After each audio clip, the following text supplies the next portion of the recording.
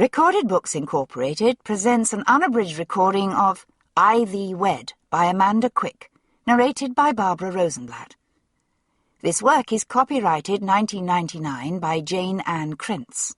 This recording is copyrighted 1999 by Recorded Books Incorporated. It isn't easy making a living as a lady's companion when one possesses a sharp tongue and an original mind. That is why Emma Grayson has gone through 3 such positions in 6 months. But penning her own reference and hiding her spirited nature behind a pair of spectacles won't keep her out of trouble for long. And now, I Thee Wed. Chapter 1.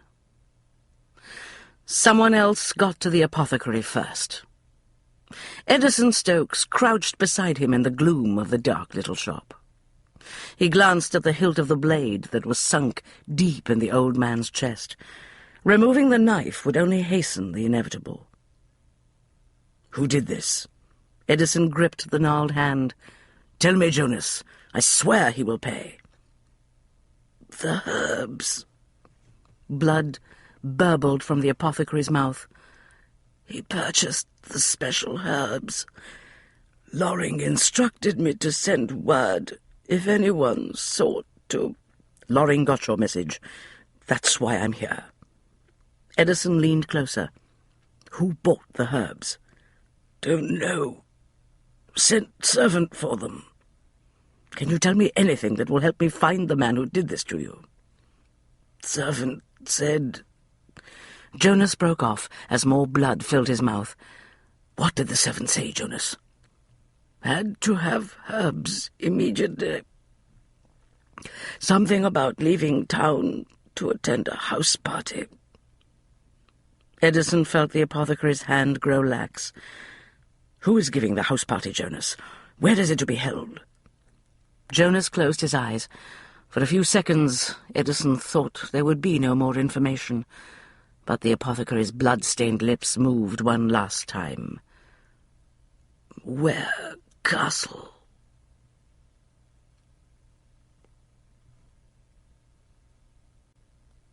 Chapter 2.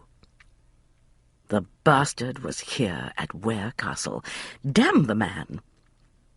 Emma Grayson clenched one gloved hand into a fist on the balcony railing. Of all the thoroughly rotten luck! Then again, it was all of a piece, she thought. Her luck had been rotten for some time now, culminating in complete financial disaster 2 months ago. Nevertheless, discovering that she would have to spend the next week trying to avoid Chilton Crane was really too much. She drummed her fingers on the ancient stone. She should not have been so startled to see Crane arrive that afternoon. After all, the polite world was a relatively small one. There was nothing odd about the bastard being among the many guests who had been invited to the large house party. She could not afford to lose this post, Emma thought. Crane might not remember her, but the only sensible thing to do was to stay out of his path for the duration of the house party. With so many people about, it should be a simple matter to disappear into the woodwork, she assured herself. Few took any notice of paid companions. A slight whisper of movement in the darkness below the balcony jerked her out of her glum reverie. She frowned and peered more closely into the deep shadows cast by a high hedge. One of the shadows shifted. It moved out of the darkness and glided across a moonlit patch of lawn. She leaned forward and caught a glimpse of the figure, who moved like a ghost through the silver light. Tall, lean, dark-haired, dressed entirely in black clothing. She did not need the brief glint of moonlight on his austere, ascetic cheekbones to recognize the man below. Edison Stokes. By chance, she had been returning from a walk yesterday afternoon when he arrived at the castle. She'd seen him drive his gleaming phaeton into the courtyard. The sleek carriage had been drawn by perfectly matched, well-trained bays. The huge creatures had responded to Stokes's hands on the ribbons with calm precision. Their willing obedience indicated that their master relied on technique and skill rather than whips and savage bits for control. Later, Emma had noticed that the other guests watched Stokes with sidelong glances whenever he was in the room. She knew their ferret-like interest meant that he was very likely both extremely wealthy and extremely powerful. Quite possibly extremely dangerous. All of which made him extremely fascinating in the minds of the bored and thoroughly jaded elite. The shadows shifted again. Emma leaned a little farther out over the balcony. She saw that Stokes had one leg over the sill of an open window. How very odd. He was, after all, a guest in the castle. There was no need for him to skulk about this way.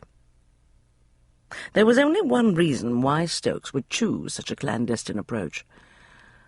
He was either returning from a tryst with the wife of one of the other guests, or he was about to conduct one. She did not know why, but she had expected better of Stokes. Her employer, Lady Mayfield, had introduced them last night. When he had inclined his head very formally over her hand, her intuition had sparked briefly. This was not another Chiltern Crane, she had told herself. Edison Stokes was more than just another debauched rake in a world that already teemed with an overabundance of the species. Obviously she'd been wrong, and not for the first time lately.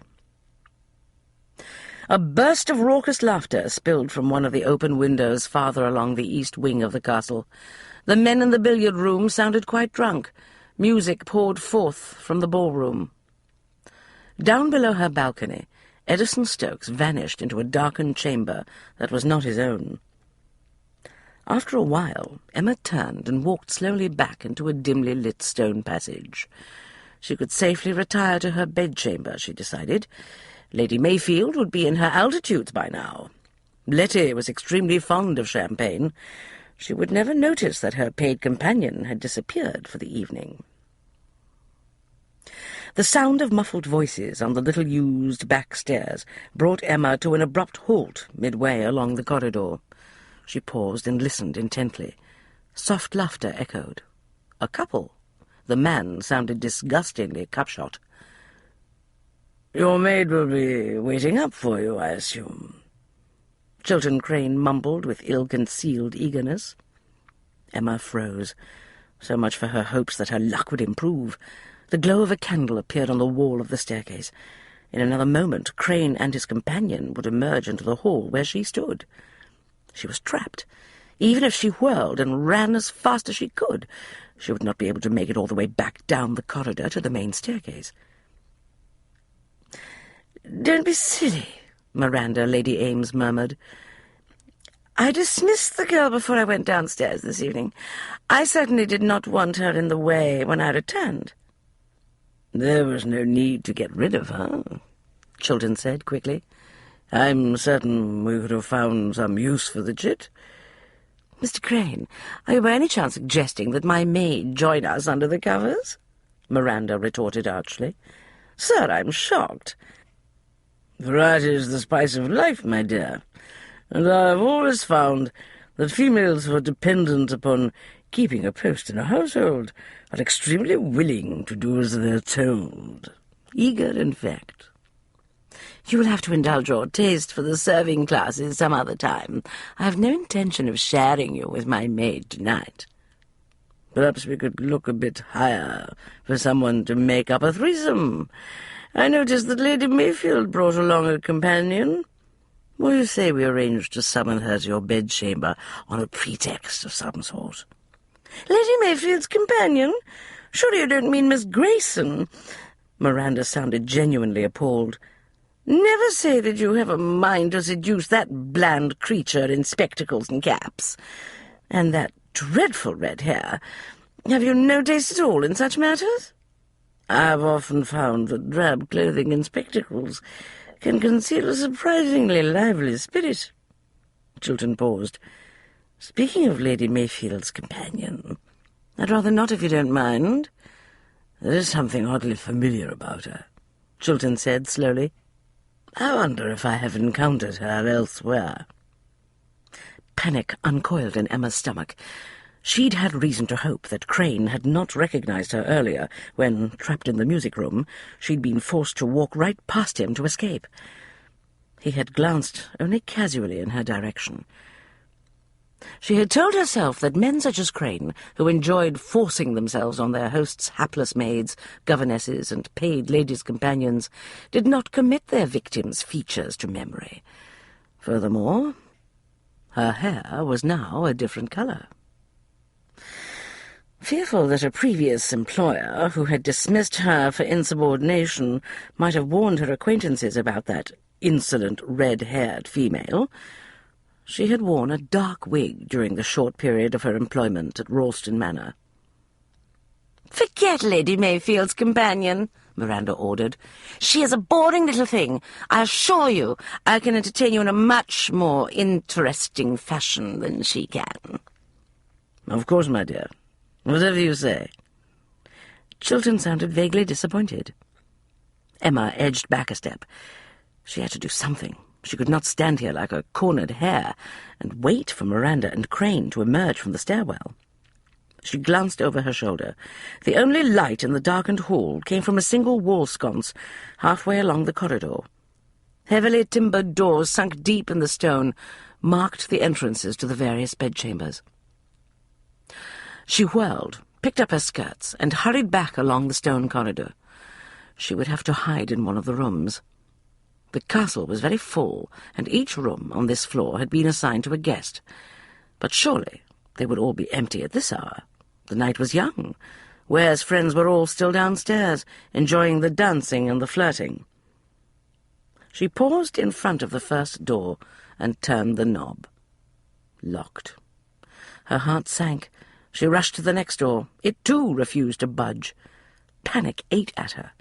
She went to the third door, seized the knob, twisted, and breathed a ragged sigh of relief when it turned easily in her hand.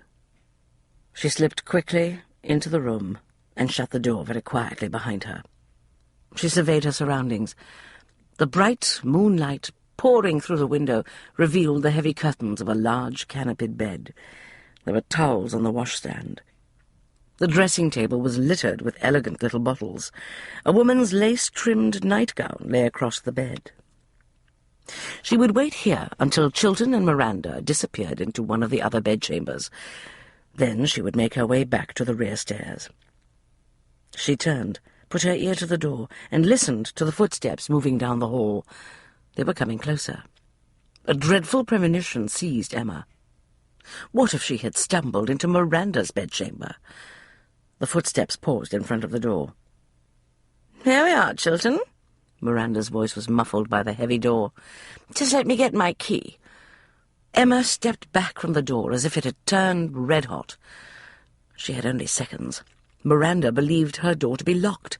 She was no doubt busily rummaging about in her reticule, hunting for the key. Emma searched the moonlit room with desperation. There was no space under the bed. She could see that travelling trunks had been stored there. That left only the massive wardrobe. She ran toward it. Her soft kid evening slippers made no noise on the carpet. Crane's drunken laughter echoed on the other side of the door. Emma heard the soft ting of metal on stone. "There now, see what you made me do," Miranda said. "I dropped it." "Allow me," Chiltern said. Emma yanked open the heavy wardrobe, pushed her way through a forest of frothy gowns, and climbed inside. She reached out and pulled the door closed behind her. She was instantly enfolded in utter darkness. A man's arm wrapped round her waist. She started to scream. A warm palm clamped round her mouth. She was pulled roughly against a strong, rock-hard chest and pinned there. Terror crashed through Emma. The problem of being recognized paled into insignificance compared to her new predicament. No wonder she had found the door of this bedchamber unlocked. Someone else had already sneaked into the room. "Silence, please, Miss Grayson," Edison Stokes whispered directly into her ear, "or we shall both have a great deal of explaining to do." He had recognized her when she jerked open the door of the wardrobe. From his vantage point behind what he took to be a stylish carriage dress, Edison had seen the moonlight glint fleetingly on a pair of gold spectacles. In spite of the untenable situation, an odd sense of satisfaction drifted through him. He'd been right about Lady Mayfield's dowdy little companion after all. The moment he was introduced to her, he had realized that she was not possessed of any of the qualities one expected to find in a female who had pursued such a career. Her manner had been properly reticent and self-effacing, but there had been nothing meek or humble about those very perceptive, very clever green eyes. The fires of intelligence, determination, and spirit burned in their depths. A most formidable lady, he remembered thinking at the time, and attractive into the bargain, although she had obviously done her best to conceal that fact behind the spectacles and an unfashionable bombazine gown, which looked as if it had been dyed several times. Now he learned that she amused herself by hiding in wardrobes located in other people's bedchambers. How very intriguing. Emma shifted impatiently in his grasp. He was suddenly very aware of the firm, rounded curves of her breasts pressed against his arm. The clean, faintly herbal scent of her body made him realize just how small, confined, and exceedingly intimate the wardrobe was. She'd obviously recognized him, had declined to panic, and was no longer actively struggling. Cautiously he took his hand away from her soft mouth. She made no sound. It was clear that she was no more eager to be discovered than he was. He wondered if he was sharing the wardrobe with an enterprising little jewel thief. "Really, Chiltern," Miranda no longer sounded amused, "you'll ruin my gown. Kindly do not pour me. There is no hurry, you know. Allow me to light the candle." "My dear, you inspire such passion. I vow I cannot wait another moment for you." "You can at least take off your shirt and your neckcloth." Miranda was clearly growing annoyed. "I am not one of your lusty little chambermaids or insipid ladies' companions to be taken up against the wall." Edison felt a tremor go through Emma. His hand brushed against hers, and he realized she had locked her fingers into a fist. Rage or fear, he wondered. "But it took my valet forever to tie this particular knot," Chiltern whined. "Called the antique fountain, you know. Quite the latest style." "I shall remove it for you now and retie it for you before you leave," Miranda murmured in honeyed tones. "I've always wanted to play valet to a gentleman such as yourself, a man of such magnificent endowments." "Is that a fact?" Chiltern sounded somewhat mollified by the compliment. "Well, if you insist. But be quick about it. Haven't got all night, you know." "But we do have all night, my dear sir. That is just my point." Clothing rustled softly. Miranda murmured something that was inaudible. Chiltern groaned. His breathing became loud. My, you are eager tonight," Miranda said. She did not sound pleased about the discovery. "I hope you will not prove to be too eager. I cannot abide a gentleman who does not wait for the lady to go first." "The bed," Chiltern muttered. "Let's get on with it. I didn't come here to make casual conversation, you know." "Just let me take off your shirt. I do so love the sight of a manly chest."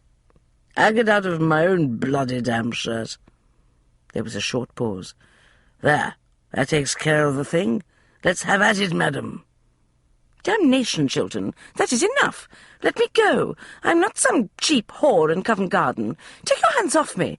I've changed my mind." "But Miranda—" Chiltern's voice broke off on a hoarse grunt, followed by a long, drawn-out groan. "Bloody hell," he finally muttered. "Now see what you made me do." "You have certainly ruined my sheets," Miranda said, contempt thick in her voice. "I brought them with me from London so that I could be assured of sleeping on good linen. And now look what you've done." "But Miranda—" "I can certainly understand now why you prefer women who are in no position to demand any great skill from their lovers. You have all the finesse of a 17-year-old youth with his first woman." "It was your own fault," Chiltern mumbled. "Leave at once. If you stay any longer, I shall likely expire from boredom. Fortunately, there is still enough time for me to find a more talented gentleman to entertain me for the rest of the night." "Now, see here." "I said get out!" Miranda's voice rose in a sudden shriek of pure rage. "I'm a lady. I deserve better. Go find a chambermaid, or that whey-faced companion of Lady Mayfield's, if you want to amuse yourself. Given your pathetic love-making skills, those are the only sorts of females who would take any interest in you." "Maybe I'll do just that," Chiltern retorted. "I'll wager I'd have a lot more fun with Miss Grayson than I just did here with you." Emma flinched beneath Edison's restraining arm. "I've no doubt of that," Miranda snapped. "Get out of here!" "I once had a bit of a romp with a lady's companion at Ralston Manor." Chiltern's voice abruptly hardened. "Right little bitch she was. Didn't know when to stop struggling." "Never say that some poor little companion actually took a notion to refuse your elegant love-making techniques, Chiltern." "But her comeuppance she did." Chiltern seemed oblivious of the sarcasm that dripped in Miranda's voice. "Lady Ralston found us together in the linen closet. She dismissed the stupid little creature out of hand, of course." "I don't care to hear the details of your conquest of a paid companion," Miranda said coldly. She had her temper back under control. "No references, naturally," Chiltern added with vindictive satisfaction. "Doubt if she ever got another post. Probably starving in some workhouse by now." Emma was shaking violently, and her breathing was as tight as the fists she had clenched at her sides. Fear or rage, he wondered again. Something told him it was the latter. He began to worry that she would fling open the wardrobe and confront Crane. It might prove entertaining, but he could not allow it. Such a move would not only bring disaster down on her, it would ruin his own plans. He tightened his grasp on Emma, trying to convey a silent warning. She seemed to comprehend. At least she did not attempt to launch herself out of the wardrobe. "If you do not leave at once, Chiltern, I shall summon my footman, Swan," Miranda said icily. "I am sure he will have no difficulty removing you." "See here, there's no need to call that great hulking brute," Chiltern growled. "I'm leaving." Footsteps thudded on the floor. Edison heard the outer door open and close. "Bloody stupid fool!" Miranda's voice was soft with disgust. "I'm a lady. I don't have to put up with anything less than the best." More footsteps. Quieter this time. Miranda was crossing the room to her dressing table. Edison hoped she would not decide that she needed an item from the wardrobe. There were a few more small sounds, the click of a comb on the wooden surface of the table, the stopper of a bottle being removed and replaced.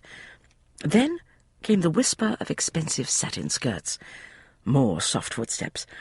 The bedchamber door opened once more.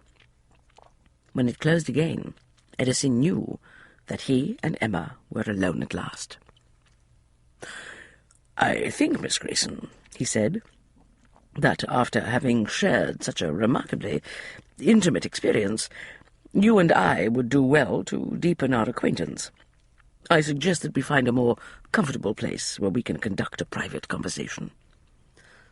"Bloody hell," Emma said. "My sentiments, precisely."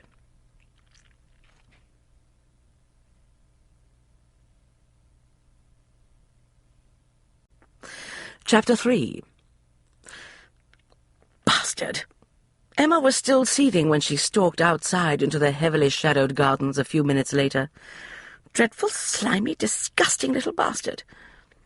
"I have often, with some justification, been accused of being a bastard," Edison said neutrally, "but few people call me that to my face." Startled, Emma came to a halt beside an overgrown topiary hedge. "I never meant to imply," And no one," he continued deliberately, "has ever called me a little bastard." He was right. There was nothing small about his person, Emma thought. In addition to size, there was an entirely natural, wholly masculine elegance about Stokes, which many men in the ton must envy. The eye followed him the way it did a large cat on the hunt. Chagrined, she said, "I was referring to Chiltern Crane, not you, sir." "I am happy to hear that." "I had a word with Mrs. Gatton, the housekeeper, earlier this afternoon, after I realized that Crane was here at the castle," Emma said. "I warned her not to send any of the young maids to his room alone, regardless of the pretext. I also told her to make certain that the females on her staff worked in pairs as much as possible." "I am in complete agreement with your assessment of Chiltern Crane," Edison said. "I assume from your reaction to him that you were the unfortunate lady's companion in the Ralston Manor linen closet?" She did not answer. There was no need. He knew perfectly well that he had hit upon the truth. Emma took a few steps deeper into the overgrown garden. She felt, rather than heard, Edison follow.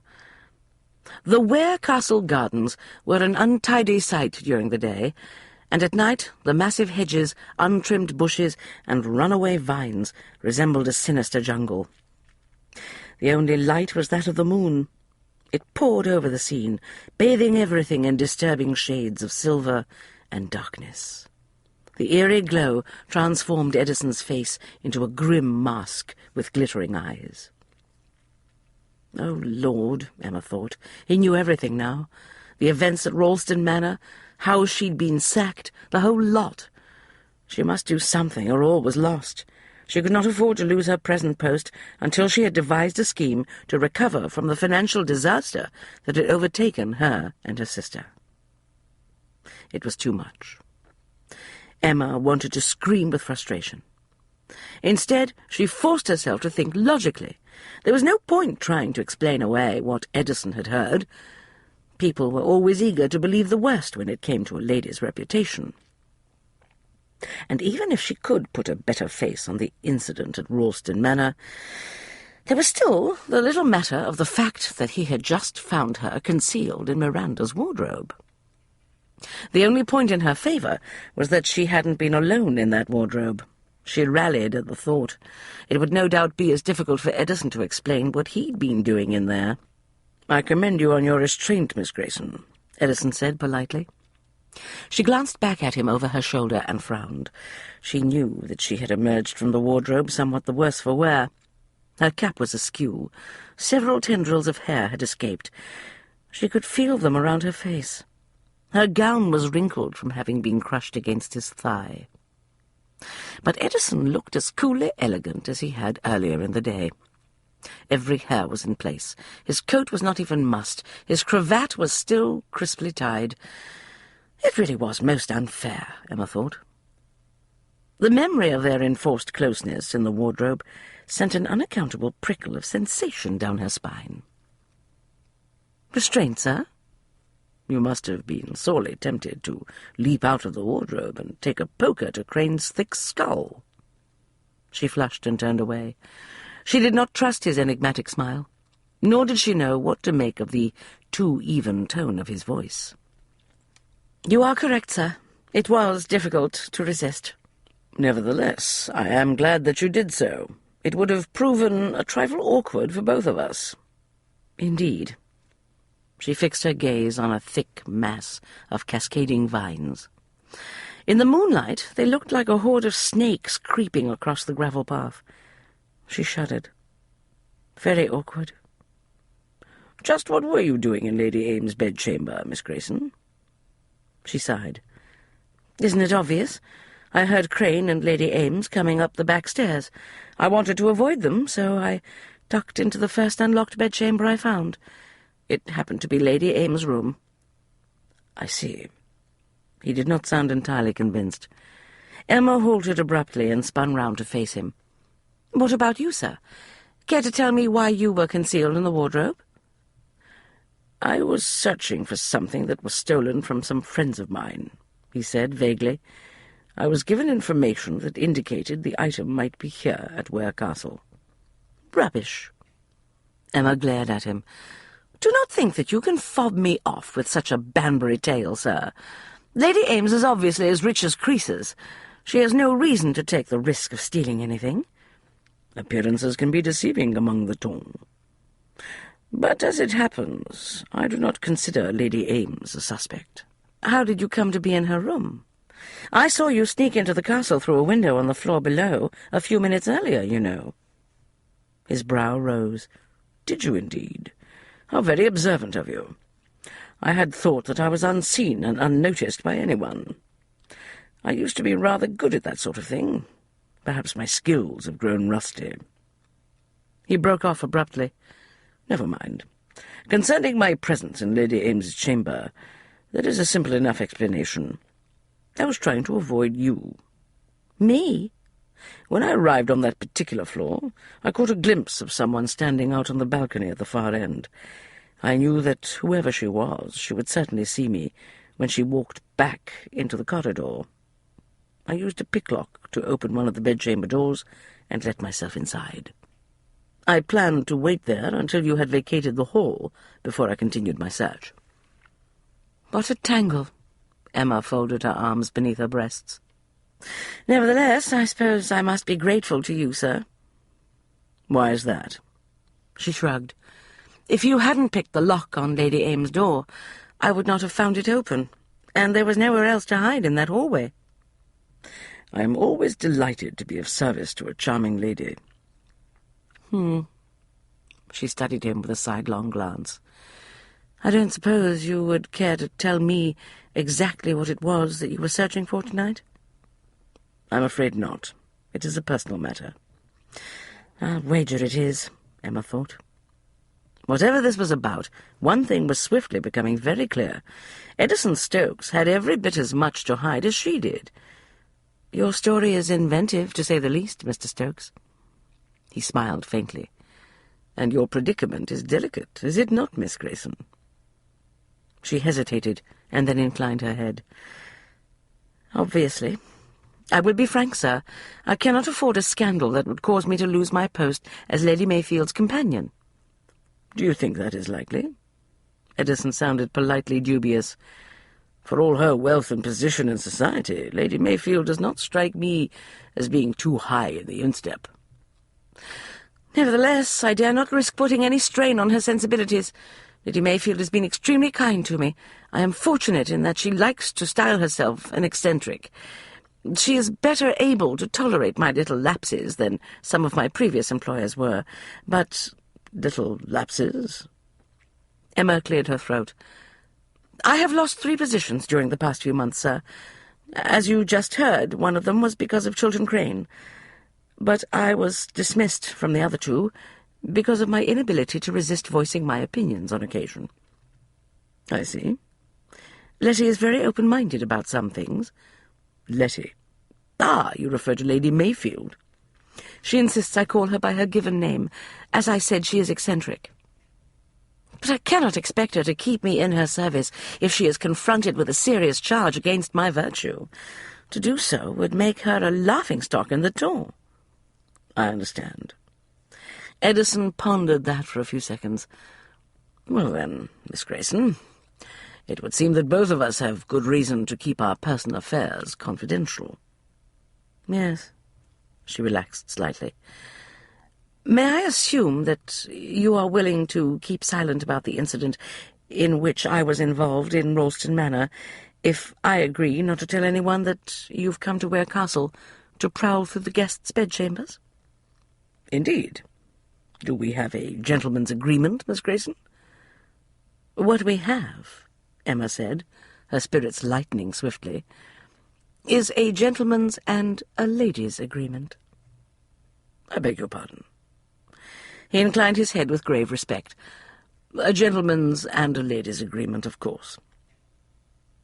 Tell me, does your emphasis on the matter of equality mean that you are, perhaps, a reader of Mary Wollstonecraft and her ilk?" "I have read Wollstonecraft's Vindication of the Rights of Women, yes." Emma raised her chin.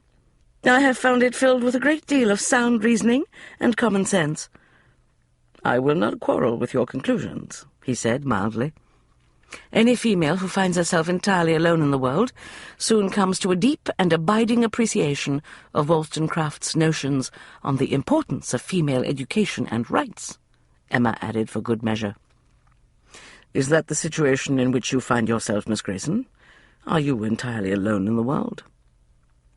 It occurred to her that the conversation had suddenly become remarkably intimate.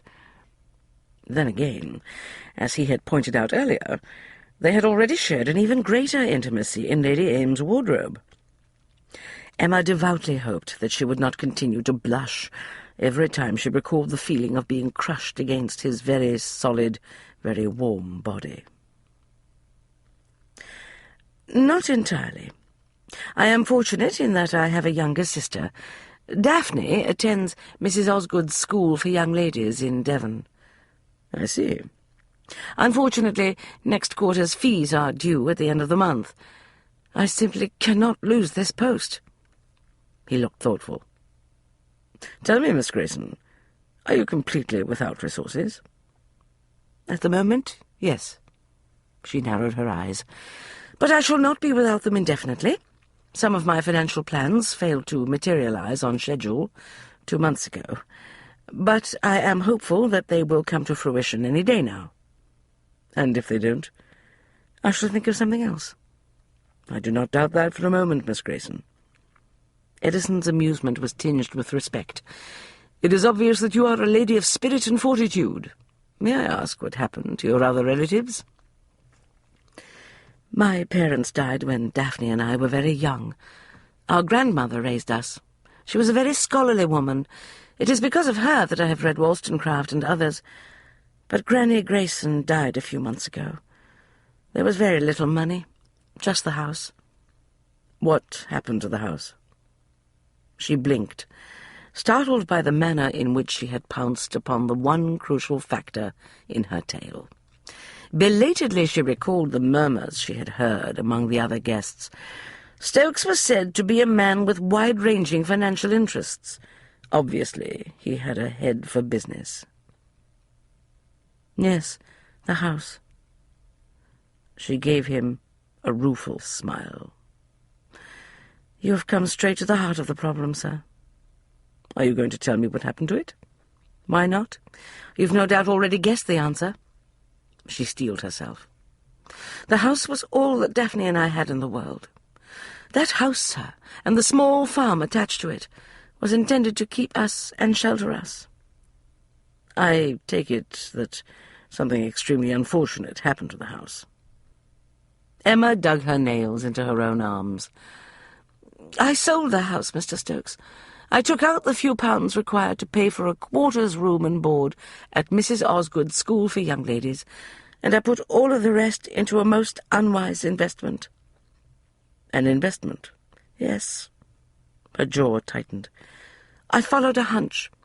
Usually my intuition is quite reliable, but with each day that passes, it becomes increasingly clear that I may have made a serious mistake." There was a short silence. "In other words," Edison said eventually, "you've lost the lot." "Not necessarily. I still have hopes." She broke off. "All I require is some time and a bit of luck." "I have always found luck," he said, with a chilling lack of inflection, "to be an extremely unreliable foundation for any scheme." She scowled, already regretting the strange impulse that had induced her to confide so much information of a personal nature. "I do not need any lectures from you, sir. It is very easy for a man of your wealth and power to make depressing pronouncements on the subject of luck, but some of us have little else with which to work." "Your pride reminds me uncomfortably of my own," he said softly. "Believe it or not, I know what it is like to find oneself alone and penniless in the world." She choked back a sceptical laugh. "Are you saying that you were once poor, Mr. Stokes? I find that extremely difficult to believe." "Believe it, Miss Grayson. My mother was a governess who was turned off without a reference when a guest in the house where she worked seduced her and got her with child. The moment the Raquel, who was my father, discovered that she was pregnant, he abandoned her. Shock reverberated through her. She opened her mouth, closed it, and then opened it again. "I am sorry, sir. I hadn't realized—" "So you see, I do have some feelings for your situation. Fortunately, my mother was able to avoid the workhouse. She went to live with an aging aunt in Northumberland. The aunt died shortly thereafter, leaving enough of an income to allow us to scrape along. My grandmother on my father's side occasionally sent some money to us." "That was very kind of her." "No one who knows her," he said very evenly, "would ever make the colossal blunder of calling Lady Exbridge kind. She sent the money because she felt that it was her duty to do so. My mother and I were an embarrassment to her, but she is extremely conscious of what she likes to call family responsibility." "Mr. Stokes, I don't know what to say." "There is nothing to be said." He made a dismissing gesture with one hand. "My mother died of a lung infection when I was 17. I do not think that she ever gave up hoping that my father would one day decide that he really did love her after all, and that he would want to claim his bastard son." The superficial cloak of casual unconcern in his voice could not entirely conceal the ice beneath his words. His poor mother was not the only one who had hoped that the rake who had sired him would some day come to care for his illegitimate offspring, she thought. Somewhere, somehow, Emma realized, Edison had found a way to chill the rage that burned within him. But the old anger, while it might be controlled now, would never completely disappear. "Your father, sir," she paused delicately. "May I ask if you ever met him?"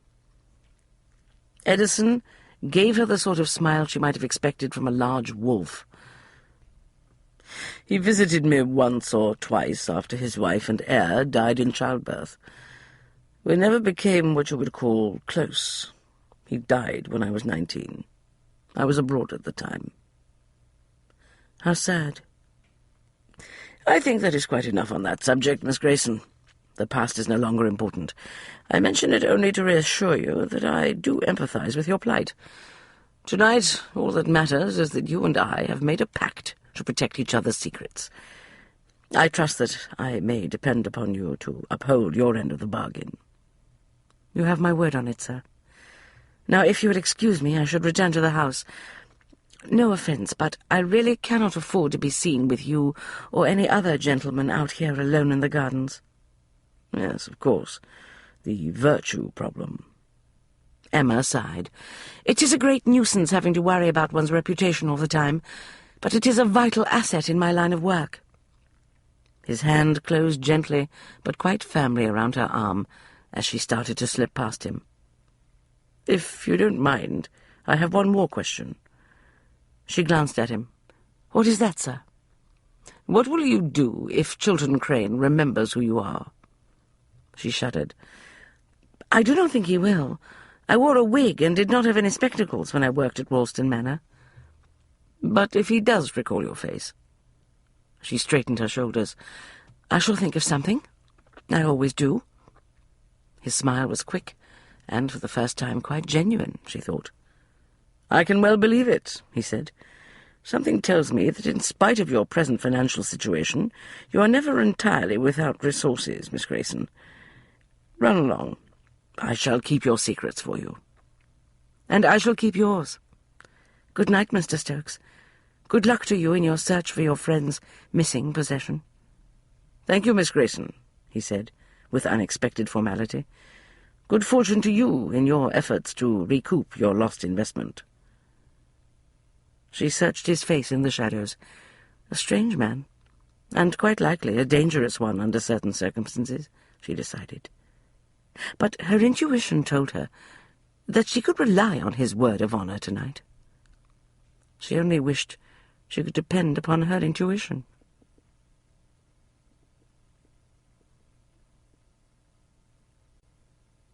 Chapter 4.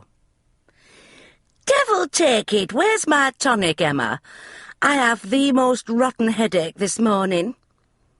Letitia, Lady Mayfield, propped herself up against the pillows and glowered at the tray of chocolate the maid had just deposited in front of her. "A bit too much of Ware's French champagne, I expect. I shall be more cautious tonight." Unlikely, Emma thought, as she picked up the tonic bottle and carried it to the bed. Letty was anything but cautious around champagne. "Here it is, Letty." Letty's slightly rheumy gaze fell on the bottle in Emma's hand.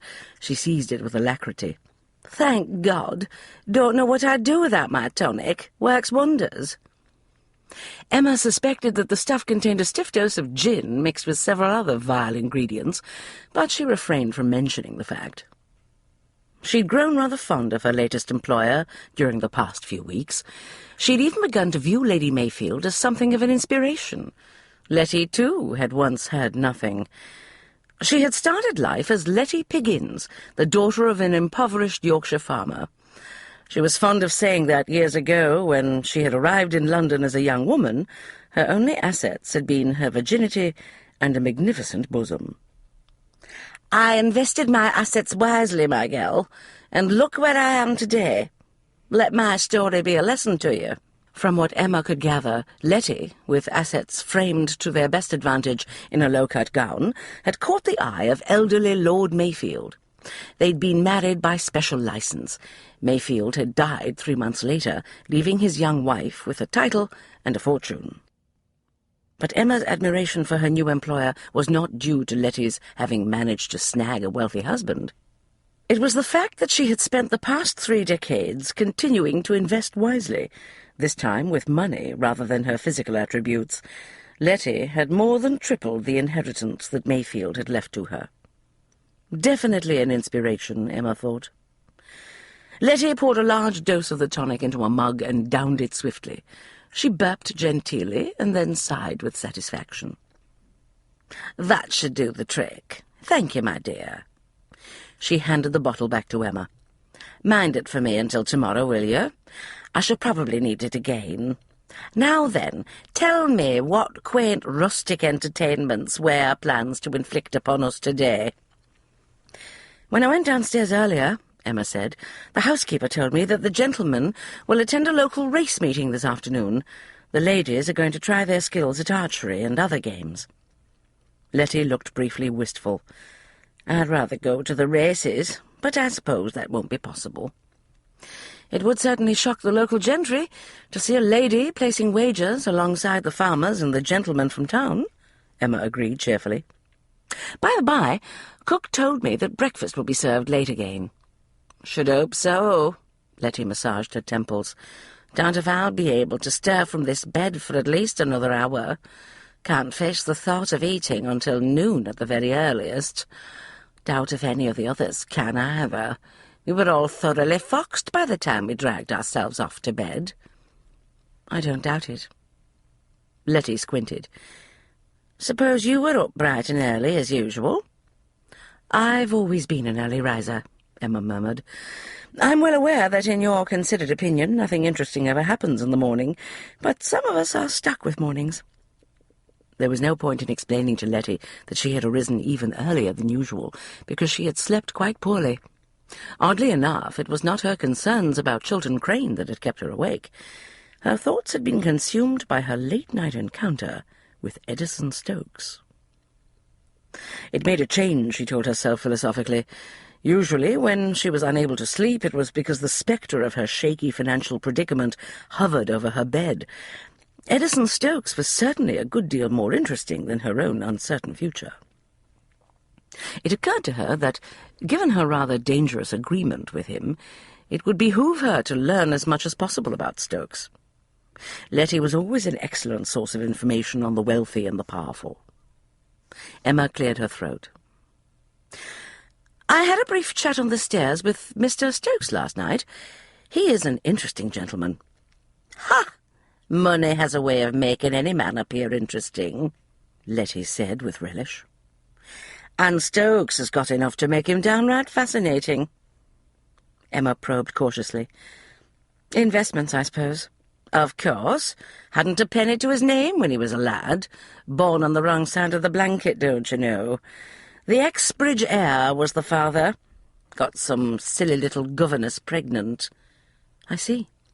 Lady Exbridge has never forgiven her grandson, of course. It was hardly Mr. Stokes's fault that he was born out of wedlock. Letty made a face. Doubt if you'll ever convince Victoria of that. Every time she sees him, she has to face the fact that her son, Wesley, never got himself a legitimate heir before he broke his fool neck in a riding accident. It eats at her, you see. You mean she's focused her anger at her son on to her grandson? I suppose. It wasn't just that Wesley got himself killed before he did his duty by the title. He also managed to lose the estates in a series of card games just before he died. It sounds as though this Wesley at least possessed the virtue of consistency. Indeed. He was a complete disgrace. In any event, young Stokes returned from abroad with a fortune about that time. He saved the lot from the creditors and restored the Exbridge finances. Saved Victoria from bankruptcy. Naturally, she cannot forgive him for that either. Emma raised her brows. I'll wager it did not stop her from taking the money, however. Of course not. No one ever called Victoria stupid. I haven't actually seen much of her in years. We were never close friends, but we had a nodding acquaintance. After Wesley died, she shut herself away in that mansion of hers. Never accepts invitations. I believe she attends the theatre occasionally, but that's about it. Obviously her grandson is more socially inclined. Actually, he's not. Letty looked briefly thoughtful. Don't know a single hostess in London who wouldn't kill to get him to attend a soirée, or a ball, mind you. But he doesn't generally go in for that sort of thing. Rather odd that he'd show up here at Ware's house party. I expect he was bored. Gentlemen seem to become that way at the drop of a hat. They are forever seeking fresh sources of amusement. Not Stokes. Letty gave her a knowing look. Only one reason why he would have bothered to accept Ware's invitation.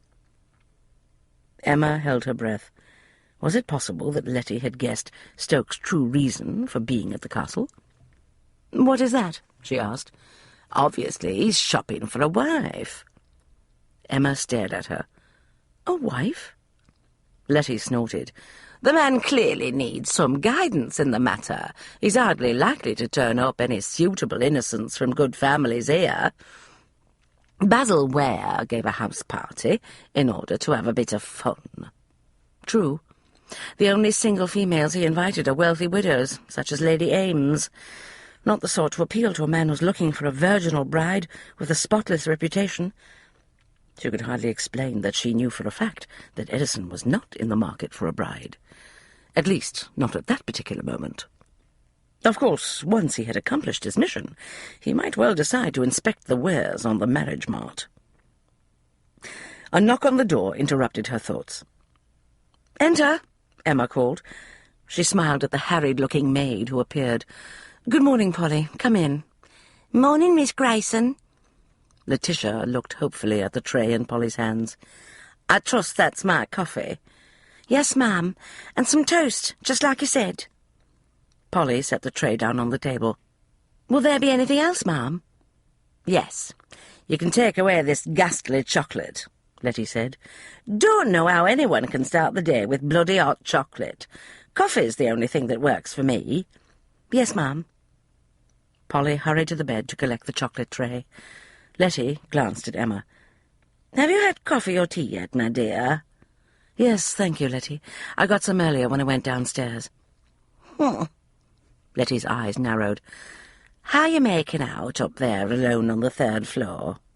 "Quite well," Emma assured her. "Don't worry about me, Letty. Mrs. Gatton gave me a pleasant little room. It's quiet and out of the way." In truth, she hated the small, stark bedchamber on the 3rd floor. There was something depressing about it. No, it was more than that, she thought. There was an eerie sense of malevolence there. She would not have been surprised to learn that at some time in the castle's history someone had been violently dispatched in that little room. Polly looked at Emma. Begging your pardon, ma'am, but the housekeeper put you there on account of that was Miss Kent's room. I reckon Mrs. Gatton figured if it was good enough for her, it would suit you." "Who is Miss Kent?" Emma asked. "She was companion to Lady Ware, the master's late aunt, who was mistress here at the castle until she died. Lady Ware hired Miss Kent to keep her company during the last few months of her dreadful illness. Then she disappeared." "Lady Ware?" Letitia shrugged. "Hardly surprising. Most dead people have the decency to disappear once they've cocked up their toes." "I didn't mean Lady Ware, ma'am." Polly looked flustered. "Of course the mistress is dead and buried, God rest her soul. It was Miss Kent who upped and vanished like a ghost." "Not much else she could do, either, under the circumstances," Emma pointed out dryly. "With her employer dead, there was no one left to pay her wages. I expect Miss Kent is working in some other household now." Polly shook her head. "Not bloody likely." Emma frowned. "What do you mean?" "Left without a reference, Miss Kent did." Emma looked at her. Why on earth would she do such a thing? "Mrs. Gatton thinks it was on account of Miss Kent went and made a fool of herself with the master. Let him under her skirt, she did. And then they quarrelled something fierce." "What did they quarrel about?" Emma asked. "No one knows. Happened late one night, a few days after Lady Ware died. Next morning she was gone, along with all of her things." "Oh, dear," Emma whispered. "Real strange it was, if you ask me." Polly was clearly warming to her tale. "But she'd been acting odd since that night." "Odd?" Letty looked briefly interested. "Whatever do you mean, girl?" "I was the one who found her, you see. Lady Ware, that is." Polly's voice dropped to a confiding tone. "I was taking a tray of tea to her chamber. This chamber it was." Letty's eyes widened. "Good Lord, do you mean to say that this was Lady Ware's personal bedchamber, the one in which she died?" Polly nodded vigorously. "Aye. Anyway, as I was saying, I was bringing her some tea. As I was coming down the hall, I saw Mr. Ware coming out of this room. He looked real serious. When he saw me, he said that Lady Ware had just died in her sleep. Said he was going to make arrangements and notify the household." "Well, it was not as if her death was not expected," Letty said philosophically. "No, ma'am," Polly agreed. "We all wondered how she'd hung on as long as she had. Anyhow, I came on in here. I was pulling the sheet up over Lady Ware's face when the odd thing happened." "Well," Letty prompted, "what was this odd thing?" "Miss Kent comes flying out of the dressing-room." Polly angled her chin toward the door that separated the smaller chamber from the main portion of the bedchamber. "Real upset she was. She looked like she'd just seen a ghost." "Perhaps she had," Letty said. "Lady Ware's." Emma frowned at her. "Surely you don't believe in spectres, Letty?" Letty shrugged. "When you get to be my age, you learn that there are all sorts of strange things in the world, gal." Emma ignored that. She turned back to Polly. "Mayhap Miss Kent was simply upset by Lady Ware's death." "What was she doing in the dressing-room?" Polly asked, in what was obviously meant to be a rhetorical question. "Know what I think?" "I'm sure you're about to tell us," Emma said. Polly winked. "I think her and the master were having themselves a bit of sport back there in the dressing-room when Lady Ware died. Expect it gave Miss Kent a nasty turn when she came out and saw that Lady Ware had passed on." Letty looked amused. "Poor woman, discovering that her employer had died while she herself was having a tumble in the adjoining room was no doubt disconcerting." "Not to mention the shock of learning that she was suddenly unemployed," Emma muttered. "Like I said, a few days later she was gone." Polly's expression turned suitably serious again. "Mrs. Gatton told me that Miss Kent would likely never get another post. Respectable ladies wouldn't think of hiring a companion who hasn't got a decent reference from her last post," she said. There were ways around that problem, Emma thought, but she decided it would be best not to mention them in front of her current employer. Letty shook her head with an air of worldly regret. A young woman must take proper care of her assets. Got to invest them with an eye to the future. Any gal who'd throw away her virtue and her reputation on a brief affair must expect to come to a bad end. Still, it was a pity, Polly said from the door. Miss Kent was good to Lady Ware. She used to sit with her for hours, even though the mistress was not in her right mind most of the time, on account of the opium she took for the pain. Miss Kent just sat beside her and worked on her embroidery. A great one for needlework was Miss Kent. A short silence fell after the door closed behind Polly. Emma used it to contemplate the risks of the career she had chosen. "A common enough tale, I'm afraid," Letty said eventually. "Not much chance that she found a new post as a companion, that's for certain. Not without a reference from her last employer. So depressing when a young woman squanders her assets." Emma said. She thought about the references she had written for herself in recent weeks. Sometimes one can invent an illusion of assets. Letty's thin grey brows rose. Wry amusement glinted in her bright brown eyes. "If a girl's smart enough to do that, then she'd best use the illusion to marry a wealthy old fool and his dotage. Take it from me, once that is accomplished, one is free to enjoy life." Emma thought of giving herself to a man she could neither love nor respect. She clenched her hands in her lap. She would forge a better fate for herself and for Daphne. "I do not have any plans to marry, Letty." Letty half closed her lashes and eyed her speculatively. "Is it that you no longer have your chief asset to barter? Or is it that you don't care for the notion of selling it in the marketplace?" Emma gave her a brilliant smile. "If it transpired that I no longer possessed my virtue, I would certainly not admit it and risk losing my post as your companion, now would I?" Letty gave a crack of laughter. "Very well done, my dear. So you don't care for the notion of bartering your assets for a wedding ring, eh?" "My fortunes may have fallen quite low of late," Emma said, "but not so low that I am tempted to go into trade." The London newspapers arrived shortly before noon. As was the case with most gentlemen in the country, Basil Ware subscribed to a wide variety, including the Times. Emma had spent the past hour alone in the library, feverishly awaiting the arrival of the post. The household was finally astir, but thus far few of the guests had ventured downstairs. When Mrs. Gatton, plump and placid, walked into the room with the papers in her work-worn hands, Emma practically pounced on her. "Thank you, Mrs. Gatton." She scooped the newspapers out of the housekeeper's grasp and rushed to the window seat. "You're welcome." Mrs. Gatton shook her head.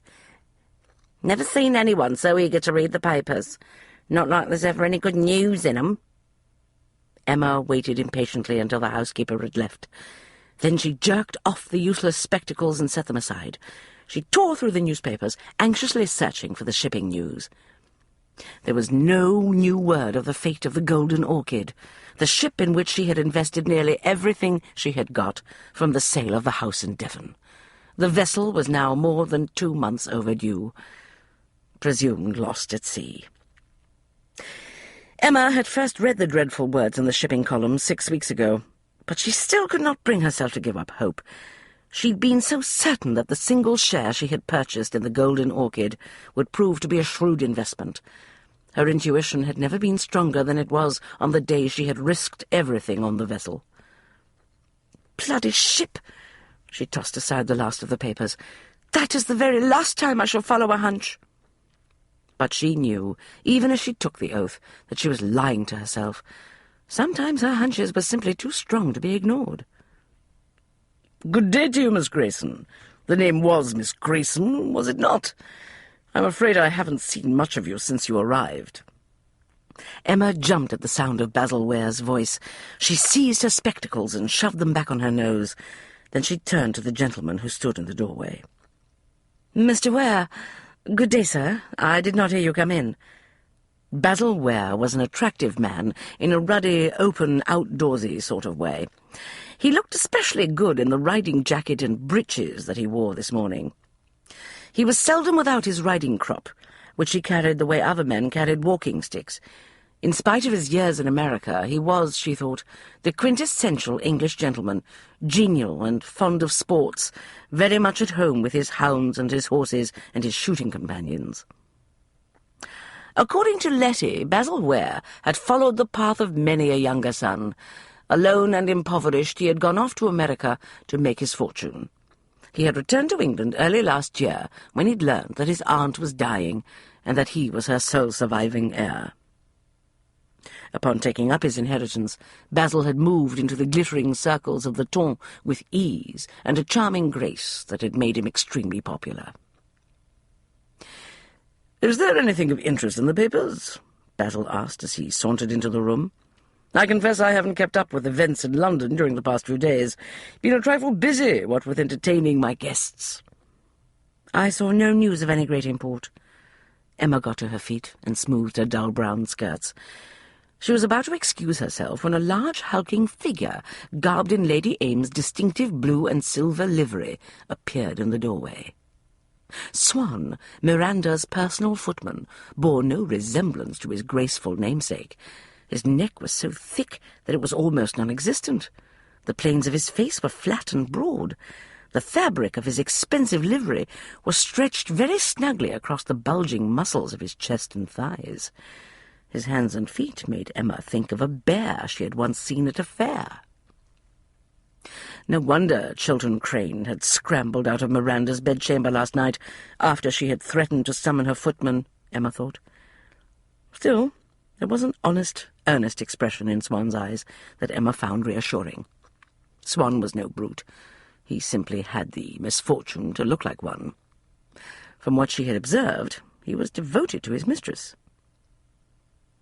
"Beg pardon, sir," Swan said, in a voice that bore a striking resemblance to a rusty razor. "I have a message for you from my mistress. Lady Ames asked me to tell you that she will be happy to entertain your lady guests while you're off at the races with the gentlemen." "Excellent. I shan't have to worry about the ladies growing bored while I'm away with the men, eh?" Swan cleared his throat. "I also have a message for you, Miss Grayson." "Me?" Emma was dumbfounded. "From Lady Ames?" "Yes, ma'am. She instructed me to invite you to join her and the other ladies in the amusements she has planned this afternoon. She said she did not want you to wander off by yourself the way you did yesterday." "Quite right," Basil declared jovially.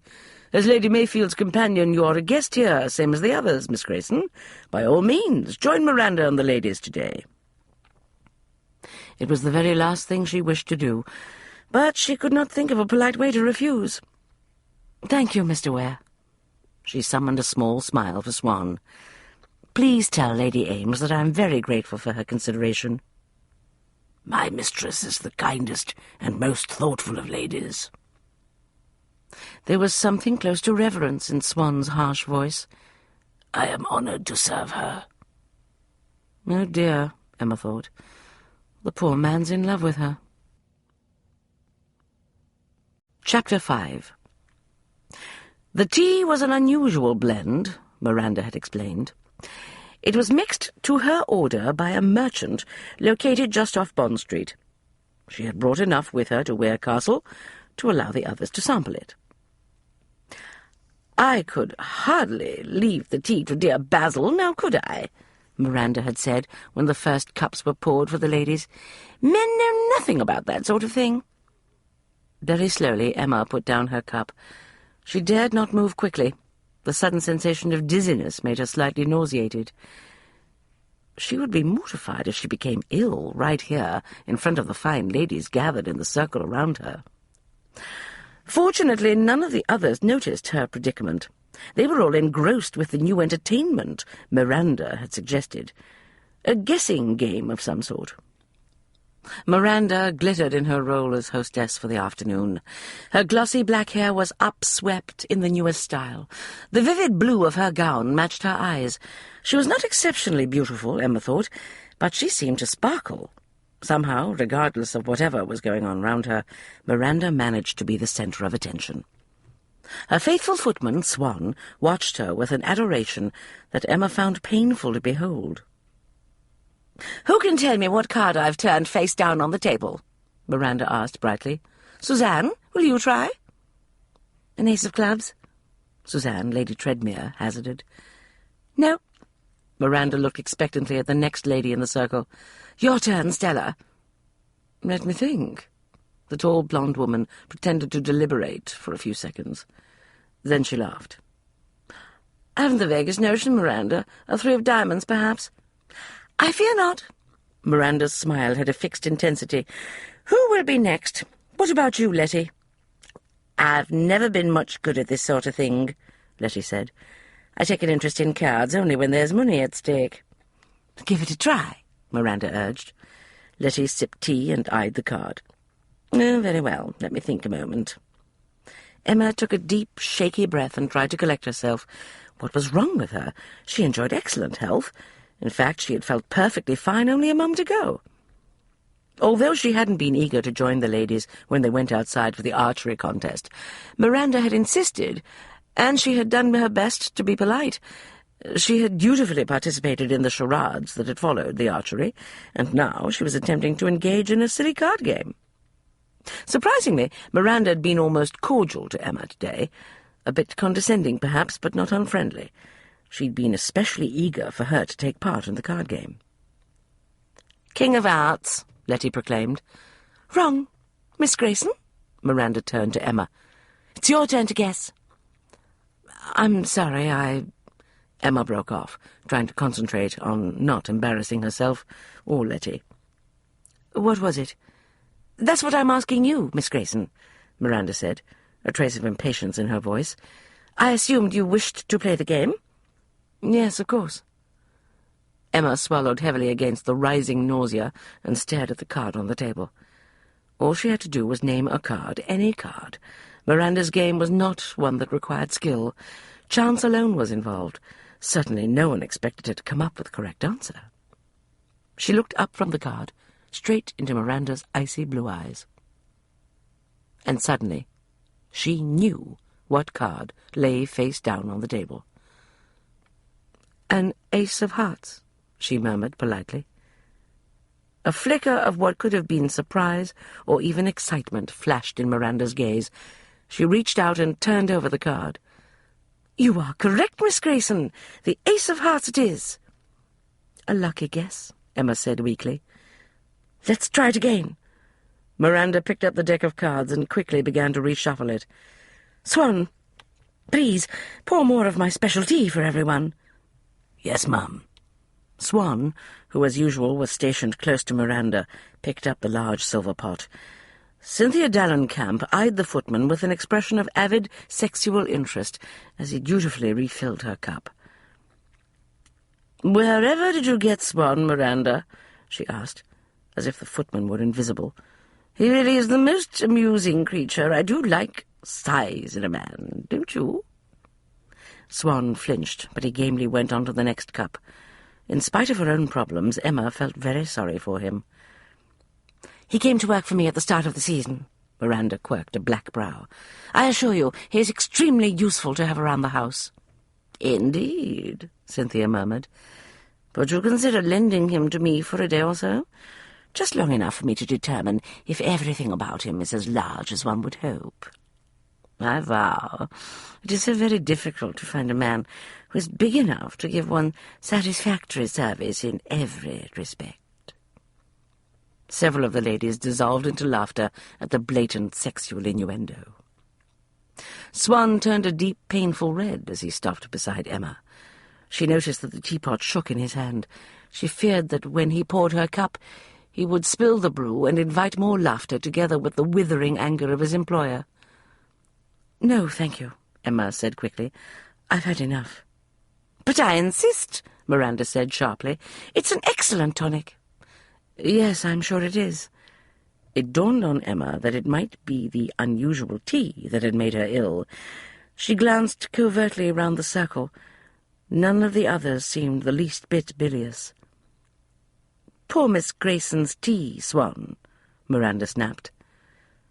I vow, Cynthia murmured in a voice everyone could hear, I quite like the way Swan's livery fits, don't you, Abby?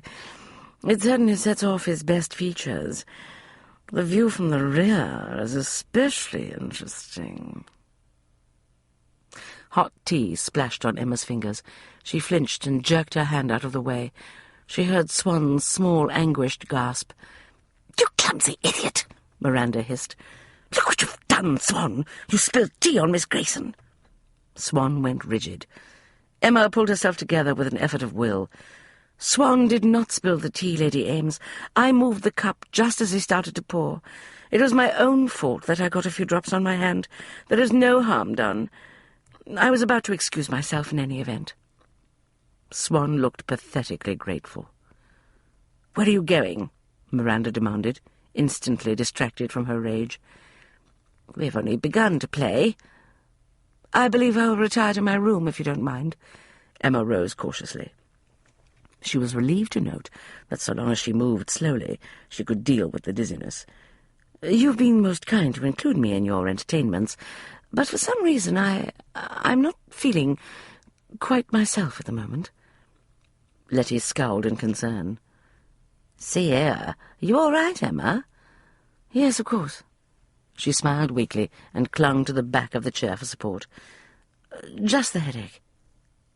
"Dear me," Miranda's smile could have been carved from a glacier. "I believe we have quite overwhelmed poor Miss Grayson with a little too much excitement. She is not accustomed to participating in social amusements with those who move in elevated circles. Is that the case, Miss Grayson?" Emma ignored the sarcasm. "Indeed." She turned carefully and walked slowly out of the library. The staircase on the other side of the vast stone hall looked very far away. She braced herself and started toward it. It seemed to take forever to climb all the way up to the third floor, but by the time she had reached the landing, she thought she was feeling a trifle better. Nevertheless, she longed to lie down until the last of the ill effects of the tea had worn off. There was no one about in the hall. Hardly surprising, she thought. She had this wing to herself. She was the only guest who had been assigned a chamber in this corridor. The other dingy little rooms here appeared to be used primarily for storage and linens. She was definitely feeling steadier by the time she got her key into the lock of her bedchamber. She pushed open the door and walked into the small, cramped quarters. She glanced round the Spartan chamber with its small bed, tiny washstand and narrow window. The only hint of warmth or decoration came from the framed bit of embroidery that hung on the wall above the washstand. Emma took off her spectacles and lowered herself gingerly onto the bed. She adjusted the pillows behind her head and eyed the framed needlework. It was a simple garden scene, probably Sally Kent's work, she thought. Polly had said that Sally was forever at her embroidery. Emma wondered absently why the unfortunate Miss Kent had left the bit of needlework behind. She was still mulling over the question when she slipped into a light, fretful sleep a few minutes later. She awoke quite suddenly to the muffled sound of a woman's fearful cries. "Please, Mr. Crane, I beg you don't do this to me. I'm to be married, I am." "Well, then, you'll have a good reason to thank me for teaching you a few things about the pleasures of the marriage bed, won't you, gal?" "No, please, you mustn't. I'm a good girl, I am, sir. Please don't hurt me." "Shut your mouth. If anyone hears you and comes to investigate, you'll be turned off without a reference. That's what happened to the last female I tumbled in a linen closet." Polly's small shriek of fear and desperation was cut off abruptly.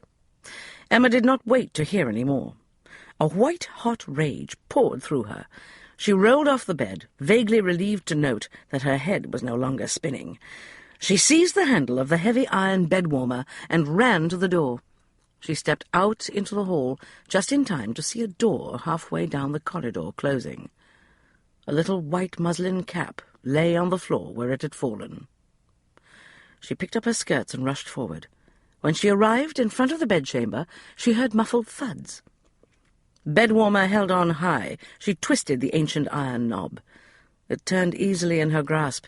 She took a breath and prepared to open the door as quietly as possible. She did not want to give the bastard any time to react to her presence, if she could help it. Everything depended on timing. She waited until she heard a particularly loud thud and Polly's moan of despair. Then she pushed hard on the door. It swung silently inward, to reveal a small, dingy storage room illuminated by a single narrow window set high in the wall. Crane's back was to Emma. He'd already managed to pin Polly to the floor and was working on the fastenings of his trousers.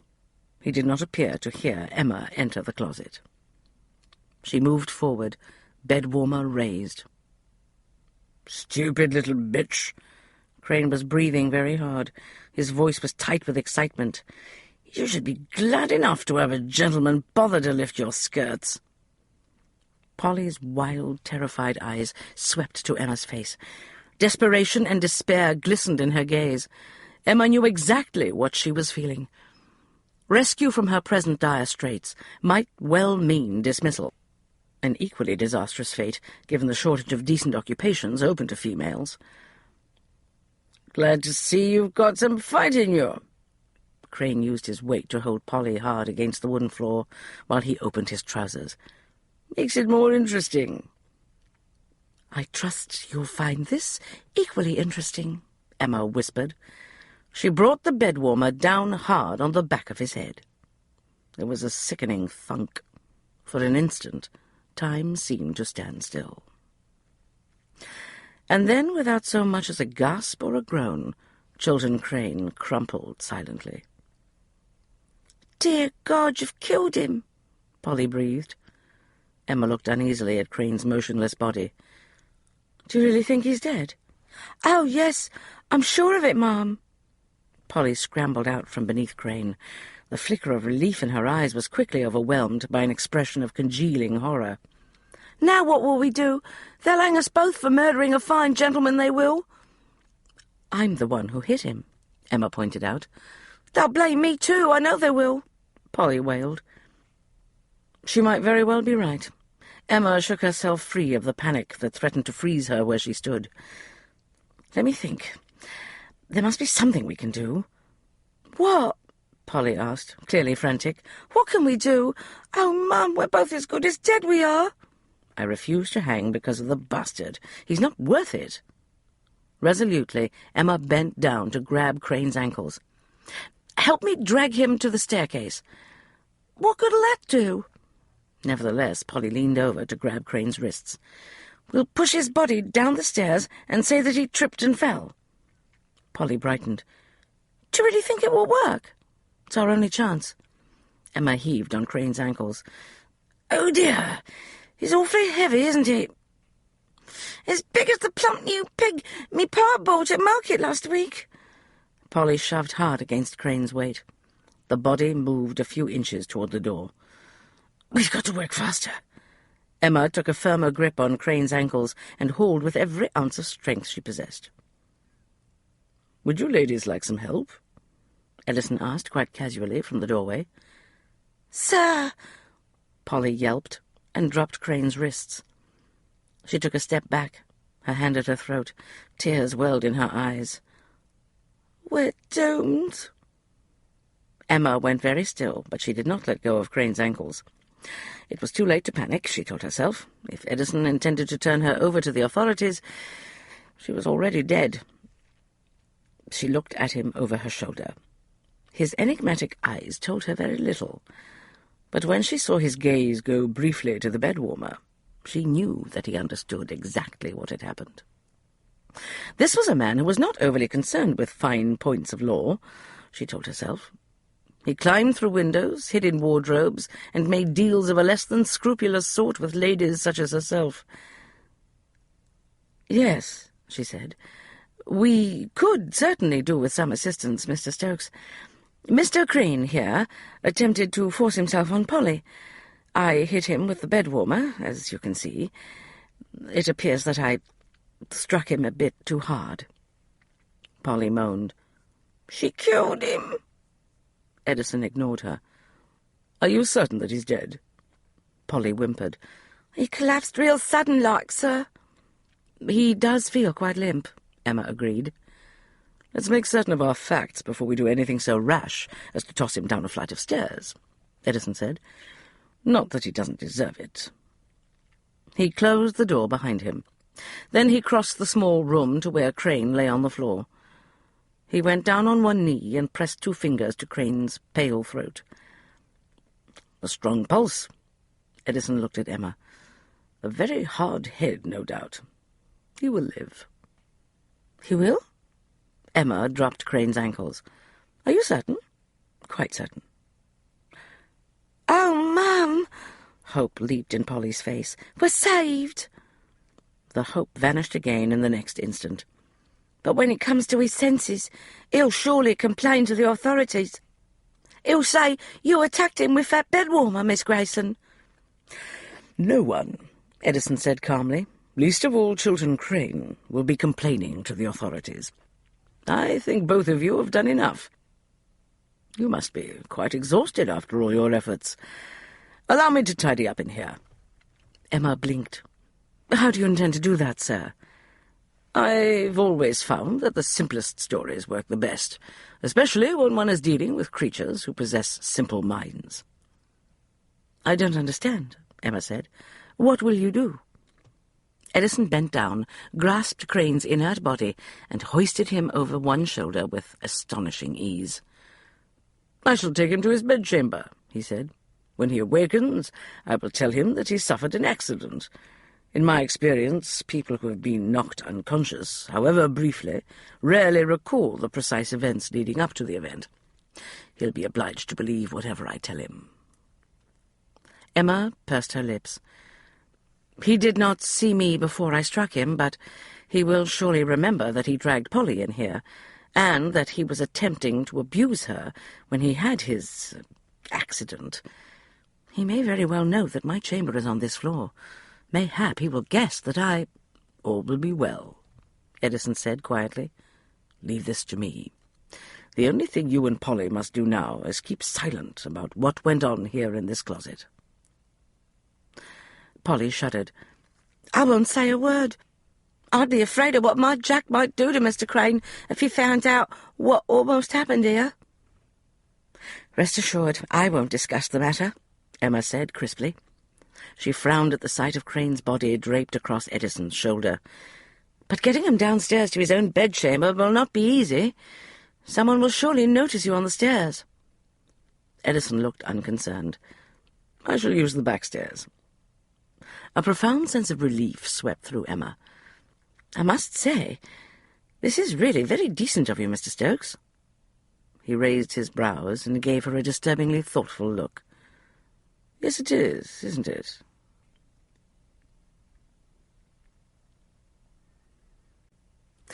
Chapter 6. Chiltern Crane moaned weakly on the bed. My head. Edison turned away from the window, where he had been keeping an impatient vigil. He drew his watch out of his pocket, opened the gold case, and glanced at the time. I don't think you were badly hurt, Crane. You were only unconscious for a moment or two. You were extremely fortunate not to break your neck in that storage room. Whatever possessed you to go in there in the first place? Huh? Crane stirred. His eyes fluttered open. He blinked several times and glared at Edison in evident bewilderment. What happened? Don't you recall? Edison managed an expression of mild surprise. I was on my way to my chamber when I heard unusual sounds coming from the floor above. I went up to investigate. I was just in time to see you open a storage room and enter it. You tripped over an old trunk that had been placed just inside. I did. Crane gingerly touched the back of his head. You must have struck your head on a shelf as you went down, Edison said smoothly. I am told that head injuries can be a bit tricky. You'll no doubt want to spend the rest of the day here in bed. Crane grimaced. I've got a blinding headache, that's for certain. Edison smiled thinly. I'm not surprised. I shall have Ware send for the doctor. You must do as you please, of course. But I certainly would not want to trust my head to a country doctor." Crane looked alarmed. "You're right. Quacks, the lot of 'em. What you need is rest." Edison snapped his watch closed and dropped it back into his pocket.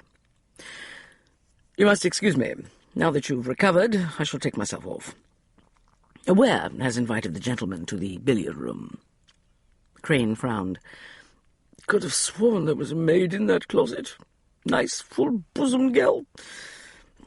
I remember thinking she would be well suited to a quick toss. I wonder if she—" Edison paused, his hand on the doorknob. "Good God, sir, are you about to tell me that one of the chambermaids refused your advances? How very amusing. I can only imagine what the others will say when you recount the events over port this evening." Crane flushed a dull, unsightly red. "That's not what I meant. It's just that I was certain there was someone about." "I can assure you that there was no evidence of anyone else around when I found you, Crane. I saw only the trunk on the floor. Shall I summon your valet for you?" "Bloody hell," Crane muttered. "Yes, please. By all means get Hodges in here. He'll know what to do for my poor head. Devil take it, what an evil day this has been. I lost £100 at that race meeting, and now this." "I rather think," Edison said very softly, "that you should be grateful you did not break your neck when you tripped and fell." Edison made his way back to Emma's bedchamber, careful not to allow himself to be seen on the spiral stairs. He knocked softly. The door was opened at once. "For heaven's sake, get in here before someone comes along, sir." Amused by her sharp tone, Edison obeyed. Once inside, he turned to watch her lean out into the corridor to check the hall. When she was satisfied that no one had spotted him, she hastily shut the door and spun round to face him. "Well, Mr. Stokes, did Crane believe your tale? Is he convinced that he tripped over a trunk?" Edison studied the chamber, absently inhaling the scent of herbal soap. It was the same fragrance he had savoured last night in the close confines of the wardrobe. He was acutely conscious of the bed in the alcove. He forced his attention back to the matter at hand. "Whether or not Crane is convinced by the details I gave him, I cannot say. But he has no wish to admit that a lowly chambermaid might have rejected his advances, or that she might have overpowered him in an attempt to escape. Regardless of what he believes, he will not contradict my version of events." Emma's brows arched above her gold spectacles. "Very clever, sir. Polly and I shall both be eternally grateful." "You were the heroine of the day, Miss Grayson, not me. I do not like to think of what would surely have occurred in that chamber if you hadn't intervened with the bedwarmer." Emma shuddered. "I'm not the least bit sorry that I struck him so hard, you know. I cannot abide that man." "I assure you that Crane will eventually pay for his actions." She looked startled. "He will?" Edison inclined his head. "I shall see to it. But these things take time to carry out properly." "I don't understand. Have you not heard that revenge is a dish that is best served cold?" Her eyes widened. "I do believe you mean that, sir." "You may depend upon it." He crossed the small distance that separated them and came to a halt directly in front of her. "I only wish, Miss Grayson, that I had been close at hand when you encountered Crane in that linen closet in Ralston Manor. My vengeance would have been very swift indeed." "I used a chamber pot on his head on that occasion." She grimaced. "I did not succeed in striking him unconscious, only in dazing him. I must say the bastard has an extremely thick skull." He smiled. "Are you saying that you managed to save yourself from Crane when he assaulted you at Ralston Manor?" "He did not succeed in forcing himself on me, if that is what you are asking." She rubbed her arms briskly. "But he did cause me to lose my position. When my employer opened the door of the linen closet, we were both still on the floor. It was an awkward scene, to say the least. Lady Ralston naturally blamed me." "I see." He inclined his head. Allow me to tell you that you are an extraordinary woman, Miss Grayson. Emma stopped rubbing her arms. She dropped her hands to her sides and gave him a tremulous smile. "Thank you for what you did this afternoon, sir. Indeed, I do not know what to say. I am not accustomed to being rescued." It is obvious that you do not require rescue very often, Miss Grayson. I don't believe that I have ever met anyone quite like you. Her eyes were luminous and disconcertingly perceptive behind the lenses of her spectacles. He sensed that he was being assessed and weighed in the balance. He wondered if he would pass whatever test she was giving him. "The feeling is mutual, sir." "Is it indeed?" "Yes." She sounded oddly breathless now. "I am quite certain that I have never met anyone like you either, Mr. Stokes. My admiration for you is quite unlimited." "Admiration," he repeated neutrally. "And my gratitude also knows no bounds," she assured him hastily. "Gratitude. How nice." She clasped her hands together very tightly. "I promise you that I will never forget what you did for me today. Indeed, I shall make it a point to remember you in my evening prayers." "How very thrilling for me," he muttered. Her brows snapped together. "Mr. Stokes, I don't comprehend. If I have said anything to annoy you—" "What the devil makes you think that I'm annoyed?" "I suppose it's the way you're glaring at me. Oh dear, this is not going at all well, is it? Perhaps I should not try to explain myself further. I've not had much experience with this sort of conversation." "Neither have I." She raised her eyes to the ceiling in silent exasperation. Then, in a quick, wholly unexpected movement, she went up on her toes, braced her hands on his shoulders, and brushed her mouth lightly against his.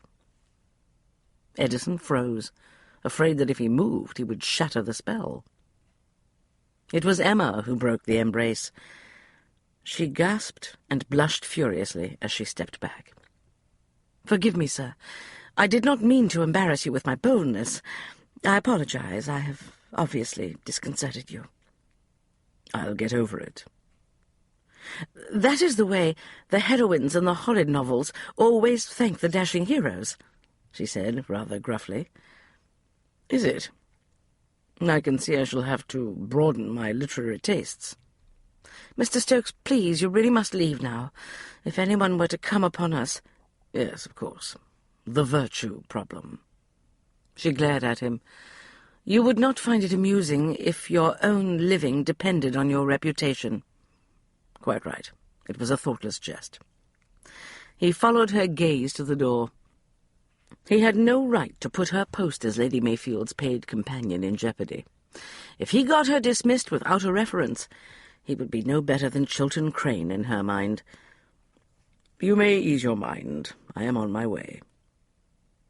She touched his sleeve as he stepped round her. "What brought you to this floor at that particular moment?" He shrugged. "I noticed Crane making his way up the stairs. I was aware that your chamber was up here. I feared that he might have recalled where and when he'd last seen you, and had decided to—" He let the sentence trail off unfinished. "I see. Very observant of you, sir." He did not respond.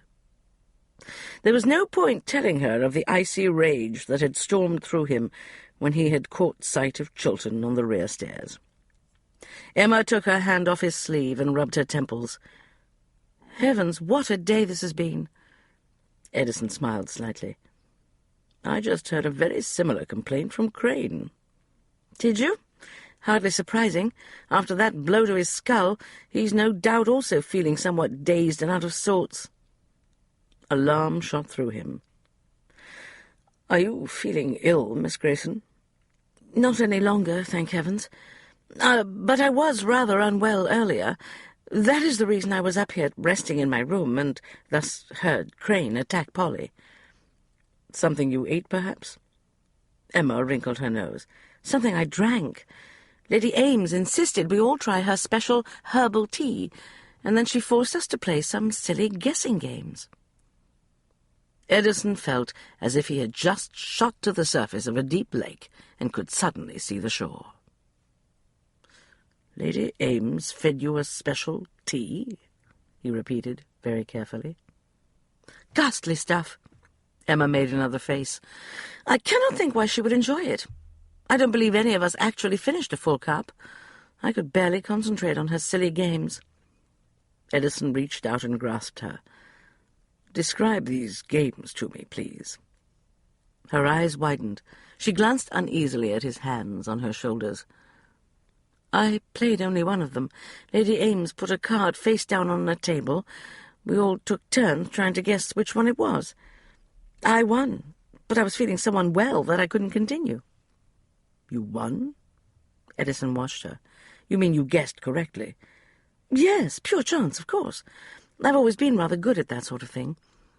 Lady Ames wanted me to continue with the game. Indeed, she got quite annoyed with me when I insisted upon going up to my room. But I really had no choice. Bloody hell. Neither he nor Loring had even considered the possibility that the thief who had stolen the recipe for the elixir might be a woman, Edison thought. It occurred to him that if he was indeed after a lady, a female assistant might prove extremely useful in his inquiries. Miss Grayson, last night you told me that you were working as a paid companion in order to recover from recent financial reverses. She grimaced. Only necessity would convince any woman to take such a post. What would you say to an offer of a second, more lucrative position? For an instant she looked utterly baffled.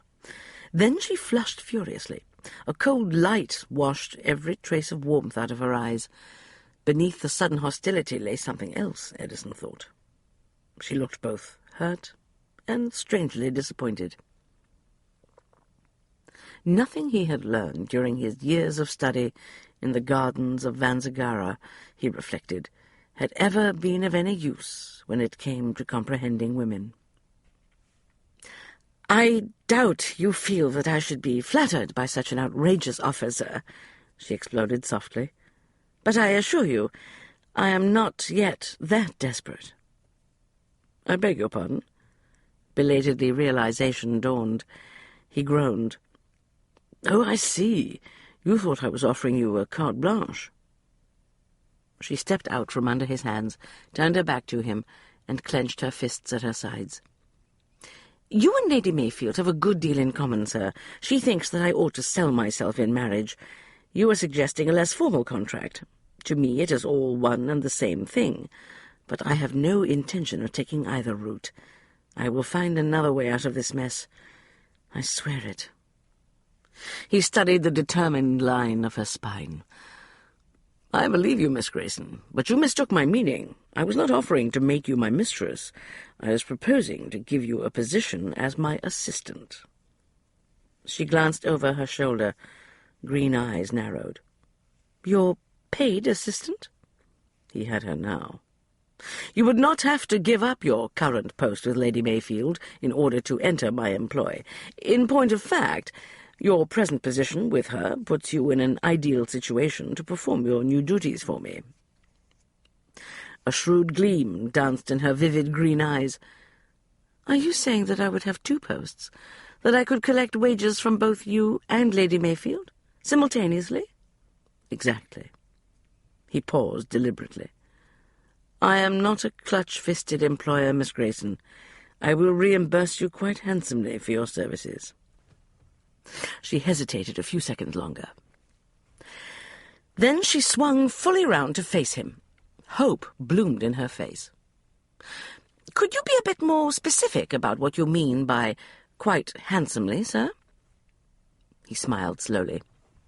The trick now was not to frighten her off by promising her a vast sum that would arouse her suspicions. He knew that as a professional companion she earned only a pittance, however. He wanted to dazzle her a bit. Shall we say double your current wages? She drummed her fingers on the bedpost. My current arrangement with Lady Mayfield includes room and board as well as a quarterly stipend. Obviously, I'm not in a position to offer you room and board. Obviously. Also, you will not need my assistance for long. True. Only for the rest of the week at most, I should imagine. A crafty gleam lit her eyes. "If you need my help so much, sir, let us say triple my current wages for an entire quarter." He raised his brows. "Triple your quarterly wages for a week's work?" She looked instantly uneasy, no doubt fearful that she had been too bold in her demands. "Well, you did say that you needed my services, sir." "True. You drive a hard bargain, Miss Grayson. Perhaps you ought to hear the requirements of your new position before you accept." "To be honest, sir, I'm not terribly particular at the moment. So long as you will guarantee to pay me 3 times what Lady Mayfield pays for the quarter, and not require me to warm your bed, I will take the post." "Done. Now then, all I shall demand of you, Miss Grayson, is that you comply with Lady Ames' requests to drink her special tea and play cards." She pursed her lips. "Is it absolutely necessary to drink the tea?" "Just a bit of it. Only enough to convince her that you have taken some." Emma sighed. "This may sound impertinent under the circumstances, but would you mind very much explaining what this is about?" He held her eyes very steadily. "I have reason to believe that Miranda thinks she is performing some experiments on you with her potion." "Experiments?" Emma's hand went to her stomach. She felt queasy all over again. "That dreadful tea is some sort of poison?" "I assure you, there is no reason to think that it will harm you." She narrowed her eyes. "What exactly is it supposed to do to me?" "According to the legend—" "Legend?" "Nothing but occult nonsense, I promise you," he said quickly. "I told you that I was searching for something that had been stolen. That object is an ancient volume from the garden temples of a distant island called Vanza. It is known to the monks of the temples as the Book of Secrets." "Vanza?" Emma frowned. "I've heard of it." "I'm impressed. Not many people have." "My grandmother was very fond of the study of geography." "Yes, well, I am conducting my inquiries on behalf of the man who discovered Vanza several years ago. He is a very good friend of mine." "I see." "His name is Loring, Ignatius Loring, and he is dying." She searched his face, and he knew that she sensed the quiet sorrow in him. The knowledge made him uneasy. He would have to be on guard against Emma's unusually perceptive nature, he thought. "I'm sorry," she murmured. "Loring's last wish is to recover the stolen book and return it to the monks of Vanza." Edison hesitated. "He feels guilty, you see." "Why?" "Because he is the one who discovered the isle and made it known in Europe. It is because of him that outsiders have travelled to Vanza. He feels that if it hadn't been for him, the isle might have remained isolated for many years. No thief would have gone there to steal its greatest treasure." "Does he know who stole the book?" "No, but there are rumours that the thief took the Book of Secrets to Italy and sold it to a man named Farrell Blue. The tales make sense because Blue was one of very few scholars who would have had even a remote chance of deciphering the old language in which the recipes are written." "I notice that you refer to this Mr. Blue in the past tense," Emma said warily. "I assume there's a reason for that?" "He died in a fire that consumed his villa in Rome." "Not exactly an auspicious event. About this business of the occult, sir. As I said, utter rubbish. But according to the legend, the brew is supposed to enable one to predict the turn of a card. It is said it works by enhancing a woman's natural intuition." "A woman's intuition?" He nodded. "According to the monks, it is effective only on women, and not all women at that. Only a very few females. Those who already possess a high degree of natural intuition are susceptible to its effects." Emma grimaced. "Hence the need for experiments." "Yes." Edison clasped his hands behind his back. "Apparently Miranda herself is not susceptible to the brew. Hardly surprising, since it is unlikely to work on anyone. Nevertheless, she obviously believes it will be effective on someone, so it appears that she is conducting tests. Perhaps she seeks an accomplice." "Accomplice?" Emma considered the word. "That has a rather nasty ring to it." He raised his brows. "You do see the problem, do you not? If she believes that she possesses a potion that would allow her to cheat at cards, the possibilities are unlimited." "Fortunes are won and lost in the games played in the homes of the ton," Emma whispered. "Thousands and thousands of pounds are dropped in the card rooms at balls every week." "Indeed." "This is amazing." She shot him a quick, assessing look. "But you said that the elixir is only a single legend from that ancient book you mentioned. Why are you searching for it?" "If I can find the person who possesses the recipe for the elixir, I may well have found the thief who stole the book." "Yes, I see. But if the elixir does not work—" "Understand me well. I have no doubt but that the brew itself is useless. Nevertheless, people have been known to risk a great deal in order to obtain something that they believe to be valuable. Men have died because of this damned recipe. The last one was an apothecary in London." Her eyes widened in alarm. "Did he die because he drank the brew?" He shook his head. "I believe that he was murdered by his client, the person to whom he sold some of the special herbs required to make the stuff." She frowned. "You know the ingredients of the recipe?" "No, but I do know that it originated on the Isle of Vanza. The herbs that grow there are rare and unique to the island. Loring alerted the handful of apothecaries in London who stock Vanzagarian herbs. He asked them to notify him if anyone attempted to purchase some." "I see. One of them sent word that he had sold some of the rare herbs?" "Yes.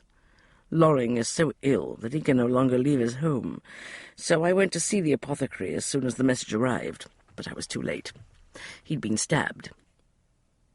He lived only long enough to tell me that whoever had purchased the herbs was planning to attend Ware's house party." "My God!" A fresh wave of alarm shot through Emma. "Do you believe Miranda murdered the poor man?" "If she is the one who possesses the recipe, I must assume that it is entirely possible that she killed the apothecary. And perhaps others as well. But do not fret, Miss Grayson. You will be safe so long as you play the innocent." "I am actually rather good at that," Emma muttered. "It is a requirement in my profession." He gave her an odd smile. "Do you know, until I made your acquaintance, I had no notion that paid companions were so clever and resourceful." "It is a demanding career, I assure you, sir." "I believe it." He paused meaningfully. "If you are satisfied with the description of your new duties, there is just one more thing I would like to have plain between us." "What is that?" "If you ever do find your way into my bed, Miss Grayson, it will not be because I have paid you to do so."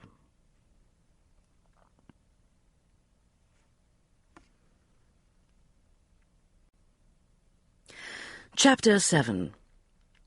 The following evening, before he dressed for dinner, Edison lit a candle and set it on the floor. He sat down in front of the taper, legs folded into the correct position, and contemplated the flame. He had long ago discarded most Vanza rituals, but once in a while, when he needed to look deep into his own thoughts, he used the candle. Meditation, with the aid of specially scented and coloured candles, was an ancient practice on Vanzagara. The monks used it in the temples, and every Vanza master taught his students how to use the flame to focus their concentration. Traditionally, each student received his first candles from his master. The particular scent and colour of the tapers were unique to that particular master. There was an ancient Vanzagarian saying, "To know the master, look at the student's candles." It was customary for the student to use the master's candles until he had achieved the third circle. At that time, he concocted his own meditation tapers, creating them with his personal choice of fragrance and colour. Edison had received his first candles from Ignatius Loring. They had been a rich, dark purple. He would never forget the exotic scent. Almost as exotic as Emma's scent. Where the devil had that thought come from, he wondered. Irritated by his own lack of concentration, he focused again on the flame. At about the time he would have been expected to craft his own candles, he had stepped outside the circle. He had never got round to creating his own personal tapers. On the infrequent occasions when he elected to meditate, he used any ordinary household candle that came to hand. Common sense told him it was not the scent or the colour that enabled one to sink into that quiet place where truth existed. It was willpower and concentration. He gazed deep into the flame. Methodically, he went through the process of stilling his body so that his mind could focus more clearly. The cloak of stillness settled on him. The flame flared more brightly until he could see into its heart. He looked into the depths while he allowed his thoughts to chart their own course. After a while, they took shape and substance. The decision to bring Emma Grayson into the tangled mystery of the missing book might well prove to be a serious mistake. But after examining it, he was satisfied that his logic was sound. If Lady Ames was the thief, and if she had convinced herself that Emma was susceptible to the elixir, then Emma was already ensnared in the web. She might well be in peril at some point in the future, although he doubted that she was in any immediate danger. After all, if he was correct in his conclusions, Miranda needed Emma. She could hardly afford to harm her at this juncture. By employing Emma to help him in his inquiries here at Ware Castle, he would be in a better position to keep an eye on her, Edison thought. The flame burned more brightly. Edison allowed himself to be drawn deeper into it, to the place where some truths burned hottest. Here, nothing was ever completely clear. At best, he could catch only fleeting glimpses of inner knowledge. Shards of the old rage and pain he had felt as a young man still burned here. So did the abiding loneliness. Here, too, was the source of the unrelenting determination that could have transformed him into a Grand Master of Vanza, had he chosen that path. Instead, he had used it to build his financial empire. He looked past the old truths and concentrated on searching out the flickering glow of the new one that he sensed was there. He watched closely for a long while. After a time, he saw it flare up for an instant, just long enough for him to be certain of it. A second later, it vanished back into the heart of the flame. But he'd seen enough to know that he must acknowledge its presence, even though he had the uneasy feeling that it would haunt him. Here was the truth in the flame, he thought. He hadn't employed Emma Grayson merely because he thought she could be useful to him this week. He'd not taken her on as a temporary assistant because he wanted to protect her or because he wanted to help her out financially. What he had done was take advantage of the opportunity to draw her closer to him. Such a motivation was most unusual for him, possibly dangerous. He realized that he did not want to look any deeper into the flame. "You've won again, Miss Grayson," Delicia Beaumont snapped her painted fan. "I vow it is most unfair. That makes 3 times in a row that you've selected the correct card from the pack." There were other rumblings of discontent from the small circle of ladies who'd agreed to participate in Miranda's newest game. Emma glanced surreptitiously at the elegant group. She'd been aware of the growing irritation of her companions for some time now. It was one thing to tolerate a little nobody in their midst, so long as she had the good sense to lose when they played their games. Quite another when she habitually won. Only Miranda seemed content with Emma's streak of good luck. Gowned in a striking black and gold striped evening dress, Lady Ames held court at the card table. Many of the ladies in the circle gathered round her had continued to drink champagne and brandy after dinner. By the time the men finished their port and came to join them for the dancing, most would be quite drunk. Emma had stuck to tea, steeling herself when Miranda insisted that she try some more of the special blend. This time she had sipped much more cautiously. The result was that the dizziness was not so strong, and she did not feel nearly as ill as she had yesterday. Nevertheless, the sensation she was experiencing was decidedly unpleasant. It was as if her brain were filled with a dark, roiling fog. "Another round," Miranda said cheerfully, as she shuffled the cards. "Let's see if anyone can beat Miss Grayson." Delicia rose abruptly. "I've had enough of this ridiculous game. I'm going to take some fresh air." She glanced round the circle. "Does anyone else care to join me?" "I will." "So will I." "It is really quite boring when one person wins every time," Cordelia Page said very pointedly. She got to her feet with a flounce. "I do hope the dancing begins soon." Amid a rustle of satin, silk, and muslin skirts, the women departed for the terrace. Miranda smiled benignly at Emma. "I fear they do not lose well, Miss Grayson. It's certainly not your fault that you are enjoying a bit of good luck tonight, is it?" The unhealthy excitement in Miranda's eyes worried Emma. In keeping with her employment agreement with Edison, she had promised to participate in Miranda's games, but enough was enough, at least for now. It was time to lose. Besides, she did not think it would be a good idea for Miranda to grow too confident of the effects of her nasty brew. "One more round, and then I believe I shall go up to my room," Emma said. Displeasure lit Miranda's expression for an instant, but it was quickly suppressed. "Very well, Miss Grayson, one more round." Miranda selected 3 cards, seemingly at random from the pack, studied them for a moment, and put them face down on the table. "Go ahead. See if you can guess the cards." Emma touched the first card. Through the gently whirling mist that filled her brain, she could see a 4 of clubs as clearly as a sunrise. "A king of hearts, I believe," she said blandly. Miranda frowned and turned over the card. "You guessed wrong, Miss Grayson. Swan, pour Miss Grayson another cup of tea." Swan started forward with the pot. "No, thank you," Emma said. "I don't want any more tea." "Rubbish, of course you do." Miranda gave the footman an angry, impatient look. "I told you to pour Miss Grayson some more tea. Do it now, Swan." Swan flashed Emma a pleading glance. She did not need any of the tea or her own intuition to realize that the poor man was caught in a difficult situation. She gave him an understanding smile. "Why not?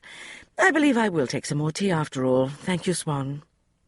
Gratitude flashed in his eyes. The teapot in his hand trembled slightly as he poured the tea. When he finished and stepped back, Emma reached for the cup. She pretended to lose her grip on the delicate handle. The cup slipped from her fingers and fell to the carpet. "Oh, dear," Emma murmured. "Now look what I've done." Miranda looked ready to explode. "Fetch the maid, Swan." "Yes, madam." Swan fled toward the hall. "I believe I've splashed some tea on my gown." Emma rose. "Please excuse me, Lady Ames. As it happens, I am ready to retire for the evening anyway." There was a hard glint in Miranda's eyes. "But, Miss Grayson, the night is young. As you know, I do not go out into society very often. I'm not accustomed to its hours." Emma gave her a sugary smile. "I doubt that anyone will notice my absence." "You are wrong, Miss Grayson. I will notice." Miranda leaned forward slightly. A hot intensity radiated from her. "I wish to play another game." A familiar electricity sparked through Emma. She felt the hair on the nape of her neck stir. A prickly sensation made her palms tingle. "I am afraid," she thought, stunned by the sharp premonition of danger. Mortally afraid, for no obvious reason. "Damn the woman, I will not let her do this to me." Miranda watched her the way a cat watches a mouse. Another frisson of fear and warning sizzled through Emma. What is wrong with me? It's not as though she's holding a gun to my head. With a fierce effort of will, Emma collected her nerves and the skirts of her uninspired grey gown. "Good night, Lady Ames. I've had enough of cards for this evening." She did not dare glance back over her shoulder to see how Miranda had taken the dismissal. She forced herself to walk sedately away from the card table. En route to the staircase, she paused near the open door of the ballroom to check on her other employer. A large number of people had gathered inside the spacious chamber. In addition to Ware's houseguests, many members of the local gentry had been invited tonight. Chilton Crane had not come downstairs all day, much to Emma's relief. He'd sent word to his host that he was nursing a headache. She glanced round and saw Letty standing with a small group on the other side of the room. She was attired in a heavily flounced satin gown that was cut so low at the neckline that it barely contained her breasts. There was yet another glass of champagne in her gloved hand. Her laughter was growing louder by the minute. She would no doubt be calling for her tonic in the morning, Emma thought. She would certainly not be needing the services of her companion tonight. Grateful to be free for a while from the demands of both her employers, Emma started up the staircase. Of the two careers she was pursuing this week, she feared her duties for Edison would prove to be the most onerous.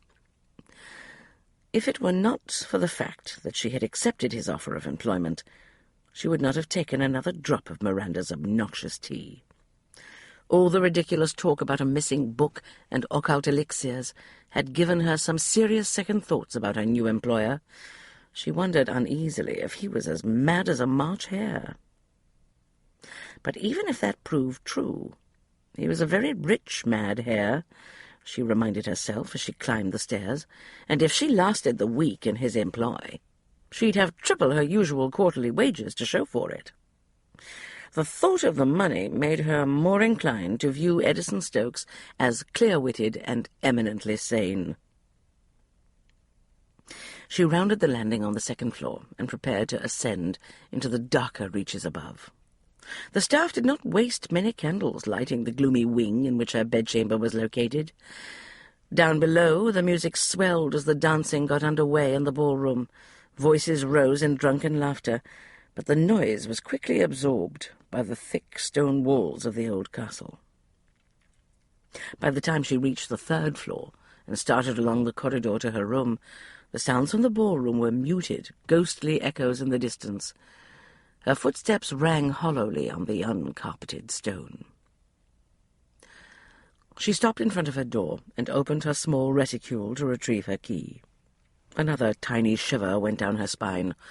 That bloody tea! Edison was certain that it could not possibly affect her, but what if he was wrong? In addition to the fact that it made her head swim, she was beginning to have an uneasy suspicion that it actually worked. She had always been good at guessing games, but her luck with Miranda's cards tonight had been a bit unnerving. Tomorrow she would merely pretend to drink the stuff, she vowed. She wondered if she should mention her concerns about the tea to Edison. After a moment's contemplation, she decided not to say anything to him. It was all very well for her to wonder about his sanity, she thought, but she certainly did not want him to question hers. She went into her room and closed and locked the door behind her. The rituals of undressing and preparing for bed did nothing to settle her increasingly agitated nerves. Garbed in her nightgown and a little white cap, she eyed the bed. She didn't think she'd be able to sleep.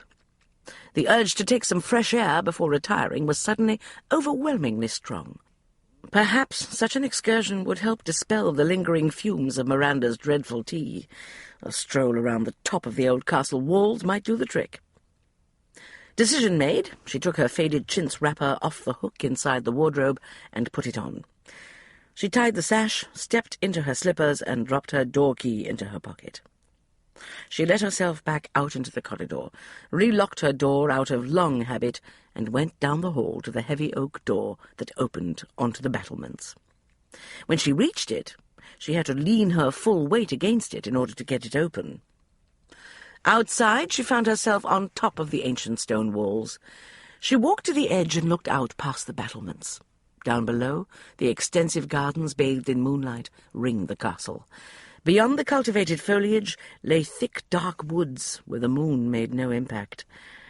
She took a deep breath of the brisk air and began to walk toward the far end of the wall. Music and voices drifted up through the night from the ballroom.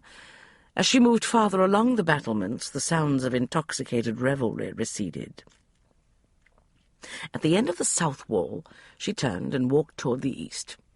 The balm of the cool, crisp night cleared her mind of the residual effects of the tea, but it did nothing to lessen the foreboding sensation.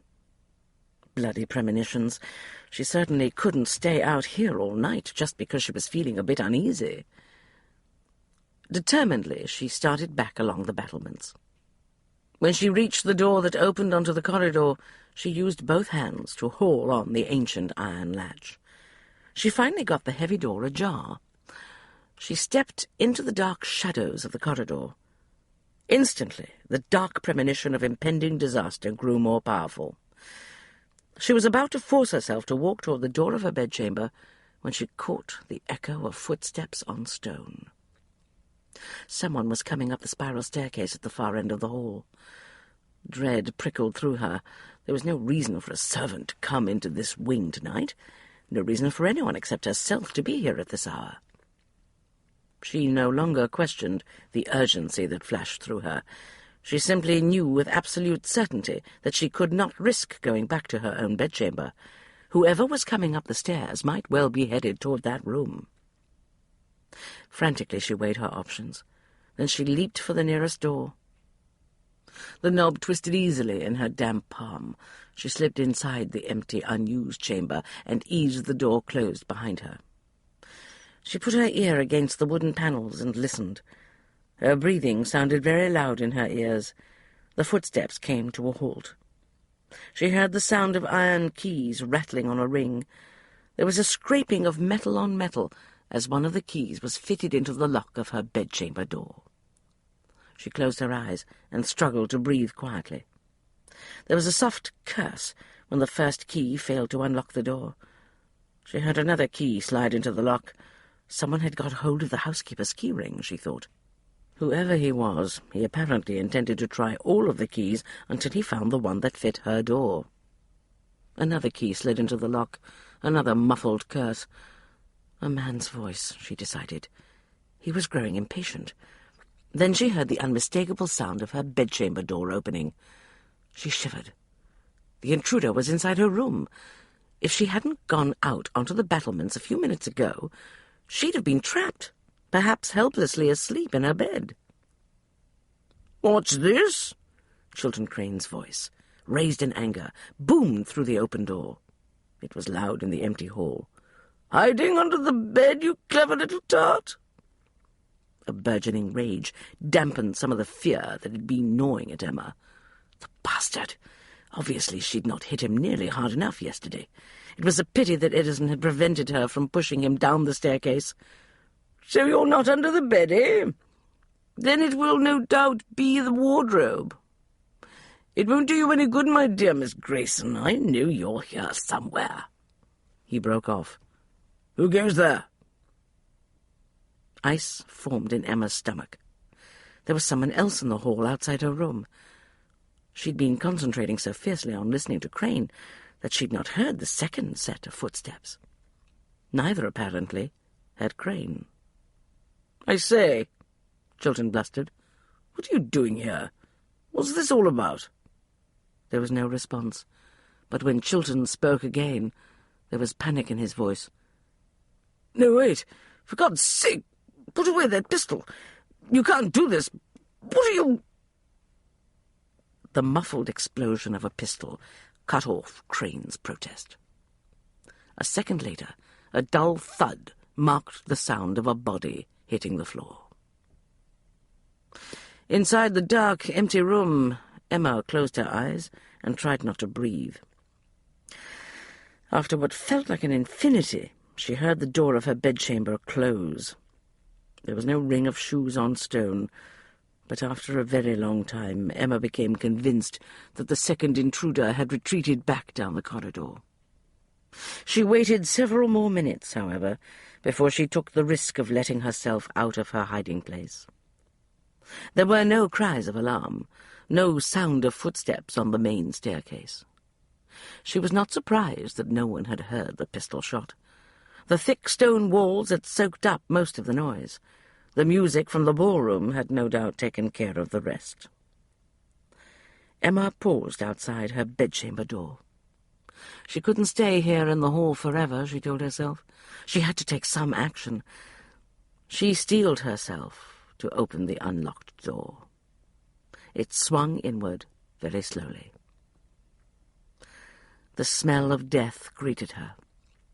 She looked into the moonlit room and saw the bodies sprawled on the floor. The blood that stained Chilton Crane's ruffled white shirt looked black in the silver light. This time, the bastard really was dead. Chapter 8. Edison raised the flickering taper so that it cast light on the array of small, opaque bottles he'd discovered in the bottom of Miranda's travelling trunk. He selected one at random and removed the stopper. A vaguely familiar scent, at once crisp and intriguing, wafted out of the container. He could not name the crushed herb inside, but it brought back memories. He'd smelled that curious fragrance years ago in the temple gardens of Vanza. It was forever linked to that time in his life when he'd worn the grey robes of an initiate in the art of Vanza. It brought back memories. He saw himself as a young man, studying philosophy under the guidance of purple-robed monks with shorn heads. He recalled dawn vigils at the place where the lush gardens gave way to the jungle, remembered endless hours of vigorous practice in the ancient fighting arts that were the heart of Vanza. He pushed the old images aside and put the dark bottle back into the trunk and tried the next one in line. The oddly sweet scent given off by the dried fragments inside it was also reminiscent of Vanza. Ingredients for an occult elixir, no doubt. There was no sign of the Book of Secrets.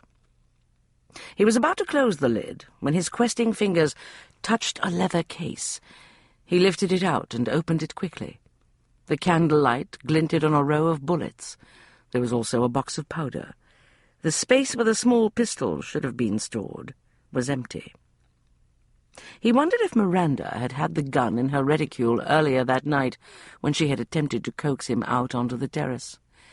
It would be interesting to see the reactions of some of her conquests to the notion that she went about her seductions with a pistol at the ready. The realization would no doubt have a dampening effect on the desire of the average gentleman of the ton. Women and pistols were not a common combination in polite circles. He closed the trunk and rose to cast one more glance around the bedchamber. "You surprise me, Miranda," he said, softly into the shadows. "I would have thought you too clever to put any credence in magical nonsense. Now I must discover if you can lead me to the Book of Secrets." Muffled laughter sounded in the hall outside Miranda's bedchamber. A woman's low murmur rose and fell.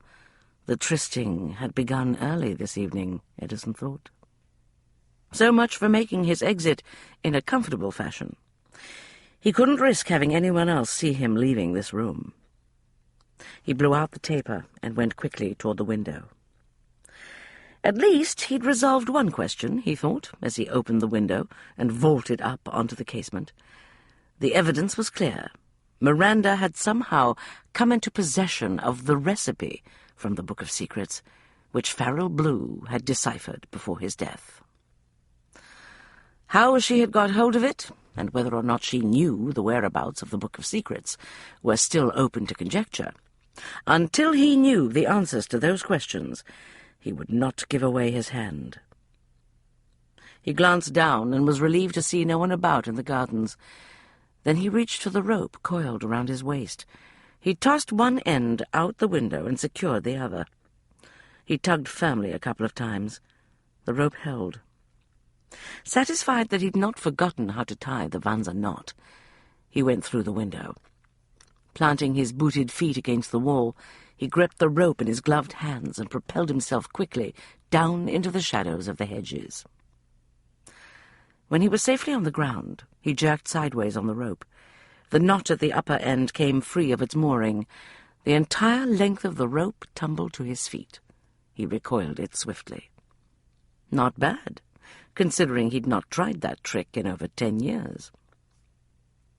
He stood in the shadows for a moment, considering his next move. Music still blared from the ballroom. It was nearly 2 in the morning, but the partying continued unabated. If he went back into the ballroom, he would very likely be obliged to fend off Miranda's advances again. He'd had enough strenuous physical activity for the evening. It was not as though he was still 18.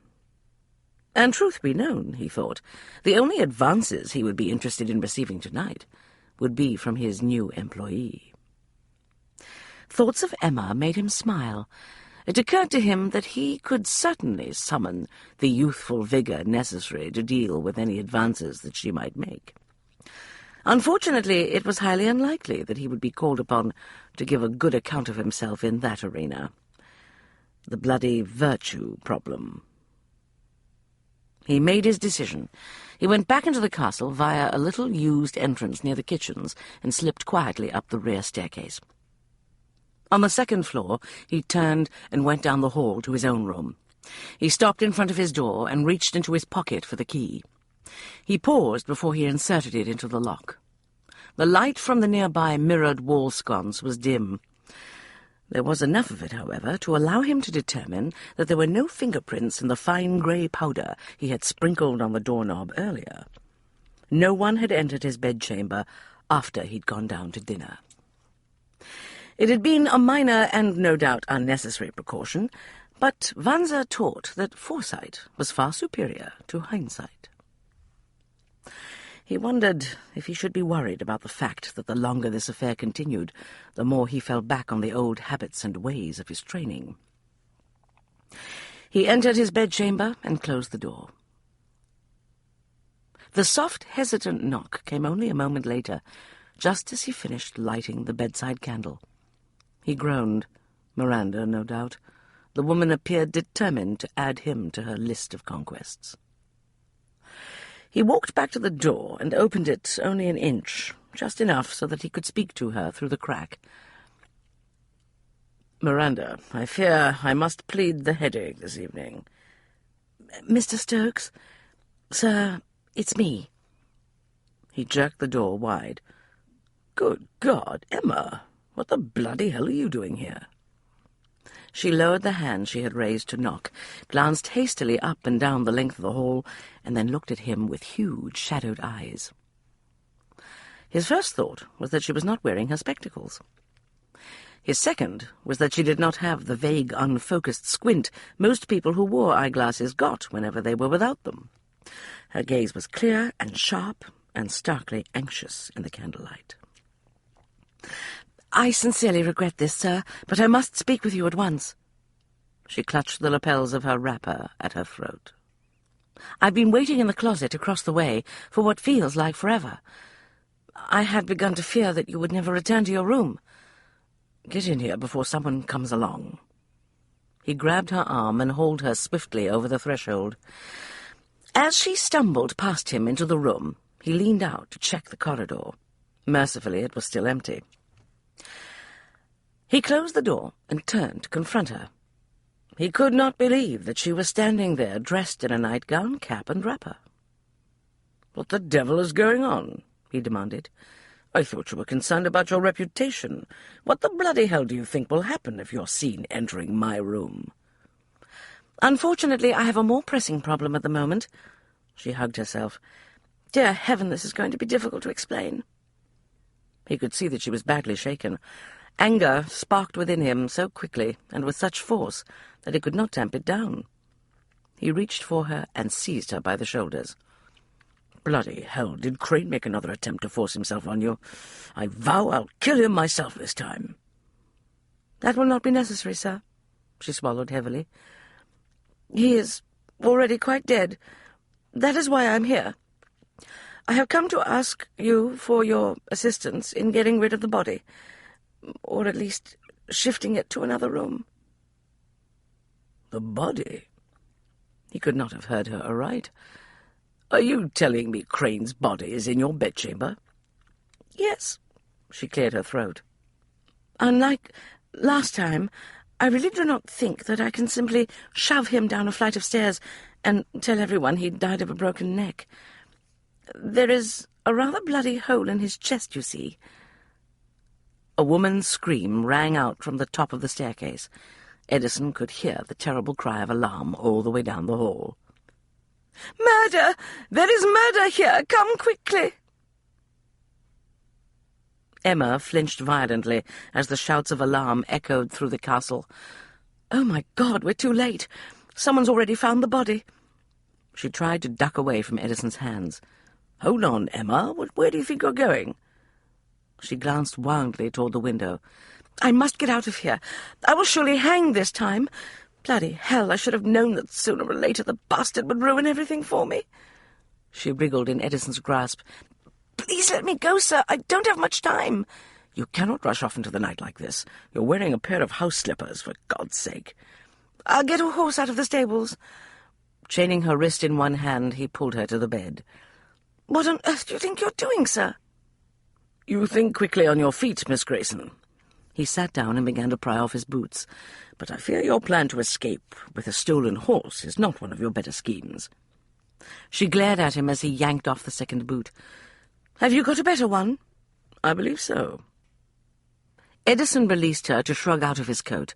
He unfastened the top half of his shirt while he listened to the turmoil on the staircase. Footsteps and shouts sounded from the landing.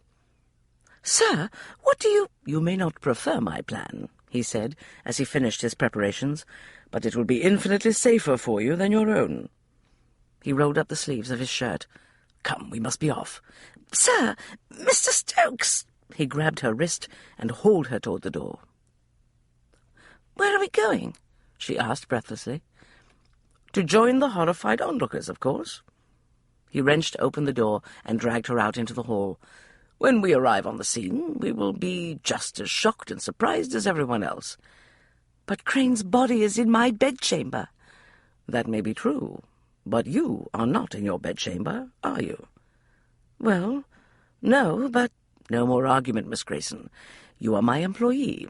In situations such as this, I expect you to follow my orders." She looked dubious. "I am afraid you must trust me for the moment, Emma," he said, more gently. Halfway down the hall, he saw the lights of several flaring candles cast wild shadows on the staircase. The rumble of dozens of footsteps sounded like thunder in the distance. They reached the landing a bit behind the bulk of the crowd. No one noticed as they fell in with the others. Everyone was straining for a look at what was happening up ahead. "Hurry!" someone yelled. "Kindly move along up there." On the third floor, everyone turned and stampeded down the dark corridor. Edison glanced over the heads of the crowd and saw a terrified-looking maid standing in the hall. Her mouth was open and her eyes were wide with fright. The one who'd given the alarm, he thought. He wondered what she'd been doing on this floor at this hour of the night. As the throng hurried past, he spotted the heavy silver tray on the floor. Broken bits of a cup and saucer, and what had probably been a very expensive china pot, were scattered next to it. Edison pulled Emma closer to his side and inclined his head to speak into her ear. "Did you send for tea earlier?" "What?" She glanced at him, frowning in confusion. "Tea? No. I was going to go straight to bed after I took a short walk on the battlements. Why do you ask?" "Never mind. I'll explain later." Edison made a note to find the maid after the commotion had died down. It would be interesting to discover who'd sent her to Emma's room with a tea tray at that hour. A shriek went up as the first of the curious guests arrived at Emma's door. "It's true!" someone shouted. "The man's been shot dead." "Who is it?" a woman called. "It's Crane," another man confirmed in a loud voice. "What the devil was he doing up here?" "Tumbling some poor chambermaid, I expect," muttered portly Lord Northmere. "Man never could keep his hands off maids, governesses, and the like." "Good God, she must have shot him," a woman cried. "Look at the blood, there's so much of it." "Stand aside here." Basil Ware pushed his way to the front of the group. "Kindly allow me to see what the bloody hell is going on in my own house." There was a short, respectful pause as Basil went through the doorway to survey the scene. Edison felt Emma shudder. He tightened his grip on her arm. Basil reappeared in the doorway. "It's Chilton Crane, and he's certainly very dead. I suppose we shall have to summon the authorities from the village. This is Miss Grayson's room. Has anyone seen her?" "Emma!" Letty's shriek reverberated in the stone passage. "My God! He's right! This is my companion's bedchamber. Where is Emma?" Heads bobbed and swiveled. A low murmur rippled through the crowd. "He obviously tried to have his way with the poor creature. Miss Grayson shot him." "Who'd have thought it? Miss Grayson, a murderess!" "She seemed like such a quiet young woman, perfectly pleasant. Turn her over to the authorities at once." Emma clutched Edison's hand so hard that he could feel her nails bite into his skin. He glanced at her and saw that she was watching Basil Ware's face with a transfixed expression. Then she turned her head very suddenly and shot him a grim, accusing look, no doubt thinking of the horse she had intended to steal from the stables, he supposed. He tightened his grip on her arm in what he hoped was a reassuring fashion. Then he caught Basil's eye over the heads of the crowd. "Miss Grayson is with me, Ware," he said calmly, "precisely where she has been since she left the party earlier this evening. As she's been quite close to me for some time now, I am in a position to give you my complete assurance that she had nothing to do with Crane's death." Everyone whirled en masse to stare at Emma. A stark silence fell as the assembled guests took in the sight of Emma in her nightclothes. Then every pair of eyes snapped in unison to Edison. The fascinated gazes swept over his undone shirt and his bare feet. He knew he looked as though he had just got out of a warm bed and had pulled on a few garments in great haste. The conclusion was obvious, but he realized that, in her agitated state, Emma was the last person in the hall to grasp it. She simply stared back at the gaping expressions that confronted her. Edison gave the crowd a rueful smile and raised Emma's hand to his lips. "Obviously, neither of us had planned to make the announcement in this manner, but given the circumstances, I'm sure you will all understand. Allow me to present my fiancée, Miss Emma Grayson. Tonight, she very kindly consented to marry me." Emma sucked in her breath with a distinct wheezing sound. She gasped and started to cough. Edison thumped her lightly between her shoulder blades. "I am, of course, the happiest of men."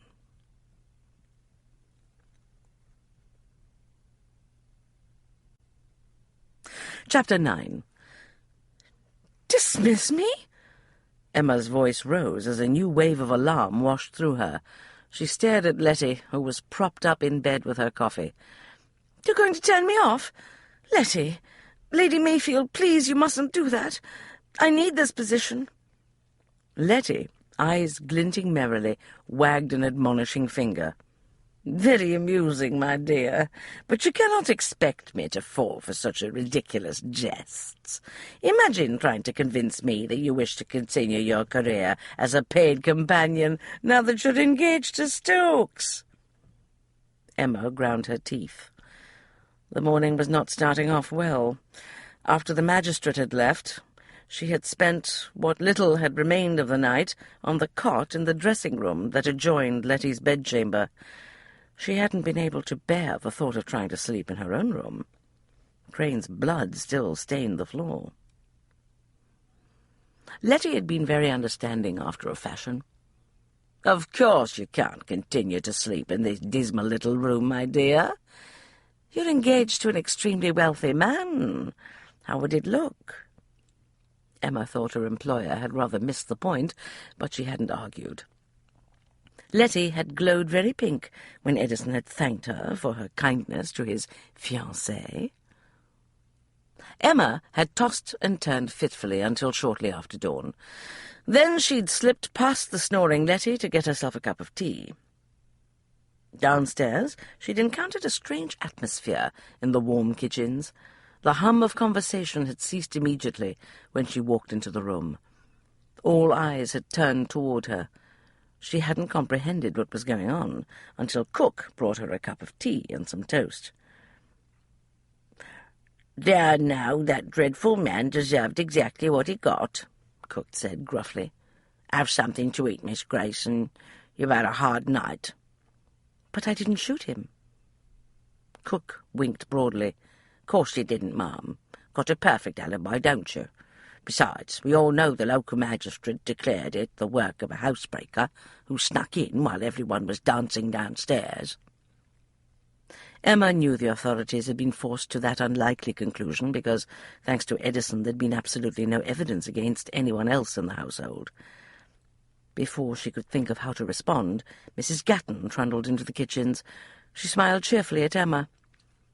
"Miss Grayson, we just want you to know that we don't hold it against you none, what you did and all." Emma was still feeling slow-witted from lack of sleep. "I beg your pardon?" Mrs. Gatton glanced quickly around and then lowered her voice to a rumbling whisper. "We all know the sort Crane was. You did warn us. Last night Polly told me that you saved her from his lecherous ways when he cornered her in a closet up there on the 3rd floor. "Mrs. Gatton, I assure you I did not shoot the bastard. I mean, Mr. Crane, truly. I didn't." "Of course you didn't, ma'am." Mrs. Gatton winked broadly. "And ain't no one going to say different, not with you having Mr. Stokes behind you. He's a kind man, Mr. Stokes is. Not like some of the fancy." Emma had abandoned the argument. She had hurriedly gulped her tea and then fled back upstairs. Matters were deteriorating swiftly, she reflected now. She was about to lose yet another post. "But it's true." Emma moved closer to the bed. "I do wish to continue in my position as your companion, Letty. Indeed, I've given you no reason to dismiss me." Letty rolled her eyes.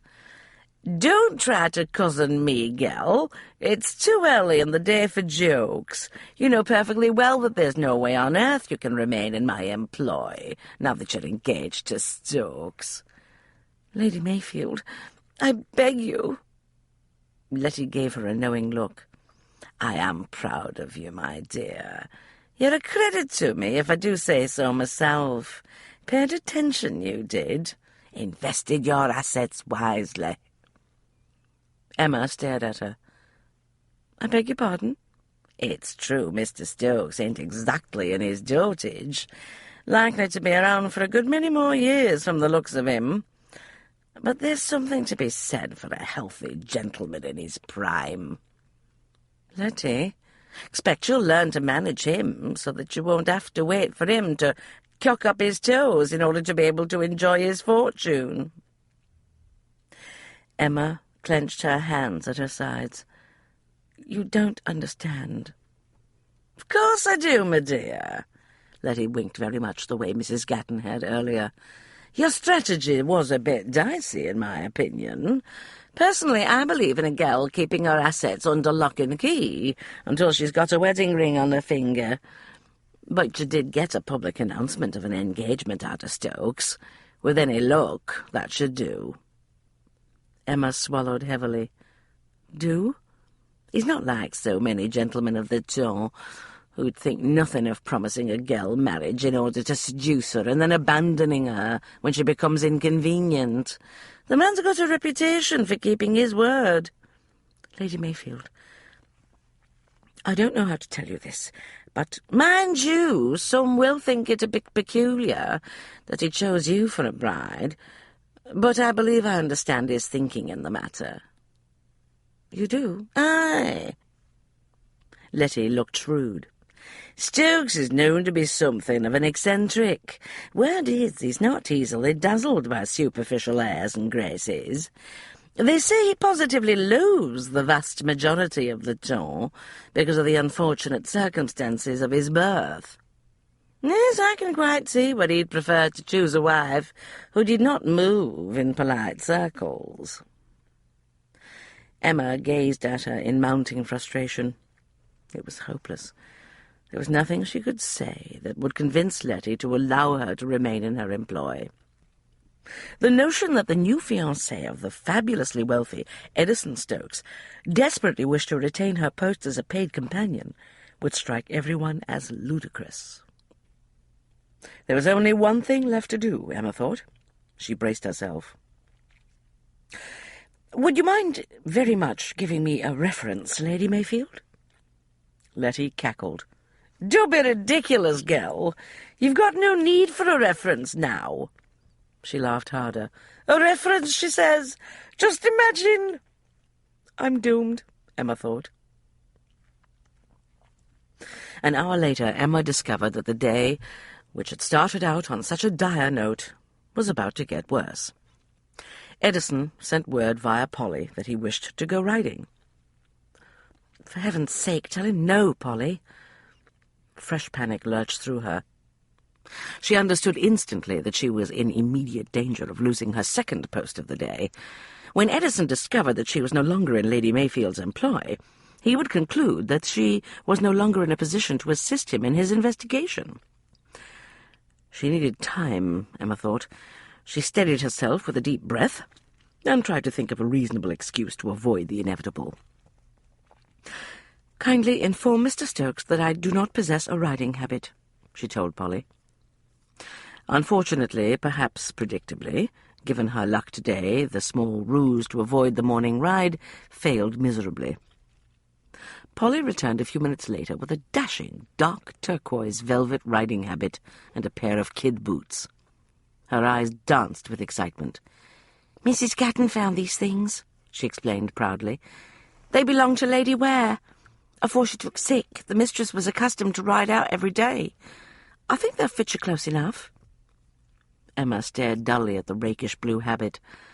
There was, she noticed, even a clever little turquoise hat, complete with a blue feather to go with it. Letty emerged from the dressing-room at that moment, a vision in a bright yellow gown with a low square neckline that framed her ample bosom. She took one look at the habit and clapped her hands. "It'll be absolutely perfect with your red hair, my dear." Emma realized that there was no point in attempting to stave off the next disaster. There was nothing for it but to ride out and listen to yet another employer dismiss her. One would assume that sooner or later one would grow accustomed to being sacked, she thought glumly. 40 minutes later, she allowed herself to be assisted into a side saddle. She took up the reins, relieved to note that the dainty mare the groom had selected for her appeared quite docile. She feared her skills would prove rusty. She hadn't ridden since long before Granny Grayson had died. Edison chose a sleek bay gelding. He vaulted easily into the saddle and led the way out of the yard. He took the path that penetrated the dense woods that ringed the castle. Within minutes they were deep in the forest gloom. Fuming, Emma waited for him to bring up the inevitable subject, but he said nothing as they rode deeper into the woods. He seemed intent on his own thoughts. Under any other circumstances, she would have welcomed the opportunity to ride. The morning had dawned bright and clear. She could not deny that it was a great relief to get away from Ware Castle for a while. She tried for an optimistic view of her situation. On the bright side, she was not in any immediate danger of hanging. The alibi Edison had provided had some undeniable drawbacks in terms of her career, but it had accomplished what he had intended it to accomplish. She was above suspicion so far as the local magistrate was concerned. He might not believe her story, but there was very little he could do about that. The village authorities had probably already given up any hope of solving the crime, Emma thought. It was virtually impossible to force the high-ranking members of the ton to answer questions in such matters unless they chose to do so, or unless there was hard evidence of guilt. Emma had a strong suspicion that the servants at Ware Castle were not the only ones who had concluded that she was the one who had killed Chiltern Crane. She'd seen the avid speculation in the eyes of Ware's guests. None of them would attempt to contest her alibi, of course. That would amount to calling Edison a liar, and she doubted that anyone would be fool enough to take such a risk. But their respective wariness of Edison would not keep the jaded members of the ton from forming their own opinions, just as the castle staff had.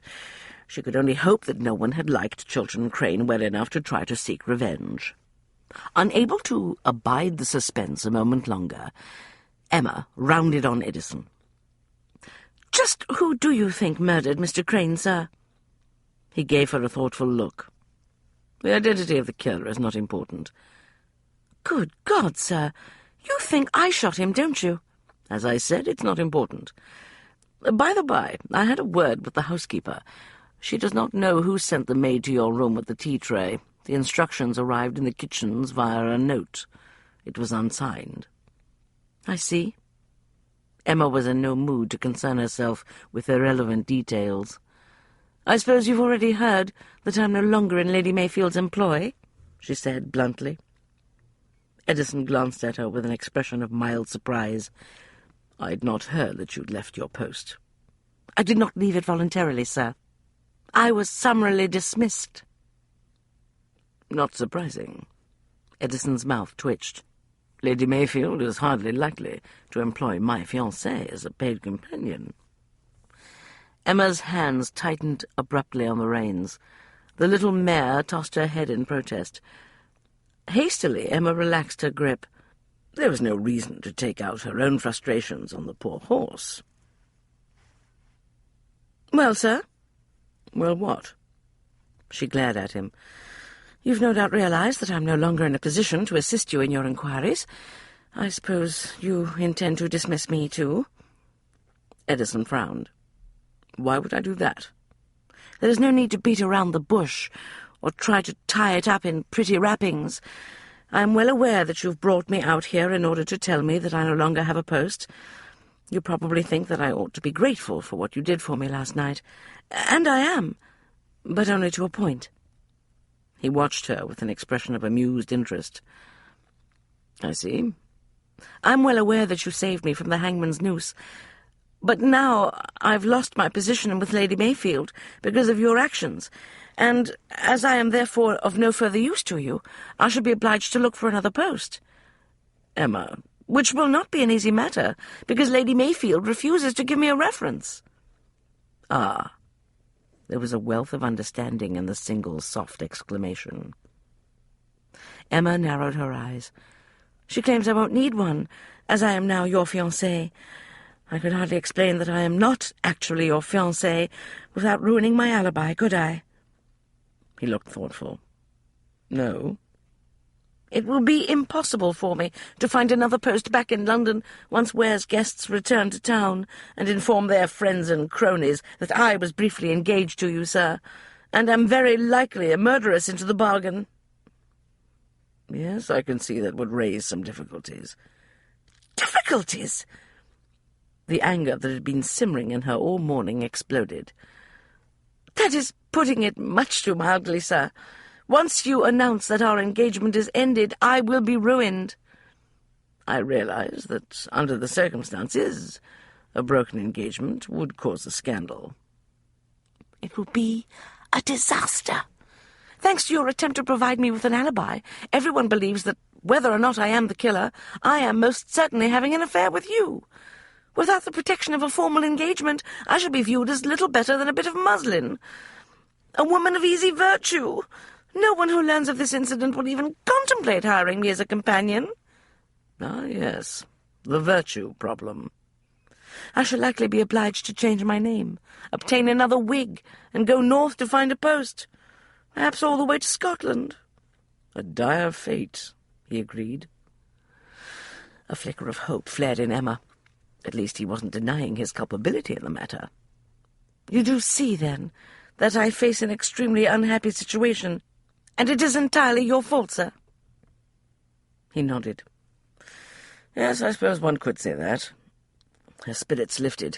She rushed to press her small advantage. "Given the circumstances, I trust you will also agree that it would be grossly unfair of you to refuse to pay me the wages you promised." "Grossly unfair," he said, readily enough. "I explained about my sister's school fees." "Yes, you did." Relief poured through her. He wasn't going to be difficult after all. She may as well try for the rest of it.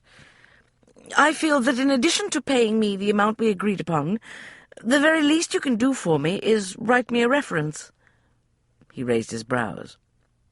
"A reference?" "Yes. With a reference signed by a man of your importance, it'll be much easier for me to find employment in the north." I see. She quickly pondered the details of her plan.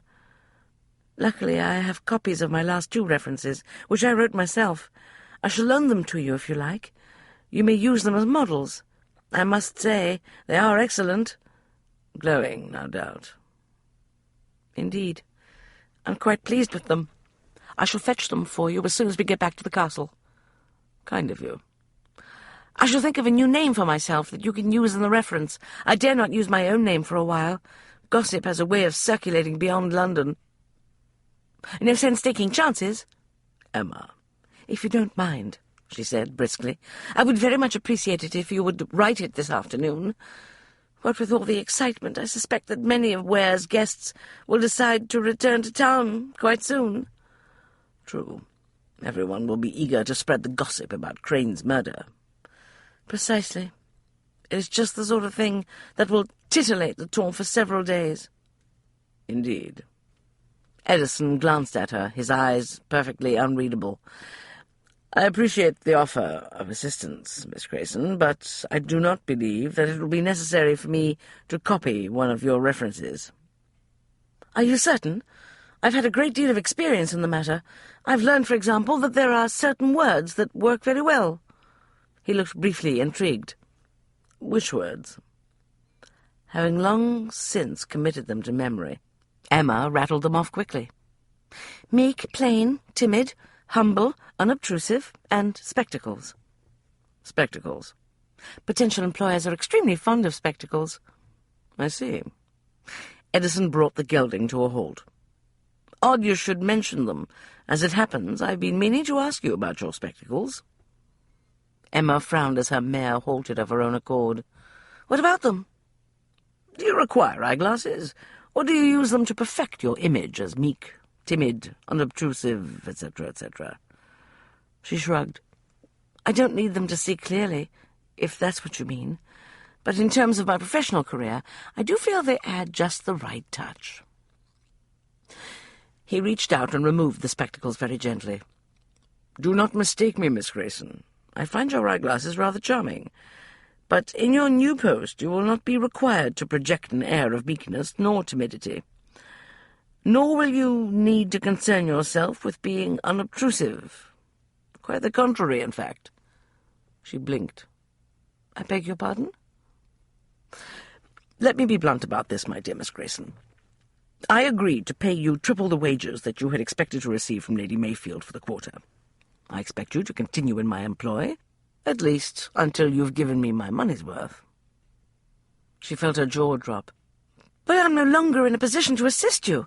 I just told you Lady Mayfield dismissed me this morning. It strikes me that, as my fiancé, you will be in an even better position to assist me than when you were Lady Mayfield's companion, he said. Have you gone mad, sir? Mayhap. He smiled at her expression. But it is no concern of yours. Unless, of course, you have some objection to working for a madman. A person in my circumstances cannot be too choosy when it comes to employers. Excellent. Then we are in agreement on this. You will play the part of my fiancé and carry on as my assistant until I have completed my inquiries. Emma shook her head, astonished. Do you really think your scheme will work? I don't have much choice. In all the excitement last night, there was no time for me to tell you that I searched Miranda's bedchamber and found certain herbs. I'm forced to conclude that she actually has got her hands on the recipe for the elixir, which means that she may be able to lead me to the Book of Secrets. And you still require my help because Lady Ames thinks the brew works on me? Yes. The prospect of drinking more of the noxious tea was not a happy one, but the thought of looking for another post was even more unpleasant. In all fairness, Mr. Stokes, I must tell you that I cannot guarantee satisfaction, Emma said. It is one thing for me to pose as a companion. I've had some experience in that line, after all. But I've had absolutely no experience as a fiancé, and I'm not at all certain that I will suit the post. On the contrary, Miss Grayson. He leaned toward her and reached out to tip up her chin. I think you're perfectly suited to the position. All you require is a bit of practice. He started to bend his head. She realized with a shock that he intended to kiss her. One more thing, sir, she whispered breathlessly. He paused, his mouth inches above hers. Yes? Given the unusual nature of my post, I really must insist that you write out my reference in advance. His mouth curved faintly. I shall see to it in the near future.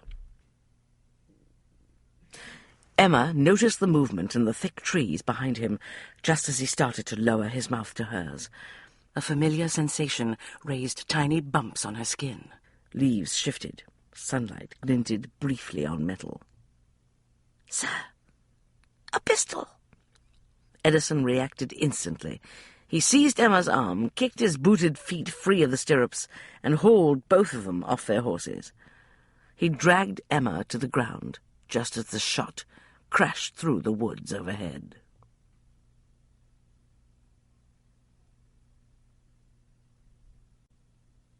Chapter 10. For a few seconds, the rearing, plunging horses created a useful degree of chaos. Birds screeched and took wing, adding to the noise and confusion. Edison used the precious time to haul Emma into the dense foliage beside the path. By the time the frightened mare and gelding had thundered off into the distance, Edison had Emma safely pinned to the ground behind an impenetrable clump of greenery. An eerie silence fell on the woods. "Stay here," Edison whispered. "Don't move until I get back." For God's sake, sir, surely you don't mean to go after that poacher? I just want to have a look round. Edison, no. You mustn't take such a risk.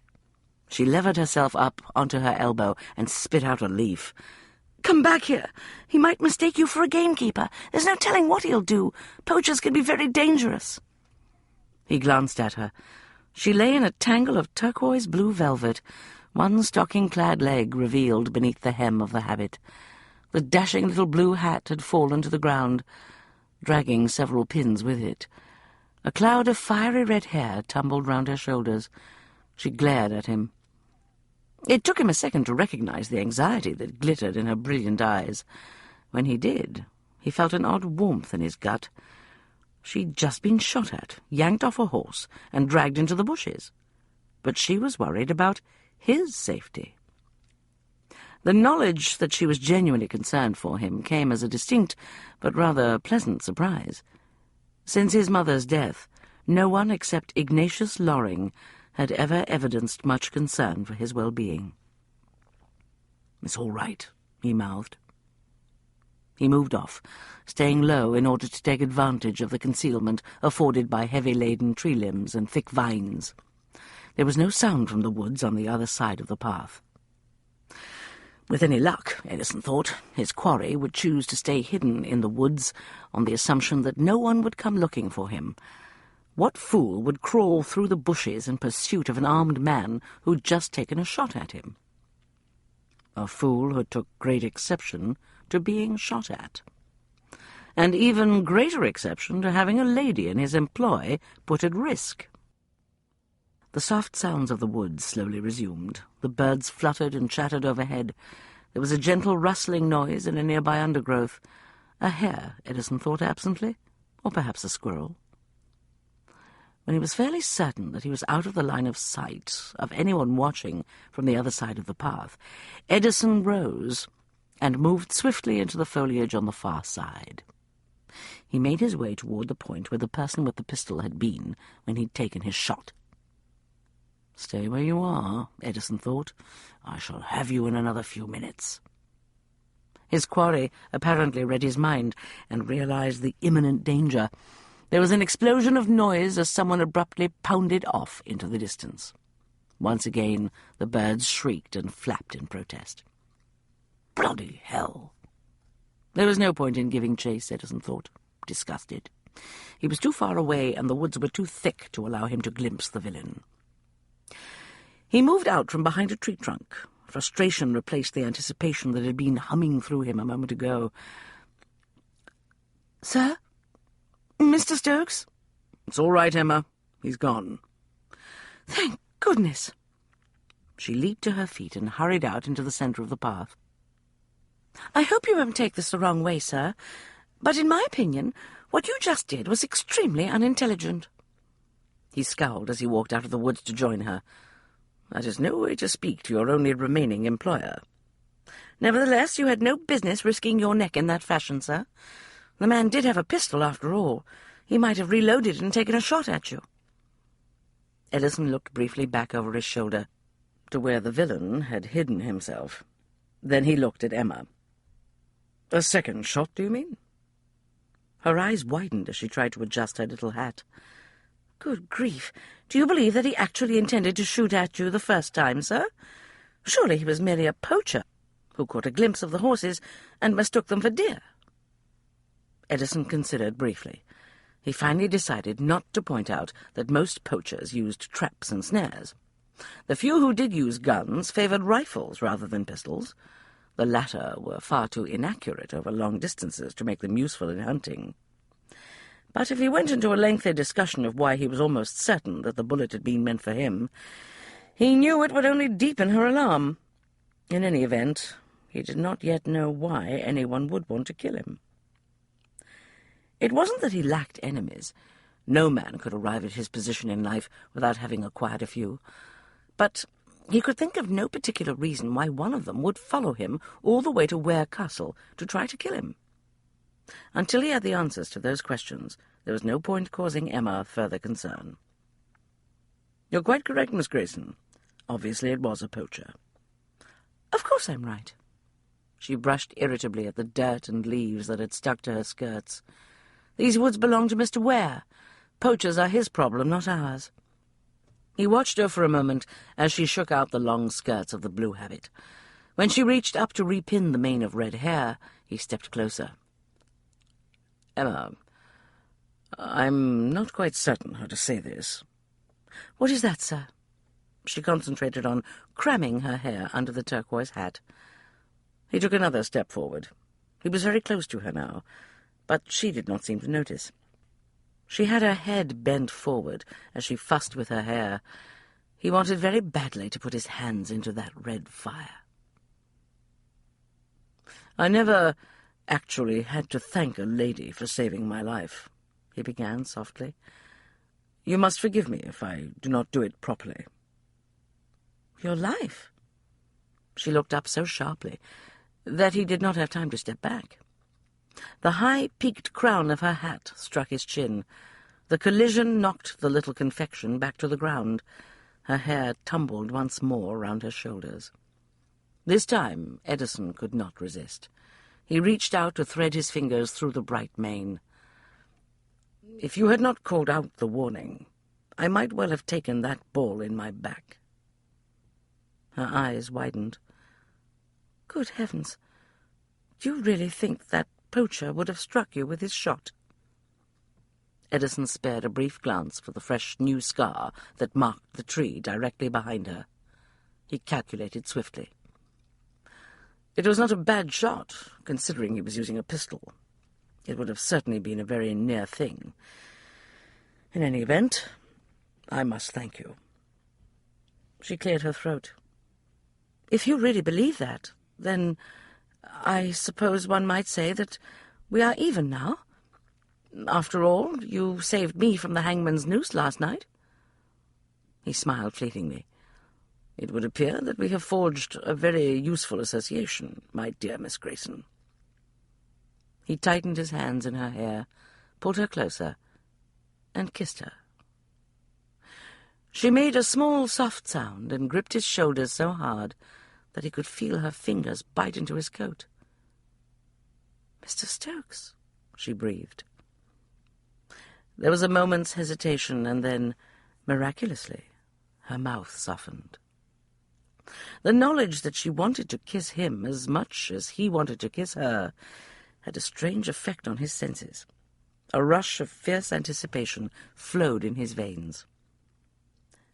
Only a taste, he thought, tightening his arms around her. Just the smallest sample. They were, after all, standing in the middle of a country path. This was neither the time nor the place to make love to Emma. But his customary willpower was not as strong as usual this morning. The memory of how she had looked earlier, lying in a tangle of velvet, eyes glittering, scorched through him. He heard another soft moan, and realized that he had his hand on Emma's breast. He closed his fingers very gently around her, savouring the soft curve. He certainly could not put her on her back here in the middle of the road, he thought, but there would be privacy if he carried her deeper into the forest. Emma abruptly freed herself with a gasp. She stepped back quickly. "Really, sir, I do not think this is a sound notion under the circumstances." He could not seem to follow her logic. He realized that the sudden jolt of desire had muddled his brain. "Circumstances?" he repeated blankly. "You are my employer, sir. Indeed, the only one I have at the moment." "So?" "Everyone knows that it is most unwise for a lady in my situation to form an intimate connection with the person who pays her wages." "I see." She bent low and whisked her hat up off the ground. "The tales of females in my line of work who've been ruined by that sort of liaison are legion." She slammed the little cap back down on her head. "Heavens, I am presently using the very bedchamber of a professional companion who, I'm told, made the disastrous mistake of getting herself involved with Mr. Ware, while she was in service to his aunt." He frowned. "Are you saying that Lady Ware's former companion had an affair with Ware?" "That is the gossip among the staff." She did not look at him as she shoved a pin into her hair.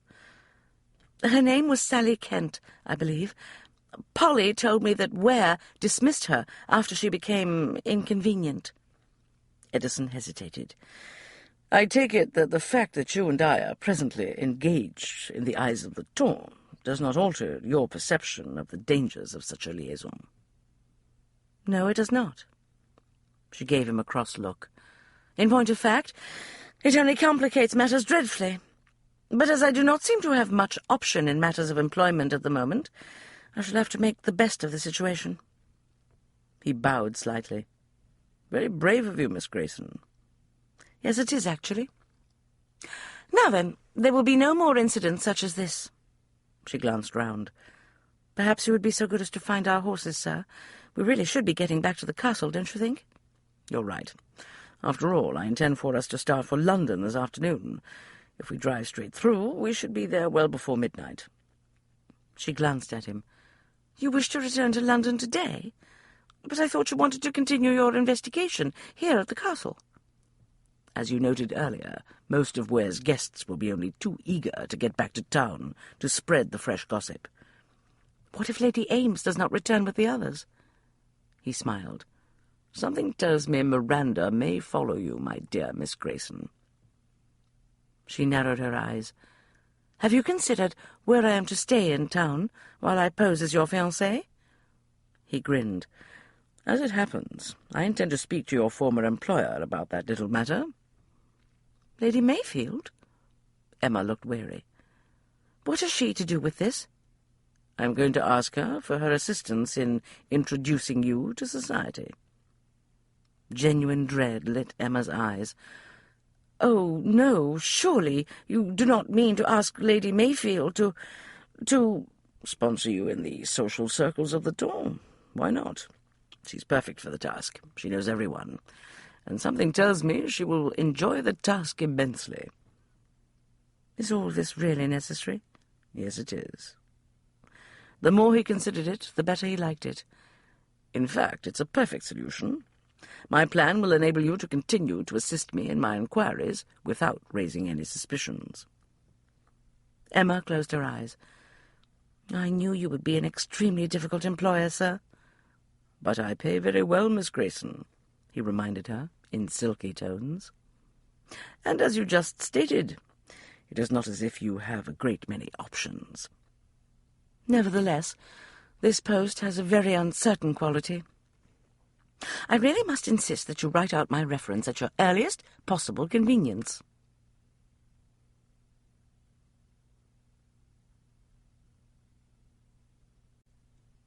Chapter 11. 2 hours later, Emma left her packing to slip downstairs. To her great relief, the library was empty. She spotted the day's heap of London papers on a table and seized the lot. She carried them to the window seat and frantically began to search the shipping news. It did not take long to go through the entire stack. She'd become quite adept at spotting even the smallest item concerning ships returning to port. But 10 minutes later she was forced to acknowledge defeat. There was still no report of the Golden Orchid. Stupid, bloody ship! She folded the last of the newspapers and put it neatly on top of the others. Absently she gazed through the window at the bustling scene in the castle forecourt, where carriages and teams were being readied. Most of the guests were planning to depart immediately after the late breakfast. The rest would no doubt leave tomorrow. She ought to go back upstairs and finish her own preparations for the trip back to London, she thought. She was not looking forward to the journey. There was no call to complain, she told herself bracingly. After all, it wasn't as though she'd been enjoying her stay at Ware Castle. In the course of the past 2 days she'd been obliged to drink a noxious brew, got herself dismissed from a very nice post, and had barely avoided rape and the hangman's noose. And then there was that unpleasant incident with the poacher in the woods this morning.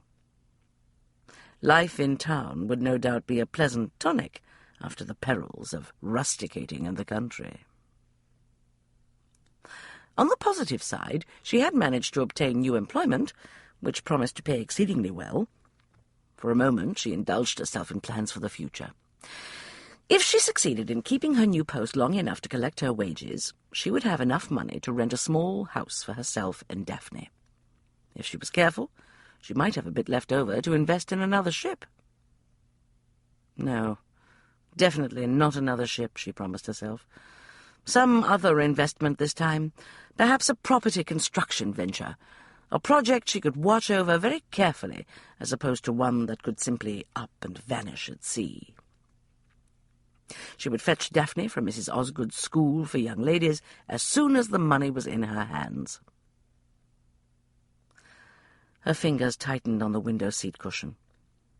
All of her dreams depended upon keeping her new position as Edison Stokes's fiancée, she reminded herself. She must do nothing to jeopardize this post. She must maintain a suitably professional demeanor at all times. With what she suspected would prove to be typical efficiency, Edison had already spoken to Letty. Just as he had predicted, Lady Mayfield had been delighted at the prospect of sponsoring Emma in town. It was clear that she viewed the project as a wonderful new entertainment. "We must get you out of those dowdy gowns at once," Letty had declared. "You will look lovely in something cut lower at the neckline. My modiste will know just what to do with your bosom." One thing was certain, Emma thought as she absently watched the carriages. There must be no more heated embraces or passionate kisses with her new employer. That way lay disaster. She would not make that sort of mistake, she vowed, no matter how swiftly her pulse raced when Edison was nearby. "Miss Grayson," Basil Ware said quietly from the doorway, "I thought I might find you in here." Emma started in surprise and turned quickly. She summoned a civil smile. "Good day, Mr. Ware." He searched her face with sombre concern as he walked into the room. "I understand you're to depart today, together with most of the rest of my guests." "Yes. My fiancé has decided that we should return to town." She would have to do something about this annoying tendency to stumble over the word fiancé. "He feels he should attend to some pressing business affairs."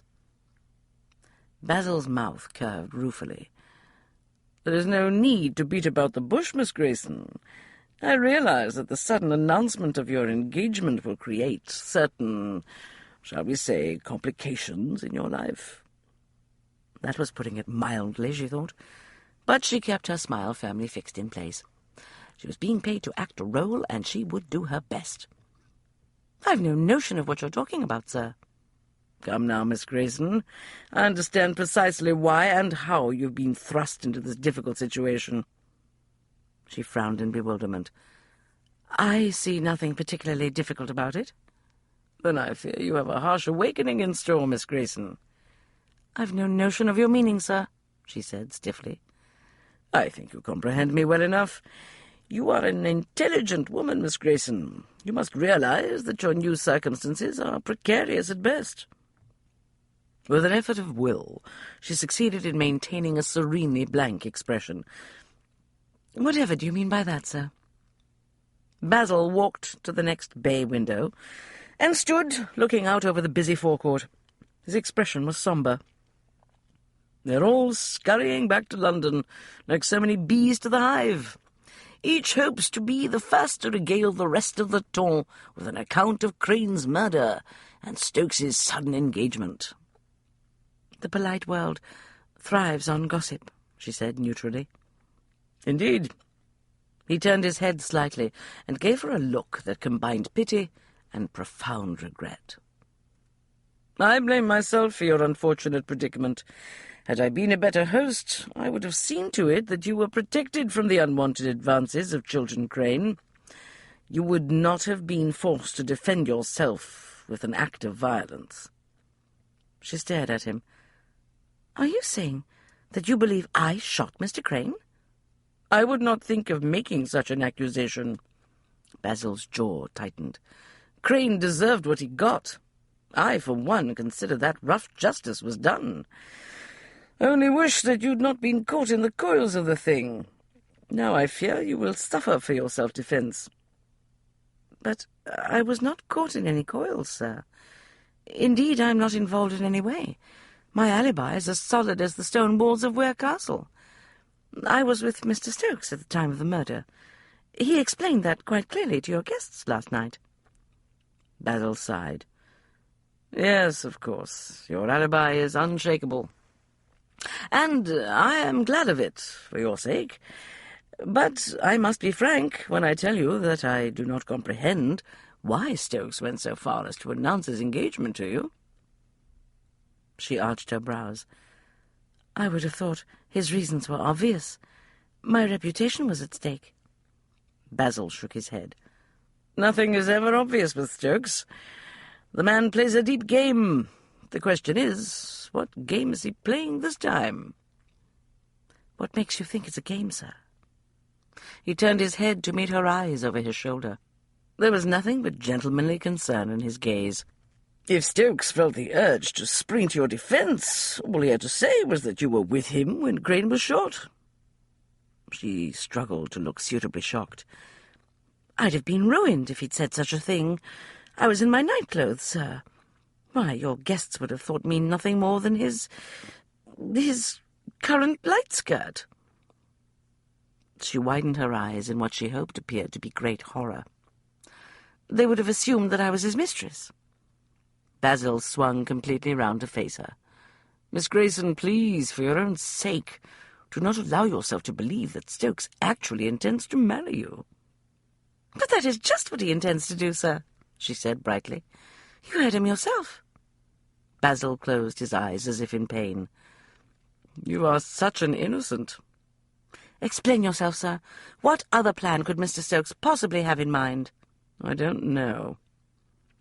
Basil's brows came together in a considering frown. "No one knows Stokes well enough to predict his actions, let alone the reasons behind them." "May I ask why you feel this great need to warn me about Mr. Stokes' intentions?" "My conscience pricks me, Miss Grayson. I am aware that I failed in my duties as the master of this house. Because of me you were put at the mercy of Chiltern Crane, and now you're at the mercy of Edison Stokes." What a peculiar thing to say. She gave Basil a deliberately quizzical look. "I am not at the mercy of any man. Indeed, I consider myself the most fortunate of women. My engagement to Mr. Stokes is the stuff of dreams." Basil hesitated. Then he inclined his head. "Very well. There is little more I can say, except that if things do not work out as you anticipate in these dreams of yours, I pray you will feel free to come to me. I shall see to it that you are provided for, my dear.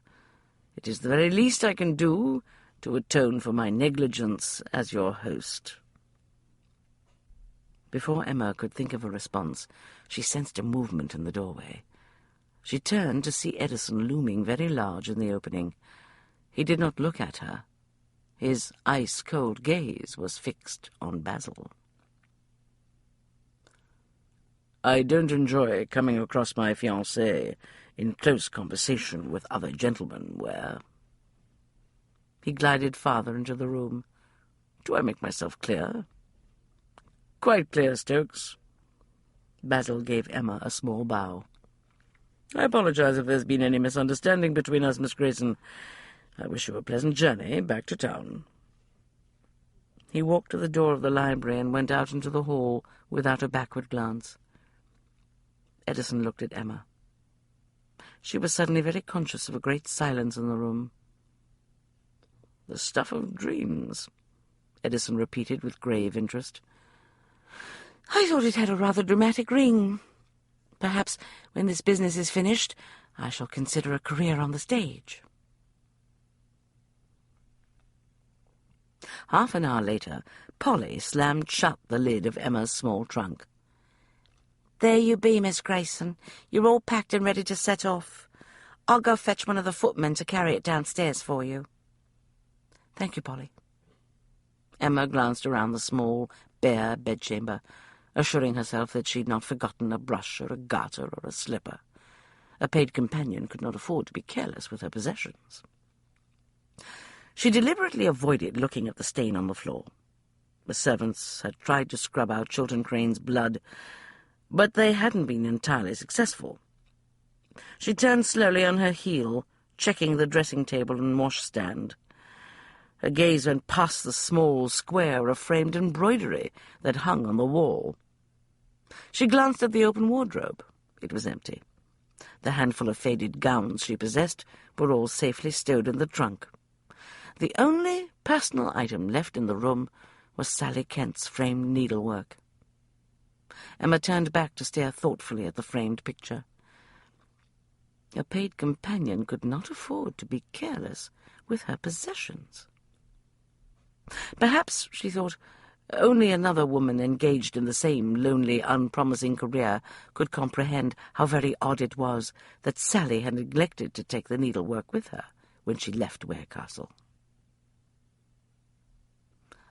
"Polly?" "Yes, Mum."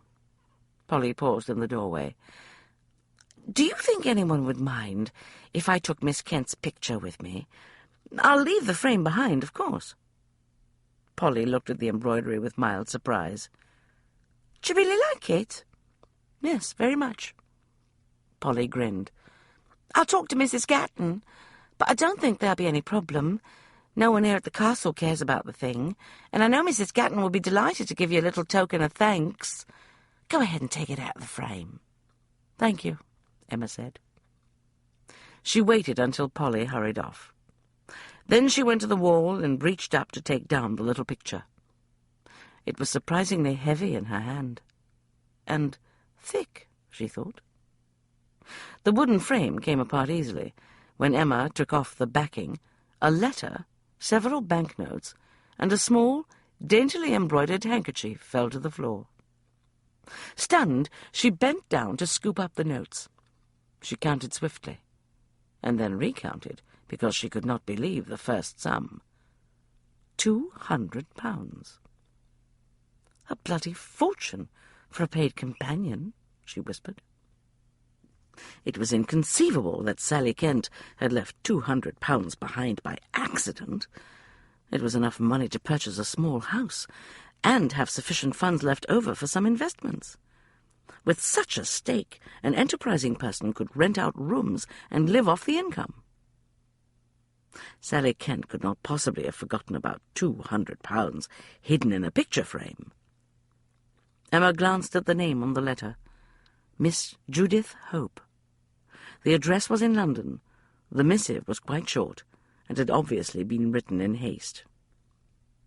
"My dear Judith, please forgive this brief note. I know you are greatly concerned for me. Rest assured that I am well and perfectly safe. My plans are coming along nicely. I've already secured £200, and am in expectation..." of receiving another 50 in a fortnight. It is quite incredible. Only think of what we shall be able to do with £250, my dear. Do not be anxious. The prospect of both of us escaping our wretched careers is worth every risk. I cannot wait until this is finished, dearest. I shall join you within the month. We shall look for a house together. Yours, ever and truly, S. P.S. I made the handkerchief as a gift for you. It is for your collection of unusual blooms. When we have our own cottage, you will be able to plant a real garden. Emma stared at the letter, dumbfounded, until the sound of voices in the hall jerked her out of the small trance. Polly was returning with one of the footmen. She hoisted up a handful of her skirts. Hastily, she stuffed the letter, the handkerchief, and the banknotes into the pockets she wore tied to her waist beneath the heavy grey bombazine travelling gown. She let her skirts fall back into place just as Polly appeared in the doorway. A burly footman loomed behind her. "Albert here will take your trunk down for you, Miss Grayson.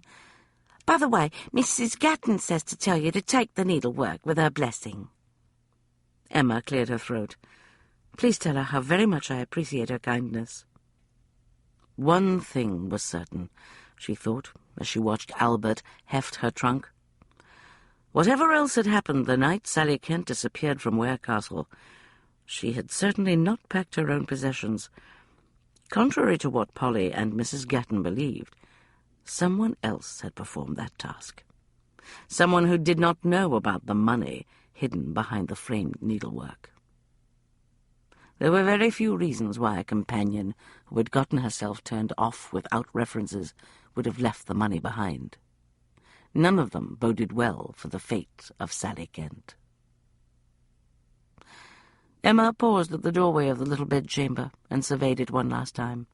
Her first impression had been correct, she thought. It was not only depressing. There was indeed an atmosphere of malevolence about the place. She hurried toward the staircase, overwhelmingly glad to be leaving Ware Castle. Chapter 12. "I knew this would be great fun." Letty swept through the front door of her townhouse. "Did I not tell you that you had possibilities, my dear?" "I believe you did say something of the kind," Emma said. She untied her bonnet strings as she followed her former employer into the hall. Shopping with Letty required stamina. She craved a cup of tea. "My modiste knew just what to do with your bosom," Letty said with great satisfaction. "I was certain she would." "You don't think that she plans to cut my new gowns a bit too low?" Emma asked dubiously. "Nonsense! Low necklines are all the fashion, my dear." "I shall take your word for it." The cut of her necklines was the least of her concerns, Emma thought. The gowns had cost much more than she would collect in her wages. She wondered if she could convince Edison to let her keep them when this affair was ended. Surely there must be some way to pawn dresses the way one did jewellery and candlesticks. "Whatever you say, Letty." Emma started toward the stairs. "If you don't mind, I believe I shall have a tray of tea in my room. I feel the need of some rest. You've exhausted me." "Run along, my dear. You must get all the rest you can. You'll need it. I've accepted at least a dozen evening invitations for you for the next week alone, to say nothing of the afternoon calls that must be paid." Fortunately, Emma thought as she went up the stairs, she'd not have to cope with the rigours of society for long. On the landing, she turned and went down the hall to her bedchamber. She opened the door with a sense of relief. Unlike the dismal little chamber at Ware Castle, this room, with its yellow and white striped wallpaper and white curtains, looked cheerful and welcoming. There was even a pleasant view of the wooded park across the street. She removed her new green pelisse and sat down on the little satin-covered chair near the writing desk. A knock sounded on the door. The tea-tray, with any luck, she thought. "Enter, please." The door opened to reveal Bess, one of the maids, and 2 footmen. All of them were heavily laden with boxes. Madam says that I'm to put away all your lovely new things. Bess was bubbling with excitement. She says I'm to be your personal lady's maid. A lady's maid indeed. Life had certainly changed in the past few days, Emma thought. She felt as if she were in the middle of a fairy tale. She eyed the heaps of boxes that were being carried into her bedchamber. She would not get any rest here. Bess would want to examine and exclaim over each new pair of gloves and every cap and petticoat. A brisk walk would be more refreshing than a cup of tea, she decided. The need to get away from the ceaseless demands of her new post for a while was almost overpowering. And she did have a private matter to pursue, one she had put off for the past 2 days, since the return to London, because of her commitments to Edison. Very well, Bess. Emma got to her feet and went to the wardrobe to take out the pelisse she had hung there a few minutes earlier. If Lady Mayfield inquires about me, please tell her that I'm taking a walk in the park. Will you be wanting one of the footmen to go with you, ma'am? No, I think I can manage to walk across the street without assistance. Bess's round face wrinkled with concern. But you think you should be walking out alone, ma'am? Emma raised her brows as she refastened the pelisse. Why ever not, for heaven's sake?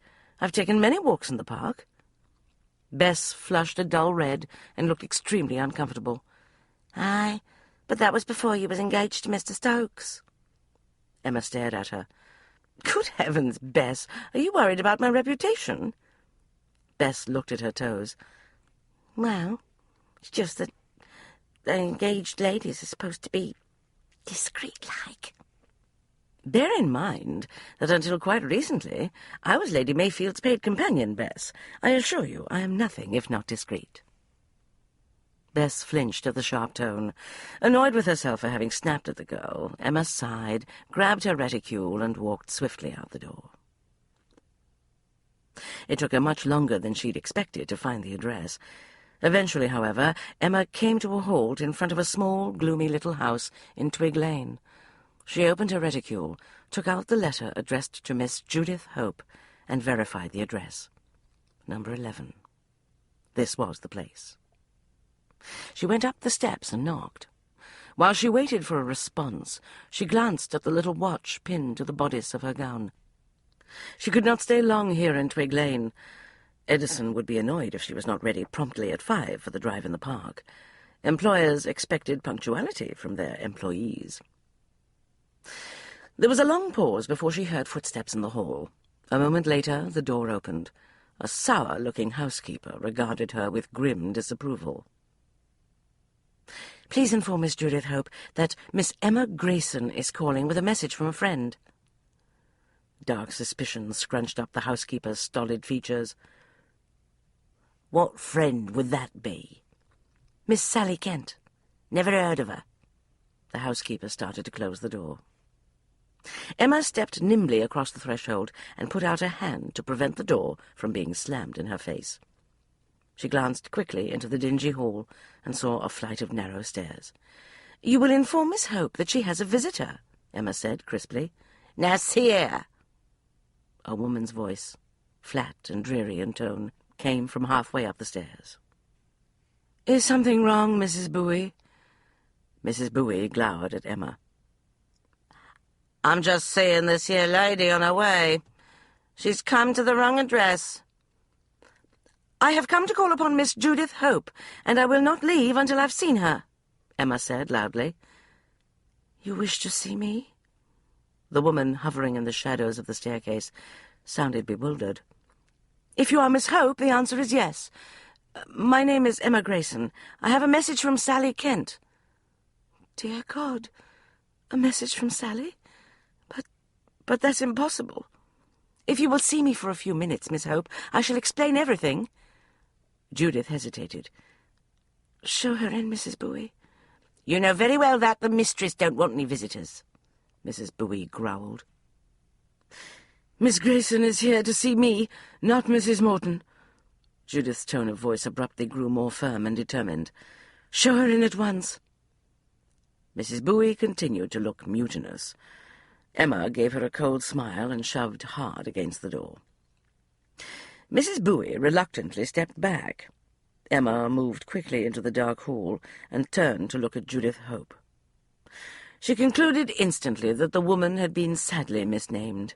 Hope was a word that had probably disappeared long ago from her vocabulary. Judith was very likely in her late 20s, but the grimly resigned lines were already deeply etched in what had no doubt once been an attractive face. She was dressed in a dull brown gown. Her hair was scraped back beneath the plain cap. Only the angle of her chin hinted at a deep core of pride and a grim determination. She crossed the tiny hall with a rigid spine. "Please come into the parlour, Miss Grayson." Emma followed her into a heavily draped room and took a seat on the threadbare sofa. There was no fire on the hearth. Judith did not pull the curtains or light a candle.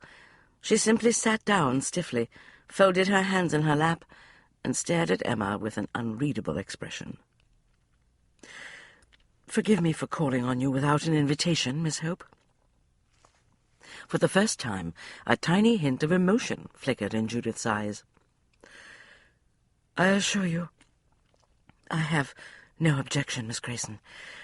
You are the first visitor I have had since I accepted my current post 6 months ago. My employer does not encourage social calls, nor do we go out." Emma glanced at the ceiling, silently indicating the rooms above, where she presumed the mysterious Mrs. Morton resided. "Will your employer object to me being here?" "Probably. She objects to everything else, from the taste of the soup to the books I read to her." Judith's hands tightened together. "But I'm prepared to risk her wrath if you have news of Sally." "I'm not certain how to begin. The truth is, I don't know anything about Sally. I've never met her." "I see." Judith looked down at her folded hands. "I am not surprised.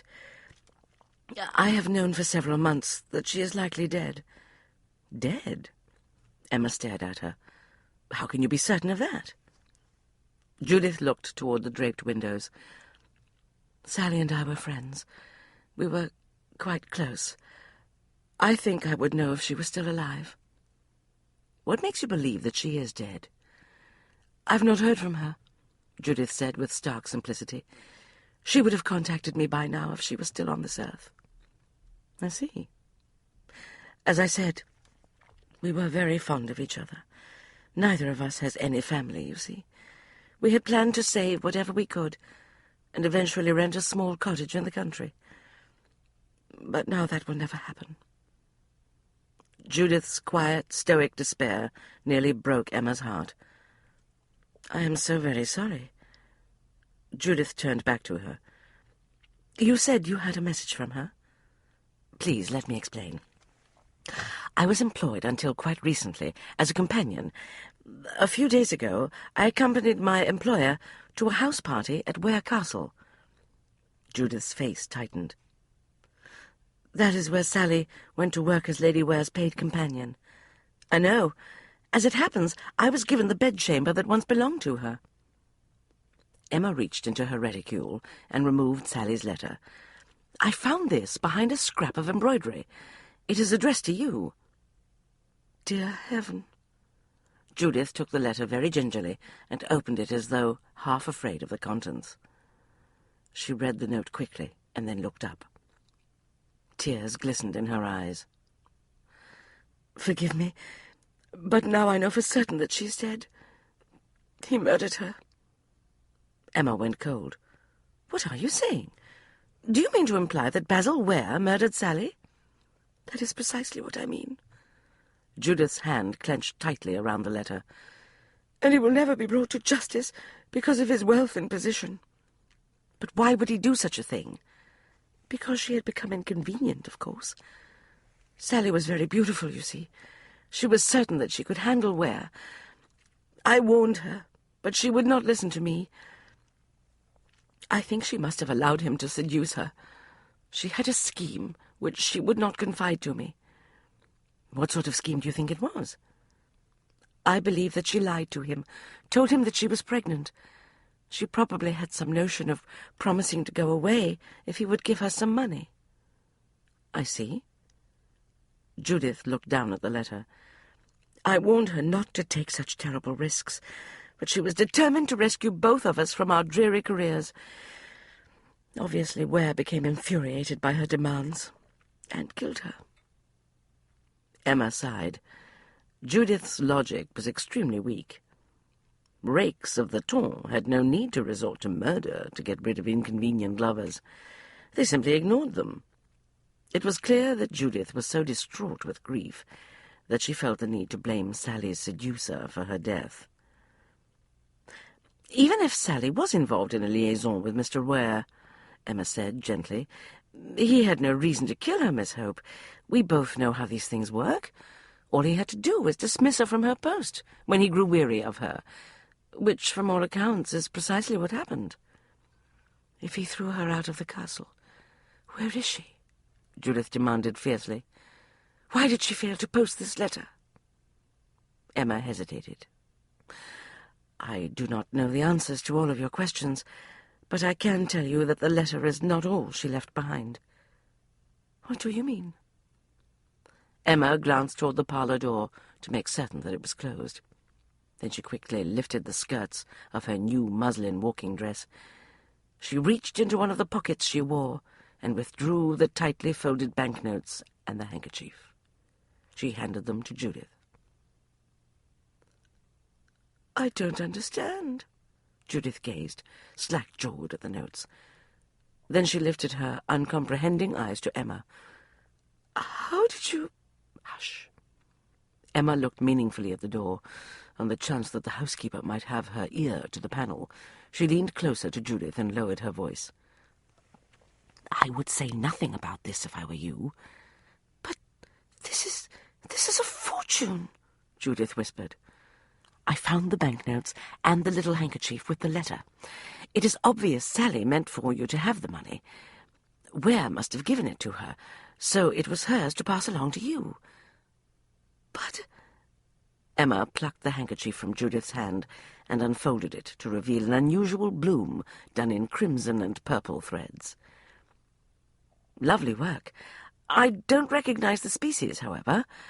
I wonder if it was something she saw in Lady Ware's conservatory. Judith stared numbly at the flower. Sally embroidered an entire garden of handkerchiefs for me. She knew how much I loved unusual blooms. She always said that one day she would have a real garden with real flowers. I see. Emma got to her feet. She raised her voice to a normal conversational level. If you will excuse me, I must be on my way, Miss Hope. I am supposed to drive out in the park with my fiancé this afternoon at 5 o'clock. Judith rose slowly. Yes, of course, she swallowed. Miss Grayson, I do not know how to thank you. No thanks are necessary. Emma lowered her voice again. I only wish your friend Sally were here, so that the two of you could look for that little cottage together. So do I. Judith closed her eyes briefly. My wonderful, reckless Sally. If only she'd listened to me. I suppose you very wisely advised her not to fall in love with Mr. Ware. Emma sighed. It's always a mistake to become romantically involved with one's employer. Fall in love with him? Judith's gaze widened. Whatever happened at Ware Castle, I can assure you, Sally never loved Basil Ware. How can you know that? Judith hesitated. Without putting too fine a point on it, Miss Grayson, I can tell you that Sally was not fond of men. It is inconceivable that she would have enjoyed an affair with Ware. I see. If she allowed him to seduce her, it was because she hoped to acquire some money from him when the liaison ended. She always said we had to do something to change our fates. Sally has seen to it that you have enough money to change your fate, Miss Hope. What will you do now? Judith glanced up at the ceiling. Then she smiled for the first time. It was a very small, very grim sort of smile. but it was genuine. "Why, I believe I shall hand in my notice." Emma grinned. "Something tells me that is exactly what Sally would have wanted you to do." "You have made great progress, Edison." Ignatius Loring handed Edison a glass of brandy and then lowered his bird-like frame into the other wing-back chair. "I had every expectation that you would, of course. There was never another student like you. When I think of how high you could have risen within the great circle of Vanza." "We both know that the way of Vanza would not have suited me forever," Edison said. The room was uncomfortably warm. There was a roaring blaze on the hearth, although the day was sunny and mild. Edison said nothing about the heat. Ignatius wore a woolen scarf around his throat, as though he was sitting in the middle of a snowstorm rather than in his library. There was a small blue vial on the table beside him. Edison knew that it contained an opium concoction. Laudanum, perhaps. Edison glanced around the familiar room. His transition from wild, reckless youth to self-controlled man had begun here. It was in this mirrored chamber, with its walls of books, that he had first met Ignatius. Edison had been 18 and desperate for a post, any sort of post. He had read Ignatius Loring's papers on Vanza and was aware that the intrepid scholar was planning another voyage to that mysterious island. Edison had approached Ignatius with a proposition. If Loring would take him along on his voyage as his man of affairs, he would work for half the usual wages. Ignatius had immediately hired him. The pair had sailed for Vanza, and nothing had ever been the same again. "How are you feeling, my friend?" Edison asked gently. "I have my good days and my bad ones. This morning I felt well enough to take a walk, but now I am extremely weary." "I do not intend to stay long. I have an appointment to drive with my fiancée in the park this afternoon at 5. "Ah, yes, the fiancée." Ignatius's silvery brows bounced up and down. A gleam of interest sparked in his pale eyes. "Lady Ames wants her, and you have control over her. Brilliant, Edison, quite brilliant. She is a glittering lure with which to hold Lady Ames's attention while you pursue your inquiries." Edison turned the glass in his hand and studied the golden hue of the brandy. "I do not think of Miss Grayson as bait." "Nonsense. That is precisely what she is." Ignatius eyed him sharply. "Tell me, did she actually shoot Crane?" "She denies it." "Well, she would, of course, would she not?" "Perhaps, perhaps not. Miss Grayson is somewhat unpredictable." "I see. I will say this much," Edison continued softly. "If Miss Grayson did not shoot Crane, some interesting questions arise." Ignatius was silent for a long time. "Yes, I see what you mean." Edison contemplated the infinity of mirrors that surrounded the fireplace. "Before we make any further moves, I think it would be extremely interesting to find out how Miranda came to be in possession of the deciphered recipe." "Indeed." Ignatius looked thoughtful. "I do not see how a woman could even know about it, let alone get her hands on it. There are no females involved in Vanza." Edison thought about the wild shot someone had taken in the woods outside Ware Castle. "Tell me, Ignatius, do you believe it's possible that there are others on the trail of the Book of Secrets?" "I have not heard any rumors to that effect, but it is not inconceivable." Ignatius's thin hands curled very tightly around the arms of his chair. "Why do you ask?" "I'm not certain yet, but there are a great many unexplained elements in this affair.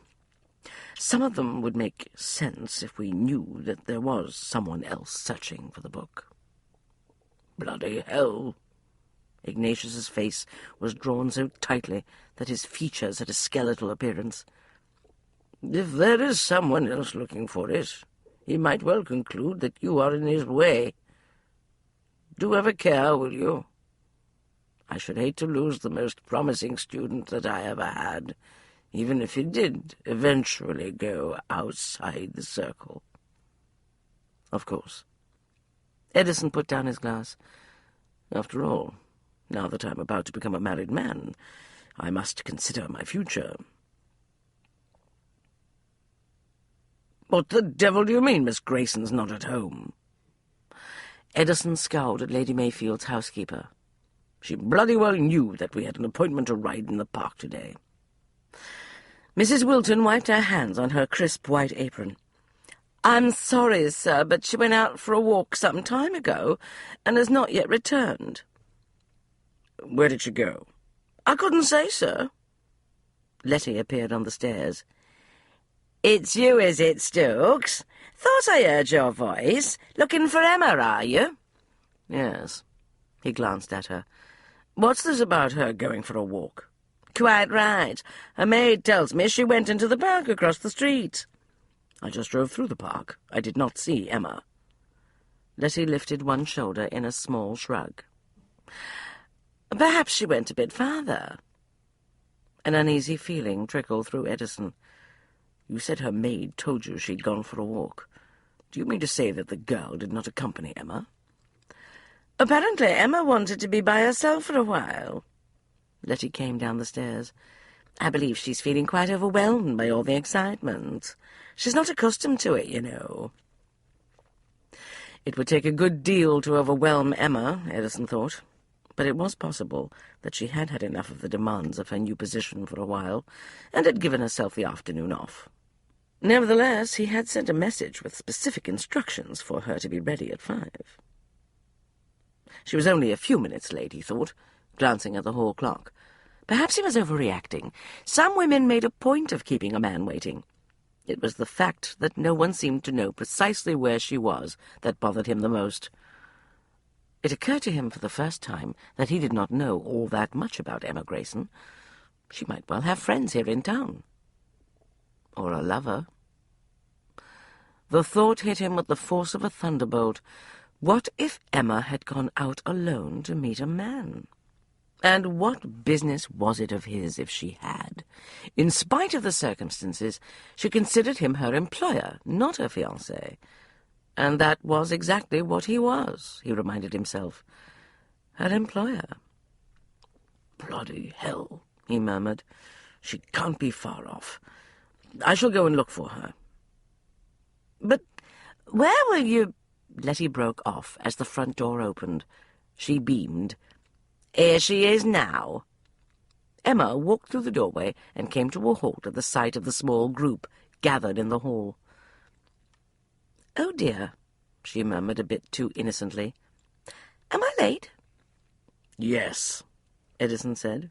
Where the devil have you been? He caught sight of Letty's elevated brow and immediately regretted the tone of his voice. Newly engaged men did not speak that way to their fiancées, he reminded himself. He had to remember his role in this charade. He cleared his throat. I was a trifle concerned. I took a walk, she said airily, heading for the stairs. I'm afraid I went a little farther than I'd planned. Don't worry, it won't take me more than a few minutes to change. I shall be ready shortly.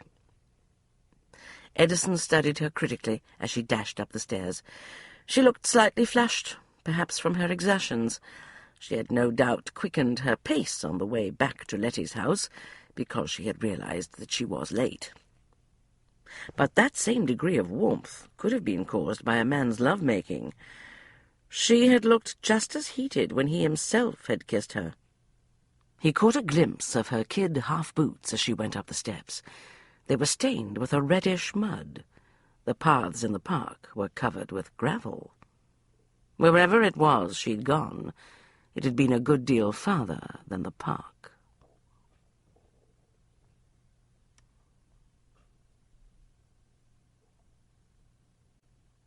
Chapter 13.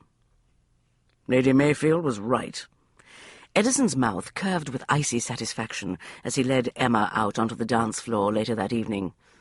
You are indeed a sensation. "Do not be deceived, sir. The ton finds me temporarily fascinating only because of the circumstances of our engagement. Most of Lady Ames's guests believe that I really am a murderess. They cannot imagine why you would choose to save me from the hangman's noose." Edison looked unconcerned. "It will give them something to talk about while we pursue our inquiries." Who would have thought that she would one day find herself dancing the night away in the arms of the most intriguing man she had ever met? Emma thought. Her gown was a delicious confection of pale green. Her hair was studded with small green leaves fashioned of silk. She was back in the fairy tale. Edison, of course, was his usual devastatingly elegant self. She wondered where he had learned the trick of looking so formidable and so perfectly attired at the same time. He danced with a powerful, effortless grace. His dark hair gleamed in the light of the chandeliers. She could not wait to write a letter to her sister, telling her of all the details of this night. It was strange and a bit disconcerting to find herself on the dance floor rather than watching from the side of the ballroom. It was even more disturbing to find herself dancing with Edison. The moment would have been a good deal more enjoyable, possibly even thrilling, if it were not for the fact that her employer was in a foul mood. He'd been in one all afternoon. He'd kept his expression polite during the ritual afternoon promenade, but she knew that was for the sake of onlookers. After a few polite attempts to make conversation, she had abandoned the effort and ignored him for the duration of the 40 minutes they had spent displaying themselves to the ton in the park. His temper had not improved much by the time he'd arrived at Miranda's ball to join Letty and Emma. The music swelled in the lilting strains of the waltz. Edison swung Emma smoothly into a long gliding turn. She was intensely aware of his hand, strong and warm on her back. The expensive gowns of the other ladies on the dance floor whirled past like so many gossamer jellyfish caught in the waves of an invisible sea. But for Edison's dark mood, it would have been a magical evening. Emma's patience evaporated. "I vow you're no better than any of my previous employers," she said. "I beg your pardon?" He brought her to an abrupt halt near the terrace doors. "What are you talking about?" "Under normal circumstances, it would not matter, of course. No one expects employers to be civil to employees." She gave him a steely smile. "However, in this instance, I feel obliged to point out that you may be ruining the very impression you wish to create." She saw the glint of irritation in his eyes and knew that he comprehended her meaning perfectly. "Let's go outside." He seized her arm. "I feel the need of some fresh air." "Whatever you say, Mr. Stokes." "Do not, whatever you do, use that tone of voice with me." "What tone is that, sir?" "The one that makes you sound as though you're addressing a recalcitrant idiot." "I assure you, sir, I do not think of you as an idiot, recalcitrant or otherwise," she murmured, as he swept her out onto the terrace. "Difficult, moody, and occasionally rude, but definitely not an idiot." He slanted her an enigmatic glance. "Just one more difficult employer in a long line of the species, is that it?" "Indeed." She smiled coolly. "By the by, have you completed my reference yet?" "No, I have not." "You did promise to write one straight off," she said reproachfully. "We struck a bargain, if you will recall." His hand tightened on her arm. "I have not forgotten the terms." "Ouch!" "Sorry." The line of his jaw was rigid. Nevertheless, he slackened his grip and brought her to a halt at the edge of the terrace. "I've been extremely busy since we returned to town. I've not yet had time to attend to the matter of writing your reference." "Are you certain you don't want to borrow some copies of the ones I wrote myself? It really will make it much simpler for you." He looked out over the night-shrouded gardens. "Miss Grayson, if you want my signature on your bloody reference, you will allow me to pen it myself." She said nothing. He turned slightly, braced one mirror-polished boot on the low stone wall, and studied her with unreadable eyes. "Since we are discussing our relationship as employer and employee, I may as well take this opportunity to inform you that I do not want you to go off on your own again the way you did this afternoon." From out of nowhere, anger exploded within her, a bright, hot shower of fireworks that would have done credit to Vauxhall Gardens. "Mr. Stokes, you go too far. Every employee is entitled to an afternoon off at least once a week. Even the meanest of my previous employers granted that much." "I hardly think you can complain that I am an overly demanding employer. I doubt that you were so well dressed in any of your other posts." He frowned at the low neckline of her gown. "Although I will point out that you were a good deal more modestly attired before you took this position." "Lady Mayfield assures me this gown is in the first stare of fashion." "Stare is a particularly appropriate word, Miss Grayson. Every man in the room has stared at your bosom this evening." "I'll admit that the livery you have provided for this post is superior to what I've worn in my other positions, but that does not—" "Livery?" He gave the jewel-toned silk skirts a meaningful look. "You dare call that gown livery? Livery is what footmen wear." "As far as I am concerned, livery is what an employer requires an employee to wear. The gowns that I am obliged to wear in my role as your fiancée constitute livery so far as I am concerned." He leaned closer. She could see the dangerous glitter in his narrowed eyes, but she refused to give in to the urge to step back. "Miss Grayson, am I correct in saying that the gown you have on tonight cost me a good deal more than you received in wages in your last 3 posts combined?" "Indeed it did, sir." She raised a gloved finger. "Actually, that brings up another point I wish to discuss with you. I assume that when I have completed my duties, you will have no particular need of the gowns and bonnets you have purchased for me to wear." "Of course I won't need them." "Then I would like to ask you if you would allow me to keep them after I leave your service." "Do you really think that you will have any occasions to wear a closet full of expensive ball gowns in your next post, Miss Grayson?" "Highly unlikely." She forced herself not to succumb to the wretched feeling she got whenever she considered the prospect of leaving Edison's service. "But I suspect I may be able to pawn some of them." "Bloody hell!" He sounded genuinely incensed. "You intend to pawn the gowns I bought for you?" "It's not as if they have some sentimental value, sir." "I see." He caught her chin on the edge of his hand. "What sort of gift would you consider to have sentimental value?" "Sir, we are straying from the topic." "Answer my question. What sort of gift would you consider sentimental, Miss Grayson?" He was even angrier than she was. She didn't understand it, but she had a feeling discretion might be the better part of valor. He was, after all, her employer. She could not afford to lose this post. "Well, I suppose I would consider a book of poetry or a pretty handkerchief to have some personal, sentimental value," she said, cautiously. "A book of poetry?"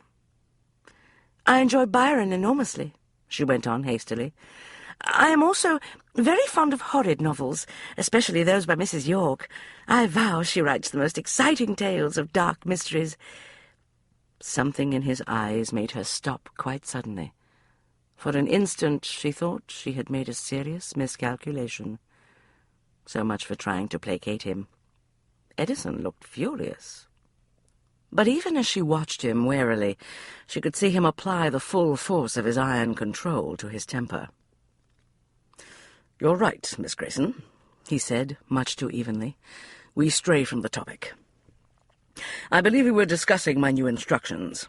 From now on, you will not disappear for hours on end. You will make certain that you are accompanied by someone whenever you leave the house, and you will inform the housekeeper where you are going and precisely when you will return." Her sensible notions of placating him went out the window. She could not remember the last time she'd been so furious. "You have no right to give me orders of that nature. My free time is my own. You are not my husband, sir." "No, I am not your husband. I am your employer." He gave her a grim smile. "And you need this post very badly, and so you will obey my instructions. I do not think there is anything else to be said." "Quite right. You have said more than enough." She whirled and started toward the open doors. He reached out and caught her arm. "Where do you think you're going?" "To the ladies' withdrawing room, Mr. Stokes. I trust that meets with your approval. Or are you going to forbid me to attend to matters of a personal nature while I am in your employ?" His mouth tightened.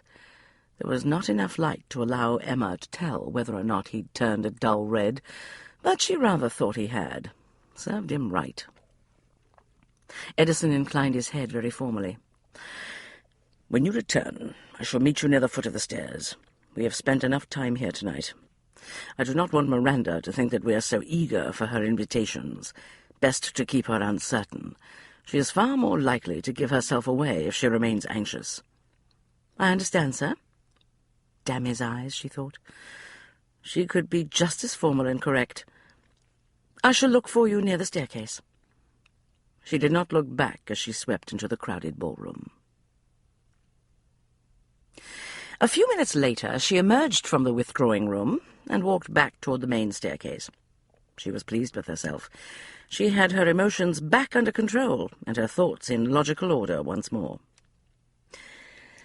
It worried her that Edison seemed to have an increasingly unsettling effect on her emotions. It wasn't wise for her to spend any longer in his employ than necessary, she thought. The sooner he completed his inquiries, the sooner she would get paid, and the sooner this entire affair would be finished. It was in her own best interests to do everything she could to assist him. The music and the hum of conversation reverberated up from the ballroom below. She glanced down the hall and noticed the darkness that marked the servants' staircase. As she watched, she saw a familiar figure emerge from a room and disappear into the gloom. Swan. A flicker of curiosity shot through her. She wondered why Miranda's devoted footman had not bothered to take a candle to light his way along the darkened stairs. She paused. It was almost as if Swan did not want anyone to see him, she thought, which brought up the obvious question of why he was attempting to conceal himself in the very house where he was employed. Swan was part of the mystery that surrounded Miranda. Emma knew it with a certainty that defied logic. His secretive behavior tonight aroused her intuition. It would not hurt to follow him and see what he was about. She hesitated a moment longer, and then made her decision. Turning, she went quietly down the hall. When she reached the servants' staircase, she peered into the gloom. There was no sign of Swan. He had disappeared into a well of dense shadows. She gripped the banister firmly and went cautiously down the narrow twisting steps. When one tread groaned softly beneath her foot, she froze. But Swan did not loom up out of the darkness to confront her. After a moment, she continued downward past the ballroom floor, all the way down to the ground floor. She used the toe of her dancing slippers to feel for the edge of each step. It would be extremely embarrassing to tumble head first down the servants' stairs here in Miranda's house, she thought. Edison would no doubt be annoyed.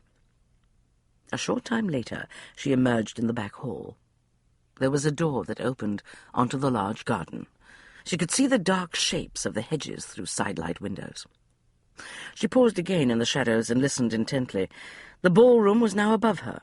She could still hear the music, muffled though it was by the ceiling. The voices of arriving and departing guests echoed from the front hall. They sounded very far away.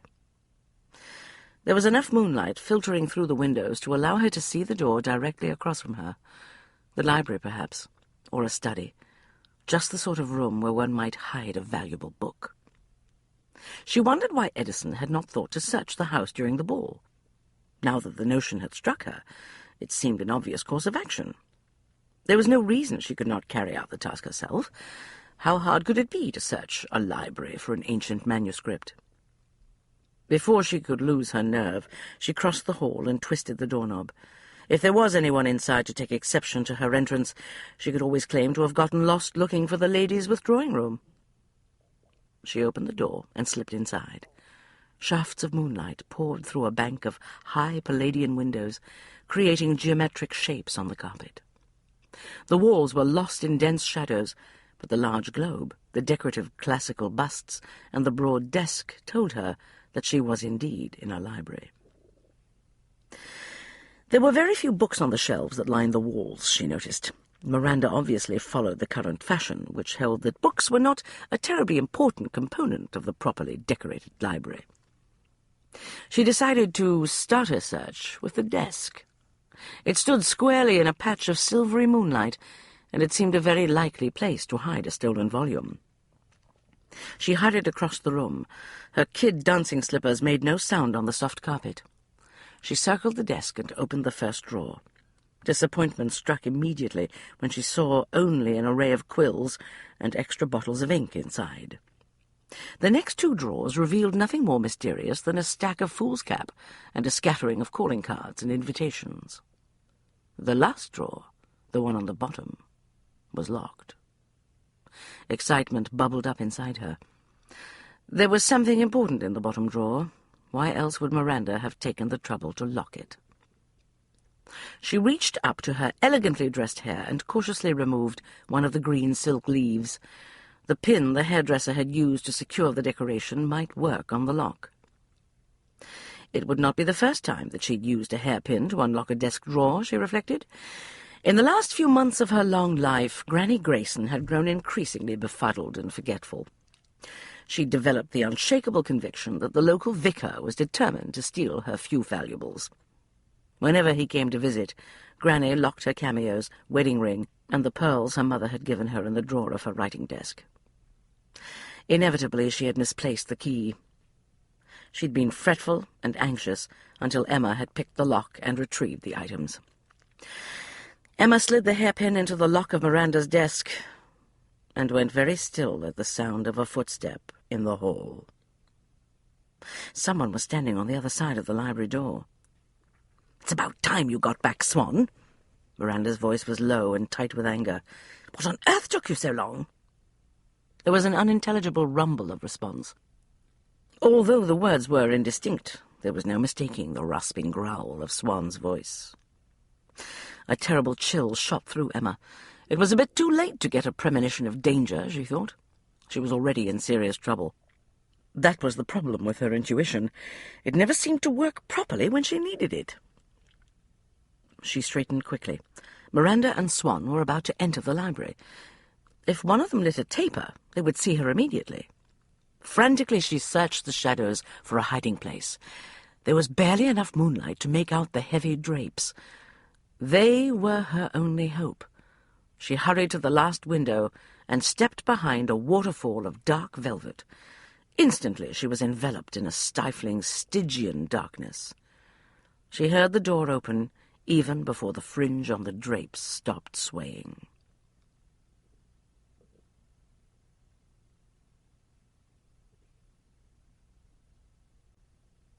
Chapter 14. "What do you mean you found nothing?" Miranda's words were shards of glass. "You had ample time to search Stokes's study.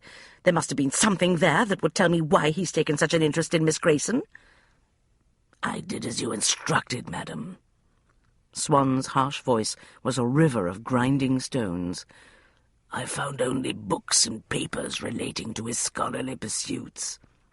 "You failed me, Swan." "I did as you commanded." Swan sounded pathetically desperate. "You cannot blame me for the fact that there was nothing of interest in Stokes' study." "There must have been something in that bastard's house that could have explained his actions at Ware Castle," Miranda snapped. "It is inconceivable that he has engaged himself to Miss Grayson simply because he wishes to marry her."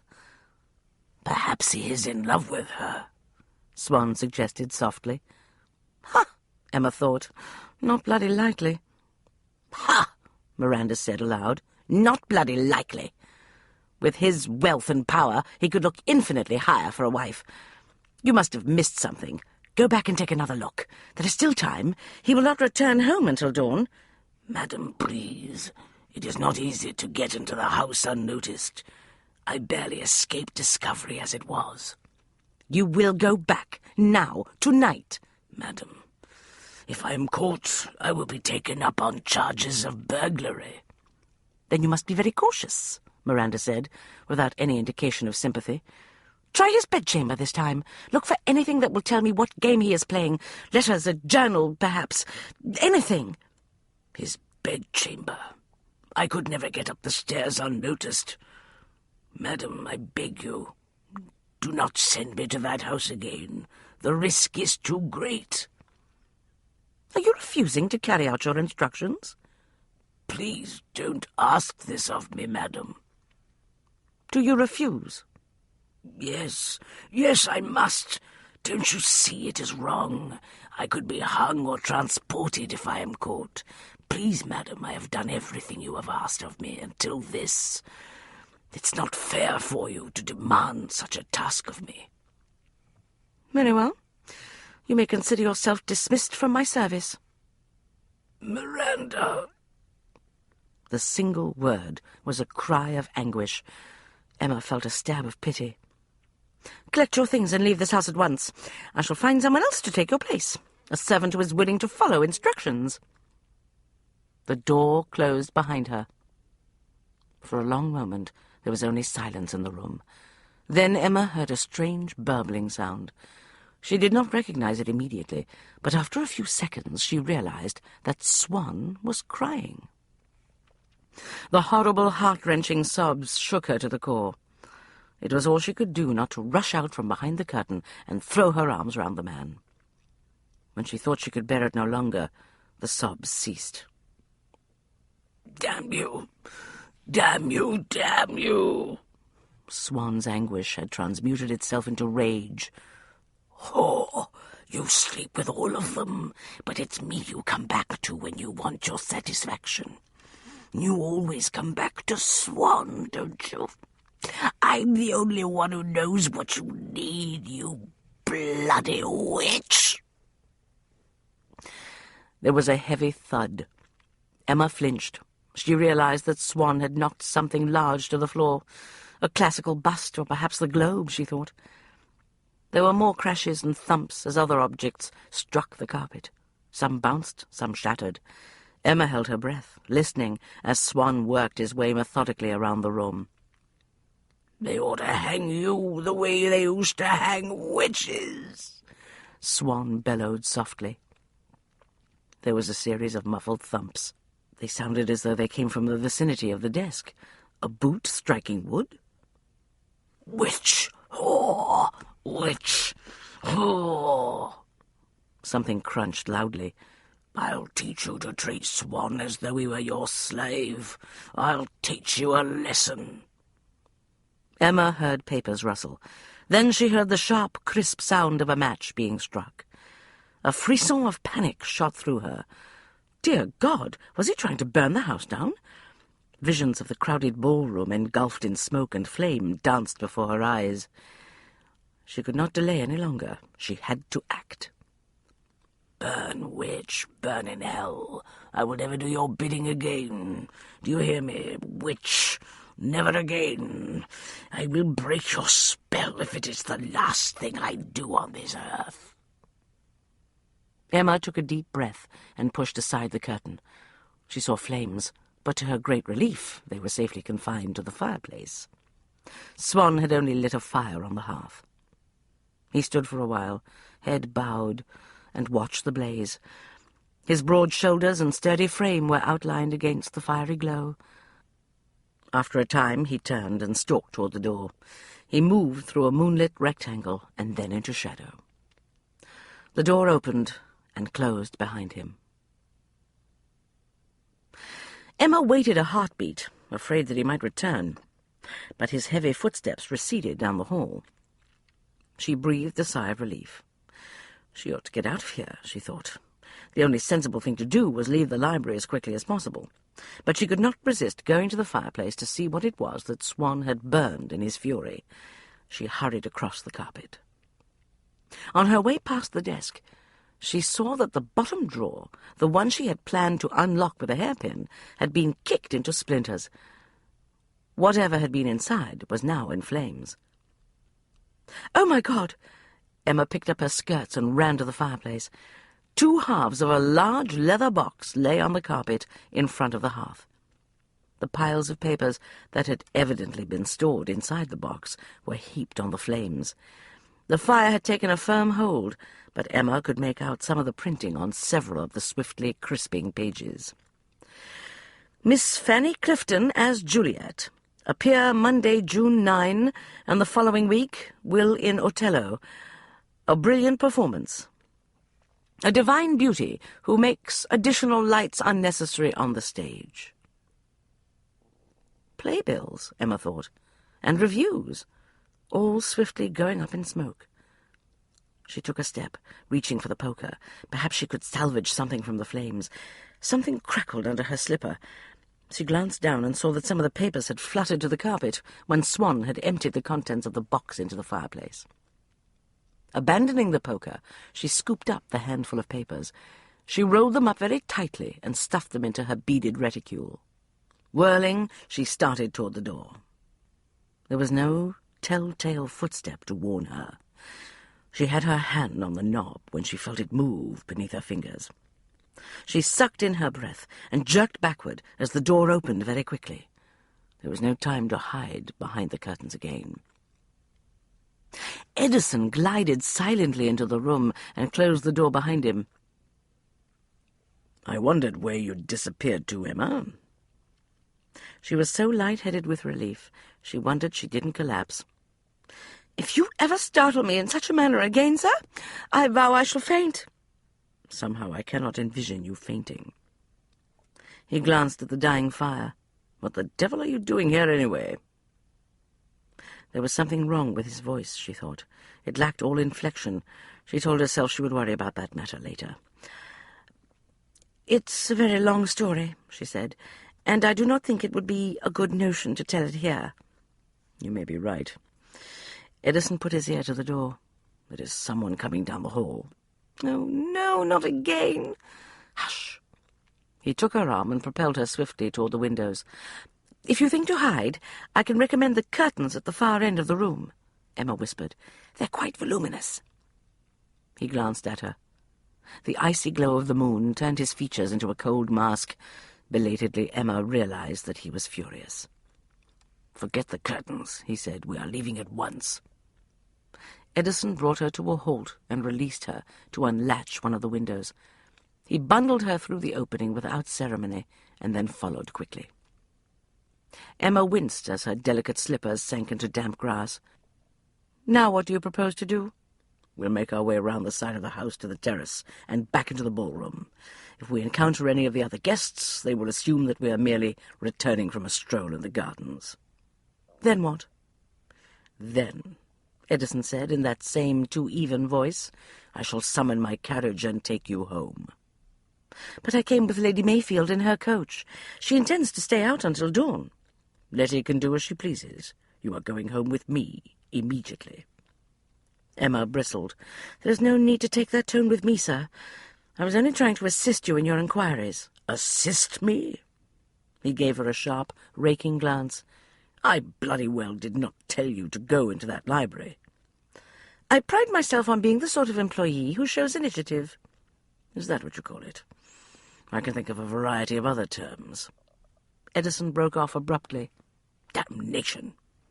He shoved her away from him and then whipped round. "What in the world?"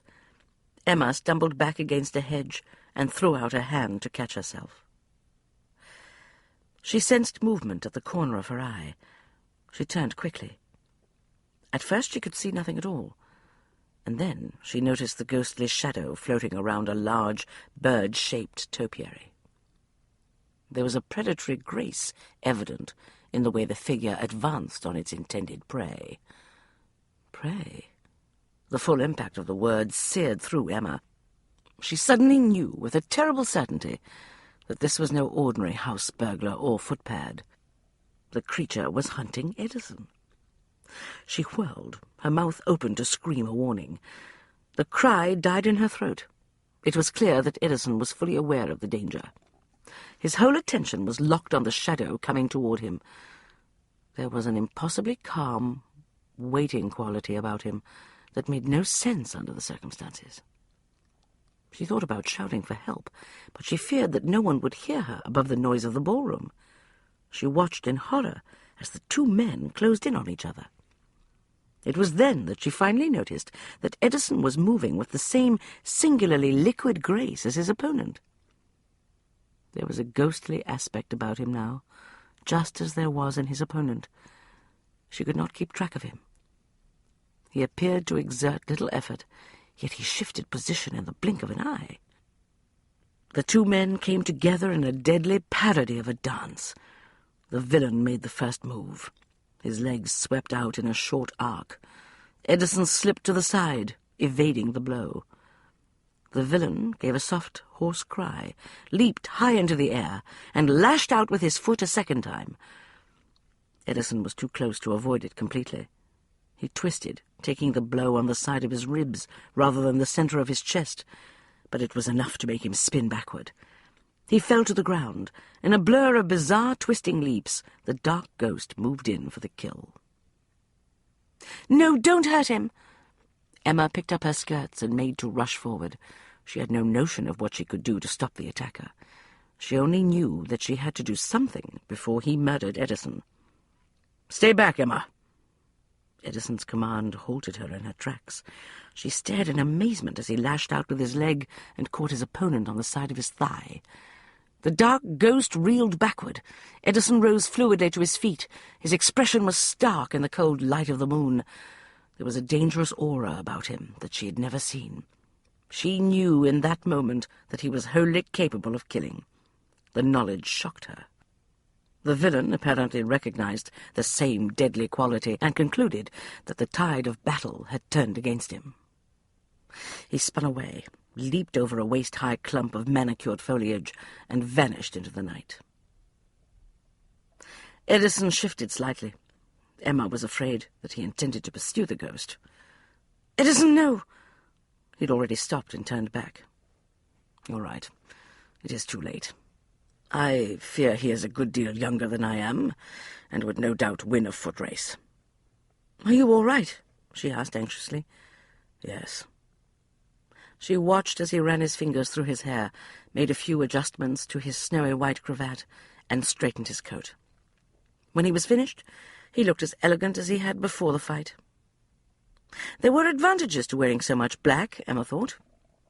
The colour was extremely well suited to concealing grass stains.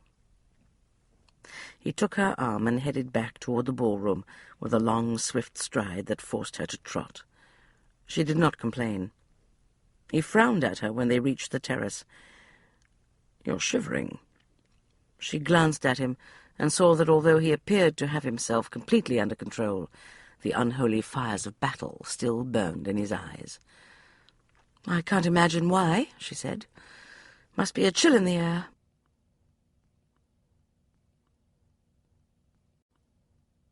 Chapter 15. Edison held himself in check until the coachman closed the door and climbed up onto the box. When the vehicle jerked slightly and then moved off down the street, he yanked the curtains shut, sank deep into the corner of the seat, and looked at Emma. She regarded him with an expression of deep concern. "Are you quite certain that dreadful villain did not hurt you?" "He did not hurt me. Not seriously, at any rate," he amended silently. "He would probably have some bruises on his ribs tomorrow, but it would serve him right. He'd been a little slow to react, but then it had been years since he'd been in a Vanza skirmish. Certainly the last thing he'd expected tonight was an encounter with a student of the art. But then, nothing about this affair could be termed ordinary, least of all his new assistant. He watched Emma, aware of a strange brooding sensation coursing through him. He did not understand his present mood. He recalled all too well that a violent fight stirred passions that required willpower to control. But what he was feeling now was new to him. He did not comprehend it, but he recognized that it was dangerous. The golden glow of the carriage lamps struck sparks in Emma's hair and turned her eyes into green gems. The urge to reach out and drag her into his arms was suddenly fire in his veins. He closed one hand into a fist and forced himself to draw a deep, steadying breath. Except for the telltale shiver he had felt go through her a few minutes ago on the terrace, she appeared as calm as if she had done nothing more adventurous than dance all evening. Her composure annoyed him, even as he was forced to admit that he admired it. "Most of the ladies back in that ballroom would have had hysterics by now," he muttered. "I cannot afford to have hysterics yet. I forgot my vinaigrette." Her flippancy was the last straw. The possibility that she had a lover whom she had met secretly that afternoon had gnawed at him all evening. When he had found her in the library, his first thought was that she had again arranged a secret assignation. He wanted to rip something to shreds, preferably the delicate silks of her green skirts. While he was at it, he wanted to tear the little green leaves from her hair and watch the fiery tresses fall to her shoulders. And when she was quite naked, he wanted to make love to her. He wanted to impress himself on her so thoroughly and so completely that she would never hunger for another man. He wanted her, but for all he knew, she had a lover. A seething wildness swirled within him. Emma's very presence here in the carriage made it impossible to summon the invisible net of internal calm that was his refuge and his armor. He was, he realized, rock hard and fully erect. "Are you quite certain you're all right?" Emma asked uneasily. "Yes." He shifted his position slightly in an attempt to ease himself. She frowned. "You have a very odd look about you at the moment." "What sort of look would that be?" "I don't know how to describe it. Who was that strange man who attacked you?" "I've no notion." Edison hesitated. "The only thing I know for certain is that he studied the fighting arts in the same school that you did me." "Where was that school?" "The garden temples of Vanza." "Vanza?" Her eyes widened in quick comprehension. "Then that villain who attacked you must be involved in this affair, sir." "Yes." Edison forced himself to think. He must have been keeping a watch on Lady Ames' house. I think it's safe to say that there is indeed someone else after the book. But he seems too young to be the mastermind behind such an elaborate scheme. "How do you know that he was young? His face was covered with a cloth mask." Edison touched his ribs absently. "I am quite certain of it. He moved with the speed and agility of youth. Fortunately, he's not yet learned the tricks one picks up with age." "This affair grows more complicated by the hour." "Yes." He contemplated the flaring light of the carriage lamp, trying to focus his concentration. "But I still do not understand how Lady Ames managed to stumble onto such an arcane secret here in England." "Have you discovered nothing at all about her past?" "Nothing, except what she told everyone when she arrived on the scene at the start of the season. She claims to be the widow of an elderly gentleman who died in Scotland last year." "So many questions," Emma whispered. "I may be able to help you with some of them, however." Edison shifted his gaze from the lamp to her face. "Start with the most important one. What the devil were you doing in Miranda's library tonight?" Emma blinked. "How did you find me there, sir?" He shrugged. "I decided to take a look round the library while you were upstairs in the withdrawing room." "Good heavens, it's a wonder we did not all meet there together." "All?" Edison felt a nerve twitch in his jaw. He realized he was grinding his teeth. "There was someone else in the library with you before I arrived?" "As I said earlier, it is a lengthy story." She leaned forward intently and lowered her voice. "You're not going to believe this, sir, but I discovered the most extraordinary facts tonight." He did not like the excitement in her eyes. He was almost certain it boded ill. "I'm listening." "After I came out of the withdrawing room, I chanced to notice Swan behaving in a rather suspicious fashion." "Swan? Miranda's footman? What does he have to do with this?" "I don't know, but as I said, his movements appeared strange, so I followed him down the back stairs." "You followed Swan?" Edison's temper, already smouldering, erupted into flames. This was almost as bad as learning that she'd met her lover in the library. Almost, but not quite. "Have you gone mad? He might very well be dangerous. What if you'd been discovered following him? How would you have explained yourself?" Her mouth tightened in annoyance. "Do you wish to hear my tale or not?" He sat forward too, legs spread, hands on his knees, and schooled himself to a grim patience. "By all means, tell me the rest of this wild story." "I lost sight of him at the bottom of the stairs, but I noticed the library door. It seemed very convenient, so I decided to take a quick look inside as long as I was in the neighborhood." "Bloody hell," Edison breathed. "Of course, I wouldn't have bothered had I realized that you had similar plans." Her brows drew together in sharp disapproval. "I really must insist that in future you keep me better apprised of your intentions, sir. That way we will be less likely to find ourselves tripping over each other while we pursue our inquiries." "May I remind you, Miss Grayson, that you work for me. I will decide what you need to know and when you need to know it." "I think you'll change your mind when you hear what I learned tonight." Her expression could only be described as smug, Edison thought. "Just what did you discover?" "Miranda sent Swan to search your study this evening while you were away from your house. She is determined to discover why you got yourself engaged to me. She doesn't believe for one moment that ours is a normal sort of connection." Emma sat back. Triumph gleamed in her eyes. "There, sir. What do you think of that bit of news?" "Very little. I'm not at all surprised to learn that Swan searched my study. I've been expecting him to do something along those lines." "Expecting it?" "I am well aware that Miranda is very curious about me. After all, as long as you are engaged to me, I stand in her way." "You knew Swan would go through your study?" She looked crestfallen. "It was inevitable that she would send someone. Swan seemed a likely candidate for the task." Edison watched her intently. "But how did you happen to learn that he did so tonight?" "Swan and Miranda came into the library while I was looking through the desk drawers. I was obliged to conceal myself behind a curtain while they talked." Ice formed in his stomach. She would drive him mad, he thought.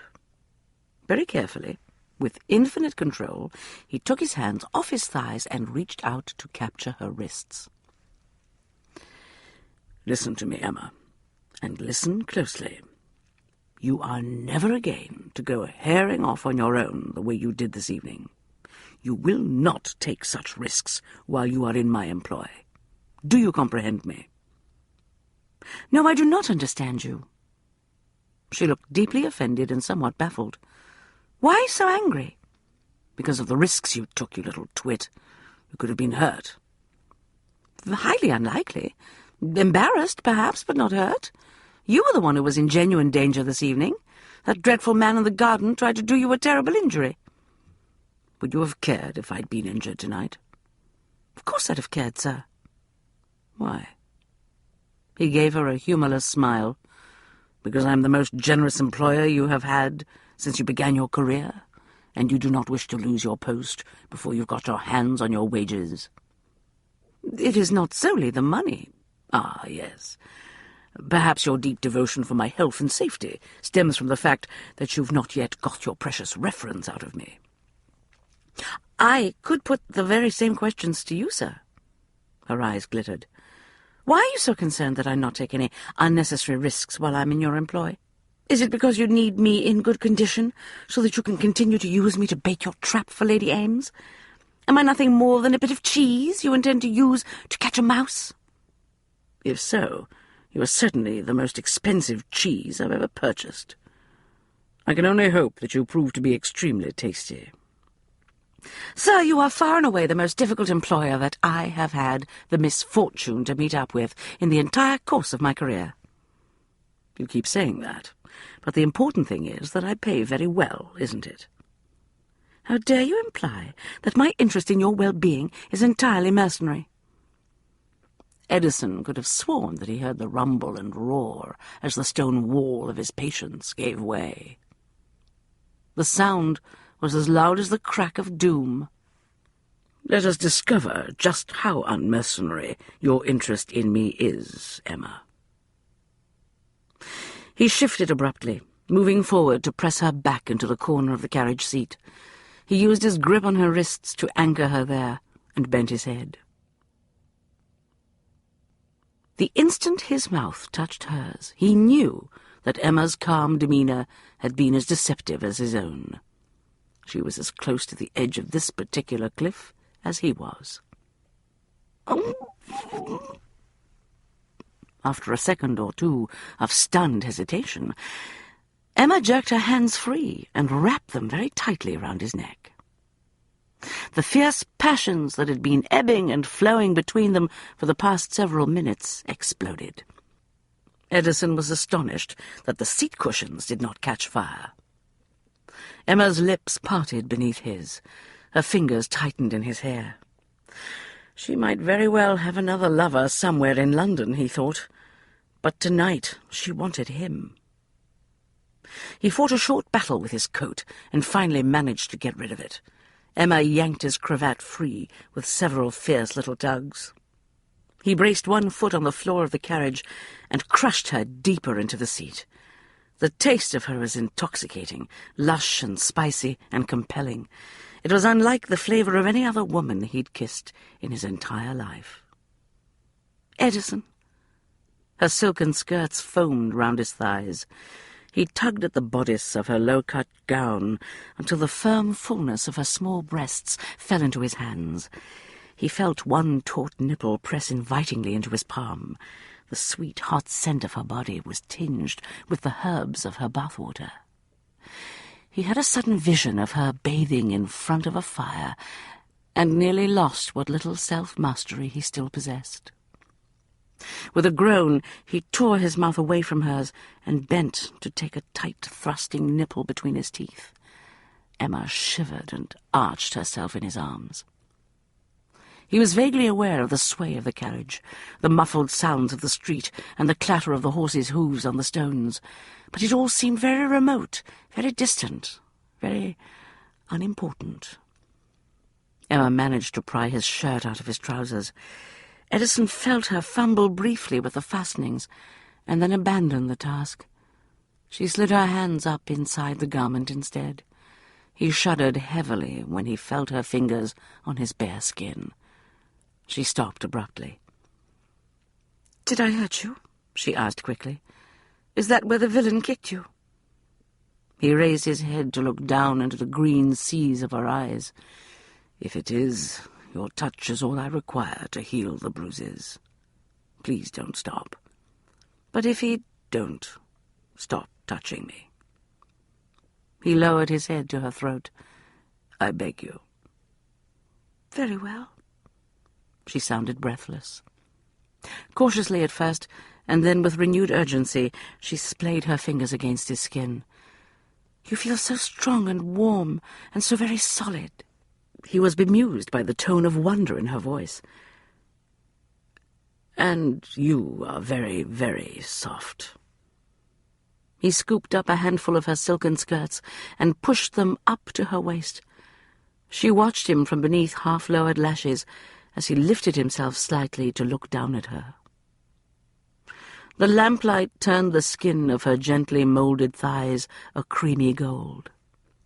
Glistening drops of moisture clung to the crisp red curls that marked the juncture of her legs. He heard a ragged sound and realized that it was his own breathing. "Emma, if you do not want this, say so now." She slipped her hands out from beneath his shirt and caught his face between her palms. There was a fine trembling in her fingers. For a moment she gazed deeply into his eyes. Then she smiled slightly. "It feels right," she whispered. He did not know what to make of her strange words. The desire he saw in her face dazed him. He closed his eyes for an instant, half convinced that he'd blundered into an opium den fantasy. When he raised his lashes, he saw that Emma was still watching him with a reckless, intense need that matched his own mood. Hungry desperation swept over him. He surrendered to the powerful forces at work in the carriage. Reaching down, he unfastened his trousers to release his rigid shaft. He gripped one of Emma's thighs and opened her to his touch. She gasped when he stroked her. She was wet and yielding beneath his palm. He could wait no longer. He fitted himself to her and pushed deeply, heavily, into the tight, moist passage. She gave a small, half-strangled shriek of protest. Her nails bit through his shirt into his shoulders. A shock of recognition snapped through him. Emma. He'd never made love to a virgin before, but he knew with shattering certainty that that was precisely what he had done tonight. Whoever Emma had gone to meet that afternoon, it was not her lover. She looked up at him. Passion no longer glazed her eyes. I trust this type of activity improves with practice. She sounded as though she were speaking between clenched teeth. Yes. His hands shook. He'd made a terrible hash of this. It does. I fear you are much too large to be indulging in this sort of thing, sir. Oh, Emma. With a great effort of will, he held himself very still, allowing her to become accustomed to the feel of him inside her. When he thought he detected a slight relaxation of the tiny muscles that gripped him so snugly, he began to move. But her body closed around him again, drawing him deeper, trapping him in the damp heat. He was dimly aware of the perspiration between his shoulder blades and on his forehead. His linen shirt stuck to his skin. He felt Emma shift experimentally beneath him. No, my sweet, you must not. It was too late. He was lost. Some semblance of sanity returned at the last instant. He managed to pull himself out of her barely in time to spill his seed onto her thigh. The violent convulsions of his release racked him endlessly. He shut his eyes, set his teeth, and endured the exhausting pleasure. When it was over, he collapsed amid a tangle of green silk. The scent of spent passion was heavy in the air. He felt the carriage rumble to a halt in front of Lady Mayfield's house. So much for living in a fairy tale, Emma thought grimly. She still felt shaky and unreal when she preceded Edison into the library a few minutes later. She gave thanks that Letty was still out and the household staff was conveniently abed. There was no one around to observe her sadly rumpled and stained gown, wildly disarrayed hair, and what she suspected was a very odd expression on her face. She knew she looked perfectly dreadful, not at all the way she'd envisioned looking after making love with the man she had waited for all her life. Of course, she hadn't known that Edison was that man until tonight. In fact, nothing about the experience had gone according to her very private daydreams.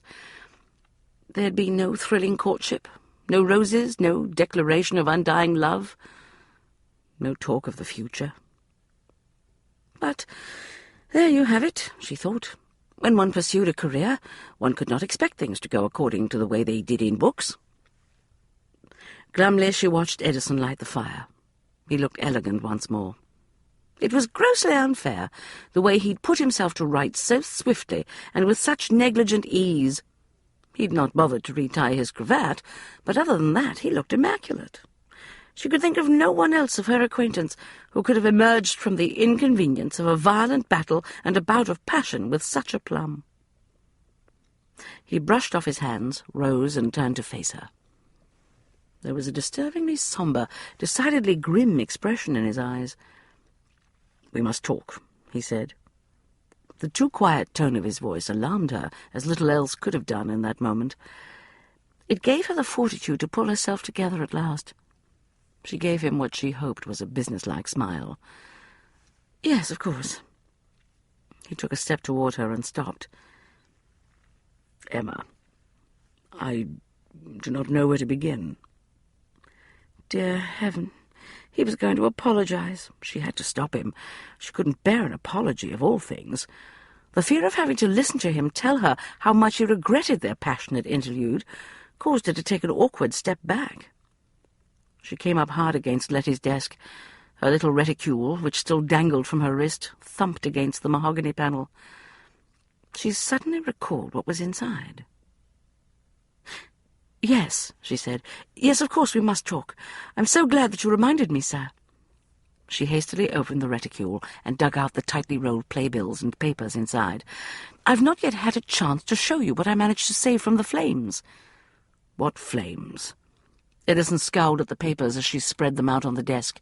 "You mean someone tried to burn those in Miranda's library?" "It was Swan. He and Miranda had a terrible row when she discovered that he'd failed to find anything useful in your study. She dismissed him out of hand. It was really very sad." "What the devil do you mean it was sad?" "She didn't even give him his quarterly wages, let alone a reference." Emma studied the playbill on top of the pile. "Turned him off without notice. The poor man will no doubt have a difficult time finding another post. But that is not the most unhappy part." Edison came forward slowly. "What was the unhappy part?" "I'm afraid Swan made the mistake of falling in love with his employer." Emma cleared her throat and concentrated fiercely on the playbill. "After she left him in the library, he cried. It nearly broke my heart to listen to him." "He cried?" "And then he flew into a terrible rage. He took a box full of papers out of a locked drawer and hurled them into the flames. I managed to salvage a few after he left the room." Edison came to stand beside her. He did not touch her as he studied the playbills. "Interesting." She looked up swiftly. "The violent manner in which Swan tried to destroy these papers made me think that he knew they were very important to Miranda. He was trying to strike back at her for the way in which she'd hurt him." Edison flipped through the small stack. "These playbills and reviews have one thing in common.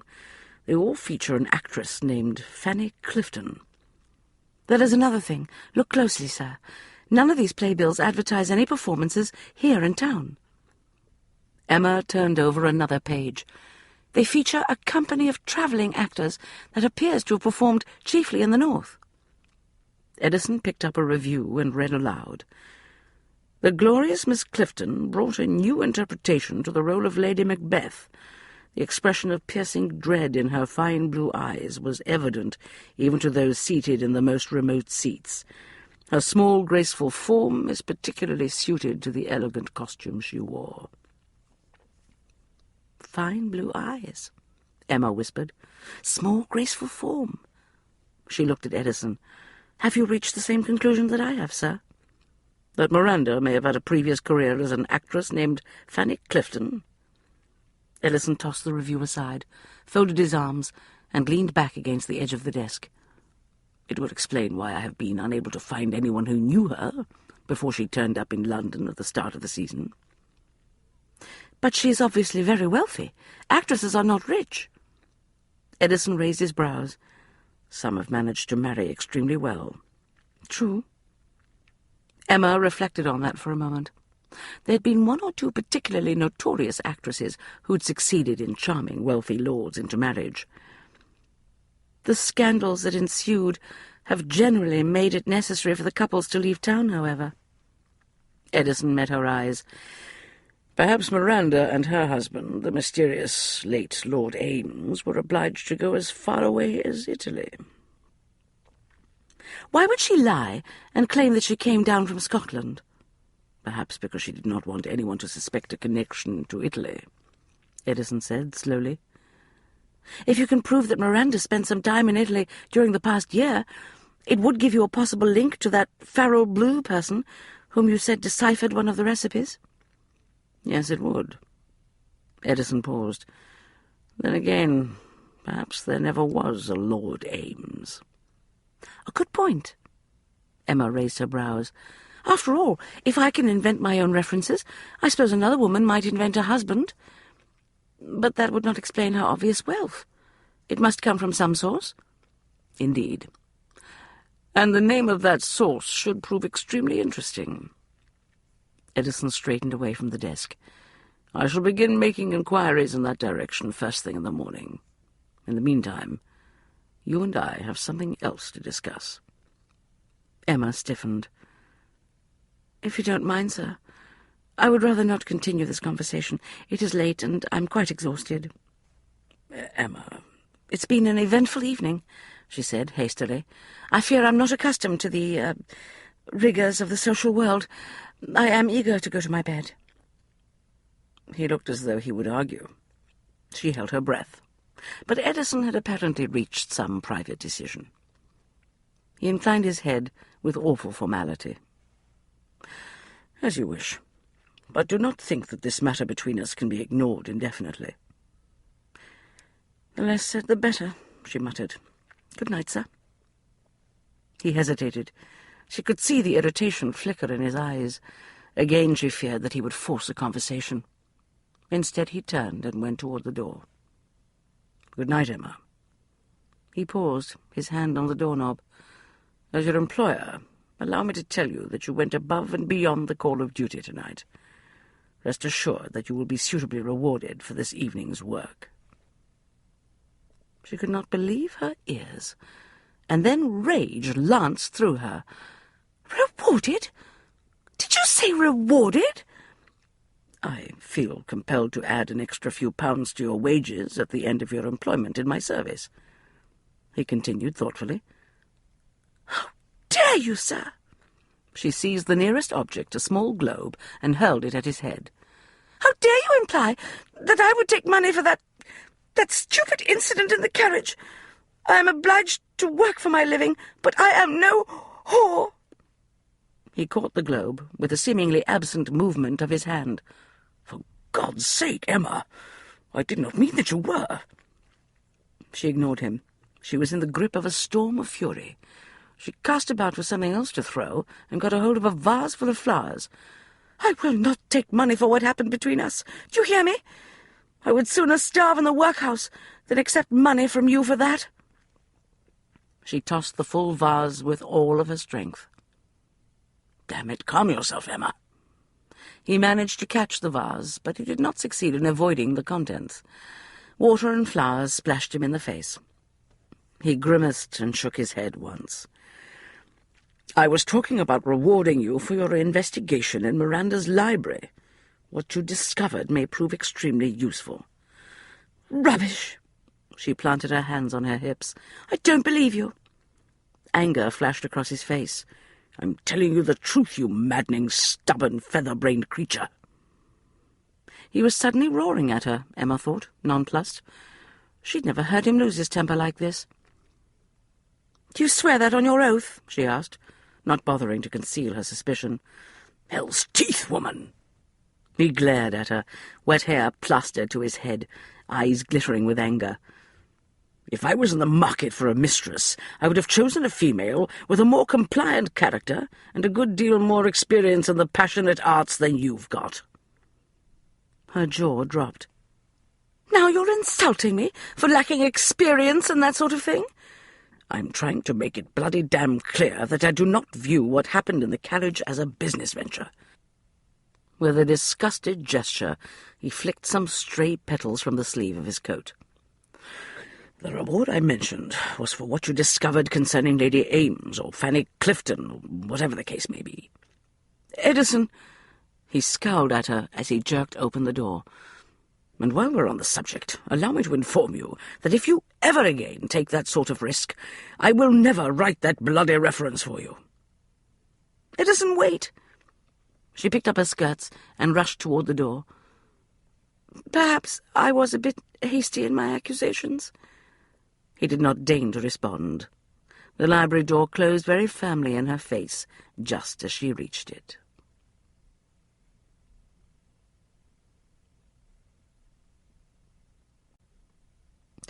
Chapter 16. Edison steeled himself the way he always did on the rare occasions when he was obliged to pay a call on his grandmother. He even dreaded the simple act of entering the mansion in which she lived, although he could not explain his reaction to the house. By rights, it should have pleased his taste in such matters. It was a grand structure in the Palladian style. with classical lines and well-proportioned rooms, but it always seemed oppressive and cold to him. Long ago he had privately dubbed it the Exbridge Fortress. He crossed the drawing-room to the sofa where Victoria, Lady Exbridge, sat, a regal, solitary queen of a woman. It was at times such as this, he reflected, that he truly appreciated the usefulness of good manners. They were both sword and shield in the brutally civil skirmishes in which he and Victoria engaged. "Edison." Victoria regarded him with the austere, imperious air that was second nature to her. "'Tis about time you got here." "I believe your note requested me to call at 3, Lady Exbridge." He never addressed her as grandmother. To do so would have been to yield a tiny fraction of the ground he had vowed to defend. She'd never wanted him as a grandson, not even after he'd salvaged the Exbridge fortune for her. Damned if he would admit that he wished to have her for a grandmother. "It is precisely 3 now." He studied his opponent as he inclined his head very formally over her hand. Victoria was, he concluded, in her customary fit fighting form today, perhaps even a bit more eager for combat than usual. Age had added a few lines and wrinkles to what had once been a strikingly beautiful face, but nothing would ever soften the hawk-like glitter in those golden brown eyes that were, Edison knew, the mirror image of his own. Victoria wore the cloak of elegance and style as easily as if she had been born to it. Her high-waisted silver-grey morning gown, with its crisp ruff and full sleeves, was obviously the work of an expensive French modiste. It was a perfect complement to her silver hair. Edison was well aware that her natural sense of style, together with her position as the wife of a wealthy viscount, had combined to make her a glittering hostess at one time. Her soirees and balls and fashionable salons had once been the talk of the temps. Widowed when her son Wesley had been 14, she had remained prominent in social circles. But all that had changed several years later, after Wesley's death, and the shock of learning that he'd gambled away the family estates. She had withdrawn from the social world altogether. She rarely went out, preferring the solitude of her conservatory and occasional visits with a handful of old friends. Not even the restoration of the Exbridge fortune had brought her out of her self-imposed seclusion. What had he expected? Edison asked himself. That she would be grateful to him for protecting her from the shame and ignominy of bankruptcy? As if such a gesture from a bastard grandson could possibly make up for the loss of her legitimate son and heir. "You should have called to tell me the news of your engagement as soon as you returned to town," Victoria said, by way of her opening salvo. "I was left to learn the information from Arabella Strider. It was exceedingly awkward for me." Arabella was, Edison knew, one of the few friends Victoria still saw regularly. "I doubt that even a volcano erupting in your drawing-room could make you feel awkward, madam." He smiled humorlessly. "Certainly no news of me would have the power to do so." "One would think that, having enjoyed your disdain for the social niceties often enough in the past, I would have grown inured to it. Nevertheless, this time you go too far." "That is an odd complaint coming from you, madam. As I recall, it was only last month that you again took me to task for failing to find myself a suitable wife." Victoria's eyes snapped with anger. "Suitable is the key word. From all accounts, your fiancée is hardly suitable." "You are in no position to form an opinion on the subject. You have not yet met her." "I have heard more than enough to conclude that you've made a disastrous choice." "Why do you say that?" Edison asked mildly. "According to Arabella, your Miss Grayson was employed as Lady Mayfield's paid companion when you met her. Is that true?" "Yes." "Incredible. A professional lady's companion? In your position, you could easily choose any heiress on the marriage mart." "I don't know that I can afford to be too choosy, madam." Edison smiled thinly. "We must not forget that I am not exactly a prize myself. I was born on the wrong side of the blanket, if you'll recall. Miss Grayson's parentage, on the other hand, is quite respectable." Victoria's gaze crackled with anger, but she did not take the bait. "I was also told that the reason you announced your engagement to Miss Grayson, in the middle of the night, no less, was because she was in danger of being accused of murdering Mr. Crane." "That was a factor in the timing of my decision," Edison admitted.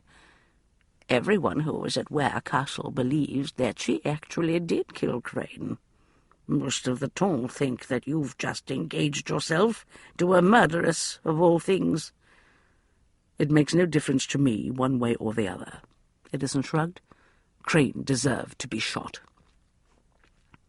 Victoria stared at him. "How dare you sound so blasé? We are speaking of the dreadful killing of an innocent man." Chilton Crane was not what anyone would call innocent. "Have you forgotten that Mr. Crane was a highly esteemed gentleman of the tour? He belonged to all the best clubs. He moved in the most elevated circles. He was connected to the Marquis of Riverton on his mother's side." Crane was a thoroughly debauched rakehill who preyed on young women who had no one to protect them from his lechery. He specialized in forcing himself on chambermaids, governesses, and companions. He was also a reckless gamester. Edison paused. "In point of fact, he probably had a good deal in common with my father." "How dare you say such a thing?" Victoria's voice vibrated with fury. This time she did take the hook. "I have told you often enough that Wesley did not force himself on your mother. She was a foolish young woman who got involved with an engaged man well above her station, and she paid the price." "She was foolish," Edison agreed politely. "Foolish enough to believe my father when he claimed that he loved her. Foolish enough to put her faith in him when he said that he was free to marry her. Foolish enough to think that she had given herself to a man of honor." "Never forget that she sold her own honor in the process." He clamped his fingers around the mantel and forced himself to produce a politely quizzical smile. "I am, of course, delighted to discuss family history with you, madam, but I must warn you that I cannot stay long, as I have another appointment at 4. If there is something else you wish to talk about this afternoon, perhaps we ought to get to it." Victoria's mouth was a flat, hard line.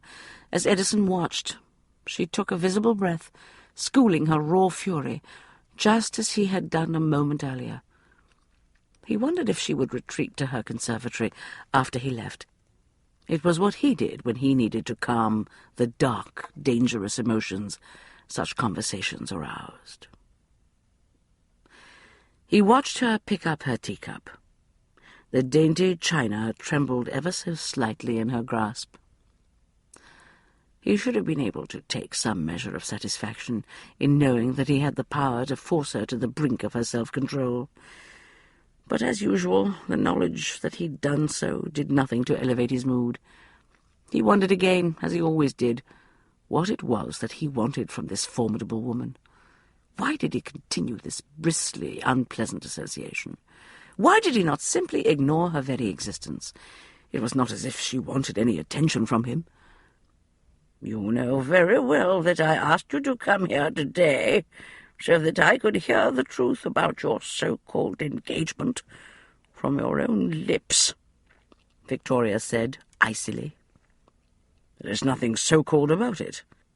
I am indeed engaged."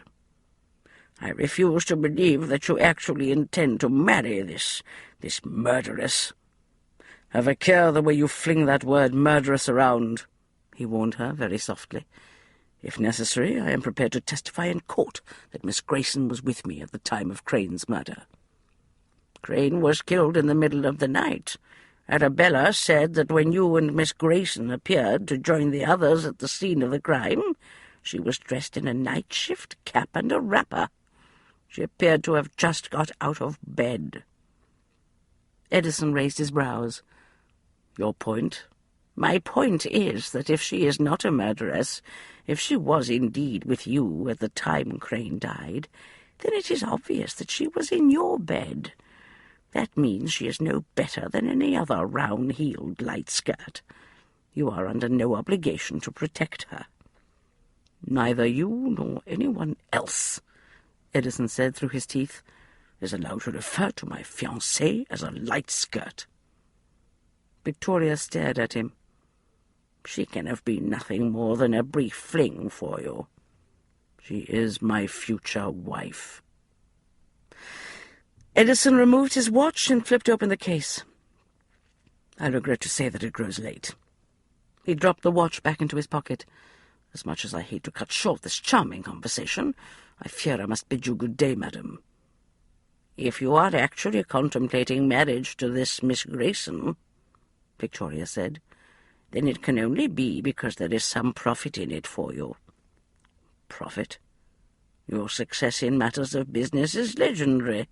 You would not make a move as significant as this unless you expected to reap some great financial rewards. Have you discovered that Miss Grayson is about to come into her fortune?" "Miss Grayson is, so far as I know, as poor as a church mouse. She apparently lost what little she possessed in an ill-fated investment scheme."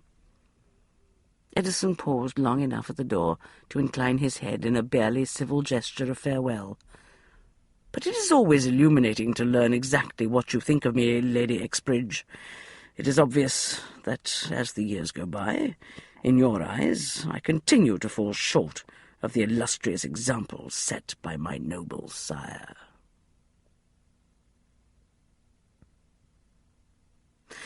A short time later, Edison sank down into the second of two well-padded chairs that flanked the hearth in his club. He absorbed the comforting drone of low voices, rustling newspapers and gently clinking coffee cups. The small civil sounds would provide privacy for the conversation he was about to have. He picked up the coffee cup that had just been set on the table beside him. Ignatius Loring was already seated in the opposite chair. Edison was heartened to know that his old friend still felt up to a visit to his club. Ignatius looked paler than ever, however, and Edison noticed that his chair was set even closer to the fire than it had been on the previous occasion when they had spoken in this room. Nevertheless, when Ignatius put down his copy of the Times and smiled at Edison, there was a flash of the old familiar brightness in his eyes. "You look as though you are more in need of a glass of brandy than a cup of coffee, Edison." "You have the right of it, by God." Edison took a swallow of the coffee. "I've just come from paying a visit to my grandmother." "Oh, that explains it, of course. I suspect she wanted to hear the details of your recent engagement. Perfectly natural." "There is nothing natural about Lady Exbridge." Edison put down the cup. "But there is nothing new in that, so we may as well turn to the reason I asked you to meet me here this afternoon." Ignatius steepled his bird-like hands. "If you are hoping for information concerning Lady Ames, I fear I must disappoint you. I've had no more luck than you did. The woman appears to have sprung into existence like Athena from the head of Zeus, fully armed and ground for the season." "Her finances are a mystery also," Edison admitted. "I've been unable to discover the sources of her income. Nevertheless, my assistant happened across some information that will allow us to reach a little further into her past." "I am eager to hear it." Edison leaned back in his chair, stretched out his legs, and contemplated the fire. "We have reason to believe that Lady Ames may have once trod the boards under the name of Fanny Clifton." "She is a former actress. That would explain a great deal." Ignatius pondered that briefly, and then shook his head. "But I have attended the London theatre quite faithfully for years. Indeed, it is one of my passions, as you well know." Edison smiled. "I am well aware of your love of the theatre." "Ah, yes. Had I been born in other circumstances, I believe I would have taken quite happily to a life on the stage. Ignatius sighed. But then I would never have discovered Vanza and the philosophy of Vanza, which has given me so much pleasure and satisfaction. In any event, I can assure you that I have never heard of this Fanny Clifton. Very likely because she never rose above the level of a player in a small travelling company that performed mostly in the north, and her career may well have been quite short. I see. Ignatius bobbed his head in a robin-like motion. That would explain why I am unfamiliar with her. Very interesting. It will certainly give us a new direction in which to search. If we can find a link to Italy and Farrell Blue, we would at least have some notion of how she might have got her hands on the recipe. In the meantime, something else has come up. Ignatius cocked his head. Indeed. Before I explain, I must ask you a question, sir. Yes, what is it? Edison looked at him. I had an encounter with a practitioner of the art of Vanza last night. He was quite good, and I think quite young. Ignatius's brows rose suddenly. Are you saying you were attacked by a student of Vanza? Yes. Right here in London? Ignatius looked flabbergasted. But that is astonishing, absolutely astonishing, and I would have said quite impossible. I am the only Grand Master in London at the moment. As you well know, I ceased taking on new students some years ago. Can I assume from your reaction that he was not in your employ? Ignatius snorted. He most certainly was not. What the devil led you to believe that he was? Edison smiled slightly. The fact that, as you just pointed out, you are the only Grand Master of Vanza in London. I was merely trying to eliminate all obvious possibilities. It did occur to me that you might have set someone to watch Lady Ames's house, and that he might not have realized that I was also involved in the matter on your behalf. Had I done so, I would have informed you. Then, Edison said quietly, we must assume that this young student of Vanza is working for someone else who is seeking either the recipe or the Book of Secrets. Or both. You did not question him? Our association was brief, to say the least. What do you mean? He quit the contest shortly after he learned that I also had studied the arts. Ignatius blinked as he considered. You do realize what you are implying? That someone else is searching for the book? Yes, I know what that means. Ignatius stirred, as though uncomfortable in his chair. He gave Edison an uneasy glance. We must assume that whoever he is not after the recipe or the book for altruistic reasons. If he had sent a student or come to town himself for an honest purpose, he would have contacted me immediately. He would have informed me that he wished to participate in the search for the volume. Yes. The fact that he has not done so can mean only one thing, Ignatius said softly. Whoever he is one who no longer honors the true traditions of Vanza. If he exists, and if he wishes to conceal his identity, he will not be easy to locate. Edison smiled wryly. I agree that it will not be simple to find a rogue practitioner of the art who wishes to remain hidden. His young student, however, is a different matter. What do you mean? Edison set down his empty coffee cup and pushed himself up out of the chair. There cannot be many eager young Vanza fighters flitting about London. It won't be difficult to find him. When I have him, it should be possible to discover the identity of whoever sent him after the book. Bah! Don't waste your time, Edison. We cannot afford to get distracted from our main purpose. The important thing now is to locate the volume before this rogue does. Ignatius tapped his fingertips together. If we fail, then I will have failed in my last act of true Vanza.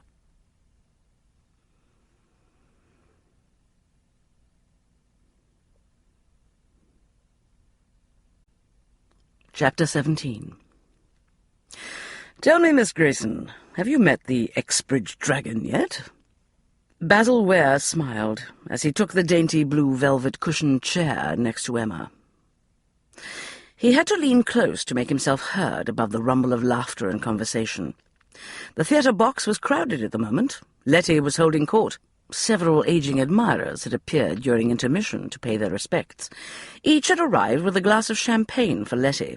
They were crowded around her ample bosom, which tonight was framed in scarlet satin. Emma's own more discreet bosom was set off by yet another low-cut green gown. This one was trimmed with a great quantity of gold ribbons, several of which were strategically placed to hide her nipples.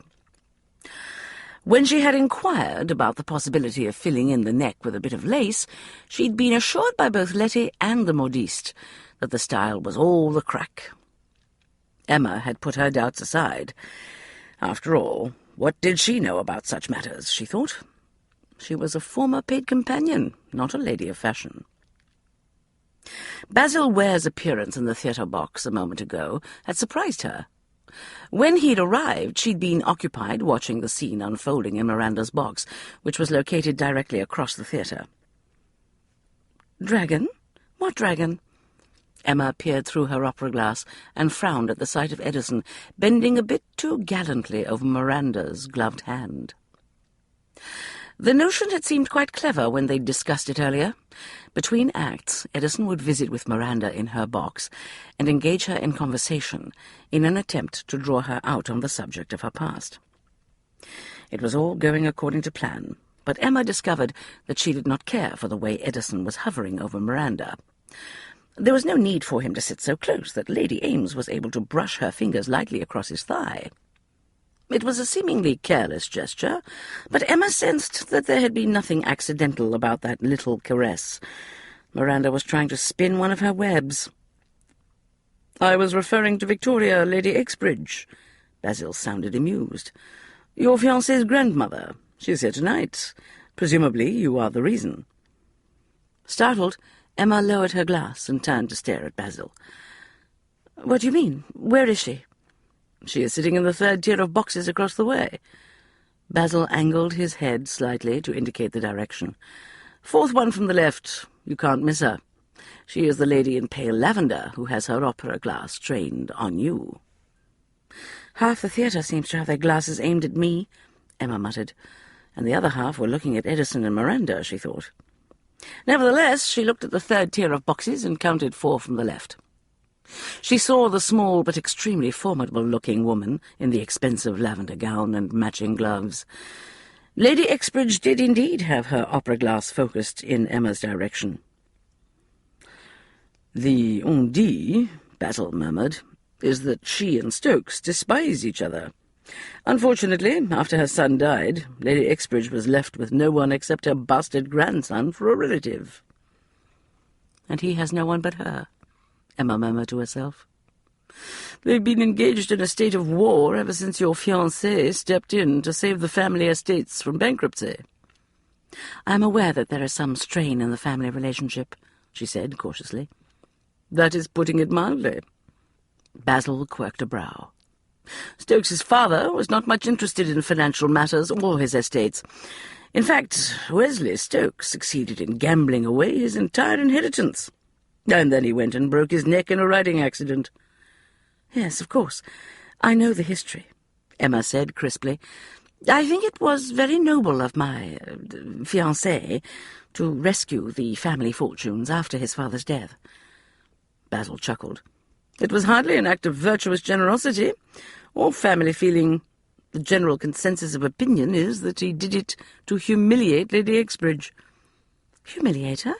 How on earth could such a gesture accomplish that?" "I'm told that he hoped to force her to acknowledge him in polite circles. It was the very last thing she wished to do, of course. After all, he is an embarrassment to her. She chose to withdraw from the social world rather than be put into the position of having to pretend that she was pleased with the family connection between them." "How terrible." "They say that Stokes is the living image of his parent. Every time Victoria sees him, She no doubt sees Wesley and what her son could have been had he been possessed of a different nature. It surely galls her no end. How very sad for both of them." Basil laughed. "Come now, my dear Miss Grayson, you're much too soft-hearted. You don't understand how these things work in society. I assure you that neither Stokes nor Lady Exbridge wastes any time feeling sad. They are too busy enjoying the combat." Emma watched Lady Exbridge lower her glass and turn to speak to a stout matron seated beside her. She could not make out Lady Exbridge's expression, but there was something in the stiff, brittle way in which she moved that told her that Basil was wrong. Lady Exbridge took no pleasure from the war with her grandson. It did not require any great degree of intuition to know that she was a most unhappy and probably a very lonely person. "I wonder if—" Basil sounded suddenly very thoughtful. "Yes?" Emma glanced at him. "What is it?" "Nothing, really. Forget it." "I can hardly do that when you are acting so mysteriously, sir. Just what did you mean to say?" "It's none of my affair, of course, but, well—" Basil sighed. "Perhaps it's only fair to warn you." "Warn me of what?" He lowered his voice and leaned forward with an earnest air. "Please don't take this as anything more than the natural concern of a friend, but it suddenly struck me that you may have become a pawn in the Stokes-Exbridge war." "What in heaven's name do you mean by that?" Basil's eyes narrowed slightly. "You may have heard that Stokes' mother was a governess who ruined herself in the affair with Wesley." "Yes, I know. What has that to do with anything?" "Whether she likes it or not, Edison Stokes is Lady Exbridge's only blood relative, the offspring of her only child. He is her only hope for carrying on the family name. Stokes has managed to buy his way into respectability. His own children, her future great-grandchildren, will be accepted into society. She knows that better than anyone." "What is your point, sir?" "It just occurred to me that there is very likely nothing on the face of the earth that would annoy Lady Exbridge more than to see Stokes select a wife she considers entirely unsuitable. A woman who, in fact, once held a station in life not unlike that of his mother's. After all, this woman will be the mother of her great-grandchildren." The shock of his insinuations took Emma's breath. She rallied swiftly, however. After all, she thought, she knew the real reason Edison had announced his engagement to her. It had nothing to do with annoying his grandmother. "You are mistaken, Mr. Ware." "Very likely," he agreed graciously. "Please forgive me. I only wished to prevent you from being used in some devious purpose." "I am not being used, sir." "At least," Emma added silently, "not in the way you imagine." "Of course not." Basil looked across the theatre and smoothly changed the subject. "I see Miranda's up to her tricks again. She really is a most determined little witch, is she not? With her looks, she's probably not accustomed to failure." Emma turned her attention back to Miranda's box, just in time to see Edison glance in her direction. She thought he frowned when he saw Basil sitting next to her. But it was difficult to be certain from this distance. As she watched, he turned back to respond to something Miranda must have said. Pursuing his inquiries into her past, Emma reminded herself. It occurred to her that two could practice the fine art of eliciting information. "You're quite right, Mr. Ware. Lady Ames is very lovely." Emma hoped she sounded casual. "Have you known her long?" "Not really." Basil raised one shoulder in a dismissive shrug. "We were introduced at the Conneville levee shortly after the start of the season. I found her to be rather amusing, so I invited her to my country house party." "Were you acquainted with her husband?" "Never met the man." Basil grinned knowingly. "But I can hazard a guess as to the cause of his demise." "I beg your pardon?" "Lady Ames can be a trifle exhausting, even for a man in his prime. I understand her lord was quite elderly. He probably never stood a chance. I venture to say he expired from overexertion." Emma felt the heat rush into her cheeks. "I see. So much for her talents as a sleuth." She cleared her throat and turned back to gaze fixedly across the theatre. She saw at once that Edison had vanished from Miranda's box. Another man had taken his place. Well, I'd best be off. Basil rose abruptly to his feet and bowed deeply over Emma's hand. Your fiancé appears to be hurrying back to this box. Perhaps he took offence at the sight of me chatting with you. She knew from the gleam of satisfaction in his eyes that Basil was leaving because he had accomplished his goal. He'd amused himself at her expense. It was all nothing more to him than a round of the popular pastime of flirting with another man's lady. The game had no doubt had an extra fillip of interest tonight because of the presence of Lady Exbridge. "Do stay, Mr. Ware." Emma gave him a steely smile. "I'm certain Edison will wish to speak with you." "I have no desire to find myself making a dawn appointment." The laughter vanished from his eyes. It was replaced with something that could have been genuine concern.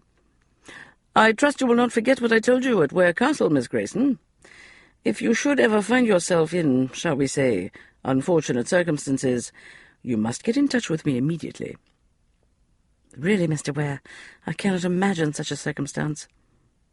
"You have my promise that I will see to it that you are not left destitute and friendless when Stokes has finished his games." Before Emma could respond, he was gone. A few minutes later, the heavy velvet curtain at the back of the box shifted again. Edison walked in, nodded brusquely at the gentlemen gathered around Letty, and sat down beside Emma. He did not look pleased. "What the devil was Ware doing here?" he asked, without preamble. Emma tried for an expression of polite surprise. "He merely came by to pay his respects." "The devil he did. He's determined to seduce you. He won't be satisfied until he's accomplished his goal." "How very odd," Emma murmured. "Mr. Ware was just giving me a similar warning concerning you and Miranda. He is convinced that Lady Ames has set her snares for you and will not rest until she's made the conquest. I believe he leaped to the conclusion that she lured you into her box tonight." Edison slanted her a sidelong glance. "You know bloody well what I was doing in Miranda's box." "Indeed I do, sir." She smiled brightly. "And were you successful?" "No." Disgust simmered in his tone. "I can well believe that the woman really is an actress. She has a way of dancing around pointed questions without—" "Emma, dear," Letty sang out from the other side of the box. "A word if you don't mind." Emma looked past Edison to where Letty sat amid her cluster of greying admirers. "Yes, madam." "Bickle here," Letty paused to give the portly Bickle a fond glance, "has just invited me to join him in his carriage after the performance. He's going to take me on to the Turley soiree. Would you mind very much if I abandoned you to the care of your charming fiancé for the rest of the evening?" She gave Edison a broad wink. "I'm certain he'll take excellent care of you." Emma tensed. A shiver, half dread, half anticipation, ruffled her nerves. She and Edison had not been alone in each other's company since the night before last, when he'd walked out of the library and shut the door in her face. She was not at all certain that she wished to be alone with him. A part of her was afraid that he would want to bring up what she had taught herself to refer to as the incident in the carriage. Another part of her was terrified that he would not want to discuss it. She was trapped. "Of course I don't mind. Enjoy yourself, Letty." "Oh, I'm sure I shall." Letty beamed at Bickle, who turned an unhealthy shade of red. "His lordship is a most entertaining companion."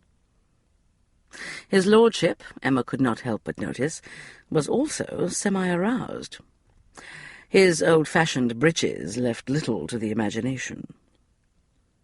She looked away quickly, but not quickly enough. Edison caught her eye and gave her a blandly amused look.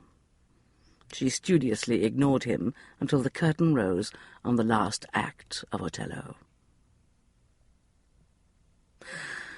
At the end of the performance, Emma waited in the crowded theatre lobby while Edison went to summon his carriage. When he returned to fetch her, she allowed herself to be conducted outside and handed up into the cab. She was aware of the tension in him. It radiated through his hand when he gripped her arm. Heaven help her, he was going to talk about the incident. Edison vaulted lightly in behind her and sat down on the opposite seat. "I must speak with you." Emma braced herself. She was prepared, she thought.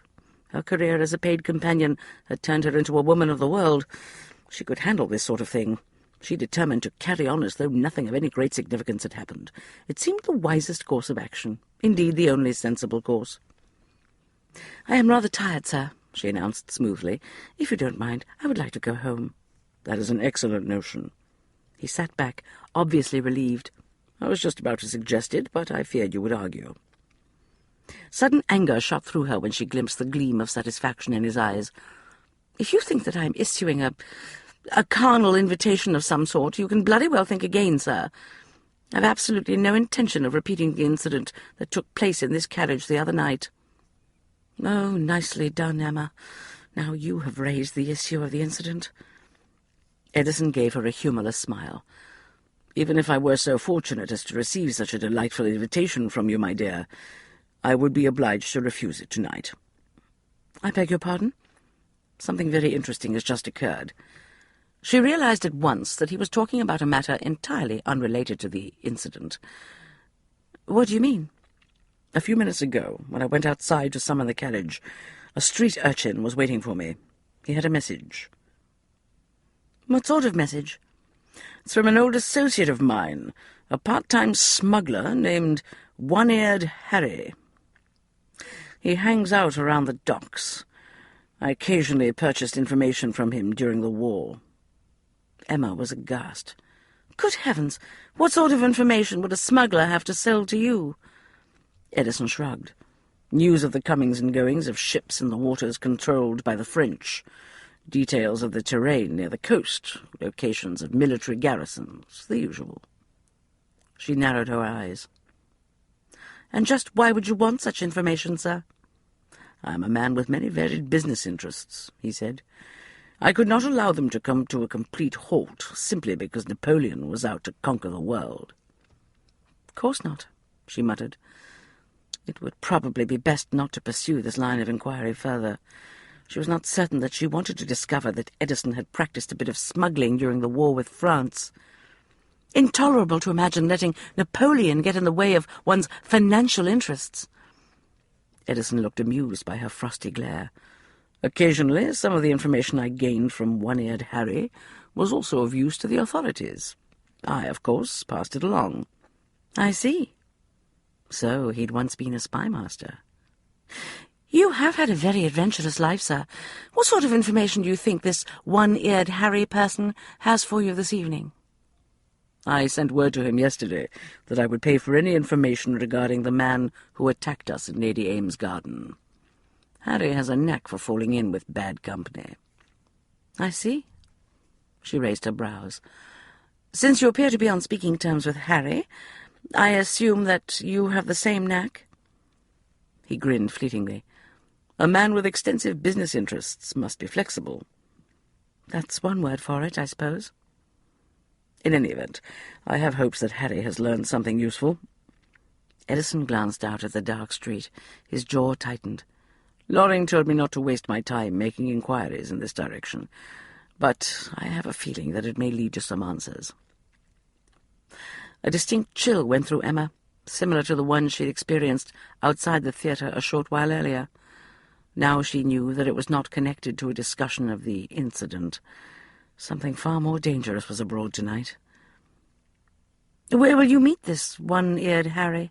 she asked. "At a tavern called the Red Demon near the docks." Another whisper of dread flashed down Emma's spine. "Edison, I don't like this scheme of yours." "There is nothing in it to alarm you." She struggled to put into words what she'd never been able to explain. "I have a nasty feeling about it. Everyone knows that the neighborhood near the docks is dangerous, especially at this hour of the night." "Your concern for the safety of your employer is, as always, appreciated." He smiled grimly. "Don't worry, Emma. I'll survive to pay you your wages and write that bloody reference." Her temper flared without warning. She clenched her gloved hands in her lap. "Mr. Stokes, I've had quite enough of your sarcasm. I happen to be a rather intuitive person, and I have a premonition about your plan to meet this one-eared Harry person tonight. I was merely trying to give you a warning." Consider the warning delivered. He leaned forward and caught her chin between his thumb and forefinger. "And in exchange, I shall give you one." "What is that?" "Do not allow Basil Ware to get you alone under any circumstances." Edison's expression was as cold as a January storm. "Stay away from him, Emma. He sees you as nothing more than a prize to be stolen in a vicious little game. If he is successful, he will lose all interest in you." She was suddenly breathless. She fought the unnerving sensation with anger. "Do you think I do not know what sort of man he is? I am an expert in such creatures, sir. I do not require your advice." "Nevertheless, as your employer, I feel obliged to give it." "I assure you I can take care of myself. See to it that you heed my warning tonight, sir." "I will." He released her, sat back, and swiftly unknotted his snow-white cravat. She watched with growing unease as he dropped the neckcloth on the seat and pulled up the collar of his greatcoat. He made a few other minor adjustments, such as concealing his watch fob. When he was finished with the simple transformation, he was once again garbed only in darkness and shadow. "Edison, I mean it," she whispered. "Promise me you'll be exceedingly careful tonight." His smile had a feral edge to it. "Will you give me a kiss for luck?" She hesitated, and then, in spite of his dangerous smile, she leaned forward and brushed her mouth lightly across his. He was clearly surprised by the fleeting intimacy. She drew back just as he started to react. He gazed at her for a long moment with enigmatic eyes. "You do realize that you cannot avoid forever the subject of what happened between us," he said, quite casually. Emma ignored him. "Concerning my own plans for the evening, I have changed my mind, sir. I will not go home after all. You may have your coachman deliver me to the Smithton soiree. When you have finished your meeting at the docks, you may join me there. I will want a full report of all that you learn from one-eared Harry."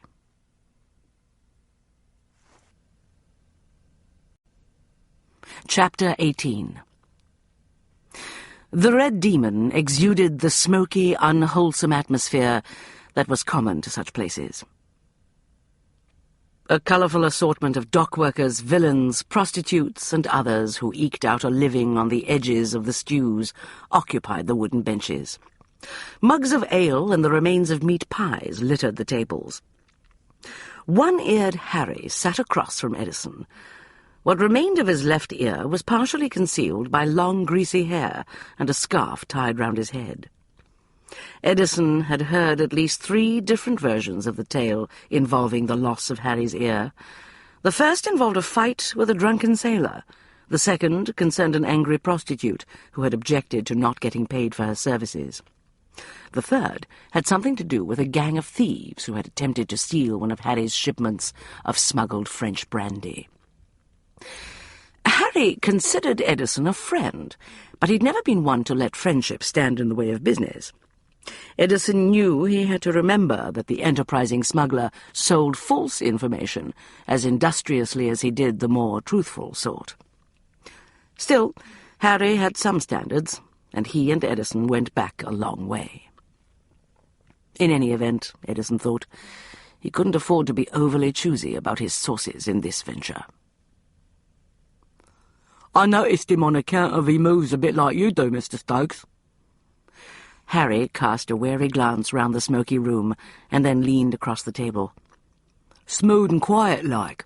Most of the time he sort of fades into the woodwork. You don't even eyes him round unless he wants you to see him. And he favours black clothing like yourself." Edison tried to ignore the sour, musty odour that wafted across the table. He was fairly certain that the only times Harry bathed were on those occasions when he got roaring drunk on French brandy and fell into the river. Such immersions did little good, the river being dirtier than Harry. "When did you first notice him?" Edison asked. Harry screwed up his face in what was apparently a considering expression. "A fortnight back he was. We keep an eye on strangers round here, as you well know. When I heard you was looking for someone who favoured dark clothes, kept to himself, and was willing to pay for information regarding yourself, sir, I thought of him." "Describe this man," Edison said. "Can't rightly say what he looks like. Never seen him in the daylight." "How tall is he?" Harry pursed his lips. "About as tall as yourself, sir. Younger, though, I'd say. Much younger." "Heavily built?" Harry looked surprised. "No, sir. Now that you mention it, he's on the slender side, sort of thin and wiry, moves like a cat." "I'm not going to pay you for such vague information, Harry. If you cannot tell me what he looks like, or where he can be found, then what have you got to sell to me?" A feverish glint of greed appeared in Harry's eyes. He took a quick swallow of ale, wiped his mouth on the back of his sleeve, and leaned closer. "I think I know where he's got his lodgings." Anticipation unfurled in Edison's gut, but he'd done enough business with Harry over the years to know better than to allow it to show. "You can tell me where he lives?" "Aye. Last night, when I was strolling back to me room above the Fat Mermaid, I noticed him going into the kitchen door of a pie shop in Old Head Lane. The widow who owns the shop rents out rooms." Harry paused. "Leastways, I think it was him." "Why do you doubt it?" "Because he was moving differently from the last time I saw him. Not so smooth and easy, like maybe he'd been hurt." Harry clutched at his own ribs and groaned to demonstrate. "Like he'd been kicked by a horse. Or maybe been in a fight." Edison sat back and thought about it. He was fairly certain he had landed at least one solid blow to the Vanza fighter's thigh, and another to his shoulder. "What time did you see him?" Harry shrugged. "Hard to tell, sir. Late, that's all I know." It was possible that this time Harry was selling solid information. On the other hand, it all sounded a bit too helpful. Edison considered the possibilities for a moment and then shrugged. "All right, Harry, I shall pay you." Harry's mouth blossomed into a wide, toothless grin. "Thank you, sir. I hope you find the bugger. Fair gives me the shivers, he does. Wouldn't mind seeing him gone from the neighbourhood." He pocketed the banknotes that Edison passed to him under the table, finished his ale, and surged to his feet. He turned, hurried through the crowded tavern, opened the door, and stepped out into the dark street. Edison waited a moment longer. Then he rose, walked to the rear of the premises, as though on his way to the privy, and slipped outside.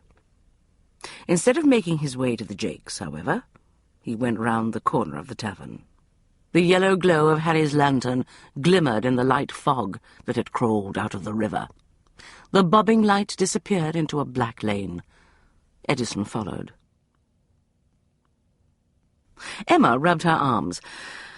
"Does it feel cold in here to you, Miranda?" "Not in the least." Miranda glanced round the crowded ballroom. "It's rather warm, actually. Are you feeling chilled?" "A bit." In truth, she'd been feeling perfectly comfortable until a moment ago. The sensation that stirred the fine hair on her arms had come out of nowhere, as though an icy wind had blown through the overheated room. Miranda eyed her with sharp interest. "You have had too much excitement of late. Why don't we go into one of the smaller rooms and sit down for a few minutes?" The idea held a certain appeal, but Emma wished that it had been someone other than Miranda who had suggested it. On the other hand, she told herself bracingly, she was employed to serve as bait. This was a perfect opportunity to try her own hand at probing into Miranda's mysterious past. It would be quite satisfying to surprise Edison with more information that he had been unable to obtain for himself. "Excellent notion," Emma said politely. "I believe I would like to sit down for a few minutes. It is too bad that I don't have any of my special herbal tea with me. It's very effective for warding off chills and fevers." It took an effort, but Emma managed not to heave a small sigh of relief. "I'm sure one of Lady Smithton's maids could bring us a pot of regular tea." "Yes, of course." They made their way through the crush into the hall. One of the footmen ushered them into a small sitting room and went off to fetch a tea tray. "Poor thing," Miranda murmured, as they sat down in front of the fire. "You're not accustomed to the demands of the social world, are you? I expect it's all very wearying for you.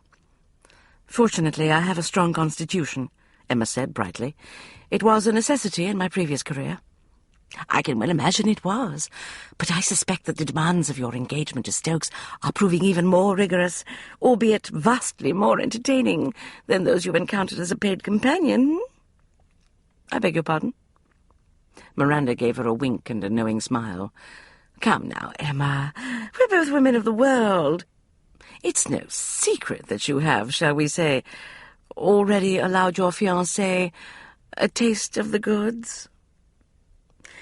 Emma felt heat flood her cheeks and was furious with herself for the blush. Fortunately, the harried footman returned with the tea tray at that moment. She took the opportunity to recover her self-possession. "I have no idea what you're talking about, madam," she said briskly, when they were alone again. Miranda gave her shivery little laugh. "Going to play the role of the Virgin Bride, are you? How delightful! But I must tell you, the effect has already been somewhat spoiled by the events at Ware Castle. After all, everyone there did see you in your nightclothes and wrapper, and I must remind you that it was Stokes himself who assured Ware's guests that you'd been with him when Crane was murdered." Emma made a non-committal response and covered it with another sip of tea. Miranda's eyes glittered. "Never say that wasn't true." "Oh, no, you don't, you witch. You are not going to trip me up on that point." "It was all perfectly true, Miranda, but a trifle awkward in terms of my reputation." Emma smiled blandly. "Not, however, as awkward as hanging for murder." "I understand." Miranda propped a delicate chin on her hand and looked at Emma with a confiding air. "But really, there's no need to be coy. As there are only the two of us at the moment, I cannot resist asking you what you think of Stokes' tattoo." Emma nearly dropped her cup. "His what?" Some of the self-assured certainty vanished from Miranda's eyes. "His tattoo? Surely you've seen it. After all, you have been intimate with him." "Gentlemen do not have tattoos," Emma said forcefully. "Men who go to sea and pirates have them, or so I've been told, but certainly not gentlemen of Mr. Stokes' station." Miranda kept her smile, but there was a pinched quality to it. "Perhaps in the darkness you didn't notice it." "I have no notion of what you're talking about." Miranda's eyes widened. "Dear me, do you mean to say that he does not take his shirt off when he makes love to you? How very disappointing. I myself enjoy the sight of a manly chest." Emma was bloody well not going to admit that the one and only time he had made love to her, Edison hadn't bothered to remove his shirt. She put the teacup down with great precision and looked straight at Miranda. "I am well aware that I am new to the ways of the Ton, Lady Ames. You must forgive me if I am mistaken, but I was under the impression that it is considered quite vulgar for ladies to kiss and tell." "I beg your pardon?" Miranda's expression hardened. "Just what are you implying?" "I cannot believe that a well-bred lady would ever discuss such things as tattoos and manly chests. Surely only a certain kind of female, a member of the demi-monde—" Emma paused just long enough to give emphasis to her next words. "Or perhaps an actress would actually boast of a sexual conquest." The effect on Miranda was instantaneous. Her jaw dropped. She jerked as if she'd been struck. Her eyes turned glassy with malice. Her rage was a palpable force in the room. "How dare you imply that I am vulgar?" Miranda's voice was a grating whisper. "You are the one who is as common as dirt. You were nothing but a paid companion before Stokes took a notion to save you from the hangman's noose. If I were you, I would start worrying about just why he bothered. You're certainly not the sort of woman a man in his position would ever marry. Why, you're no better than—" She broke off abruptly, leaped to her feet in a rustle of satin, and swept out the door. The air around her crackled with her fury. Miranda did know how to make an exit, Emma noted, yet more evidence that she had once trod the boards. And it was clear that a nerve had been struck with the reference to ill-bred actresses. That'll teach you to tangle with a professional companion, Emma thought. It was only when the spurt of triumph faded that the full realization of what she'd just done hit her. She had as much as told Miranda outright that she knew about her past career as an actress. What on earth had come over her? She might very well have put her wonderful new post in jeopardy with her rash words. If Miranda panicked and took flight, Edison would no longer need any bait. He would no longer need her, Emma thought.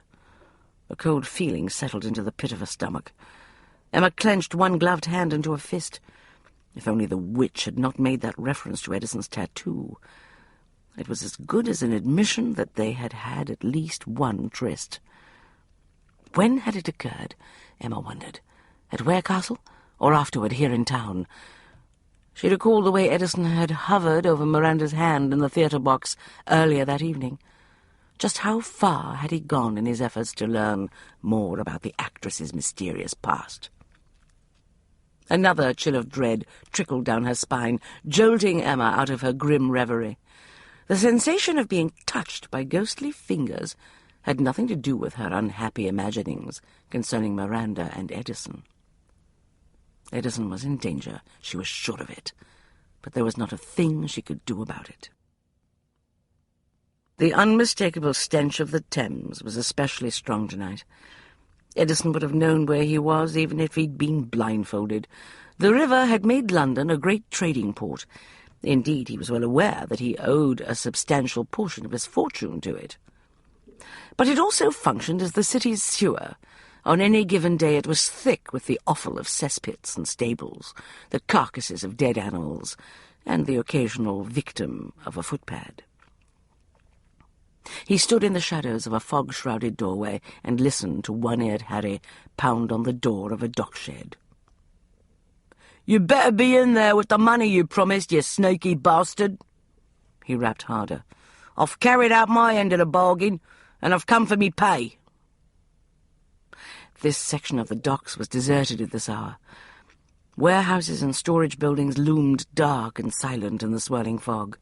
The soft murmur of the black water had a hungry sound, as though the river anticipated prey. Vessels of various sizes groaned and creaked and sighed as they shifted gently against the ropes that secured them. The only light was the weak glow of Harry's lantern. It reflected wildly in the fog, creating an unearthly glare near the shed door. Harry rapped on the wooden panel. "We had a bargain, damn your eyes. I've come for me money. No one cheats one-eared Harry." Hinges squeaked. From where he stood, Edison could see the shed door open part way, to reveal a wedge of inky darkness. A voice emanated from the shadows. "You met with the one who went outside the circle?" "Now see here, I don't know nothing about any circle. I met with Stokes, just like we agreed." "You told him exactly what I instructed you to tell him?"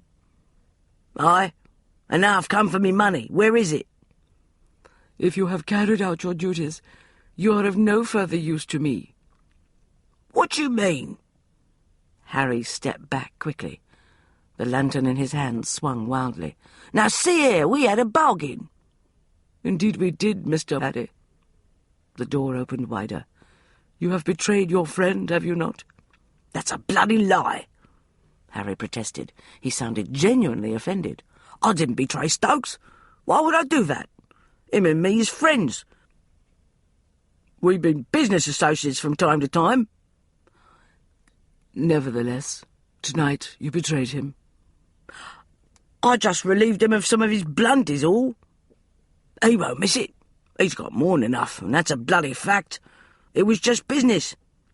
"On the contrary, you have lured him to this meeting, where he will meet great defeat." "The devil I did," Harry snapped. "I didn't lure him anywhere. We both know there ain't no pie shop in Old Head Lane, and no rooms above it neither." "He's no fool. He is one who could have been Grand Master. He will not go to Old Head Lane. He will have followed you here, and here his legend will be destroyed forever." "Now hold on just one bloody damn minute." Harry took another step back and held up a hand. If you think I told him those things to make him follow me so that you could get your bloody hands on him, you're as mad as a bedlamite." "I am not mad, Mr. One-Eared Harry. I am an initiate of the great circle of Vanza. Tonight I employed the strategy of deception to draw out the one who could have been Grand Master." "Why'd you want to go and do that?" Harry whined. "When I defeat him in honourable combat, I will prove to my master that I am worthy of being initiated into the next level of ascendancy." "Gord's blood, you're talking gibberish, you are." "Enough." The dark figure shifted in the shadows of the doorway. A moment later, a second lantern flared to life. "I do not have the time to waste discussing great matters which you can never hope to comprehend." Edison moved out of his place of concealment, closing the distance between himself and the dark figure who stood in the shed's doorway. "I think it's time you left, Harry," Edison said quietly. "What the devil?" Harry raised his lantern, half-turning to peer into the swirling fog. "Stokes, what the bloody hell are you?" The shed door opened wider. A man dressed entirely in black, his features concealed behind a cloth mask, emerged. The Vanza fighter took 2 quick steps, leaped high into the air, and lashed out with his foot. The blow struck Harry in the ribs. Harry gave a muffled grunt and toppled backward over the edge of the dock. There was a resounding splash when he hit the water. The lantern he'd been clutching sank like a stone. The light winked out. Silhouetted in the glare of the lantern he'd lit earlier, the Vanza fighter bowed formally to Edison. "O legendary one who went outside the circle, O great one who could have been Grand Master, you will honour me by giving me the victory tonight." Edison winced. "Do you always talk like that?" The young fighter stiffened. "I speak with respect to one who is still legend." "Who in blazes told you that I was legend?" "My master." "I am not a legend," Edison said softly. "I am an ex-practitioner of Vanza. There is a very large difference." "My master told me that you could have been a Grand Master." "To become a Grand Master, one must first call another man master. I was never very good at that." The lack of any splashing sounds was starting to concern Edison. He walked toward the edge of the dock. "My master says that you could have been the greatest Grand Master of Vanza in all of Europe." "Highly unlikely." Edison risked a quick glance over the side of the dock. There was enough lantern light bouncing off the fog to reveal Harry clinging weakly to a rung embedded in the quay. "By the by, who is this master of yours?" "I cannot tell you." The fighter's voice dropped to a reverential tone. "I have taken an oath of secrecy." "A secret Vanza master? How very odd." "Well, I can certainly tell you one thing about him." "What is that?" the fighter demanded. "He is not a good master. Any true practitioner of the arts would have told you that there is nothing courageous or honourable about kicking someone like One-Eared Harry into the river." "You are concerned for this One-Eared Harry?" The young man's voice rose in disbelief. "How can that be? He called himself your friend, yet he betrayed you. He is unworthy of your trust, O great one who could have been Grand Master." Down below in the water, Harry groaned. It was obvious that he did not have the strength to haul himself out of the river. Edison reached into his pocket and closed his fingers around a pistol he'd brought with him. "Nevertheless, as Harry told you, he and I go back a long way. I really will have to fish him out of the water." "Leave him." The young man went into a fighter's crouch and began to circle. "Tonight, you and I meet in honourable combat." Edison removed the pistol and aimed it casually at the Vanza fighter. "Enough of that. I haven't got time for it tonight." "What is this, a pistol?" The young fighter halted abruptly. His voice shook with outrage. "You would use a pistol? That is not Vanza." "No, but it's effective. One of the reasons why I went outside the circle is that there is much about Vanza which I found to be exceedingly impractical." "I will not be denied my victory." Take yourself off, or we shall both discover whether or not you can achieve your victory over a bullet." The Vanza fighter hesitated only a few seconds. "There will be another meeting between us," he finally snarled. "I swear it on my oath as one who is Vanza. You know, one of these days you will get tired of talking as though you were on stage." But Edison was speaking to the fog. The Vanza fighter had vanished down a dark alley.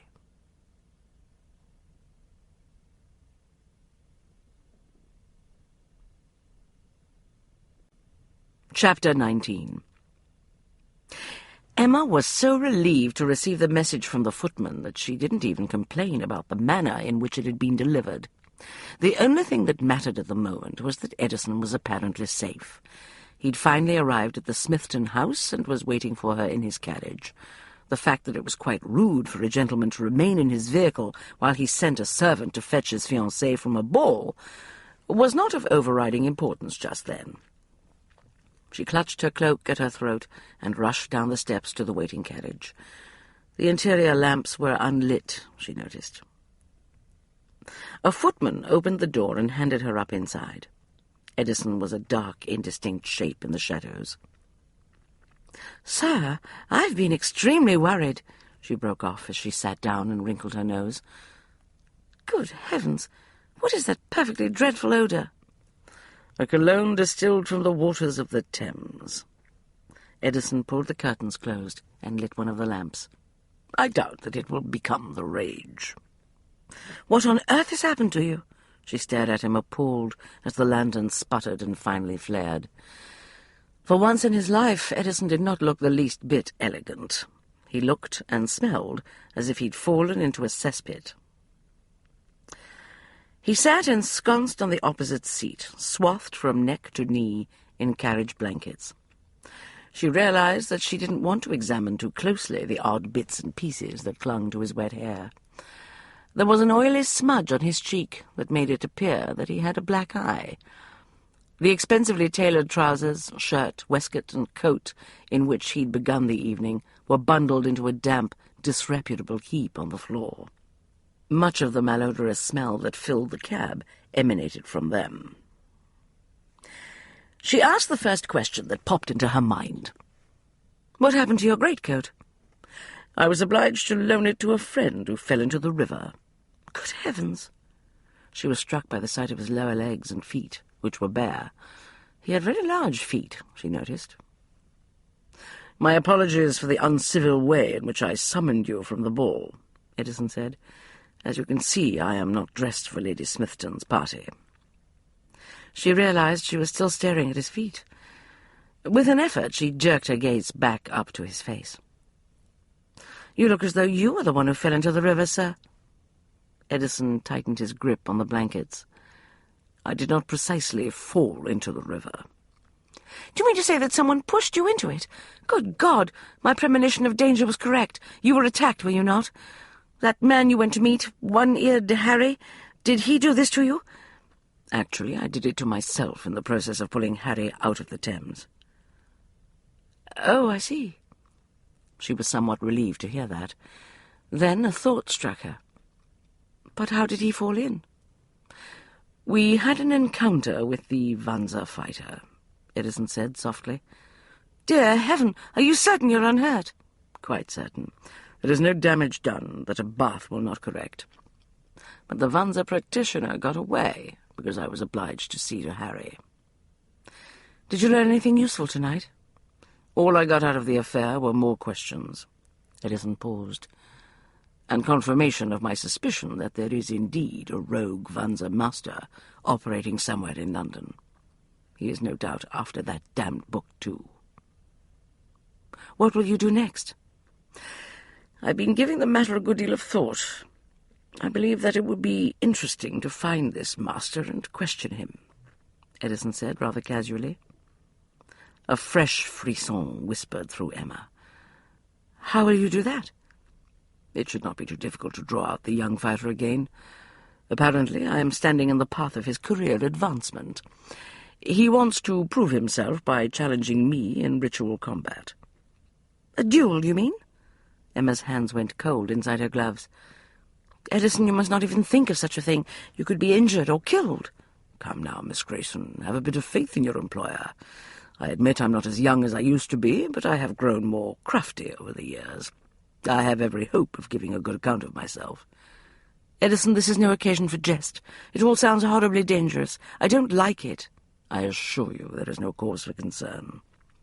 Edison brushed something that was slimy and green off his leg and settled deeper into his seat. What about you? I assume you could not resist the opportunity to try to question Miranda at the Smithton affair? Emma gave a start. How did you know that I tried to do just that? Edison's mouth twitched. Because you wanted to prove that you could be successful where I'd failed, of course. Any luck? She flushed. There was no choice, she thought, squaring her shoulders. She had to tell him the truth. I not only failed, but I did so rather spectacularly. I beg your pardon? She hesitated. You won't like this, sir, but I must inform you that I may have ruined your scheme to use me as bait for Lady Ames. His brows rose. Ruined it? In my own behalf, I would like to say that it was not my fault that things went awry. I was provoked.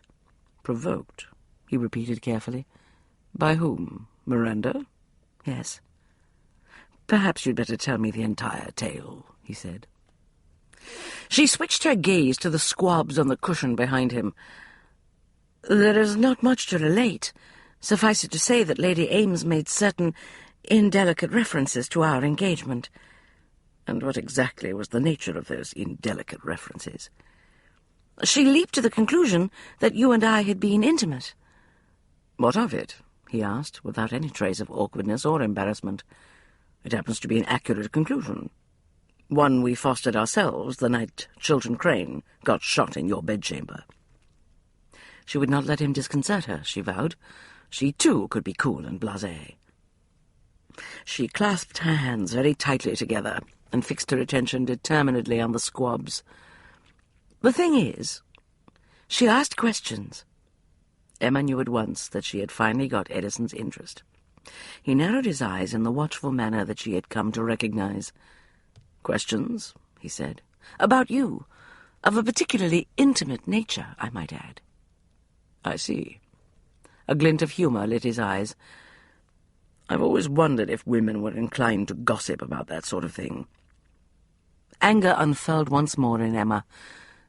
"They were questions designed, I believe, to imply that you and she have indulged in a tryst." "What were these questions, precisely?" "She asked me if I had noted a certain tattoo, of all things, on your person."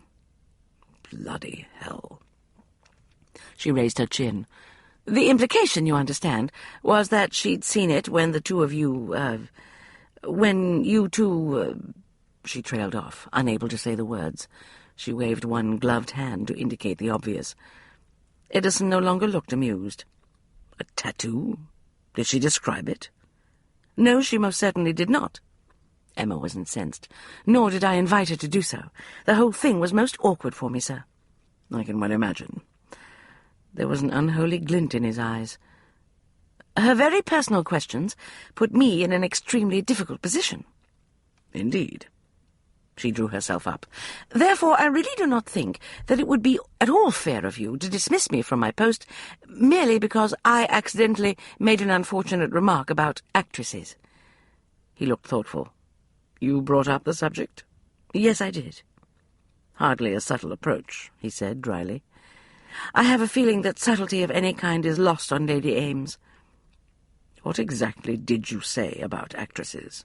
Edison asked with grave interest. She cleared her throat. "Something to the effect that only ladies in vulgar careers, actresses, for example, would boast publicly of their sexual conquests the way she did." "I see." Edison's voice sounded as though he had choked slightly. The corner of his mouth twitched. "Yes, of course. Actresses." Emma peered at him suspiciously. "Are you laughing at me, sir?" "I would not dream of doing so." "You are laughing." He grinned. "Forgive me, Emma, but I would have given a great deal to have seen Miranda's face when you accused her of acting like a vulgar actress." It may sound amusing to you now, sir, but you will likely change your mind when you reflect upon the results. What do you mean? Don't you understand? After my remarks, she no doubt suspects that we are on to her. Your plans may be in ruins even as we speak. He raised one shoulder in a shrug. On the contrary, it may have been an excellent moment to apply certain elements of the strategy of redirection. I beg your pardon?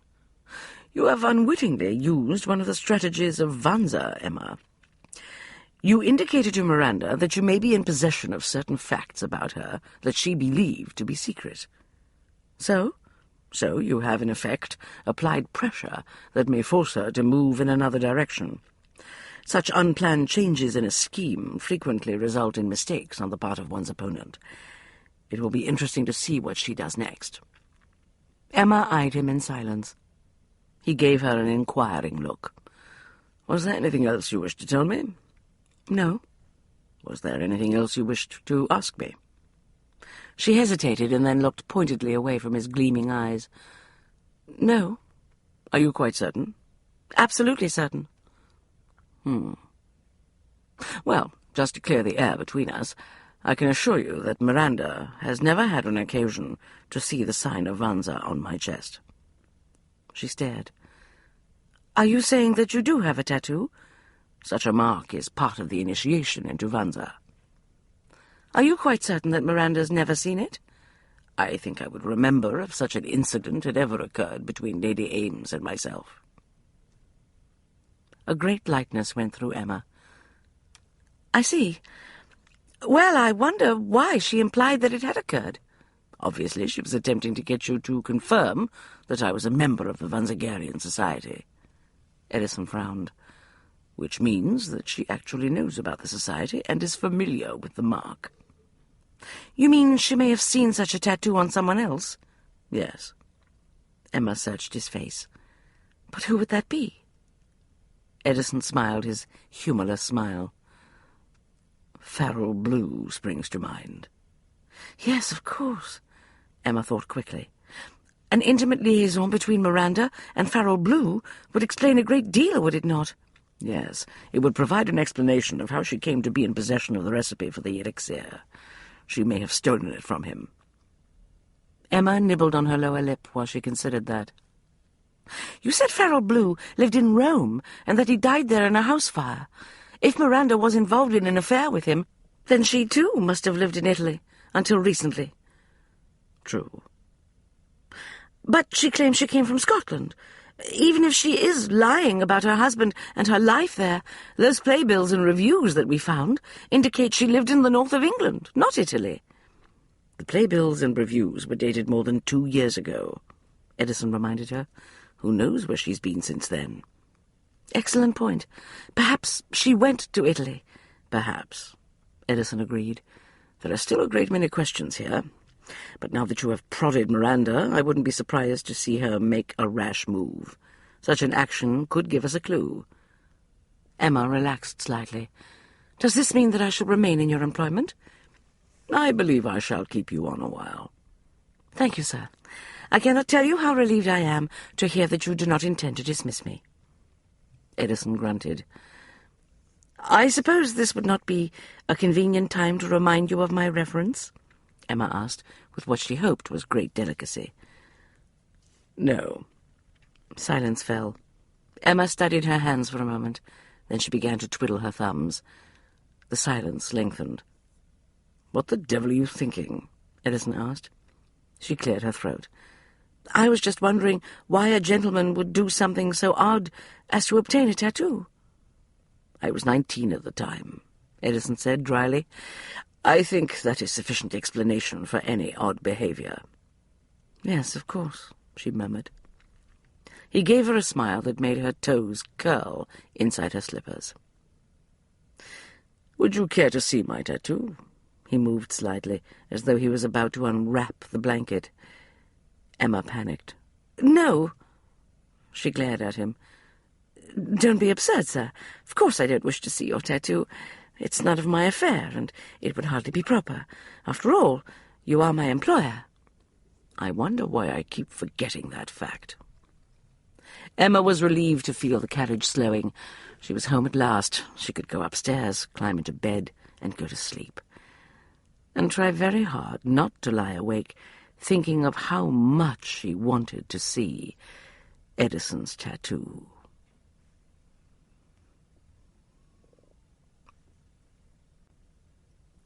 Chapter 20. You do realize what you are saying? Ignatius gazed broodingly into the fire. If what you have told me is true, a trusted member of the society has not simply gone outside the circle. He has established his own circle. So it would seem. Edison glanced at the library windows. One of them stood wide. He realized that it had been opened before he arrived in an effort to air out the room.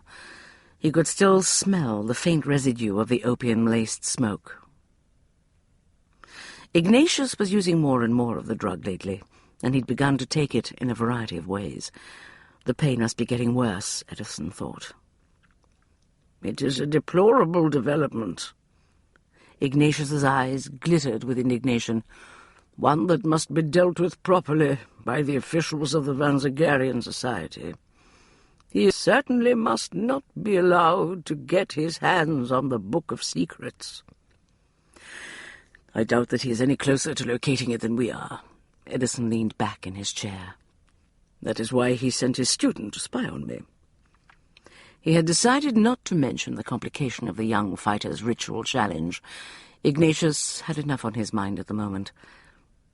It occurs to me, Ignatius said slowly, that this rogue master may be employing the strategy of distraction in an attempt to interfere with our search.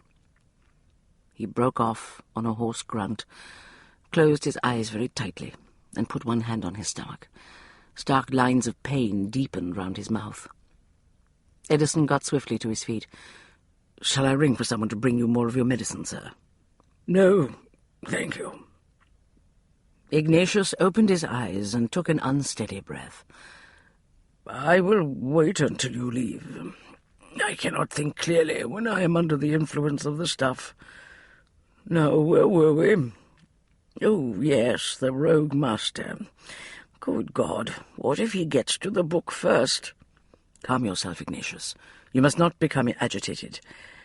Such a thing would shame the society forever in the eyes of the Vanzagarian temple monks. It would be the worst betrayal of all." Ignatius sagged weakly against the arm of his chair. "It must not happen. I give you my oath that whoever this rogue master is, he will not get his hands on the Book of Secrets." It was time to leave, Edison thought. Ignatius needed his medicine. Half an hour later, Edison walked up Lady Mayfield's front steps and banged the knocker. While he waited for the housekeeper to respond, he glanced idly over his shoulder. With its stands of trees and extensive hedges, the park across the street offered ample concealment for anyone who might be following him. He wondered if the Vanza fighter was watching him even now from the shelter of a bush. This entire affair seemed to centre on baits and lures of one sort or another, he reflected. He and Emma were both playing similar roles now.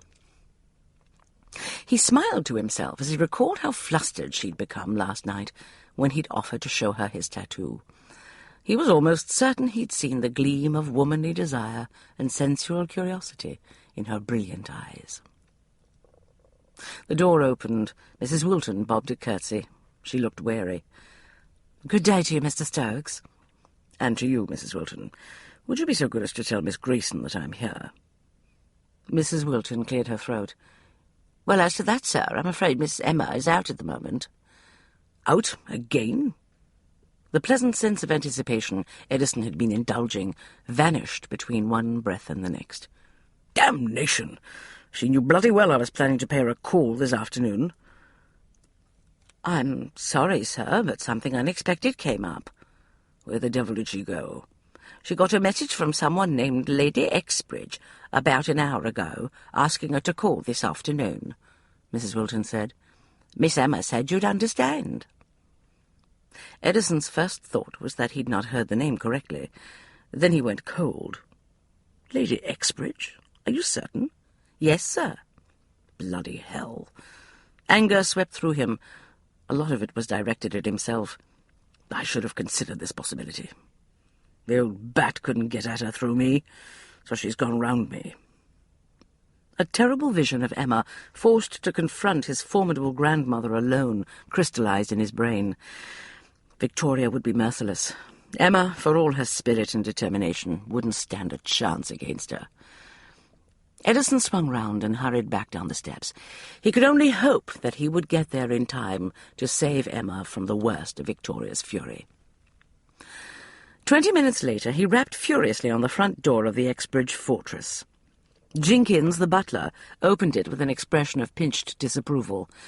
Edison was familiar with it. He'd always suspected that Jenkins had adopted the look from his employer's repertoire of expressions reserved for her sole relative. "Tell Lady Exbridge that I wish to see her immediately, Jenkins." Jenkins did not trouble to conceal the gleam of triumph in his eyes. "Lady Exbridge has given strict instructions to tell all callers that she's not at home." "Get out of my way, Jenkins. Now see here, sir, you cannot simply barge into a private house." Edison did not bother to respond. He walked through the front door, forcing Jenkins to scamper aside. "Sir, come back here this instant." Jenkins pursued Edison gamely down the hall. Edison glanced at him as he came to a halt in front of the drawing-room door. "Do not interfere, Jenkins. This is between Lady Exbridge and me." Jenkins hesitated uncertainly, but he appeared to know that he had lost this skirmish. He hovered angrily in the hall behind Edison, but made no further attempt to stop him. Edison resisted the almost overpowering urge to charge into the room and snatch Emma out of Victoria's clutches.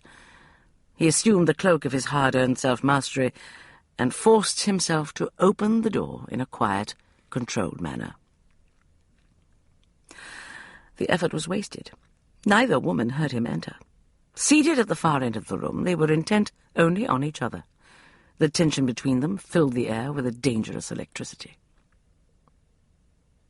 "Nothing more than a paid companion," Victoria said coldly. "How could Edison possibly be serious about marriage? Clearly he is using you in some dark scheme." "Since you are his grandmother, I realize that you consider Edison's happiness your paramount concern." "Nonsense. Happiness is fleeting and ephemeral, to say the least. It is not a goal that encourages a sense of duty and responsibility. The pursuit of it produces the sort of licentious, frivolous behavior that destroys families and fortunes."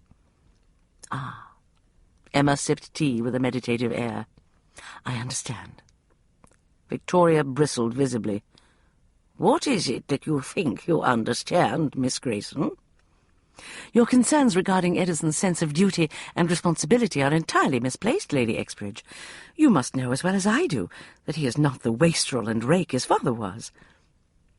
A hush fell. "How dare you!" Victoria whispered. Her teacup clattered loudly in the saucer. "Who do you think you are to talk about Wesley that way? He was descended from some of the finest families in England. He was a nobleman who moved in the most exclusive circles."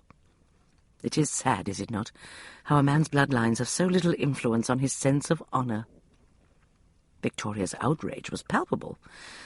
"Are you saying that Wesley Stokes was not an honourable gentleman?" Emma shrugged. "From what I have heard, your son's notion of honour had much in common with that of other gentlemen of the ton." "I should think so." "In other words, he did not allow it to get in the way of his pleasures," Emma said. Victoria's mouth worked. "I beg your pardon?" "Lady Mayfield informed me that in the course of a short but extremely active life, Wesley managed to lose the family estates, engage in at least 2 duels, bedded in a number of his friends' wives, and preyed on young women who lacked protection from their employers and families." "You know nothing of my son." "Ah, but I do. Lady Mayfield, as it happens, remembers him well." "And I remember her," Victoria snapped.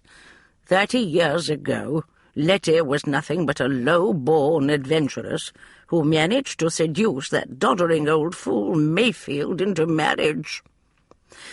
Forgive me, madam, but Lady Mayfield was, until quite recently, a kind and generous employer. I will not allow you to speak ill of her.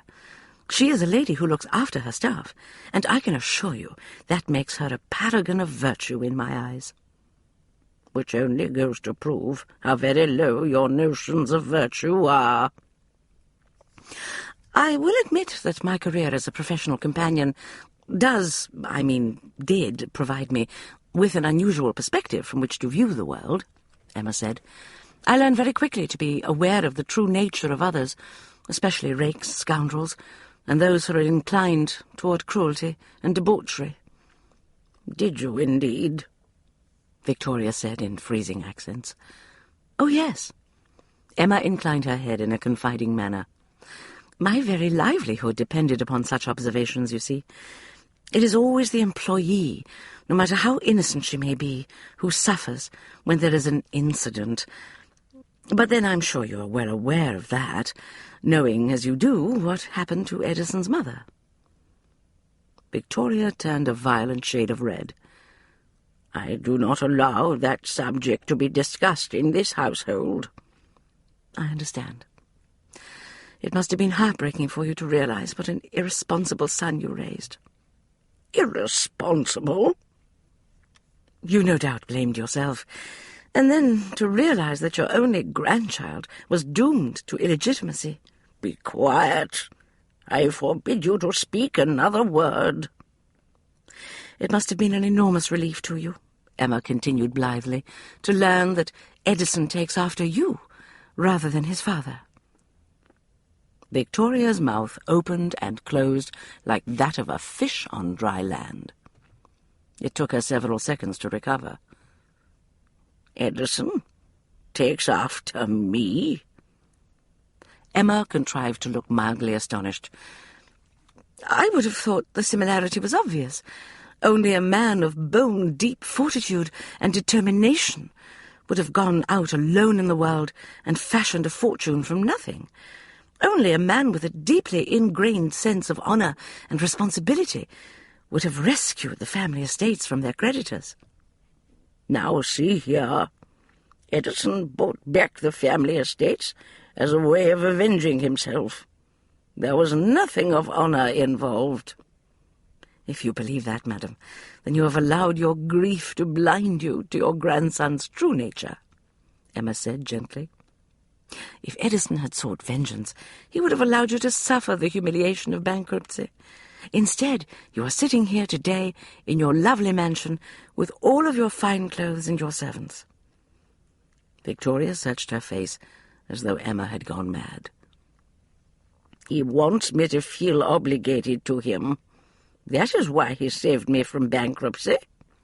It was an act of arrogance, a way of showing me that he does not need me or the family connections. Rubbish. Emma set down her teacup.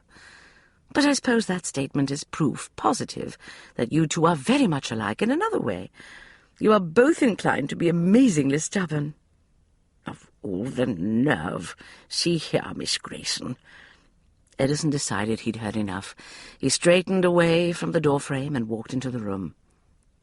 Forgive me for interrupting this delightful little tete-a-tete, but I'm afraid that Emma and I had an appointment this afternoon. Edison. Emma turned swiftly, her eyes lighting with a warm glow of pleasure. I did not hear the butler announce you, sir. That is because Jenkins did not announce him. Victoria scowled at Edison. What did you do to the poor man? I merely told him to stay out of my way. Edison smiled as he came to a halt beside Emma. It is advice that I frequently give to people who go between me and what I want. Are you ready to leave, Emma?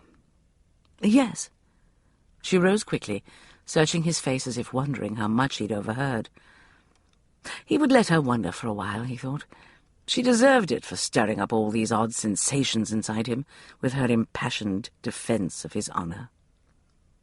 Then let us be off. He took her arm and walked her out of his grandmother's cold house.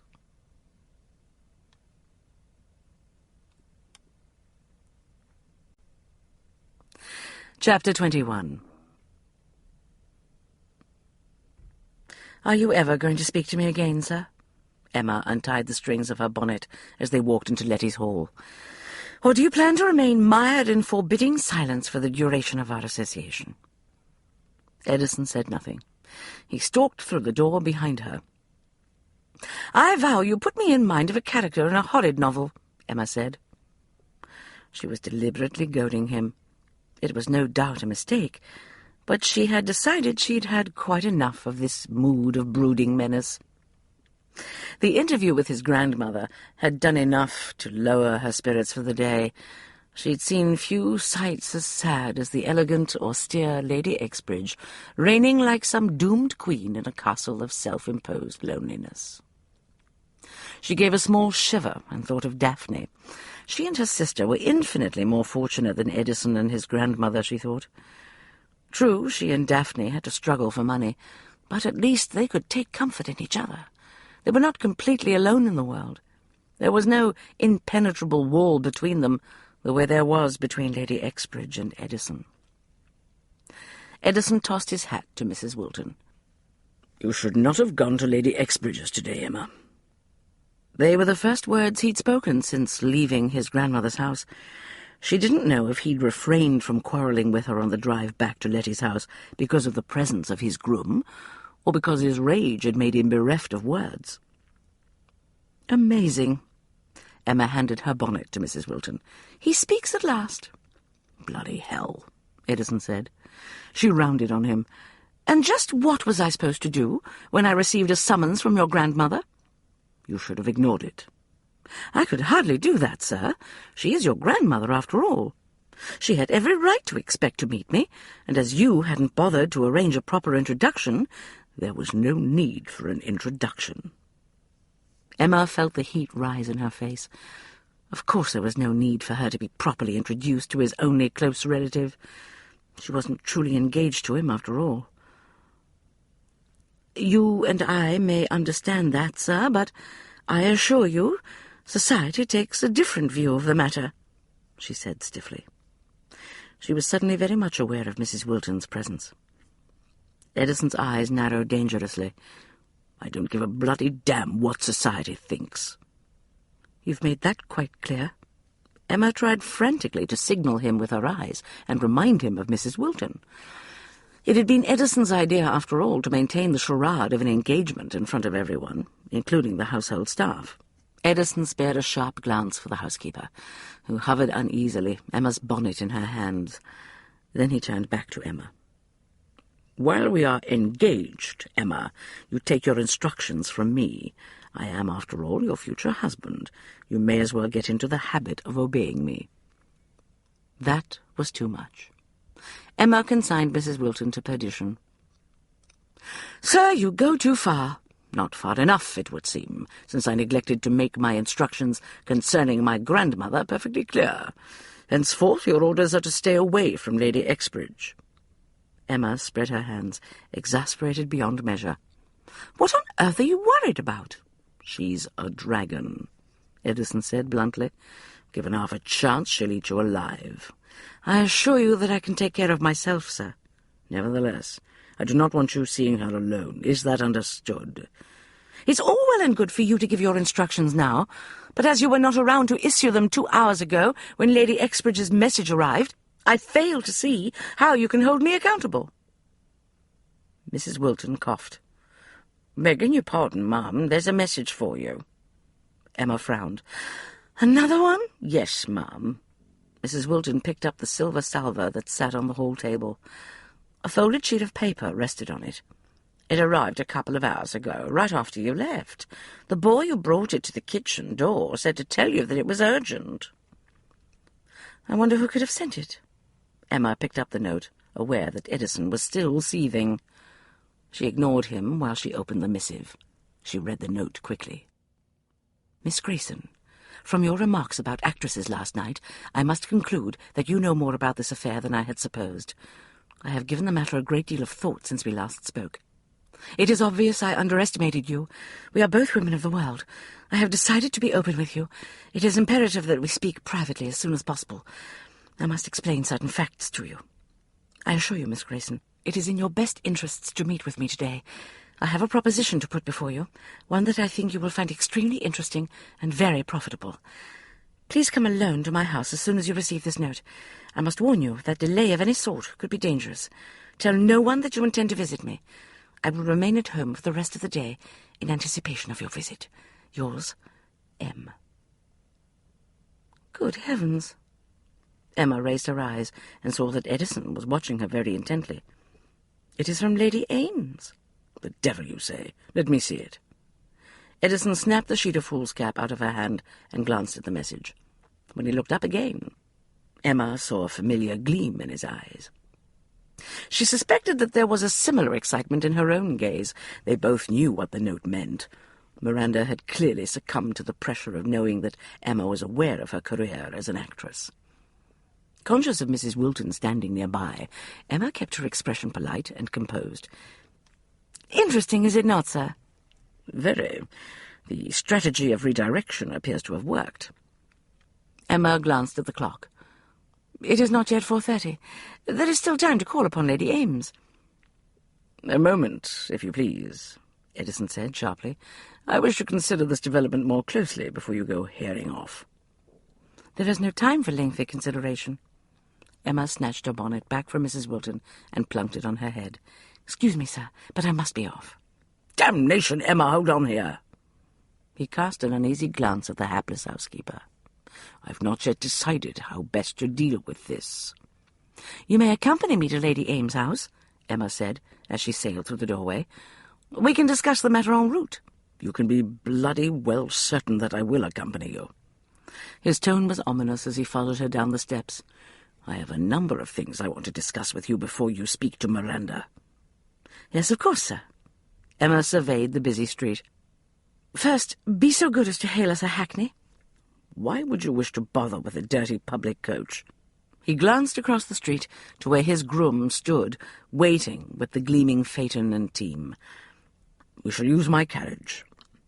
"No, Miranda might see it in the street and recognize it." "What of it?" "In her note, she specifically says that I am to come alone. If you accompany me to her address, you must stay out of sight. The hackney will be anonymous. If you remain in it, she will not see you." Edison looked dubious, but she knew that her logic was sound. It didn't take him long to see that, too. "Why is it that every time I manage to convince myself that I am giving the orders round here, something like this occurs?" he muttered. Nevertheless, he quickly flagged down a passing hackney carriage and handed Emma up into the cab. She wrinkled her nose at the smell, a mix of ancient, dried vomit and soured wine. Experience had taught her not to examine the stains on the floor of any hackney coach too closely.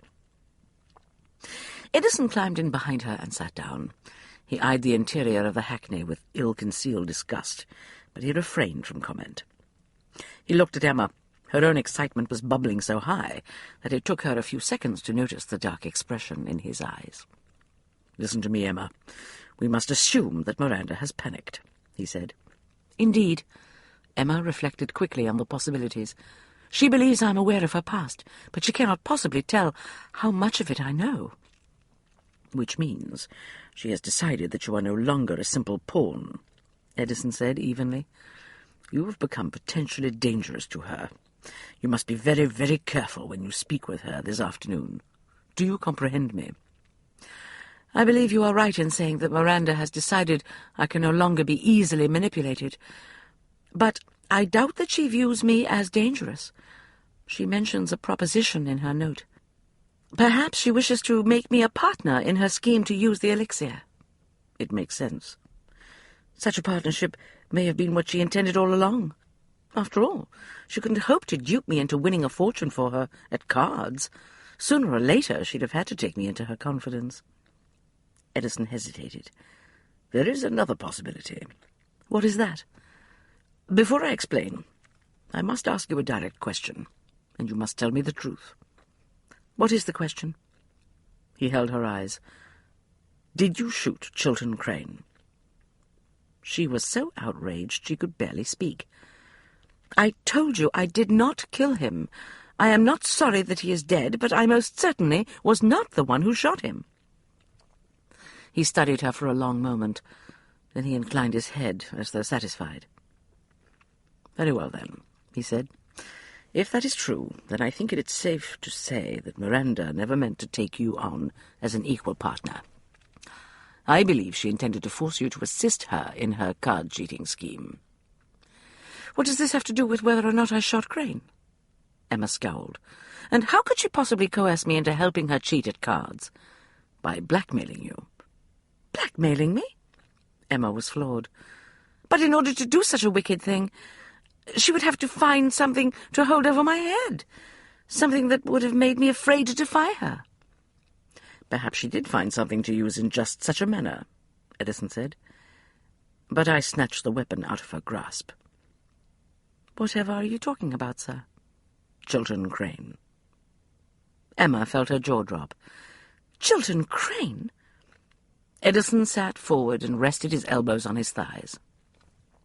His expression was coldly intent. "Crane's death never bothered me, but the time and place of it did raise several questions. What if it was Miranda who encouraged him to go to your room that night? She may have intended for the two of you to be discovered together." Emma shuddered. "In which event, I would very likely have been dismissed by Lady Mayfield." "You would have been desperate. Perhaps desperate enough to allow Miranda to coerce you into participating in her card-cheating scheme." "But it didn't turn out that way. I wasn't in my room when Crane arrived. I told you, someone followed him down the hall and shot him dead." "If you did not shoot him," Edison began thoughtfully. "I swear I did not." "Then someone else did," he concluded. She looked at him. "Miranda? Perhaps. Why on earth would she kill him?" "Perhaps she followed him down the hall that night, intending to be the one who discovered him in your bed. But things went wrong. You were not around to be compromised." Emma swallowed heavily. "Do you really think that when she realized that I was not in my bedchamber, she shot Crane? Are you saying she hoped I would be put under suspicion of murder?" "It's possible that when she saw her plan was about to fail, she realized there was another way to accomplish her goal. She knew you would be the most likely suspect if Crane was found dead in your bedchamber." "You think she may have planned to step in to offer me an alibi, and thereby save me from the hangman's noose?" "If she had done such a thing, you would have been forced to do whatever she demanded of you." His calm, well-schooled logic sent a shiver through her. She hugged herself as the frightening possibilities cascaded through her mind. If she had not gone to Edison that night, if he hadn't implied to all and sundry that she'd been in his bed when the murder occurred— "Wait!" Emma turned sharply back to face Edison. "According to your version of events, Miranda would have had to come to my bedchamber prepared to kill Crane that night. How could she possibly have guessed that her scheme would go awry because I wasn't in the room? Are you saying that she brought a pistol with her on the off chance that things would not go according to her plan?" "I think it very likely that Miranda is in the habit of carrying a pistol in her reticule," Edison said. "When I searched her chamber at Ware Castle that night, I found a pistol case. There was extra powder and some balls in it, but no weapon." "Then she may indeed have had it with her," Emma whispered. "Yes. She probably went downstairs after she shot Crane and waited for the body to be discovered. But nothing happened for some time. So she grew impatient and sent the maid to my room with the tea tray to precipitate the discovery." "That is how it appears," Edison said. Emma drummed her fingers on the seat. "When did this notion that Miranda was the killer first occur to you, sir?" He shrugged. "It crossed my mind as a possibility at the time because of the pistol. But there were other, equally plausible explanations for Crane's death." She slanted him a reproving look. "Including the possibility that I had killed him?" Edison smiled faintly. I told you I had no great objection to the notion that you'd shot Crane, but it did present certain difficulties. First and foremost, I had to make certain that you did not trip yourself up and ruin the alibi I had supplied. I admit that my attention was concentrated in that direction until we were well clear of Ware Castle. What makes you think you can believe me when I tell you that I did not kill Crane? He watched her with gleaming eyes. I don't think that you would lie to me now, not after what you so charmingly term the incident that took place between us. She stared at him. Are you saying that just because we've been intimate, you now feel you can trust me? Actually, I think I'd come to trust you even before we made love, he said thoughtfully. But I had not asked you since then about Crane's death, because there was no need to confirm that you did not kill him. Until now, that is. Do you mean to say, sir, that you never once concerned yourself with the possibility that you had employed a murderess? Edison smiled. Not as long as the victim was Chiltern Crane. A rush of unexpected warmth went through her. I am touched, sir. Quite touched indeed. You are certainly unique in my long string of employers. He shrugged. I've always had a certain tendency toward eccentricity. The pleasant warmth faded. I see. So it is only your eccentric nature that enables you to employ a possible murderess. Mm-hmm. Annoyed, she pressed on. Would any murderess do, or is it only a certain species of murderess you are willing to employ? His eyes gleamed. I'm very selective. She decided your only option was to abandon the topic. Let us return to the matter at hand. You still cannot be certain that Miranda actually shot Crane. We are speaking of murder, after all, sir. Surely Lady Ames would not risk such a dangerous deed merely to secure a fortune. On the contrary, I think it's possible that Miranda is a reckless opportunist who has already killed once to obtain the deciphered recipe from the Book of Secrets. And perhaps the book itself. Farrell Blue? Yes. If that is true, why would she not kill a second time? Emma turned back to the window, her thoughts whirling. I remember how stunned she appeared when you announced your engagement to me there in the hall that night. I assumed it was because it struck her and everyone else as a terribly unlikely alliance. But I suppose she might have worn just such an expression if she had suddenly realized that her plans had gone awry a second time that evening. She had risked committing murder and had nothing to show for it. The prize was denied her. Emma made a face. I do not care to think of myself as a prize, sir. He looked distinctly uncomfortable. I did not mean that the way it sounded, he muttered. It was a poor choice of words. Yes, it was. She sighed and straightened in the seat. Nevertheless, I suppose it is no worse than thinking of myself as bait. His brows drew together in a grim line. Emma, returning to our current problem, she interrupted smoothly. I do not think anything you have said alters the way in which I shall deal with Miranda. I thought I made it clear she is dangerous, very likely a murderess twice over. Yes, but only consider, sir. Emma gave him a determinedly bright smile. I am the one person she dares not kill. She desires my help in her scheme. Edison sat back slowly. His eyes never left her face. That fact, no doubt, gives you some protection from her venom. But you must not take any undue risks, Emma. Listen to her, hear her proposal, learn as much as you can, but do not provoke her temper. Believe me, sir, now that the evidence of 2 murders is mounting against her, I shall make it a point not to do anything foolish or reckless. I would feel infinitely more reassured about the matter if I did not fear our definitions of the term reckless differ greatly. Any man who associates with known smugglers and who does not hesitate to meet a villain at a dockside rendezvous in the middle of the night is in no position to lecture me on the subject. Edison grinned reluctantly. You really are much too impertinent to make a successful career as a professional companion, you know. With a bit of luck, my finances will soon come right, and it will not be necessary for me to go back into service after this post.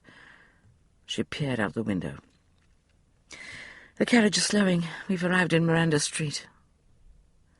Edison glanced out at the row of handsome townhouses. I realize that I'm starting to sound like you when you have one of your premonitions, but I don't like this. What can possibly go wrong? I would rather not contemplate the entire list of things that could go wrong, if you don't mind. It's far too extensive. Edison's jaw was set in rigid lines. Very well. I'll wait here in the carriage while you meet with her. But, Emma, you must promise me that if you feel in any way uneasy, you will not hesitate to leave at once. I give you my word on it. The carriage drew to a halt, as Edison had instructed, several doors down from Miranda's house. Emma alighted quickly and walked the rest of the way. The neighbourhood looked vastly different this afternoon than it had on the night of the ball. On that occasion, Emma recalled, the street had been clogged with carriages. Miranda's front steps had been thronged with expensively garbed guests. Lights had glowed from every window of her house. Music had echoed from the ballroom. An almost feverish air of activity had animated the scene. There was no such lively aura about Miranda's residence today, Emma thought, as she went up the steps and banged the knocker. In fact, things seemed almost unnaturally quiet. A cool sensation shivered through her. She felt her palms tingle in a too familiar way. "Oh, please," she thought, "not another premonition. I've had quite enough of that sort of thing of late." She glanced over her shoulder as she waited for someone to respond to her knock. The other townhouses appeared subdued and silent. Of course, it was nearly 5 o'clock, Emma reminded herself, the hour to see and be seen in the park. At this very moment, most of the polite world, seated astride spectacular mounts or driving elegant equipages, were parading along sylvan paths. It was the sort of scene in which Miranda no doubt gloried. That she had chosen to wait in her house all afternoon in hopes that her request for a visit would be heeded said a great deal about her sense of urgency concerning this situation. No one came to answer her door. Emma flexed her gloved hands to rid herself of the prickling sensation. It didn't work. She knocked again and waited, listening for the sound of footsteps in the hall. A few minutes later, she was forced to conclude that no one was going to respond. Perhaps Miranda had gone out after all, she thought. Still, someone should have answered the door, although it was entirely possible that the household staff had seized the opportunity to enjoy a bit of leisure time. The uneasy twinges continued to plague her. She stepped back to survey the windows. The curtains were all drawn tightly closed. She sighed. It was impossible to ignore the whisper of dread. Something was very wrong inside Miranda's house. She turned and hurried back to the waiting hackney. It was time to take more forceful action. She hoped Edison would not be difficult. Chapter 22. Edison scowled. "Break into Miranda's house? Have you gone mad?" "I think something is wrong." Emma peered out through the hackney window. The steps in front of the townhouse were still quiet. No one had come or gone in the few minutes she'd been arguing with Edison. There are not even any servants at home. Miranda has a great number of them, if you'll recall. Surely there should be a maid or a footman around. Bloody hell. Nevertheless, Edison leaned forward to study the scene. "I knew this was a bad notion." "Well, sir, are we going to investigate or not?" Edison hesitated a moment longer. Then he switched his attention back to her. She saw the grimly intent expression in his eyes and knew that he was as concerned as she. "We will not do anything," he said. "You will wait here in the coach. I'll go around back and see if there is anyone about in the gardens." "I will accompany you," Emma said firmly. "If there is something wrong, it will be better if there are 2 of us to deal with it." "No, Emma." He made to open the door. "Wait," She grabbed his sleeve. "Listen to me. If you go in alone, someone may mistake you for a housebreaker." "Which is precisely what I will be, if things are as you describe. I don't want you involved." "Nonsense. If we stick together, we can claim that we were invited to pay a social call and became concerned about Miranda's safety when no one answered the door. Which is only the truth." "A bit thin, I think." Edison opened the door and got out.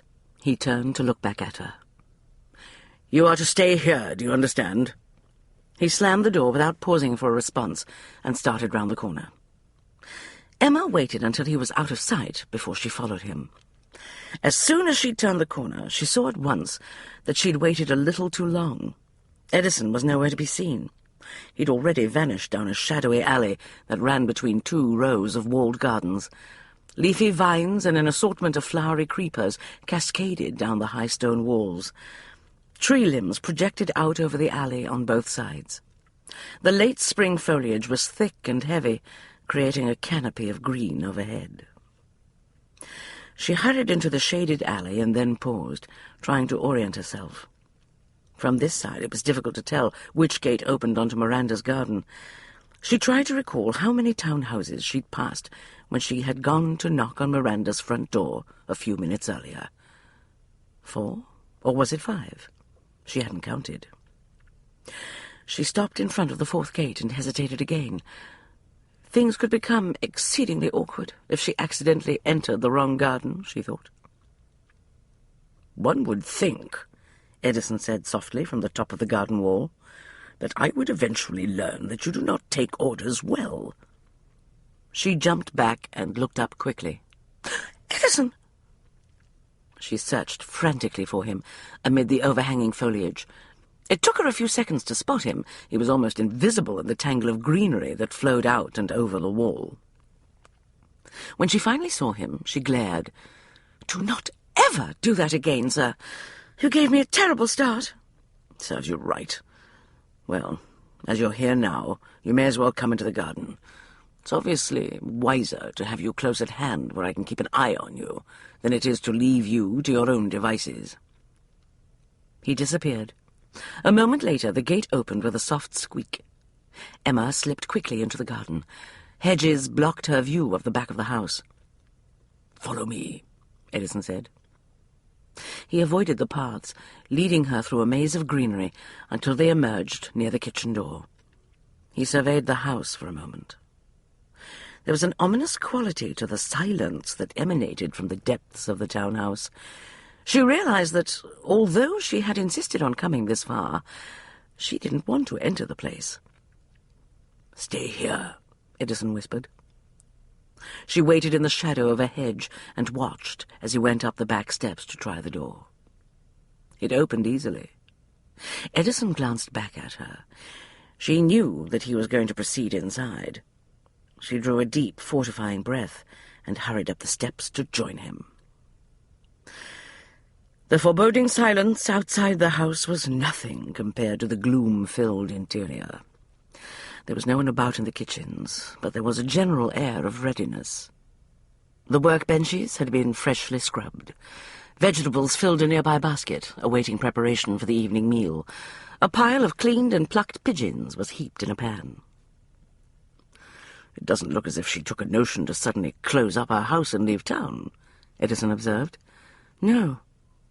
Emma trailed after him through the kitchens into the rear hall. She recognized her surroundings instantly. This was where she'd stood the night she'd followed Swan down the back staircase. She glanced across the way and saw that the library door was closed. Another terrible chill lanced through her. She couldn't take her eyes off the door. "Edison, the library." He gave her an odd look, but did not ask questions. He crossed the hall and opened the door. Emma caught her breath at the sight of the chaos inside. The library had been turned upside down. But that was not what brought her stomach up into her throat. The essence of death was unmistakable. She reeled back a step. Instinctively, she reached into her reticule for a handkerchief to put over her mouth. Breathing shallowly through it, she stared in horror at the figure that lay sprawled on the library carpet. "Oh, my God, Edison! Is it—" "Yes, is Miranda." Edison walked into the room and came to a halt beside the body, shot dead. Emma took a reluctant step into the room. She could not look away from the terrible bloody stain that soaked the bodice of Miranda's afternoon gown. "How could this happen in her own home?" Emma asked. "Surely the servants would have heard the shot. Where are they, anyway? Why did no one sound the alarm?" Perhaps she sent them away before the killer arrived. Edison moved to a nearby table and studied the objects that lay scattered on the floor beside it. "She appears to have been expecting you, however." Emma forced her gaze away from Miranda's body and focused instead on the items lying on the carpet beside his gleaming hessians. There was a jar of herbs, a teapot, and a single cup. Next to the tea things was a deck of cards that had fallen and partially fanned out across the rug. "She obviously planned to give me another one of her tests." Emma looked at him. "But why would she do that? She was already convinced that I was a suitable candidate for the elixir." "Yes, but if she intended to talk to you into going into a partnership with her, she would have needed to persuade you that you really could read the cards under the influence of the elixir." "I suppose that explains why she sent the servants away for the afternoon," Emma said slowly. "If she intended to give me a demonstration of the effects of her elixir and talk to me about the details of her scheme, she probably thought it best to be private." Edison slowly examined the shambles. The few books Miranda had used to decorate the shelves lay on the floor. Papers littered the carpet. The globe had fallen from its stand. The drawers of the desk stood wide. "I suppose this could have been the result of a burglary," he said. "You don't sound very convinced of that." "I'm not." He went to the desk and glanced into the drawers. "I think, under the circumstances, we must assume that whoever did this was looking for the recipe for the elixir or the Book of Secrets." "Do you think he found anything?" "There's no way to be certain." Edison studied the room, but he may have found something, because he obviously decided that he no longer needed Miranda. "Dear God, Edison, what should we do now?"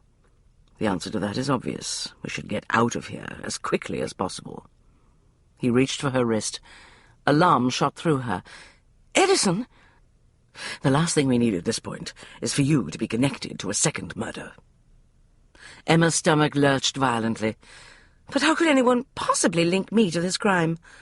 "I don't know, and I do not intend to find out." He hauled her out the door into the hall. "We must get out of here before one of the servants returns." "I will not argue with you, sir." "That makes a pleasant change." They retreated from the house along the same path they'd used to enter it.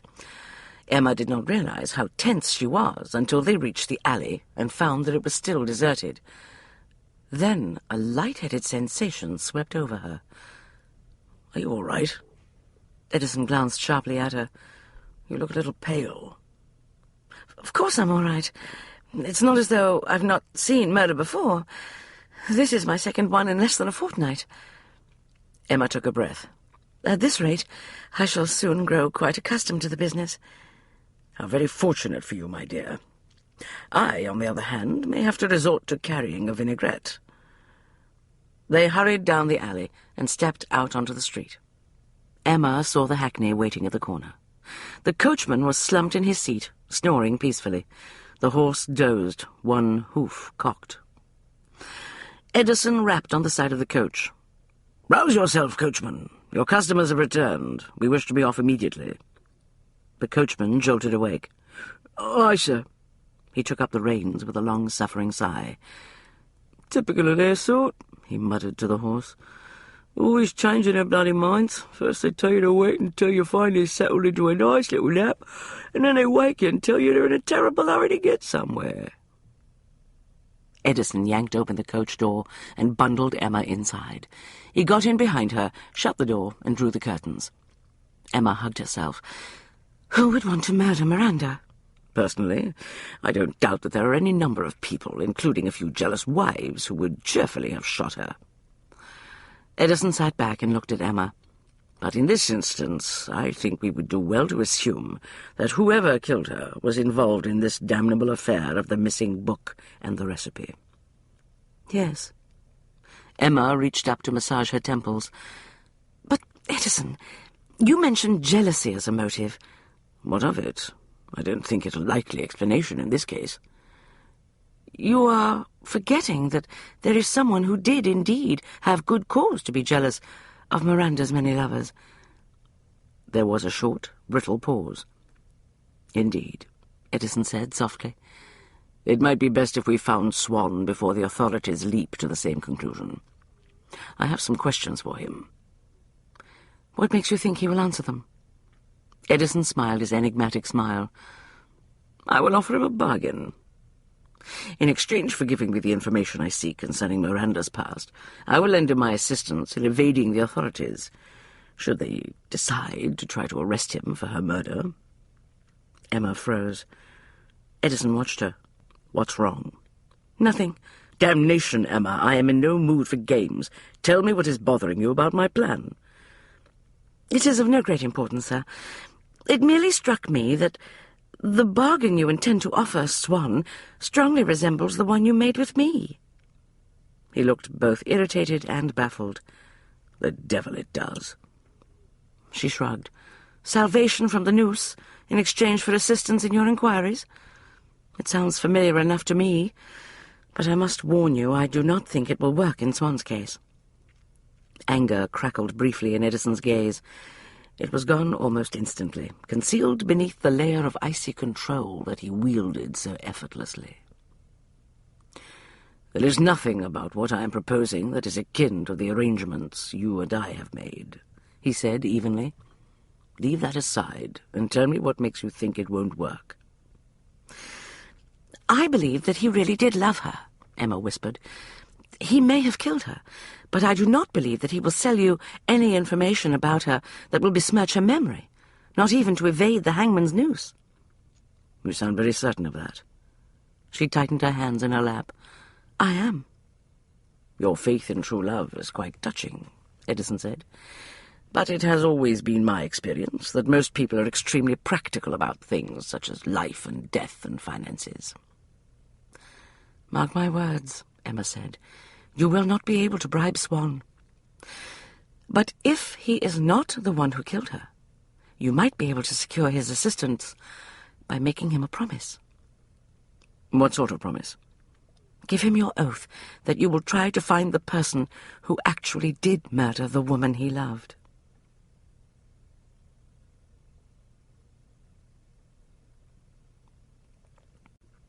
Chapter 23. You will not credit it, Emma, but everyone is saying that her exceedingly odd servant, Swan, returned to the house yesterday afternoon and shot Miranda dead, Letty announced with ghoulish relish. Emma put aside the stack of daily papers she'd been perusing in hopes of discovering news of the Golden Orchid. As usual, there was no report of a late ship returning with a fortune for its investors. She studied Letty, who was glowing with excitement. The news of Miranda's death had struck the polite world shortly before breakfast. It was uncanny, Emma reflected, how gossip travelled through the ton. "Are the authorities certain that it was Swan who killed her?" she asked carefully.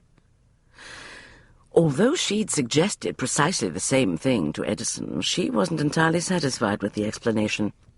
In fact, the more she considered the possibility that Swan had murdered Miranda, the less she liked it. It wasn't that she couldn't imagine Swan killing Miranda in a fit of rage and jealousy, she thought. Intense passions had been known to provoke dangerous reactions in unstable people. The problem was that such a ready answer did not feel right in this case.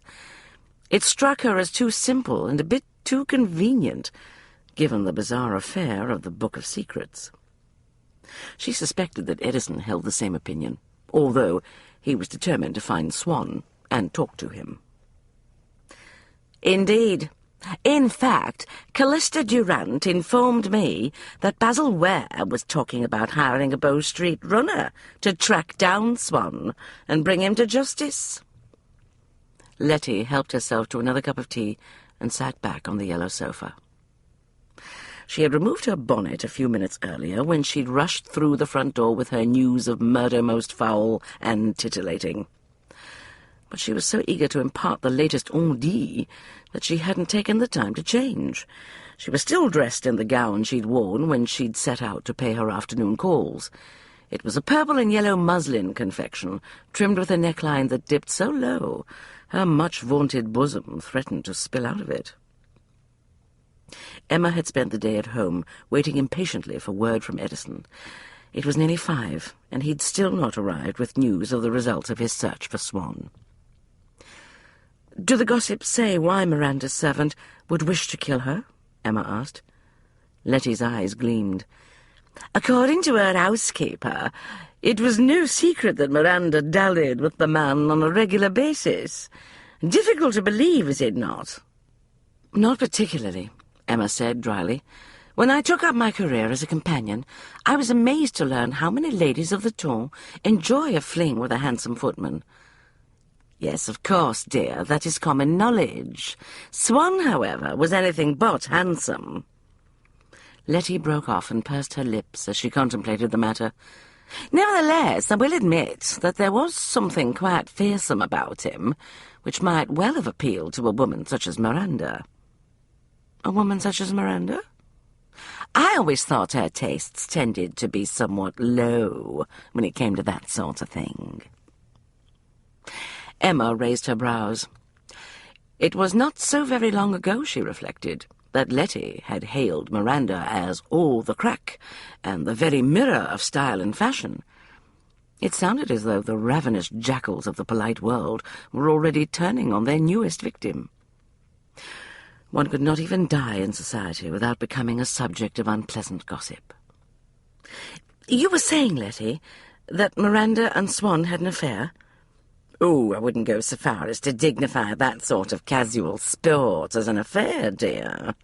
But yes, apparently she invited him into her bed from time to time, when she had no other lover conveniently at hand." "That doesn't explain why he would kill her." "Word has it that she became angry with him and dismissed him out of hand on the night of her ball. Turned him off without a reference, apparently. The servants report that he packed his things and left the house before dawn. They all claim that he was in a seething rage." "I see. The assumption is that Swan has been lurking near Miranda's house ever since, awaiting his opportunity for revenge.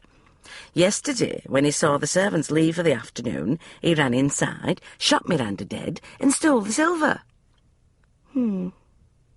Emma forced herself to pour a cup of tea, in what she hoped appeared a calm, steady manner.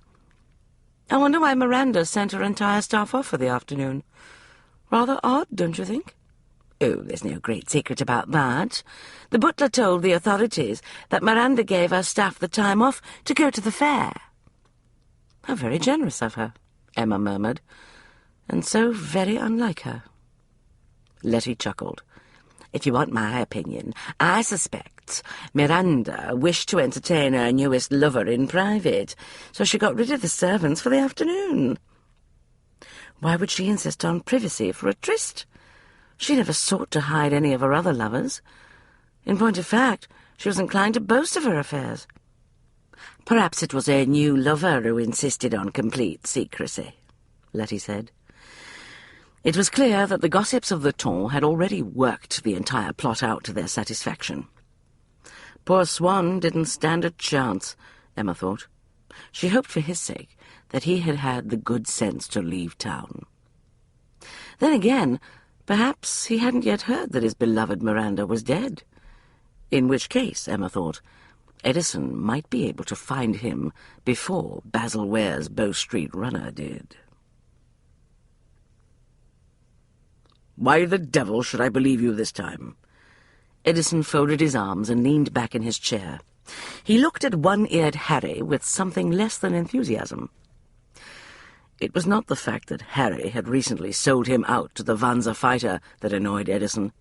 He knew his old associate well enough to expect that sort of thing from time to time. What irritated him this afternoon was that Harry had just come from the docks.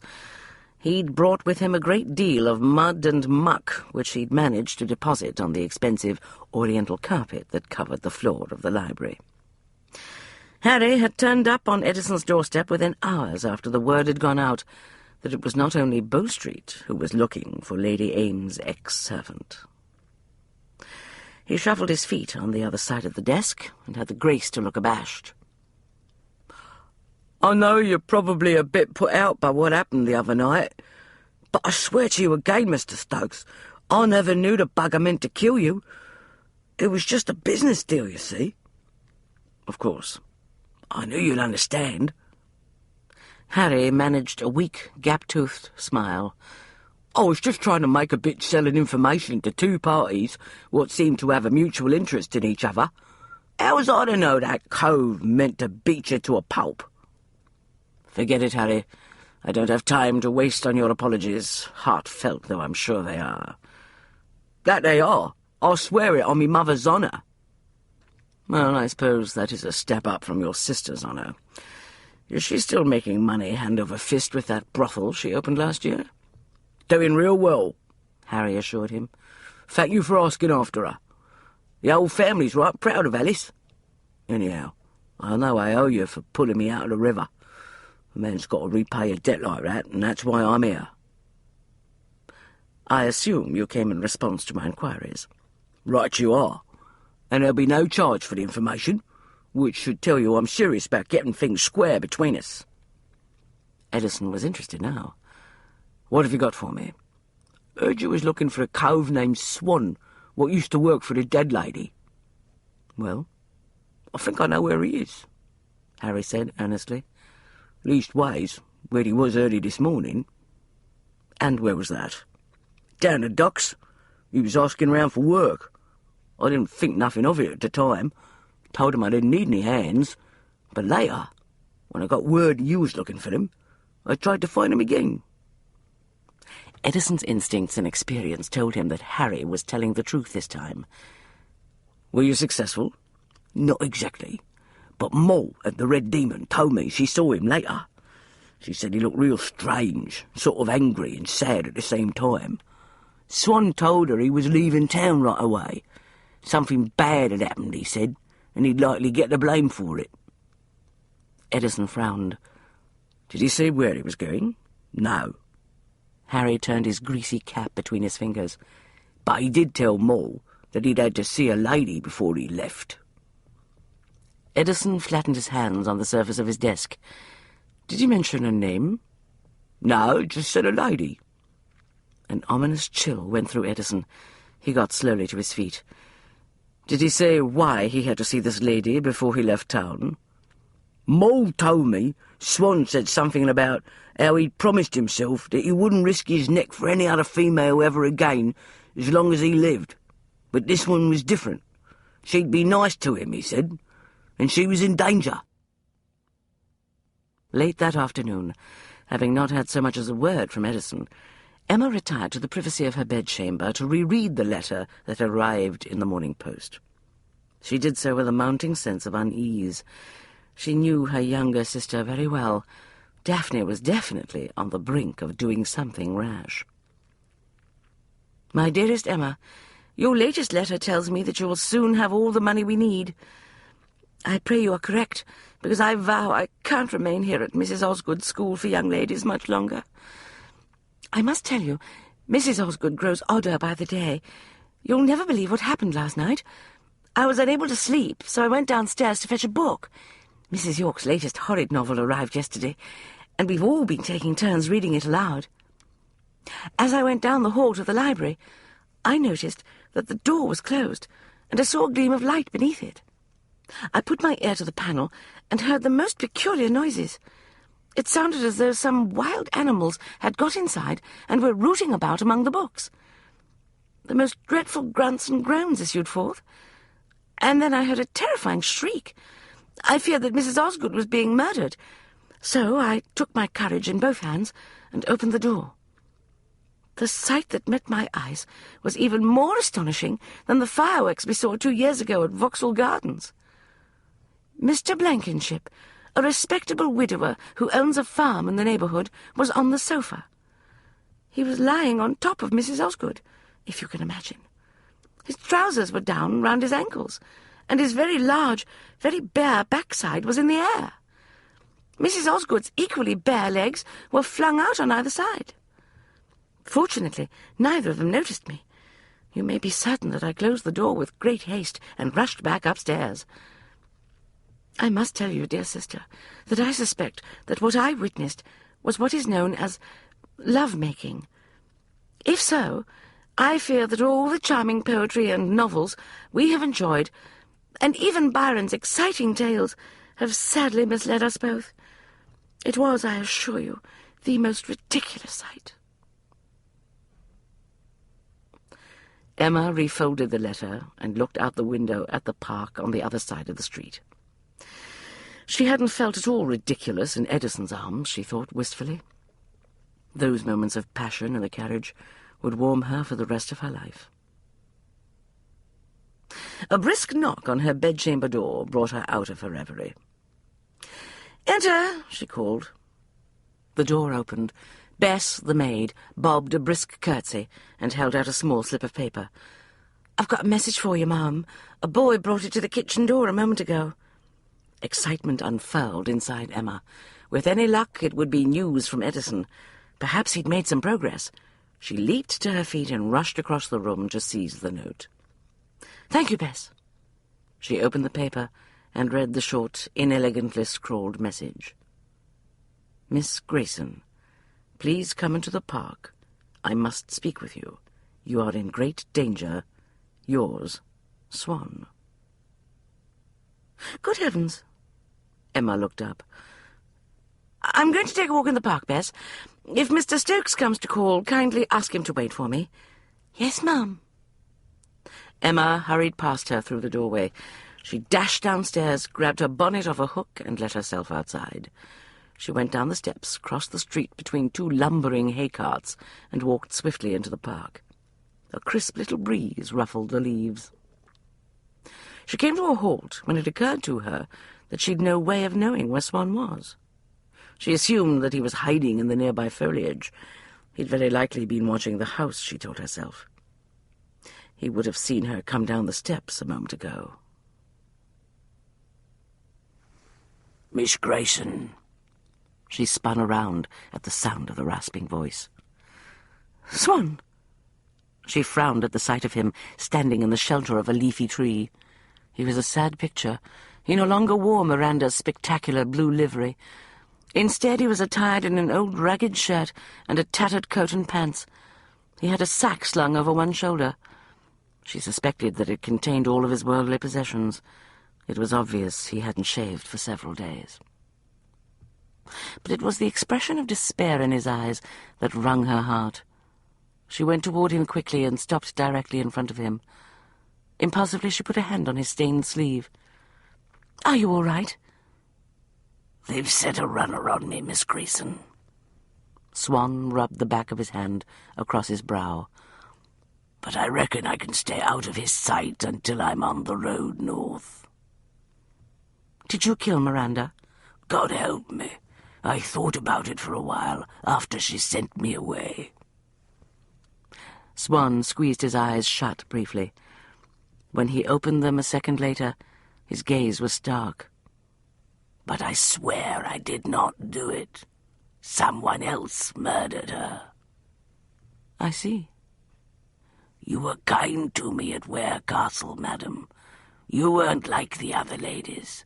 You didn't laugh at me or ask Miranda if you could borrow me for a night. That's why I came to warn you, Miss Grayson." "Warn me? About what?" "You are in grave danger. You must believe me." "Me?" Emma stared at him. "Why on earth would I be in danger?"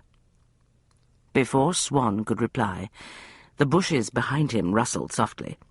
He gave a startled gasp and whirled round. His pack slid off his shoulder and fell to the ground. Edison stepped out of the cover of a leafy copse. His eyes were cold and watchful. "Yes, Swan, tell us why Miss Grayson is in danger."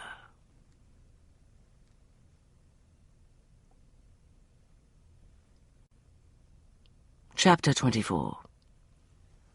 I did not kill Miranda. I swear it. Swan fell back a step. He put out a trembling hand as though to ward off the devil himself. Please, you must believe me, sir. I'm no murderer. I don't deserve to hang. Emma gave Edison a repressive frown. Surely he could see that if he frightened Swan too much, they would learn nothing. Edison ignored her. He continued to pin Swan with a relentless stare that clearly intimidated the younger man. "You had what some would call an excellent motive, did you not?" he asked, much too casually. They would get nowhere this way, Emma thought. She took a step forward, putting herself between Swan and Edison. "Mr. Stokes does believe you, Swan." She glared at Edison. "Is that not true, sir?" Edison hesitated. Then he shrugged. "I'm willing to consider other possibilities, convincing possibilities." Swan did not look reassured. Emma slanted Edison a speaking glance before giving Swan another determined smile. "Mr. Stokes is going to find the real killer," she said. Swan's eyes widened. "He is?" "Yes, he is. Now you must help by answering his questions." Edison kept his gaze fixed on Swan. "I did not ask you if you killed Miranda. I asked you why you think Miss Grayson is in danger." "But that's what I was trying to explain to her, sir." Swan's huge, grimy hands knotted and unknotted in a spasmodic manner. "I fear the same person who murdered Miranda will be after Miss Grayson next." "But why would he want to kill me?" Emma demanded. Swan glanced briefly at her. "You misunderstand, ma'am. I don't think he'll want to murder you. At least, not right off. I think he may try to use you somehow." "Vastly reassuring," Emma said dryly. "Bloody hell, man." Edison caught Swan by the collar of his ragged shirt. "Who is after Miss Grayson?" "That's just it, sir," Swan stuttered desperately. "I don't rightly know who he is. I only know that Miranda was afraid of him. And now she's dead, and I think he wants to get his hands on Miss Grayson." "Why?" Edison asked. Swan looked as though he might faint. The panic in his eyes was too much for Emma. She touched the hand that Edison had clamped around the young man's collar. "Let him go, sir. Surely you can see that you're making him exceedingly anxious." "I don't care about the state of his damned nerves. I want answers." "Well, you will never get them this way." Emma tightened her fingers around Edison's arm. "For heaven's sake, sir, you have him by the throat. I doubt if he can even breathe, let alone talk to you in this state. Release him, then he will speak with us. Won't you, Swan?" "Yes." Swan did not take his frightened, wide-eyed gaze off Edison. Edison hesitated. Then, with a disgusted twist of his mouth, he took his hand away from Swan's collar. "Very well, you're free. Talk, and be bloody quick about it." Emma smiled reassuringly at Swan. "It will be easier if you start at the beginning. Tell us about Miranda." Swan blinked several times, and then dragged his eyes away from Edison. He looked at Emma. "What is there to tell? I was foolish enough to think that she loved me. Me, a footman, no less." He wiped his brow with the back of his big fist. "When I look back on the time with her now, it is as though I see myself in a terrible dream." "When did you first meet her?" Emma asked gently. "At the beginning of the season. When she arrived in town, she had no staff of any sort. She hired an entire house full of servants from an agency. I was one of them." Swan sighed. "I aspired only to work in the kitchens or gardens. I was astounded when she gave me a fine suit of livery and told me that I would be her personal footman." "How long did it take you to go from footman to lover?" Edison asked bluntly. "Not long." Swan looked down at the toes of his battered boots. "I think I fell in love with her the moment I saw her. She was so beautiful. I only wanted to serve her. When she invited me into her bed, I thought I was in heaven with an angel." "I would have said she had more in common with a witch," Edison remarked. Swan did not look up.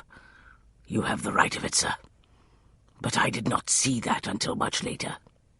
It took me a long time to realize that the only reason she favored me was because I amused her. Rather like a pet spaniel, if you see." "Oh, Swan," Emma whispered. He raised his eyes to meet hers. "She only wanted me in her bed when she was bored with her fine gentleman lovers. I should have known better than to fall in love with a lady." "Oh, Swan," Emma said again. "Those of us in service must be so cautious about that sort of thing." Edison gave her an irritated look and then turned on Swan. "Let us move on to more important matters than the state of your heart. How did you discover that Miranda was once an actress?" Swan looked genuinely startled. "You know about her career on the stage?" "A little," Edison said. "Tell us what you know of it." "There is not much to tell," Swan said. "I don't think she intended anyone to know about it. But one night, after she came home from a ball, she was in a strange mood. She had had a great deal of champagne. She talked a lot about what fools the members of the polite world were. How easy it was to pull the wool over their stupid eyes." "Is that when she told you that she'd once been an actress?" Emma asked. "Not exactly." Swan blushed. "First she wanted me to make love to her, right there in her library, on top of her desk, if you can believe it." Emma stared at him. "On the desk?" "The better sort get odd notions at times," Swan explained. "Yes, but a desk?" "Once she insisted that we do it on the stairs," Swan confided, turning a deeper shade of crimson. "Good heavens!" "It was bloody uncomfortable," Swan admitted. "I can imagine. All those hard steps. I mean, how could one possibly—" "We seem to be straying from the topic," Edison interrupted grimly. "What happened after the incident on the desk, Swan?" "Like I said, she was in an odd mood that night. She wanted to talk to someone. She'd had her fine gentleman lovers and all her fancy friends, you see. But I think she was lonely." "Lonely like a spider waiting for prey," Edison muttered. Emma gave him another quelling glance. "Go on, Swan." "She told me she'd once been a great actress. She talked a lot about how everyone loved her when she was on stage. She told me that there was nothing to compare to the feeling she got when the audience broke into a frenzy of applause. Then she unlocked a drawer in the desk and showed me a box full of old playbills and reviews." "Did she tell you how she made the transition from actress to lady of the ton?" Emma asked. Swan hesitated, brow furrowing in thought. "It was all quite vague, really. But I got the impression that a wealthy gentleman fell in love with her and married her against his family's wishes. They went to live in Scotland because his father cut him off without a penny. But later, after his parents died, he came into his inheritance." "That would be the late, unlamented Lord Ames?" Edison asked. Swan nodded. "Yes. In any event, Miranda said something about him having died shortly after he collected his inheritance." "Convenient," Edison observed. "And you're right about the vague aspect of the tale. I've made some inquiries, but I was unable to locate any family connected to Miranda. There is a Lord Ames in Yorkshire, but there is no relation." "Miranda told me that her husband had no other relatives," Swan said. Edison raised his brows. "So Miranda got the entire inheritance, is that it?" "She said she used the money to return to England and take her place in the Don." Swan looked at him. "That's all I know about her past, I swear it. Except—" "Except what?" Emma prodded. Swan frowned. "I don't think she inherited a vast fortune. Just enough to see her through one season, in fact." "That would explain why I was unable to discover any information concerning her investments," Edison muttered. "She didn't have any." "What made you think she possessed sufficient funds for only one season, Swan?" Emma asked. "Because she was obsessed with some scheme to make more money," Swan said. "She hinted that if it worked, she would never have to worry about her finances again. I don't know the details of her plan, but I do know that it involved you, Miss Grayson." Edison looked thoughtful. "When did you conclude that Miss Grayson was necessary to Miranda's scheme?" "During the house party at Ware Castle," Swan said. "Something happened there that convinced Miranda that she would soon be richer than Croesus. I don't know what it was. I only know that she was convinced that she required Miss Grayson to make the plan work." Edison glanced at Emma and then returned his attention to Swan. "Did Miranda ever mention a special book or manuscript?" Swan's brow puckered again. "No, Miranda didn't have much interest in books and the like." "What do you know about her special tea?" Emma asked quickly. Swan moved one hand in a dismissive fashion. "Only that she was forever serving it to her new lady friends when she invited them to play cards. She claimed it was a fine tonic, but I don't think she ever drank much of it herself, to tell you the truth." "Did she say where she acquired the recipe?" Edison asked. "No. Maybe it was something she learned when she lived in Scotland. I've heard that they eat and drink odd food there." "Do you think Miranda and her husband ever travelled to the continent?" Edison asked. "She said that they'd never had the money to travel." Swan frowned again. "But I did wonder once." "About what?" Emma asked in a coaxing tone. "It's nothing, really. But one time Miranda lost her temper with a maid who spilled some tea on one of her fancy lady friends. She cursed the girl in a language I'd never heard. Afterward, the guest laughed and complimented her on what she called her excellent command of the Italian tongue." Emma saw a familiar gleam appear in Edison's eyes. She knew what he was thinking, but she shook her head slightly, warning him to keep silent. She gave Swan another smile. "Many people learn Italian as well as French and Greek," she said. "I doubt that many actresses learn all those languages," Edison said, "especially those who never made it out of a travelling company." Emma paid him no attention. "Swan, did you conclude that Miranda lived in Italy for a time, simply because she happened to know a few Italian curse words?" "When her guest teased her, Miranda said something about a childhood tutor. But the guest said no tutor would teach such gutter language. Miranda merely laughed and changed the subject. But I could see that the question had made her uneasy. I wondered about it at the time." Swan paused. "But why would she have lied about whether or not she had ever travelled abroad?" "Why, indeed?" Edison repeated softly. "Tell me, what were you looking for the night you searched my study?" Swan blanched. Fresh panic flashed across his face. "You know about that. I swear I did not steal anything, sir. I only looked round a bit." "I know you did not take anything. What did you hope to find?" "I don't know. That was the problem, if you see what I mean." "A rather odd way to conduct a search," Edison mused.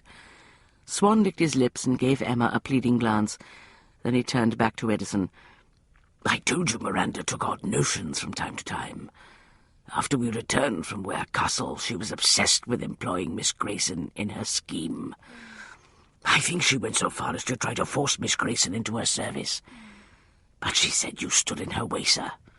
She wanted to learn more about you. Did she murder Chilton Crane in an attempt to make Miss Grayson lose her position with Lady Mayfield? Edison asked. An unhappy, bewildered expression creased Swan's features. At the time I told myself that my beautiful Miranda wouldn't stoop to murder to further her plans. But now I'm not so certain. I do know that she was furious that night after you and Miss Grayson announced your engagement, sir. The next day she told me you had ruined everything, but she would not say how. She was convinced the betrothal was a fraud, Emma said. So she sent you to search Mr. Stokes' study to find some proof. Swan sighed heavily. When I returned with no helpful information, she flew into a rage and told me I was useless to her.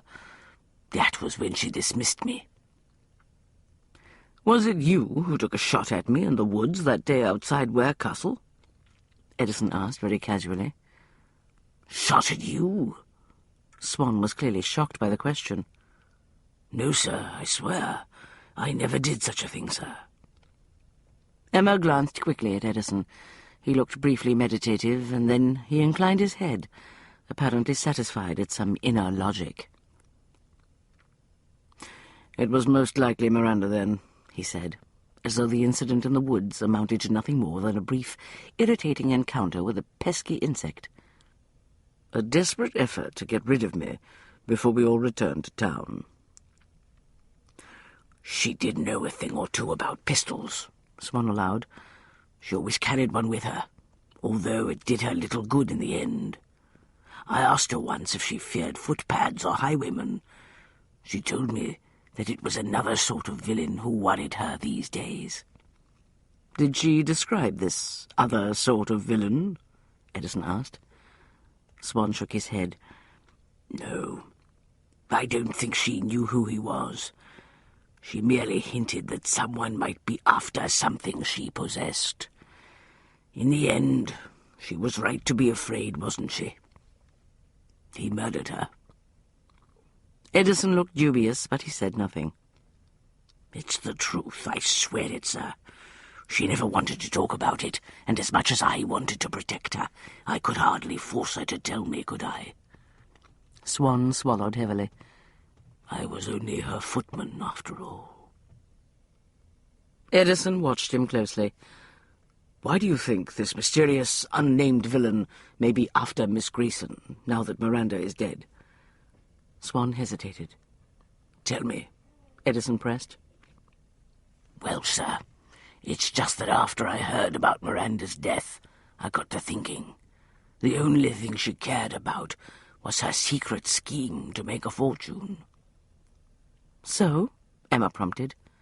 It was Edison who answered. Swan has leaped to the obvious conclusion, Emma.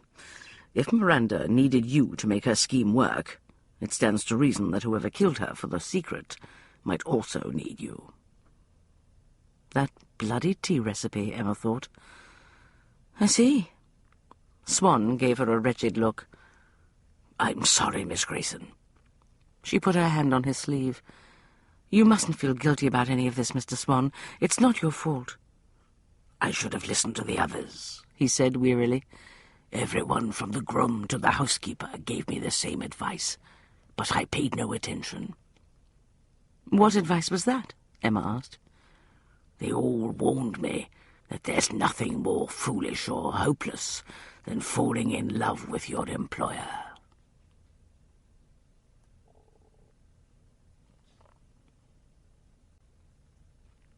Chapter 25. A short while later, Emma stood in the shadows of a tree, folded her arms beneath her breasts, and watched Swan disappear down one of the wooded park paths. In a moment he was lost to sight. We were right. She must have been Farrell Blue's mistress in Italy, Edison said quietly. She probably killed him after he succeeded in translating the recipe for the elixir. As his mistress, she had probably learned enough about Vanza to suspect that someone else would likely come looking for the volume. Edison nodded. So she set the fire and tossed the book into the flames, hoping to cover her tracks. It all fits together. Emma listened to the leaves rustling in the branches above, very conscious of Edison beside her. He had one hand braced against the trunk of the tree near her head. The other was thrust under his coat, planted on his hip.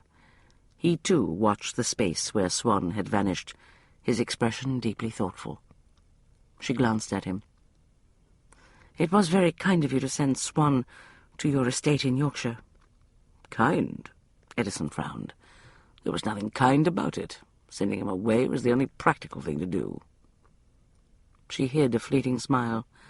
"Yes, of course, sir. I should have realized instantly that when you told him to take himself off to your estate, you were just being practical as usual. Sheltering a man who is wanted for the murder of one of the most popular figures in the ton is such an eminently commonsensical thing to do." He slanted her an irritated look.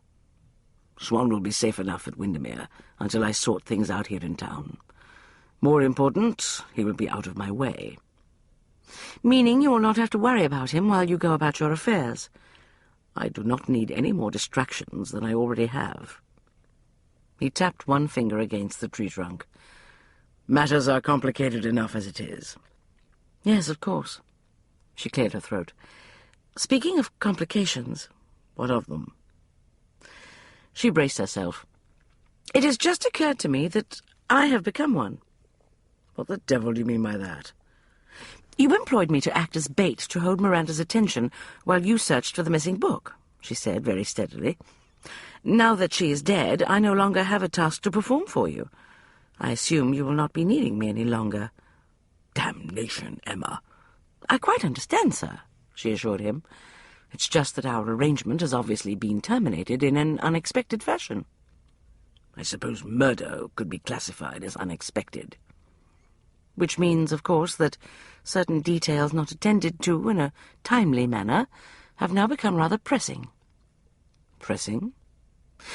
"You kept saying you would take care of it," she said reproachfully, "but you never got round to it. And now our business together is finished, and I really must insist that you fulfill your part of the bargain."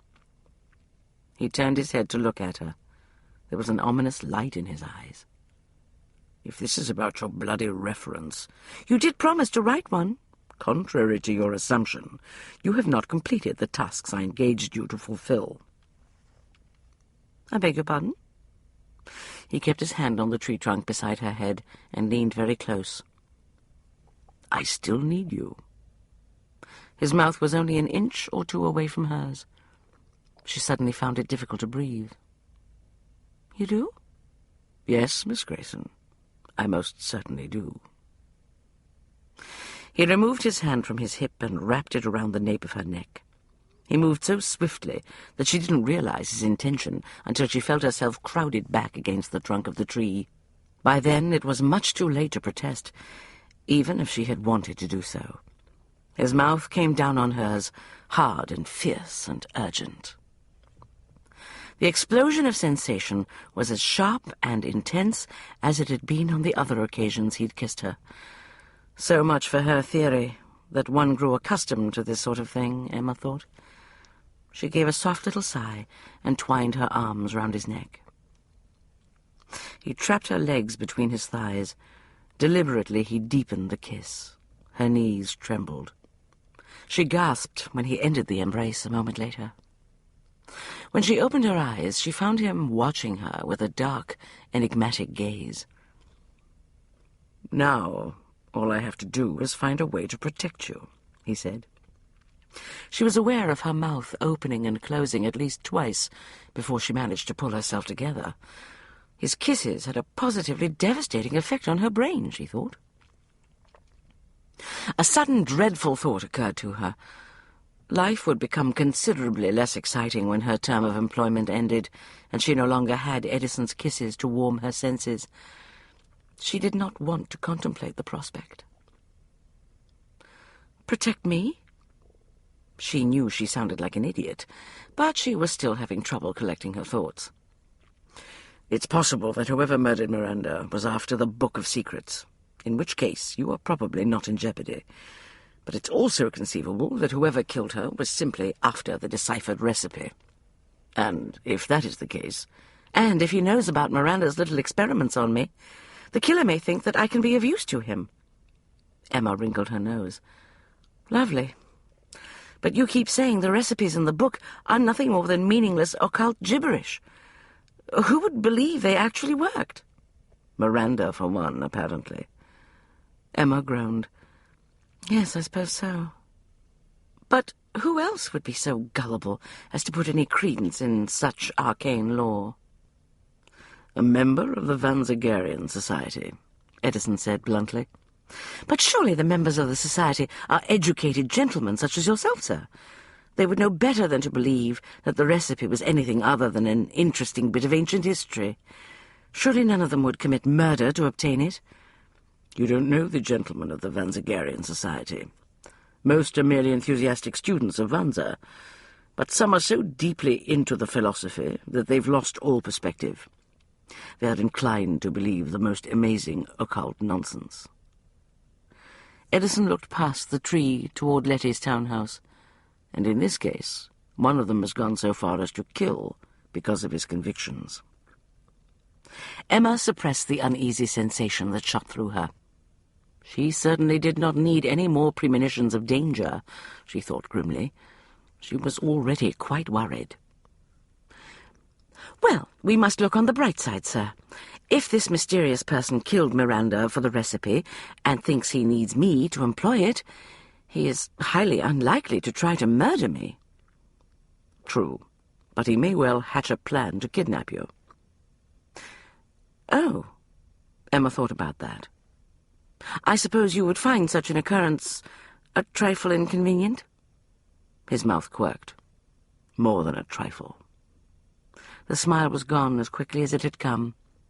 The thing is, I don't think that I can keep you safe in Lady Mayfield's house any longer. What do you mean? I intend to hire a couple of runners to keep an eye on you. It will not be possible to do that without informing Lady Mayfield about what is happening. Where is the problem in that? Emma rolled her eyes. If I know Letty, she'll quite enjoy the excitement. She may enjoy it, but she will be unable to keep quiet about it. The tale will be all over town by midnight tonight. If my inquiries are made public, the killer will be warned and will likely disappear before I can find him. Emma winced. He was right. Letty's love of gossip would soon overwhelm any promise she might make to keep silent about events. I see what you mean. I must find a more secure place in which to keep you. I wish you wouldn't talk about me as though I were a valuable bauble that must be stored in a safe, she muttered. Ah, but you are an extremely valuable commodity, Miss Grayson, and I do not intend to lose you. She couldn't decide whether or not he was teasing her, so she decided to ignore the remark. Do you propose to pack me off to one of your estates the way you did Swan? He shook his head. No, that will not do. If I sent you away, the killer would likely conclude that I am on his trail. He may well be provoked into doing something rash, or into leaving the country altogether. She spread her hands. It seems that I've become a serious complication for you, sir. What will you do with me? The most practical thing, he said slowly, would be to move you into my own townhouse. She stiffened. No, absolutely impossible. You can't be serious, sir. He eyed her speculatively. Why not? Why not? Have you gone mad? A gentleman does not move his fiancée into his townhouse. I would be transformed into your mistress in the eyes of the ton. No reference, no matter how brilliantly written, would overcome that stigma. Emma. Why, I should be obliged to change my name, dye my hair, and invent a whole new past for myself. That would present a host of difficulties. I have my sister to consider after all. I cannot simply up and disappear off the face of the earth. Emma, listen to me. No, I will not listen to you try to talk me into such a dreadful plan. I don't care how much more money you offer to pay me. I will not move into your house, and that is final. "If it is the thought of being branded my mistress that distresses you so," he said, in a strangely neutral voice, "you could move in as my wife." Your wife? She threw up her hands, exasperated beyond all reason. You are indeed a candidate for Bedlam. "I think the notion has possibilities." She seized the lapels of his coat and stood on tiptoe to glare into his shuttered eyes. Try to think more clearly, sir. It is not like you to be so obtuse. When this affair is finished, it would be even more impossible for me to conceal my identity if I have posed as your wife. "What if we made the charade a reality?" he asked very softly. The rage that surged through her was so powerful that she didn't trust herself to speak. How dare he make light of such a subject? Her heart was in danger of being broken, and he had the gall to jest. Very deliberately she unclenched her fingers and stepped back. She turned her back to him and stared fixedly at the street. "This is hardly an appropriate time to mock me, sir," she said, very coolly. "We have a serious matter on our hands." He was silent for a long moment behind her. "I beg your pardon," he said eventually. "You are right, of course. This is no time to jest." "I'm glad you realize that." "It does leave us with the problem of where to put you until this matter is ended." She forced back the anger and pain that had threatened to swamp her. "Think," she ordered her beleaguered brain. "Think quickly, or there is no telling what idiocy he will suggest next." The idea popped into her mind wholly formed. One moment it did not exist. The next it was there, complete and obvious. There was a sense of rightness to it that told her it had sprung from the intuitive side of her nature. She considered it for a moment, examining it from all sides, and then she turned back to Edison. "Lady Exbridge," she said. "What about her?" "I will go stay with her." "What?" "Think, sir. It is the obvious thing to do. Indeed, what could be more appropriate in the eyes of the world than for your fiancé to move into your grandmother's house?" It was his turn to stare at her as though she'd lost her mind. "That is the most insane, the most ludicrous, the most outrageous notion I've ever heard." "Why? You can tell her exactly what's going on. She will not gossip. Her sense of family responsibility will ensure that she will keep your secrets." "You have no notion of what you're talking about," he said. "Even if I were to agree to such a plan, she would refuse." Emma shrugged. "Ask her." Hands clasped behind his back, Edison stood at the window of his grandmother's drawing room. He gazed out over the forecourt to the massive gates that protected the entrance to the fortress. He was quite aware of Emma sitting quietly, her hands folded demurely in her lap. "I see," Victoria said, after a long moment of deep contemplation. They were the first words she'd spoken since Edison had explained the situation to her. He still could not believe that Emma had talked him into coming here to ask for his grandmother's help. He braced himself for Victoria's refusal. She would reject the question out of hand, of course. The notion of cooperating with him in this plan to protect Emma was ludicrous. Things would have been so much simpler if Emma had agreed to move into his house, he thought. Instead, she had refused to even consider the possibility. The alarm he'd seen in her eyes when he had suggested that she marry him had made him feel strangely empty and cold. A moment before, she'd returned his kiss with a passion that had threatened to melt his bones, and in the next instant, she had refused to even consider marriage. He wondered when he had himself first begun to consider it. It was as if the idea had been there, buried somewhere in his brain since the first moment he'd met her. "I'm sure it's a great relief to you to know that my engagement to your grandson is indeed a fraud after all, Lady Exbridge," Emma said encouragingly. "I have only been acting a part to help him catch a thief." Edison suppressed a strong urge to cross the room, haul her up out of the chair with both hands, and tell her that there was nothing fraudulent about the passion they shared. "For obvious reasons," Emma continued blithely, "I could not explain the details when you invited me here to tea, but with Lady Ames's death, matters have become somewhat untenable, to say the least." Victoria's voice was very dry. Edison turned round abruptly. "Damnation! I told you this would never work, Emma. Come, we must be off. We don't have any more time to waste." She made no move to rise. "Really, sir, the least you can do is grant your grandmother a few minutes to contemplate the situation. We have sprung this on her without any warning. She needs a moment or two to think about it." Victoria gave her an odd glance.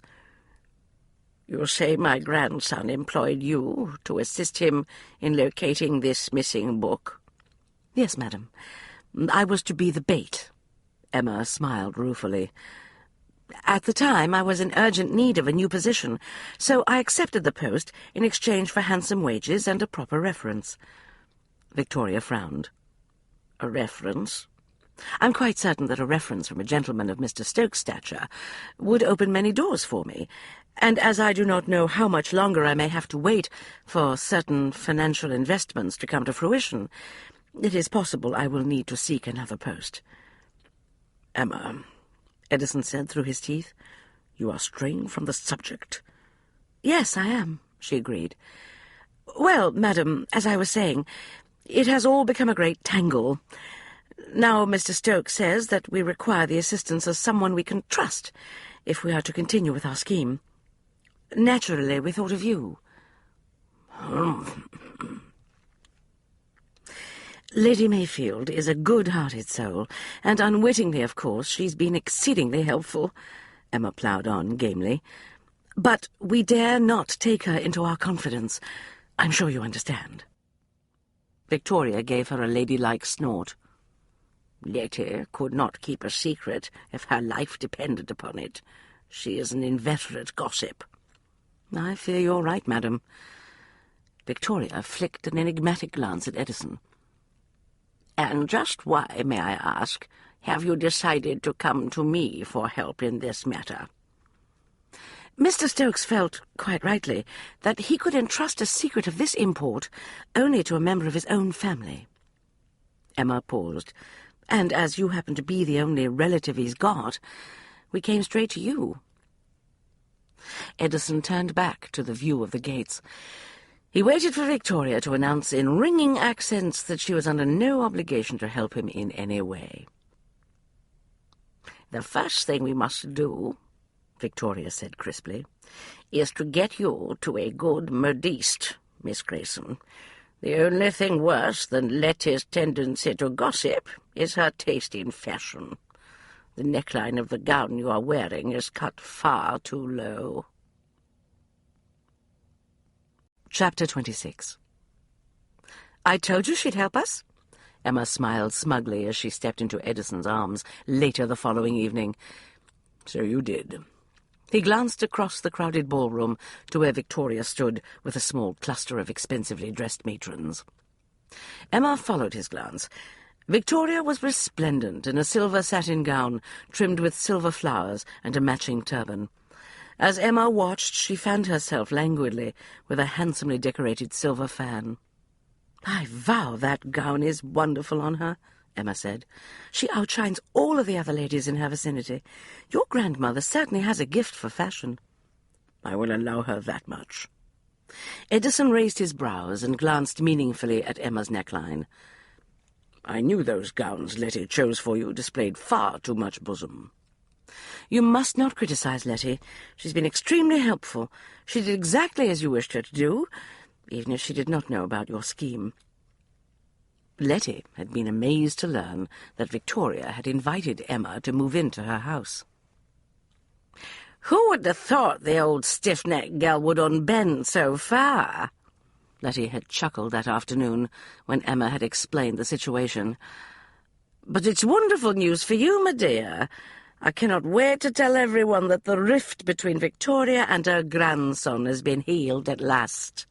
I vow it will be the topic at every soiree and ball tonight." She had rushed straight off to spread the fresh gossip, while Emma was whisked away to a dressmaker to have the necklines of her gowns raised.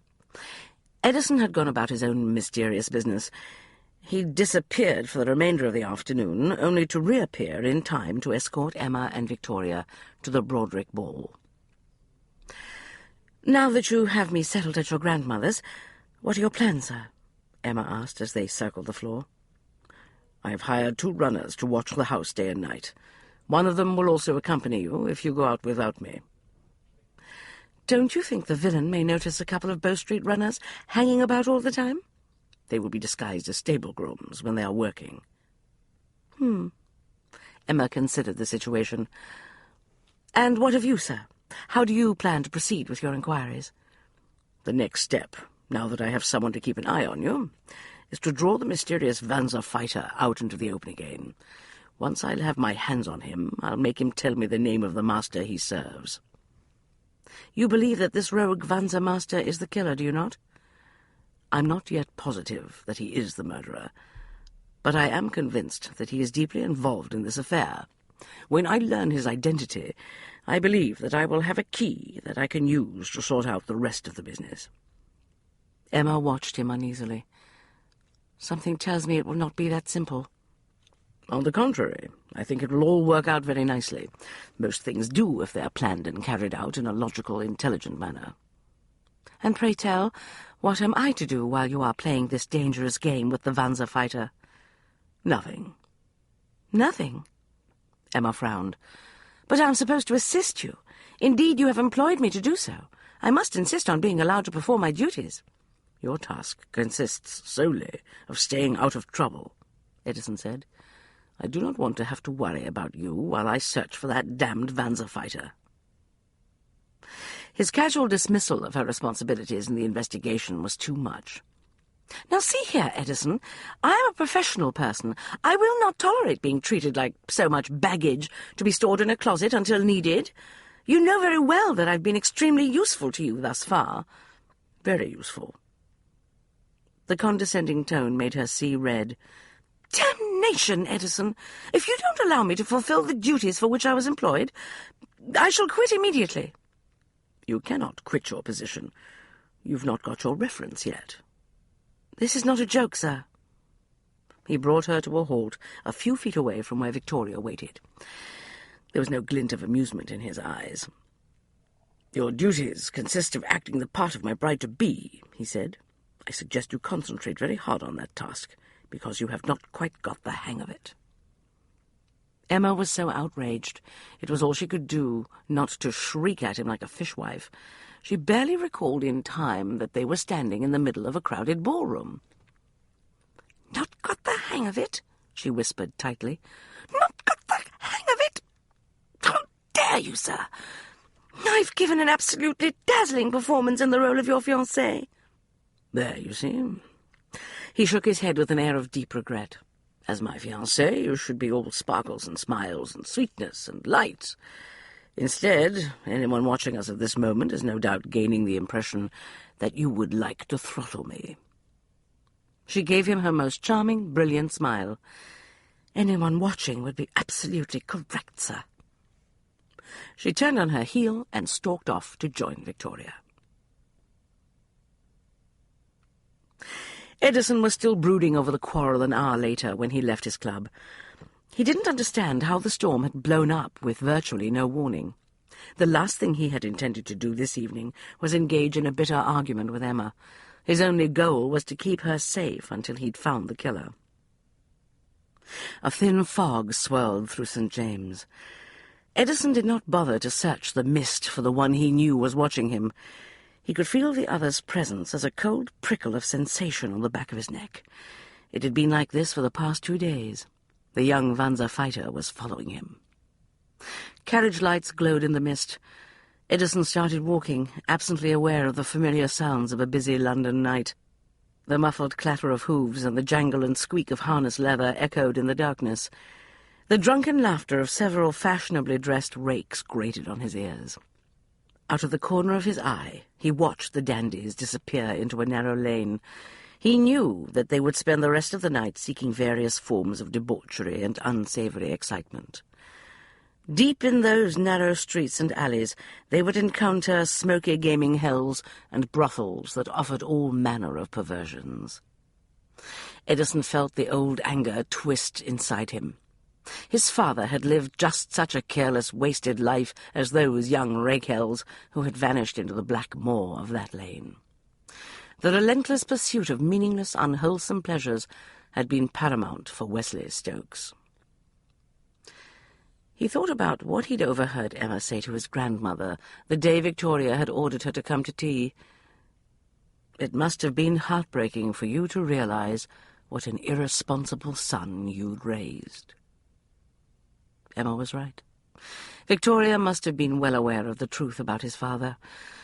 She was too intelligent not to have known that Wesley had been, at heart, an incurable gamester and a feckless wastrel. However much she had doted on him, she must have been deeply saddened by the inescapable knowledge that her son and the family's sole heir had been doomed by his own uncontrolled passions. Emma was right about the rest of it, too, Edison reflected. Victoria would have blamed herself. Every time she looked at Wesley's portrait in her drawing-room, she had to face the fact that she had failed. Just as he would blame himself if his own son turned out badly. His own son.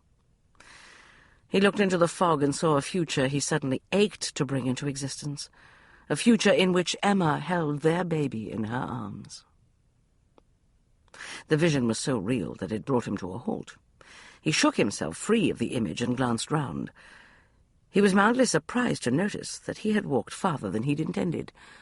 The realization brought him back to the business at hand. For a moment, he'd almost forgotten his purpose this evening. Such lapses could be dangerous.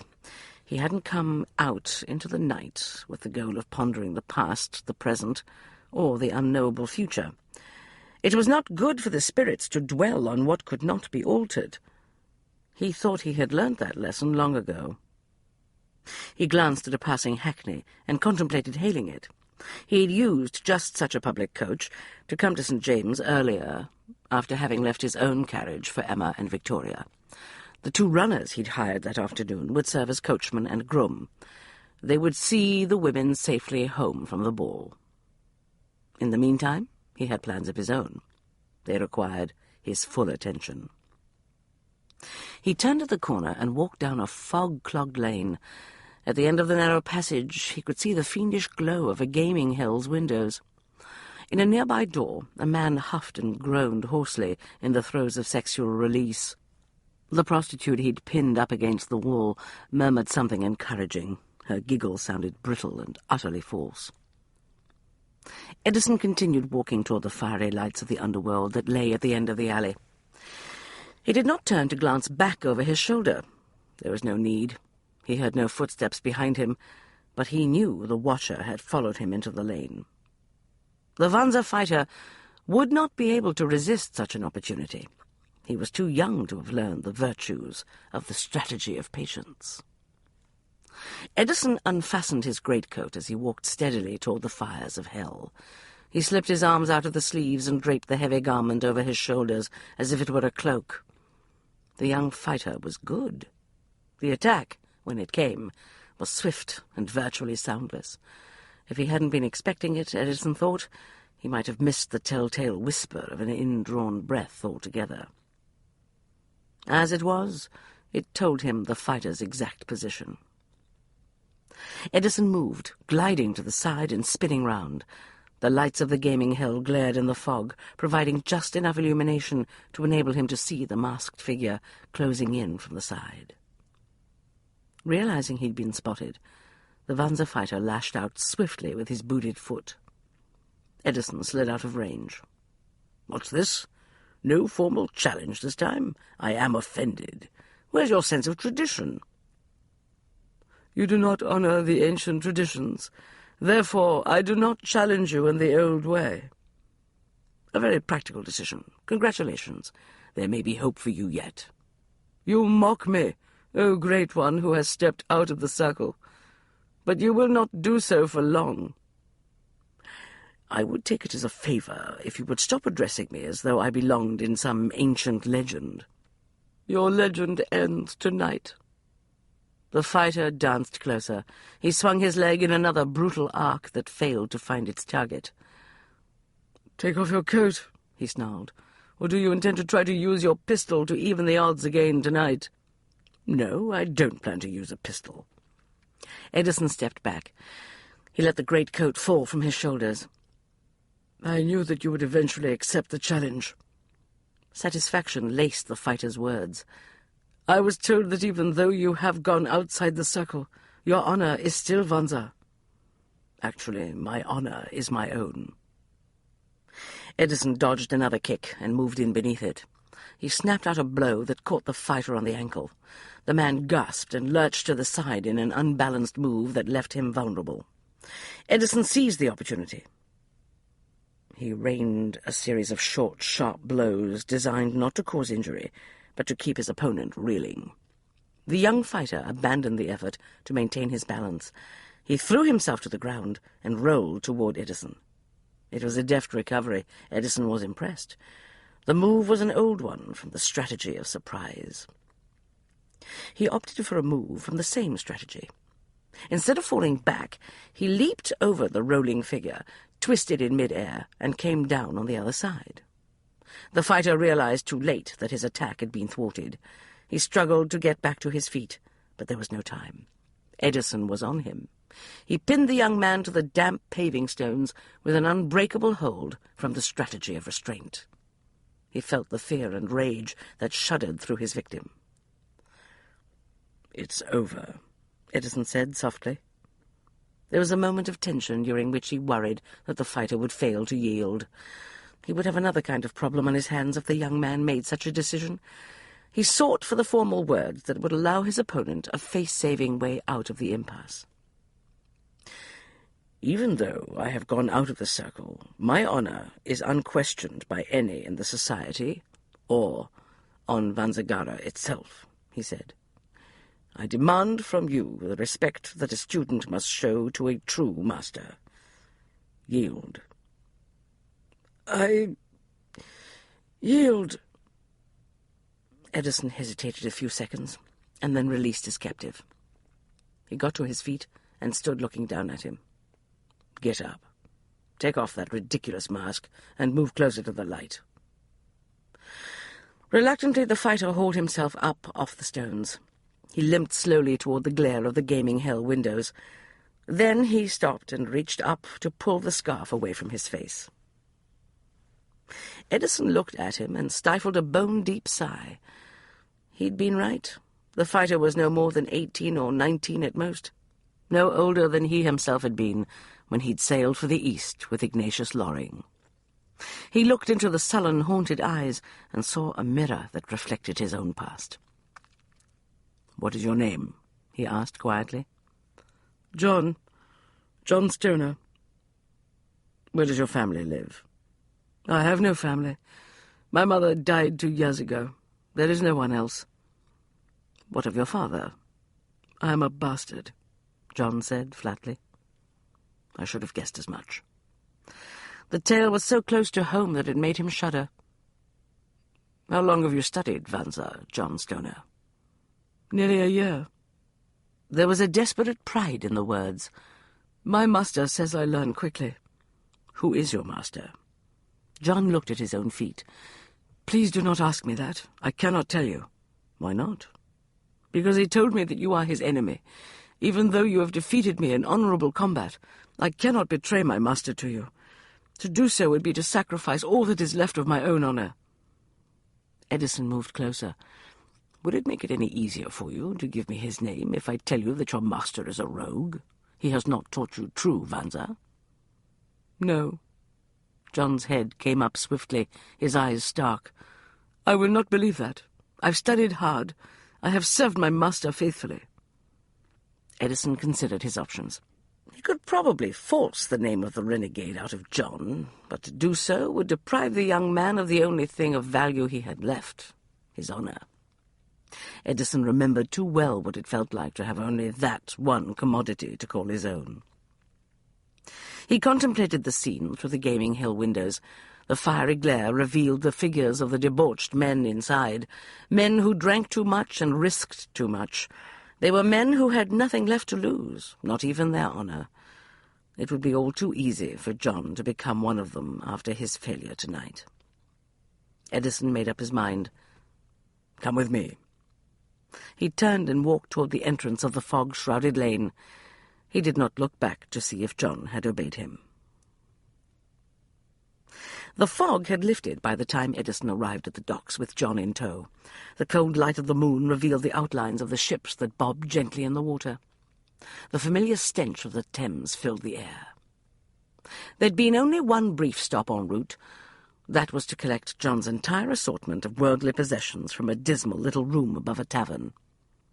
"I don't understand." John hitched his bundle higher on his shoulder and stared, bewildered, at the creaking masts of the Sarah Jane. "Why have we come here?" "You've been a nuisance on occasion, John, but you have succeeded in convincing me that you are serious in your quest to learn true Vanza. I take it you've not changed your mind in the past hour." "Changed my mind? About Vanza? Never. Tonight I have failed, but I will never cease to search for the balance that brings knowledge." "Excellent." Edison clapped him lightly on the shoulder. "Because I am going to give you a chance to study Vanza the way it should be studied, in the garden temples of Vanzagara." "Vanzagara?" John swung around so quickly that he nearly dropped his bundle. The lantern he carried revealed the stunned expression on his face. "But that is not possible. It lies across the seas. Is it not enough that you have defeated me? Must you continue to mock me?" "The Sarah Jane is one of my ships. She sails at dawn for the Far East. One of her ports of call is Vanzagara. I will give you a letter to give to a monk named Vora. He is a man of great wisdom. He will see to it that you receive instruction in the true ways of Vanza." John looked at him as though afraid to believe him. "You are serious?" "Very." "Why would you do this for me? You owe me nothing. I did not even tell you the one thing you wished to know, the name of my master." "Your ex-master," Edison said. "And you're wrong. I do owe you something. You reminded me of someone I knew when I was much younger." "Who?" "Myself." Edison saw the elated John safely aboard the Sarah Jane. He had a word with the captain, informing him that his new passenger was to be put ashore in Vanzagara, and then he returned to the small room John Stoner had called home for the past year. There was very little left in the tiny chamber, but the remains of John's most recently used Vanza meditation candle were still in a dish on the table. Edison had noted them earlier, but he'd said nothing about them. He walked across the small room and hoisted the lantern to spill light on the cold, melted bits of beeswax. The candle had been tinted a dark crimson. Edison pried one of the pieces off the plate and inhaled the scent. To know the master, look at the student's candles. When he found the man who had given John the crimson tapers, he would find the rogue master.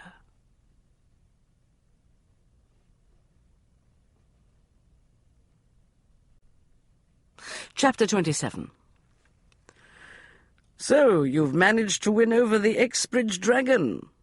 Basil's mouth curved with dry humour as he brought Emma to a halt at the edge of the dance floor.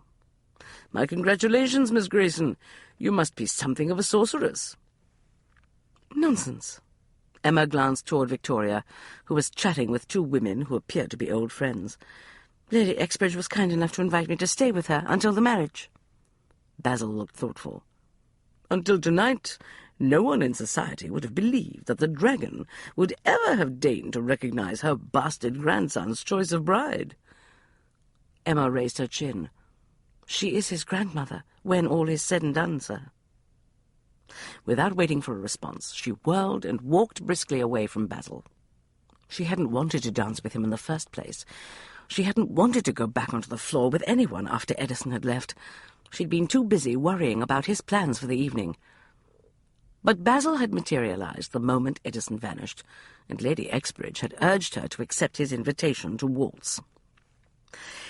It was really very difficult trying to please Victoria, Emma reflected as she moved back through the crowd. In the short time she'd spent with her, she'd learned that her gowns were not only cut too low, they had too many flounces. She'd been told that the particular shade of green Letty had decreed for most of the items in her wardrobe was not the right one.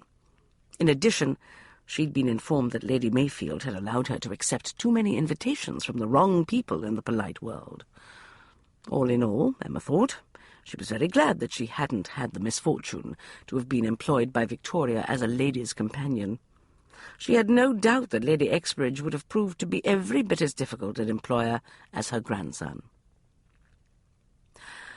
A liveried footman went past with a heavily laden tray. Emma seized a glass of lemonade and paused beneath a potted palm to down the entire contents. Dancing, she had discovered, was thirsty work. So was worrying about Edison. She glanced out the window into the night.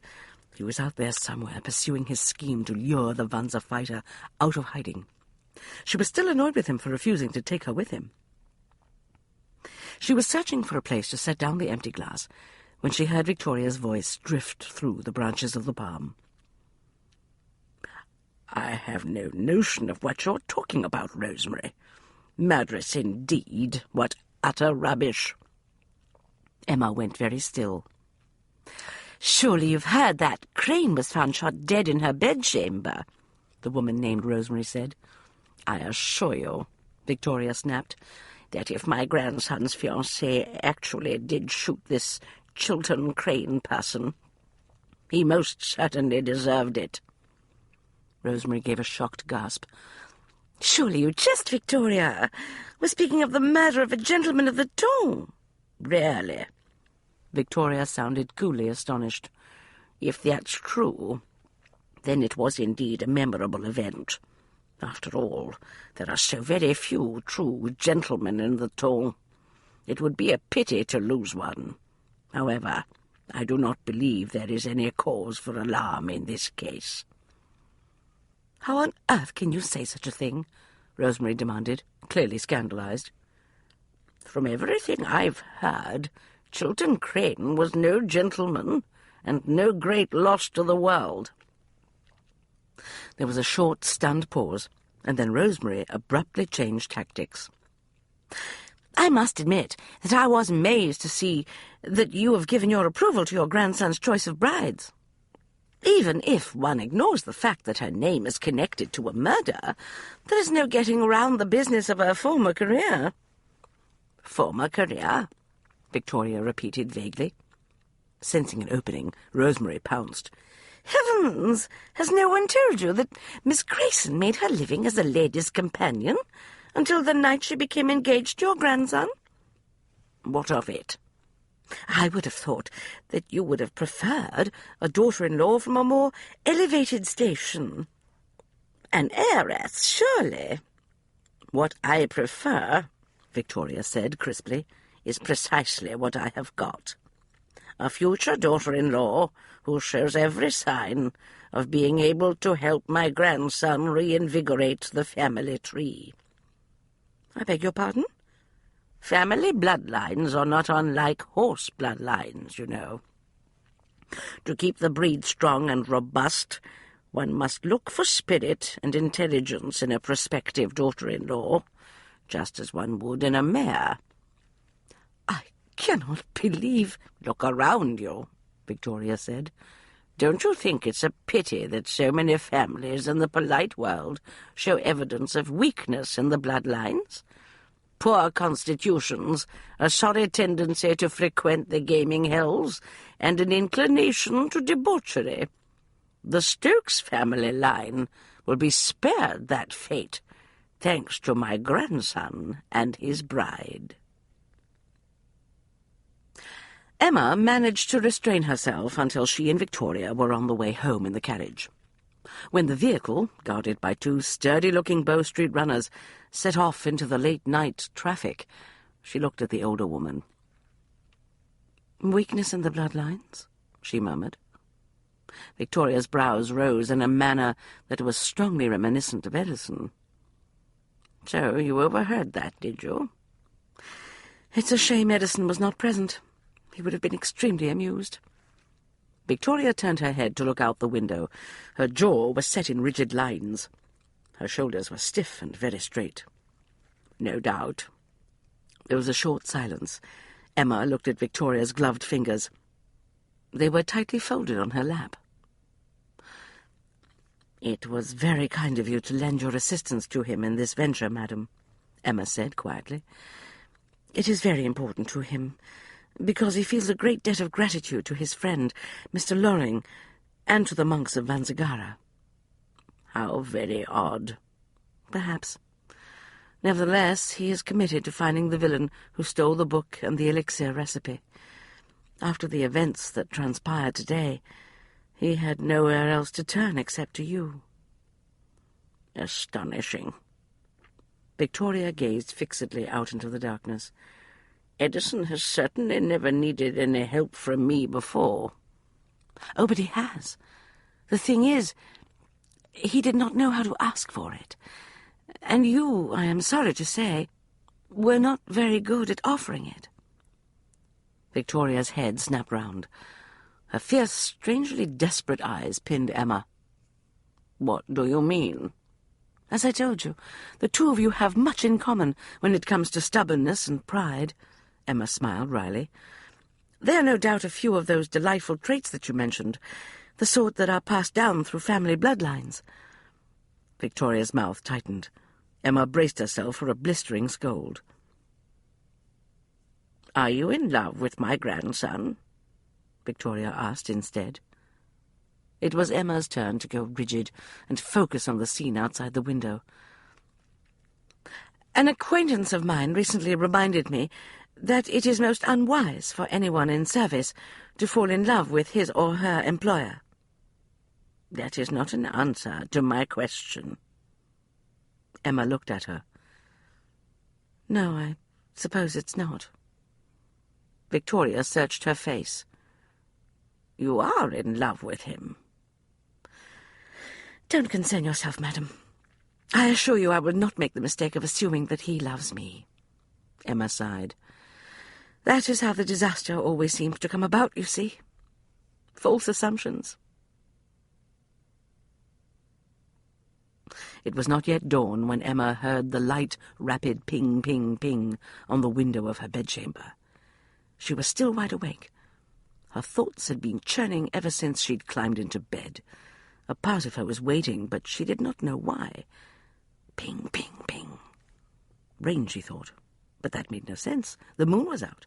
For the past 2 hours she'd been idly tracking the band of silver that was moving so slowly across the carpet. Ping, ping, ping. Not rain. Pebbles. Edison! She scrambled out of bed, grabbed her wrapper, and hurried to the window. She opened it quickly, leaned out, and looked down. Edison stood in the garden directly below. He had his greatcoat hooked over one shoulder. His cravat hung loose around his neck, and his head was bare. The moonlight cast cold shadows round him as he watched her window. She was so relieved to see him safe and sound that she felt slightly dazed. "Are you all right?" she called softly. "Yes, of course. Come downstairs to the conservatory. I want to talk to you." Something was wrong. She could hear it in his voice. "I'll be right down." She closed the window, tightened the sash of her wrapper, and went to the table to pick up the candle. She let herself out into the hall, tiptoed past Victoria's door, and descended the back stairs into the kitchen hall. She walked quickly to the conservatory door and opened it. She saw at once that she would no longer need her candle. Moonlight flooded the glass-walled room with a radiance that etched the plants in silver. Palm fronds loomed against the backdrop of the night outside the windows. Broad leaves cast strange shadows. Massed flowers, stripped of their exotic hues, lined the benches. An earthy mix of exotic scents floated in the air. Edison? Here. He moved out of the dark place between two leafy trees and came toward her down a moonlit aisle. Keep your voice down. I do not want to wake the household. No, of course not. She blew out the candle and set it aside. What happened? Did you find the Vanza fighter? Edison came to a halt in front of her. He tossed his greatcoat over the nearest workbench. I found him. The neutral quality of his voice alarmed her as nothing else could have done at that moment. What is it? She swallowed uneasily.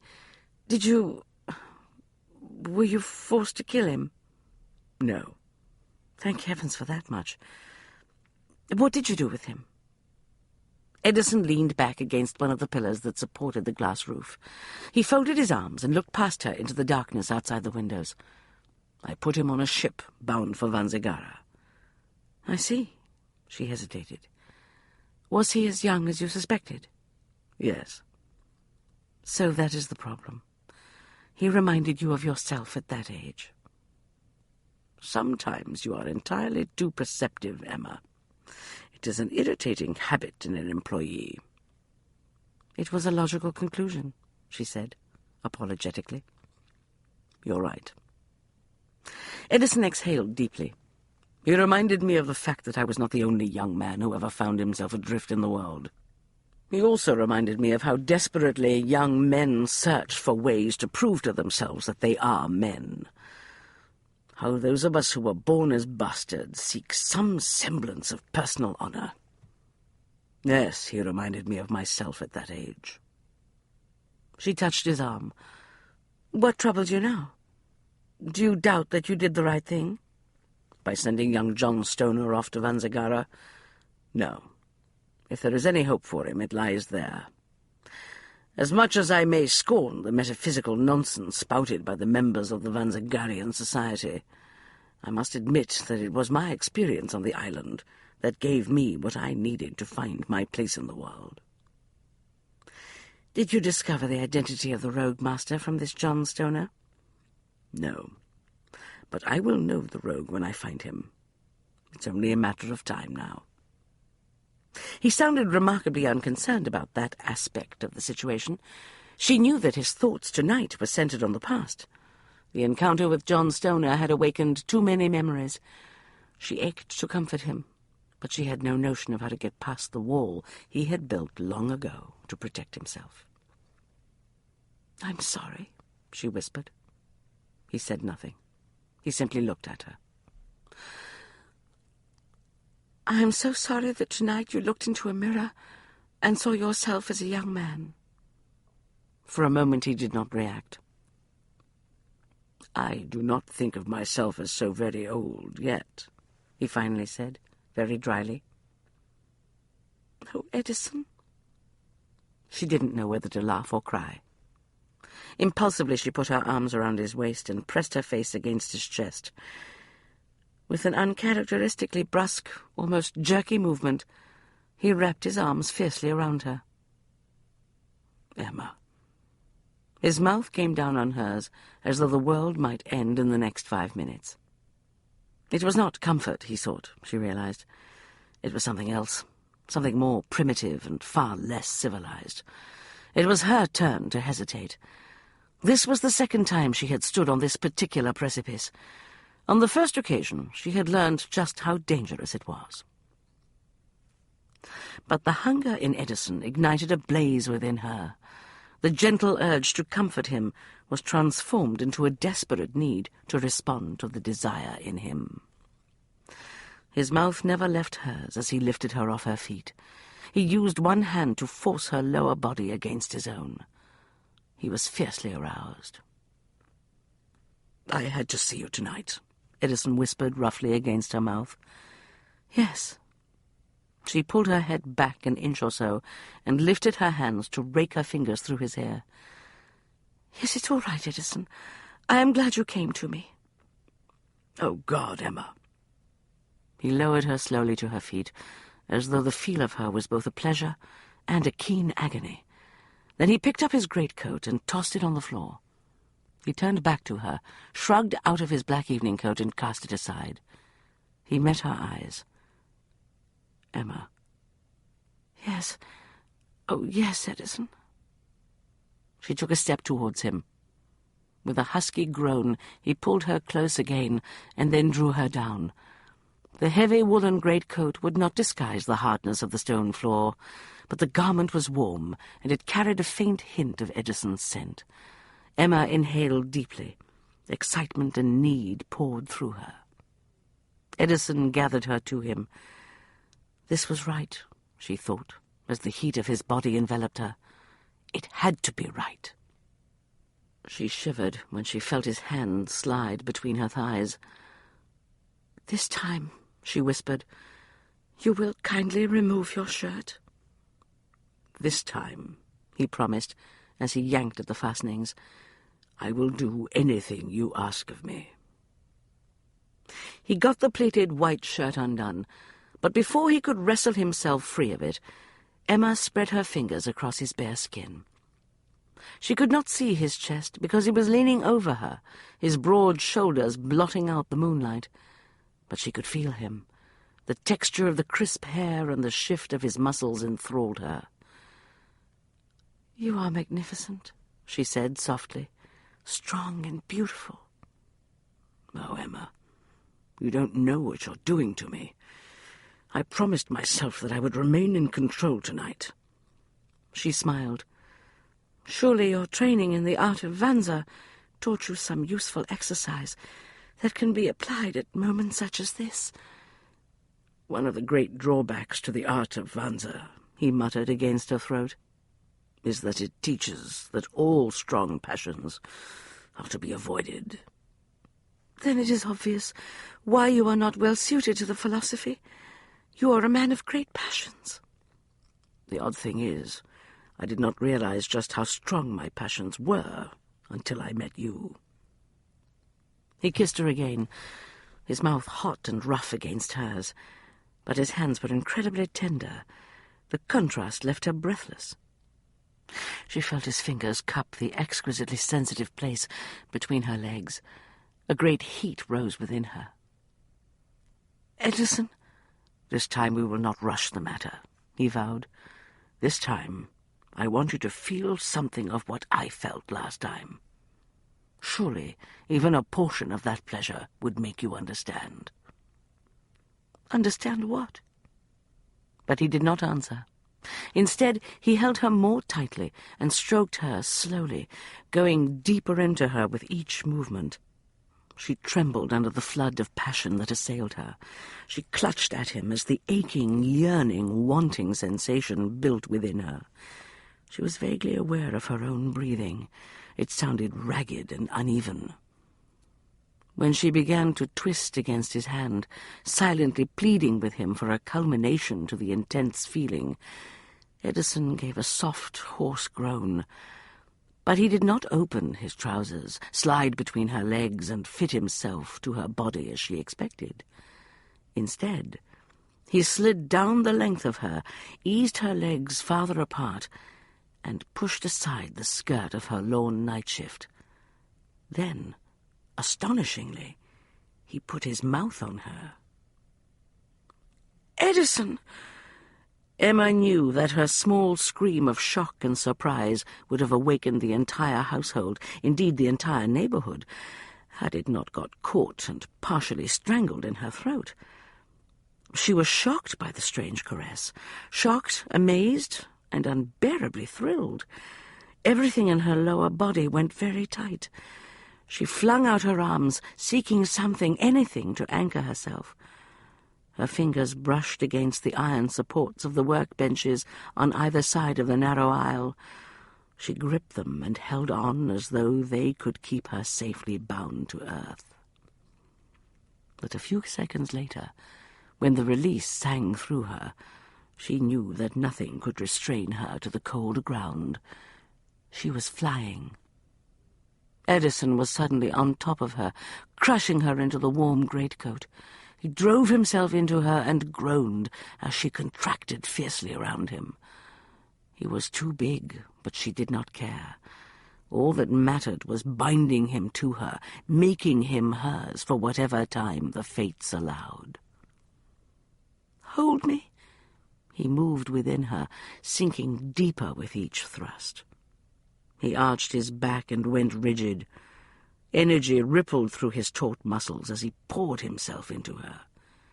Emma held on to him with all of her strength. It seemed an infinitely long time later when Edison opened his eyes and gazed up into the full glare of the moon. The fact that he and Emma were still lying in the glow told him that, in truth, very little time had passed. It had just seemed as if he had floated there for an eternity. He tightened his arms around Emma. She stirred against his chest. He felt her hand flatten on his bare stomach and smiled slightly. He'd got his shirt unfastened, but he hadn't managed to get it off entirely. Next time, he promised silently. Next time. There had to be a next time. A lot of them. His future was with Emma. Surely she would comprehend that now. Emma. Good heavens! She sat up swiftly and looked round with a dazed expression. We're in your grandmother's conservatory, of all places. We must get out of here before someone discovers us. Calm yourself, my sweet. He put one arm behind his head to pillow himself and looked up at her. You are no longer a respectable lady's companion who must be constantly concerned with the virtue problem. She made a delicious picture, he thought. The little white nightcap was askew. Her hair was a cloudy tangle around her face. The wrapper was unfastened, and the bodice of her shift was open. Nevertheless, it would be horribly embarrassing if we are found here, sir. He winced at the sir. Old habits die hard, he reminded himself. No one has burst in on us thus far. I think we will get through this undiscovered. We shouldn't take any more risks. She scrambled to her feet. He was amused when she lurched and flung out a hand to steady herself. He watched for a moment while she struggled to set herself to rights. Hurry, sir! She glared down at him. It's nearly dawn. The servants will soon be up and about. Very well. Reluctantly, he got to his feet. When he started to refasten his shirt, he realized that she was gazing at him with an odd expression. What's wrong? Nothing, she said quickly. Too quickly. He frowned. Are you all right? Yes, of course. It's just that... Well, I've only now realized that I still have never actually seen you without your shirt. He grinned slowly. Allow me to show you my tattoo, my dear. He relit the candle she'd brought with her, gave her a mocking bow, and peeled back the wings of his unfastened shirt. Edison! His name was a choked gasp on her lips.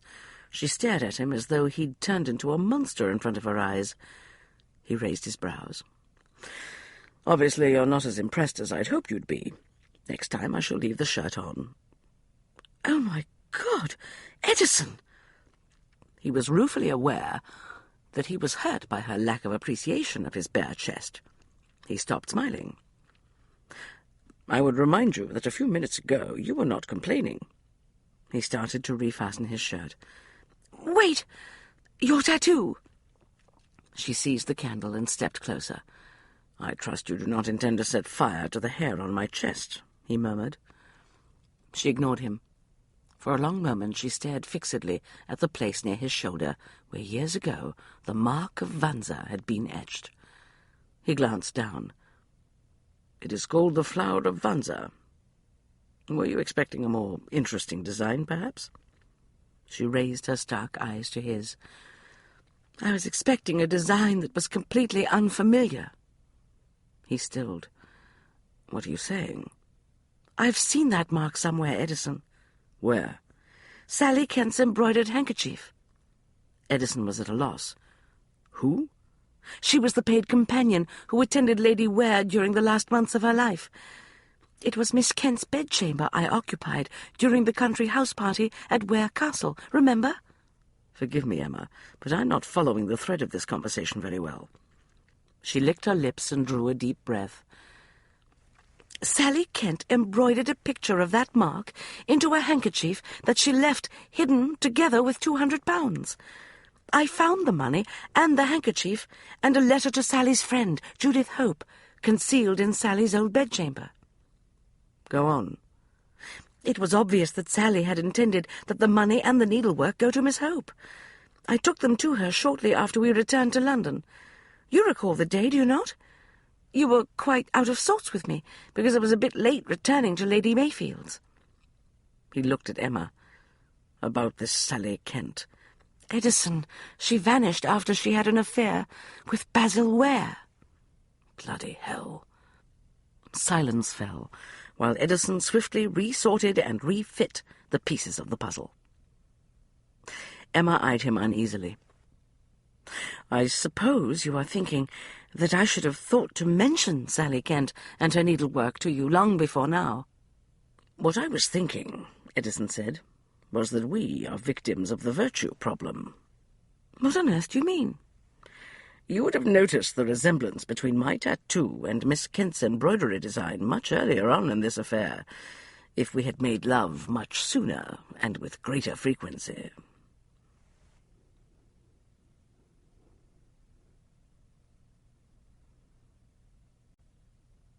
Chapter 28. He was too late. The house was empty. Only the housekeeper remained. Edison stood alone in the study of the man who had called himself Basil Ware. He walked to the desk and examined the bits of melted wax that lay in the bottom of the candle-holder. They were crimson in colour, the same shade of red as the remains of the taper he had discovered in John Stoner's room. He snapped off a small chunk and held it to his nose. It had been scented with the same herbs. To know the master, look at the student's candles. Emma heard Edison in the hall shortly after 1 o'clock that afternoon. She put down her pen, pushed aside the letter she'd been attempting to write to her sister, and leaped to her feet. He's finally returned, Lady Exbridge. I am well aware of that, my dear. Victoria looked up from her book, removed her spectacles, and glanced toward the door of the library. I do hope he has some news that will ease your nerves. There is nothing wrong with my nerves. Indeed. It is a wonder that you did not drive me to Bedlam today with your anxious forebodings and your endless pacing. You've acted like the heroine of a horrid novel all morning. Emma gave her a dark look. I cannot help it if I am inclined toward premonitions and forebodings. Nonsense. I'm sure you could curb the tendency with a bit of fortitude and an application of willpower. The door opened before Emma was obliged to come up with a response. Edison walked into the room without giving the long-suffering Jenkins a chance to announce him. His eyes went first to Emma, then he inclined his head briefly to his grandmother. "Good day to you both," he said. "Well," Emma hurried round the corner of the desk. "What did you discover, Edison?" "Basil Ware has packed up and left town." "Gone? Ha! He knows we're on to him." "Perhaps." Edison walked to the desk and leaned back against it, his hands braced on either side of his thighs. "The housekeeper informed me that he's left town to rusticate at his country estate. I've sent one of the runners to Ware Castle to check, but I doubt that he will find Ware in residence." Victoria frowned. "Emma has told me most of what has happened in the past few hours. What do you think is going on now?" "I don't yet know the whole of it," Edison said, "but I think it's safe to say that Ware was once a member of the Vanzagarian Society. Nothing else would explain the tattoo of the flower of Vanza that Sally Kent apparently noticed." "Poor Sally Kent," Emma whispered. "I wonder if he killed her because she discovered the tattoo." "I doubt it," Edison said. "The tattoo would have meant nothing to her." "But she was blackmailing him for some reason," Emma said. "She may have attempted to extort money from him by pretending that she was with child, but such a ploy would have been doomed to failure. Yet in the end she actually got money from him, so she must have learned something about him that was far more damaging." She broke off, recalling Polly's tale. "Yes, of course." "What is it?" Edison demanded. Murder? I think she witnessed murder. Dear heaven! Victoria stared at her. Whose murder? Lady Ware's. The logic of the thing came together quickly in Emma's mind. That explains everything. Polly the maid told me that the night Lady Ware died, she saw Basil emerge from the bedchamber. He told her that his aunt had just succumbed, and then he went on down the hall to inform the household. Polly went into the room and saw Lady Ware's body. As she pulled up the sheet, Sally rushed from the dressing-room, looking as though she'd seen a ghost, and fled. Edison looked at her. You think she saw Basil kill his aunt? My former employer was given Lady Ware's old bedchamber when we stayed at the castle, Emma said. The dressing-room adjoins it in such a way that it would be quite possible for someone to be inside without anyone in the outer room being aware of the fact. I'll wager Sally was in there that night when Basil went to see his aunt for the last time. If she saw Ware do something to hasten the woman's death, that would explain the blackmail, Edison said slowly. Indeed, nothing else does. In my experience, paid companions who are so foolish as to become involved in incidents with their employers or a member of the employer's family rarely get paid for their efforts. They're far more likely to be dismissed. Emma shot Edison a sidelong glance. Without so much as a reference, let alone £200. Edison scowled. This is no time to bring up that particular subject. Victoria looked politely puzzled. What on earth is going on here? Nothing of any great importance, Edison muttered. All we have at this point is speculation and deduction.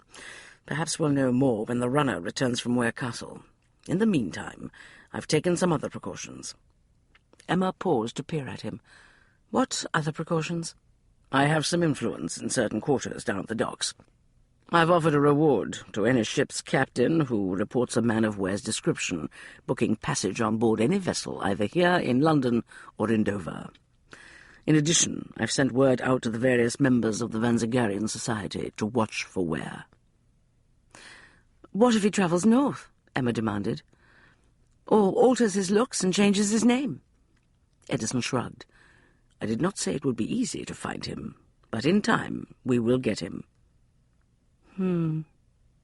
Emma paused beside the desk. She drummed her fingers on the polished mahogany. He's a very clever man. Now that he knows we're on his trail, he may easily disappear. You are assuming that he left town because he realized we were closing in on him, Edison said. But there is another reason he may have chosen this particular moment to vanish. What do you mean?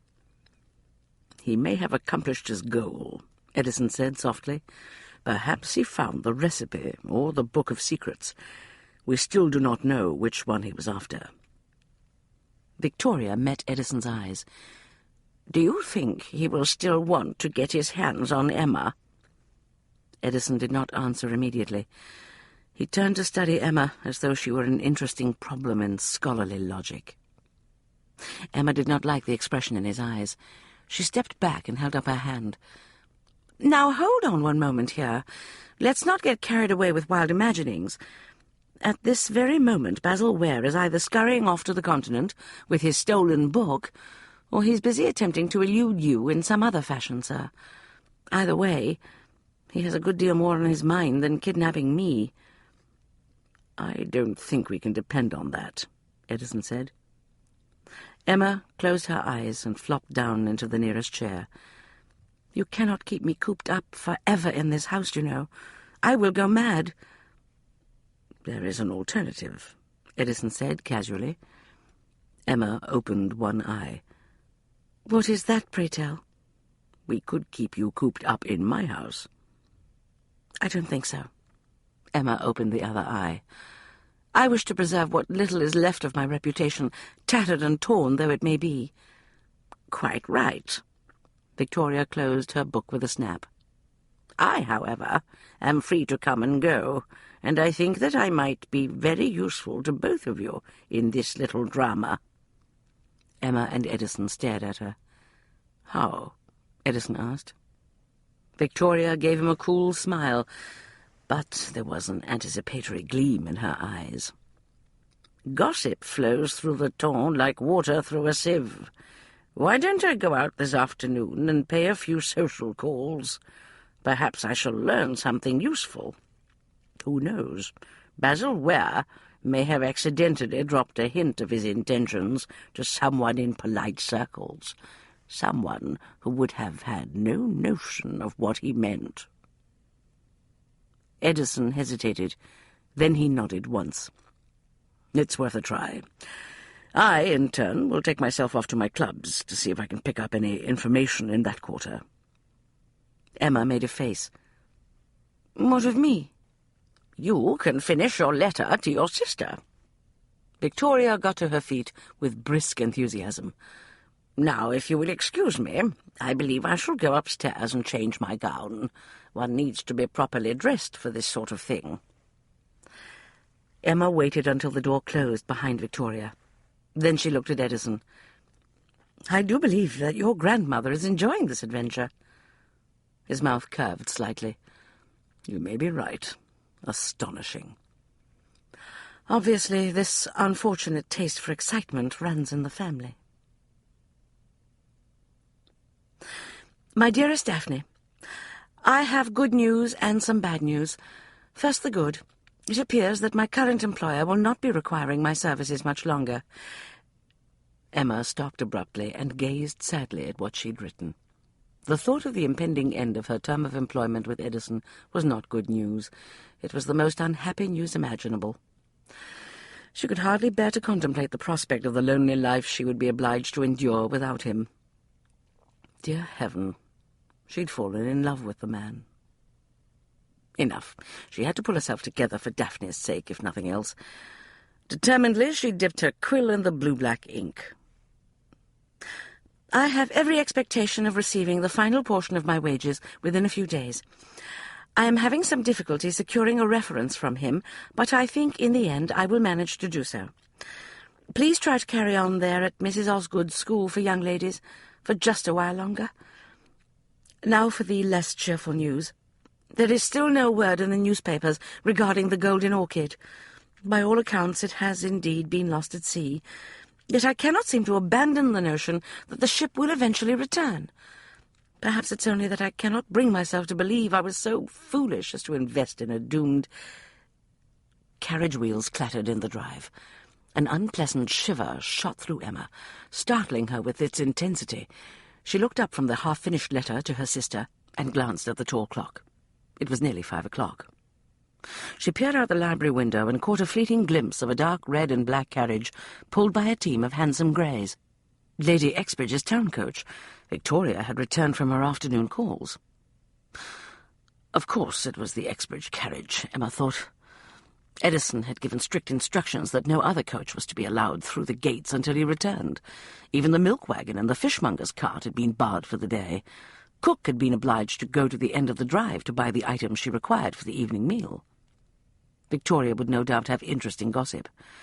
Emma tried to breathe a sigh of relief, but it got stuck in her throat. This was ridiculous. There was no call for this sense of panic. Edison had left one of the Bow Street runners to watch the house. Nothing would get past the man. Outside, the carriage halted on the paving stones. Emma's sense of foreboding deepened. She tried to force herself to write another line or two to Daphne while she waited for Victoria to come down the hall to the library. She gripped the quill too tightly. It snapped in her fingers. Annoyed, she tossed it aside. She was starting at shadows, she thought. The tension of the past few days had obviously begun to affect her nerves. Victoria must be in the hall by now. Straining to listen for the butler's greeting, Emma opened the centre drawer of the desk to search for a fresh quill, and saw the small knife that Victoria used to sharpen the nibs of her pens. She removed the cap and saw that the blade was fashioned of good stout steel with a keen edge. A low murmur of voices echoed in the hall. The butler sounded anxious.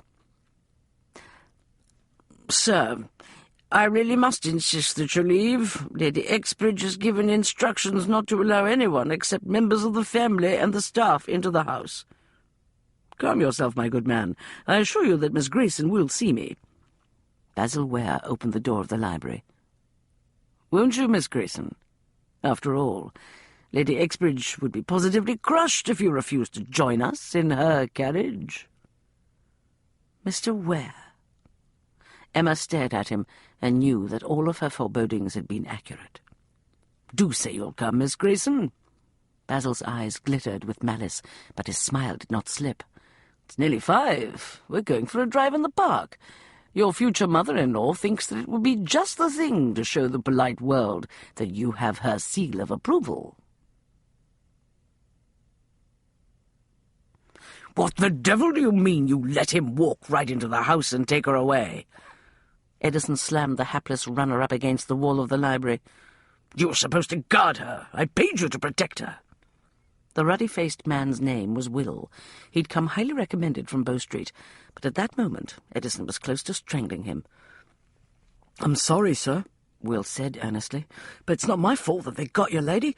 You don't understand. Miss Grayson insisted on going with Lady Exbridge, and I didn't have no instructions regarding Mr. Ware." His own fault, Edison thought. It had never occurred to him that Basil would walk right up to the front door. The strategy of the obvious. "The very least you could have done was follow the damned carriage," Edison growled. "Well, now, I don't expect it'll be too difficult finding that fine vehicle," Will said soothingly. "Someone will have noted which direction it went. You idiot! He probably abandoned my grandmother's town coach as soon as he was out of sight of the house. Switched to a hackney or something else equally anonymous, I've no doubt." "Give up an handsome carriage like that?" Will stared at him as if he'd gone daft. "But it's worth a bloody fortune." He couldn't care less about the damned coach. Edison tightened his hands on Will's collar. It was Miss Grayson he wanted, and now he's got her, thanks to your bloody incompetence. Will's face twisted in bewilderment. "What's incompetence mean, sir, if you don't mind me asking?" Edison closed his eyes briefly and breathed. He forced himself to release Will. Then he took a step back from the runner and turned away. He would accomplish nothing if he did not regain his self-control, he thought. His only hope now was logic and strategy. He had to start thinking the way Basil Ware thought. That meant he had to begin thinking in the way of Vanza. He unfolded the note that had been waiting for him when he returned to Victoria's mansion and reread the message. "Stokes, they are both safe and will remain unharmed, providing you arrange to transfer the recipe to me. Instructions regarding where and when to deliver it will be sent to you sometime during the next few hours." He was dealing with a student of Vanza, Edison reminded himself as he crumpled the note in his fist, a man who had sunk himself so deeply into the strategy of deception that he had escaped detection as a former member of the Vanzagarian Society. A man who was so deeply into Vanza that he evidently believed in the efficacy of the occult elixir. Basil Ware would place his faith in the strategies. All of his planning would be done according to those tenets. Sending messages regarding the delivery of a valuable item while keeping oneself and one's hostages hidden was no simple task, Edison reflected. It would certainly not be easy to manage from a distance. Time was a factor. Once the game was in play, Ware would want things to happen as swiftly as possible. The longer the entire process went on, the greater the risk for him.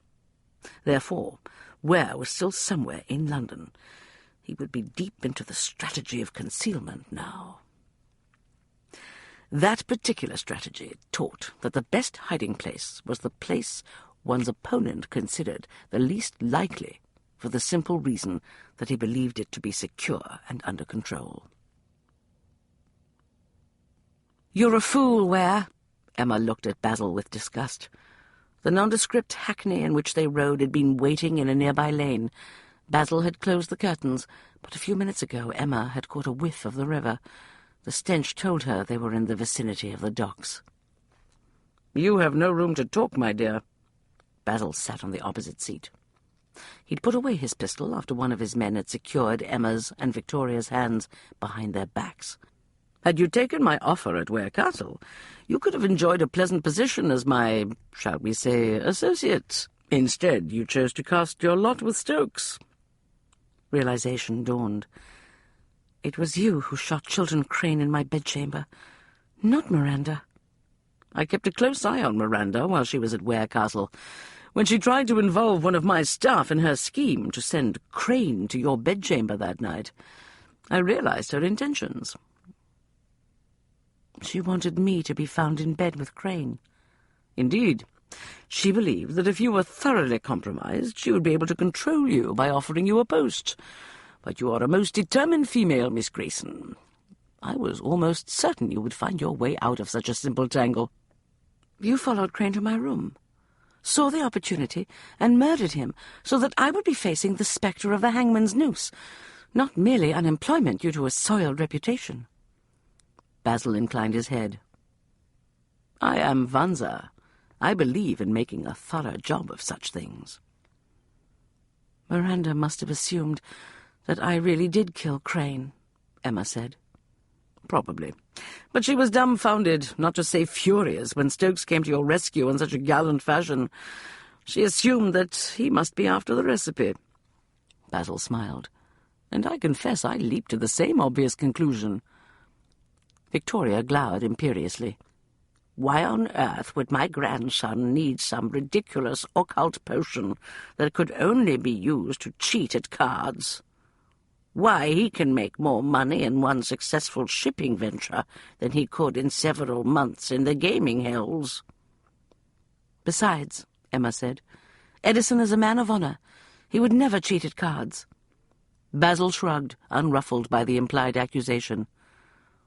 Perhaps he believes that the recipe will lead him to the Book of Secrets. Aren't you interested in the book? Emma demanded. Not particularly. I don't think it exists. I suspect it was consumed by the fire in Farrell Blue's villa. Even if it escaped the flames, it is useless to me. Why do you say that? Emma asked. Now that Blue is dead, I doubt that there is anyone alive today who can decipher any more of the recipes. And as it happens, I am interested in only this one very special elixir. And in my future daughter-in-law, Victoria said grimly. Emma was startled to hear herself called a future daughter-in-law, but she decided this was not the time to question Victoria's choice of words. Oh, yes. Basil's mouth twisted in irritation. I'm afraid I do require her services, at least until I find another woman who responds to the elixir. Unfortunately, females who are susceptible to the potion are not very thick on the ground, as Miranda discovered. It took her months to find you, Miss Grayson. How did you discover that Miranda possessed the recipe? Emma asked. I have spent the past few years in America, but I have kept in touch with my contacts in the Vanzagarian Society. When I returned, I heard the rumors about the theft of the Book of Secrets, of course. However, I paid little attention to them because I was busy with my own project. Hastening the death of your aunt, Emma said grimly. My, you have been busy, Basil chuckled. You're quite right. It was obvious she intended to take her own sweet time about the business of dying, so one night I took matters into my own hands. Or should I say, I took a pillow into my hands. Emma took a deep breath. And Sally Kent saw you do it. Then she tried to blackmail you for it. He inclined his head in an approving fashion. Very astute of you, Miss Grayson. I gave the little fool some money to keep her silent while I considered how best to get rid of her. And then I saw to it that she disappeared. Why did you go after the recipe for the elixir? Emma asked. You had just come into an inheritance. Unfortunately, I did not discover until after the old woman was dead that the Ware estate was very nearly bankrupt, Basil admitted. There was enough money to keep up appearances for a while, but not for long. I was forced to consider new measures. I suppose you set out to find yourself a wealthy widow or an heiress, Victoria said. That is the usual means by which gentlemen repair their finances. As it happens, I preferred a widow to an heiress. I did not want to be obliged to go through the negotiations and the business of settlements with a young lady's father, you see. The truth about the state of my own finances might have surfaced. Emma suddenly understood. You limited your search to widows, and Miranda was on your list. She appeared a likely prospect at first, Basil agreed. But I had no intention of becoming the victim of someone else who was playing the same game as myself. Naturally, I conducted a discreet but extremely thorough investigation of her background.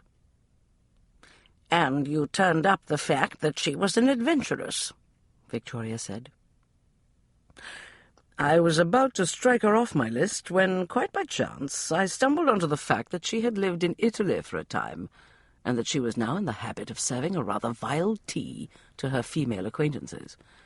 I put that information together with the rumours about the theft of the Book of Secrets and the fire at Blue's Villa, and suddenly all was clear to me. "I must say it was very clever of Miranda to invent the identity of Lady Ames and move straight into society," Victoria remarked. "She must have stolen some valuables from this Farrell Blue person, enough to cover the cost of at least one London season." Basil smiled grimly, but not for a second or a third. She had to find a way to make the elixir work. I thought it best to allow her to take the risk of conducting the experiments. It would have been vastly more difficult for me, a gentleman, to find a way to feed the potion to an endless string of unsuspecting females. Emma narrowed her eyes. "You killed Miranda, didn't you?" "As a matter of fact, I did not." "You're lying," Emma said. "It must have been you." "I admit that I fully intended to get rid of her. I went to her house the other afternoon when I was informed that she'd sent her servants away for the day. I suspected that she had begun to panic." "You knew that she had sent a message to me?" Emma asked. "The person I employed to watch her house warned me that she had done so.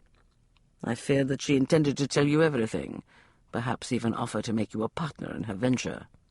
I could not allow that. But when I got there, she was already quite dead, and the recipe was nowhere to be found." "I don't understand." Emma stared at him. "You must have been the one who killed her. There is no one else." "Ah, but there is, Miss Grayson. Your fiancé." Emma was incensed. "He did not kill Miranda." "Of course he did." Basil's eyes glittered. "What's more, I believe he found the recipe. The library had been most thoroughly searched." There was no point arguing with him, Emma thought. "You believe that Edison will hand over the recipe for the elixir in exchange for Lady Exbridge and myself, don't you?" "Yes, I think he will do precisely that. Unlike me, he is weakened by his notions of Vanza honour." Victoria stirred and tried to adjust her position on the small wooden stool. "No doubt Edison will blame me for allowing that despicable Basil Ware to kidnap you." "Ware kidnapped both of us, not just me." Emma tested the strength of the knots that bound her wrists behind her back. "But you're quite right. Edison will not be pleased. He does not like it when things do not go the way he intends." In the end, it had been horribly simple for Ware, she thought.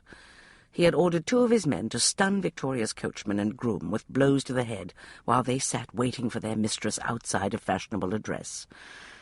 When Victoria had finished with her visit, the villains, dressed in the Exbridge livery, had carried her off before she had even realized what had happened. Basil Ware had held a pistol on her while the carriage was driven back through the mansion gates. When one of the grooms had failed to recognize the coachman, she'd been instructed to inform him that it was none of his affair if she wished to employ a new man. With Victoria forced to give the orders, Basil Ware had had no difficulty entering the house. Emma gave up struggling. The rope that one of Ware's men had used to secure her was stout and firmly knotted. She looked at Victoria. "Is there any slack in your bonds, madam?" "There is some give, because that dreadful man left my gloves on when he tied my hands." Victoria paused to twist against her restraints. "They are not so tight as to make my fingers go numb, but I do not think that I can free myself." Emma surveyed their surroundings. Ware's men had kept both women under guard in a room above a dingy shop until nightfall. Then they'd driven them in an anonymous hackney to the docks. A short while ago they had finally been deposited and left alone on the second floor of an abandoned warehouse. Large crates and several barrels loomed in the shadows around Emma. Coils of thick rope sat on the floor like so many plump snakes. A layer of dust cloaked the lot. The grime on the windows was so thick it blotted up the fitful moonlight. Emma was uncertain of the time, but she knew that she and Victoria had been gone from Exbridge Mansion for several hours. "I wonder why he brought us to the docks," Emma mused as she inched her way closer to Victoria. "Perhaps because he intends to sail as soon as he has the recipe in his hands. He appears to be convinced that Edison possesses it." "I cannot believe that Ware actually thinks Edison murdered Miranda in order to get his hands on some silly bit of occult lore." "It does raise the issue of who really did kill Miranda." Victoria paused. "What on earth are you doing?" "Trying to get behind you so that you can reach into the pockets beneath my skirt." "What have you got in your pockets?" "The knife from your desk drawer is in one of them. We may be able to use it to cut through these ropes." "Astonishing," Victoria said. "What in heaven's name made you think to bring along a penknife?" "The notion came to me when I heard Basil's voice in the hall." "I wish you'd sit yourself down," One-Eared Harry said. "You're making me dizzy with all that prowling back and forth. You're like some great caged beast waiting to be fed. Here, have some ale. That'll settle you." Edison ignored him. He came to a halt at the narrow window and looked down into the pinched lane. He and Harry had been waiting in the small dark room above the Red Demon for hours. One of Harry's men had finally returned to the tavern with a useful rumour an hour ago. Still, Edison had waited. The strategy of timing taught that the more impatient one was, the longer one should delay before making the attack. But he dared not hesitate too long. The message from Ware had been very specific. The recipe was to be left in the appointed alley on the other side of town within the hour. Ware would have men watching the location, which meant there would be few guards left to keep an eye on his prisoners. "How many men do you think he'll have with him?" Harry asked, conversationally. "Only one or two at the most. He's far too arrogant to concern himself with a couple of women." Edison smiled grimly. "The fool will not have the good sense to realize what he is dealing with when it comes to Emma and my grandmother." "Difficult, are they?" "You don't know the half of it." "But that is one of the reasons we must get to them, while Ware is distracted by his anticipation of acquiring the recipe. If we wait too long, Emma and Victoria are quite likely to take matters into their own hands." "I'm ready whenever you say. The sooner the better, as far as I'm concerned." Edison pulled his watch out of his pocket and flipped it open. "It's time. Thank the Lord." Harry banged down his mug and surged to his feet. "No offence, but I don't think I could have stayed in the same room with you for much longer. You're starting to make me right edgy." Edison closed the watch and started toward the door. He took his pistols out of his greatcoat pockets to check them one last time. Both were loaded. The powder was dry.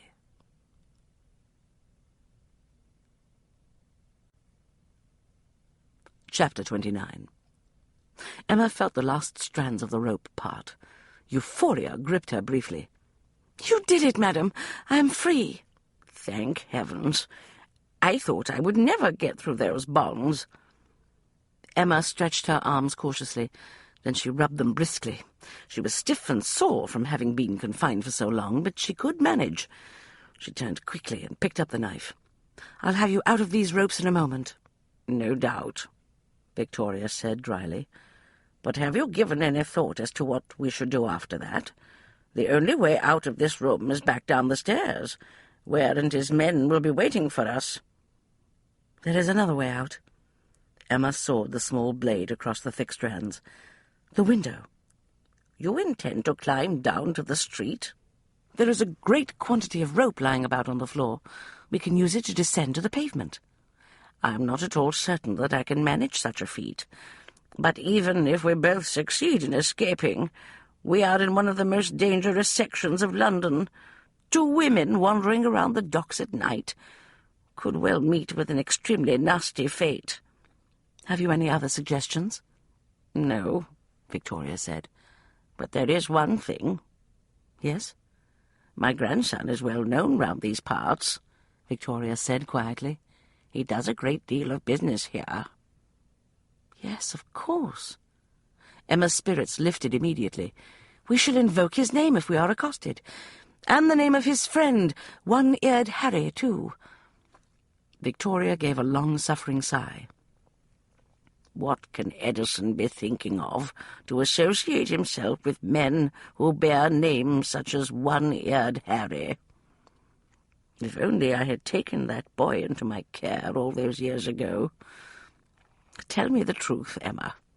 Do you think I would have ruined him the way I ruined Wesley? The pain that lay beneath the simple question wrung Emma's heart.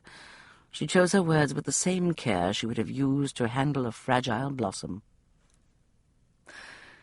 My grandmother was a very wise woman. She told me once that parents can take neither all of the blame nor all of the glory for how their offspring turn out. In the end, she said, all of us must take responsibility for ourselves. Edison did that very well, did he not? Yes, Emma said. He did. The thud of footsteps on the stairs came just as Emma finished cutting through the ties that bound Victoria. There is someone coming, Victoria whispered. He will likely check our bonds and see that we are free. Emma turned on her heel and scooped up the heavy stool upon which she had been recently perched. Stay where you are, madam. If he opens the door, try to distract him for a moment. What are you going to do? Have no fear.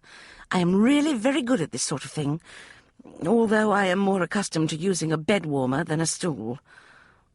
She hurried across the room, her soft kid shoes making only the slightest patter on the heavily timbered floor. She reached the door just as the footsteps halted on the other side. Taking a deep breath, she raised the stool high over her head and waited. The door opened abruptly. A candle flared. Victoria spoke sharply from out of the shadows, her voice as imperious as though she berated a servant. "It's about time you got here. I trust you've brought us something to eat. We've been without food or water for hours." "Be bloody glad you're still alive." The man stalked into the room and raised the candle. "Where the devil's the other one?" Emma slammed the stool down onto his head with all her might. The villain did not even cry out. He simply fell to the floor with a heavy thump. The candle flew from his hand and rolled in the dust. "Emma, the candle!" Victoria started forward. "I've got it!" Emma picked up the taper and blew out the flame. "We must hurry now. Someone will come looking for him." "Yes." Victoria had seized a coil of rope and was already dragging it to the window. "But I don't know if I can manage to climb down a length of rope." "We shall tie some knots in it. Our gloves will protect our hands. We are only 1 floor above the ground, Victoria. We can do it. I will go first, so that if you slip, I can help break your fall." "Very well." Victoria jerked open the window and tossed out one end of the rope. "We can but try. I see no one down below. I suppose that is a good sign." "A very good sign," Emma said. "I was afraid Ware might have posted more guards." She tied 2 large knots in the heavy rope, but she dared not take the time to fashion more. She secured one end of the rope around a heavy barrel. When she was ready, she hoisted her skirts, swung one leg over the windowsill, gripped the rope in both of her gloved hands, and prepared to descend into the narrow street. It struck her that the lane below appeared much farther away than one would have expected. "Be careful, my dear," Victoria whispered urgently. "Yes," Edison said quietly from somewhere above Emma's head. "Be very careful. I've not gone to all this trouble just to have you break your ankle at this point in the game." Emma barely managed to stifle a small shriek of surprise. She looked up swiftly. There was nothing overhead except the night sky. Then she realized that there was a shadow dangling just above her. "My God, Edison!" "Hush. Go back inside.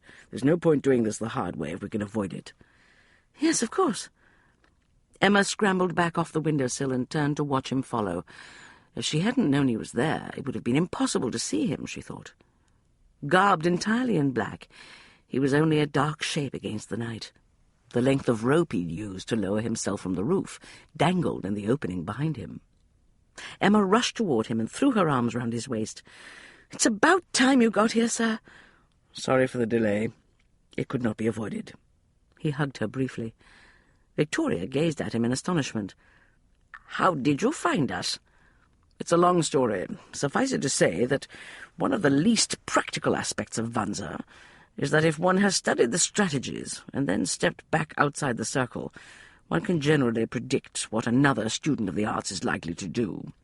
Ware assumed that I would conclude that this was the last neighbourhood in London he would select for a hiding-place." Emma frowned. "I would have thought that Ware would have anticipated the possibility that you would second-guess him." "Just to be on the safe side," Edison said dryly, "I put out the word that I was willing to pay a good deal of blunt for information regarding his whereabouts, or the whereabouts of his henchmen. Nothing speaks as loudly as money in this section of the city." "Yes, of course. Very shrewd, sir, if I may say so." "Thank you." Edison looked at the man lying on the floor in a patch of moonlight. "I see you've been up to your old tricks, Emma." "Victoria and I make a good team." Emma glanced toward the door. "I am awfully glad to see you, Edison, but we really should be getting out of here." "I agree, but I think it would be easier for all of us to depart by the stairs rather than by ropes." Edison crossed the floor to the door. "Wait here. I'll only be a moment." "Edison, you mustn't," Emma said. "It's all right," Edison said. "Ware is at the moment a victim of the strategy of distraction. He is unable to concentrate on everything at once. From what I was able to discern earlier, he kept only 2 men here with him. You ladies have taken excellent care of one of them. My friend Harry and I dealt with the other earlier. The rest of Ware's henchmen are on the other side of the city, waiting for me."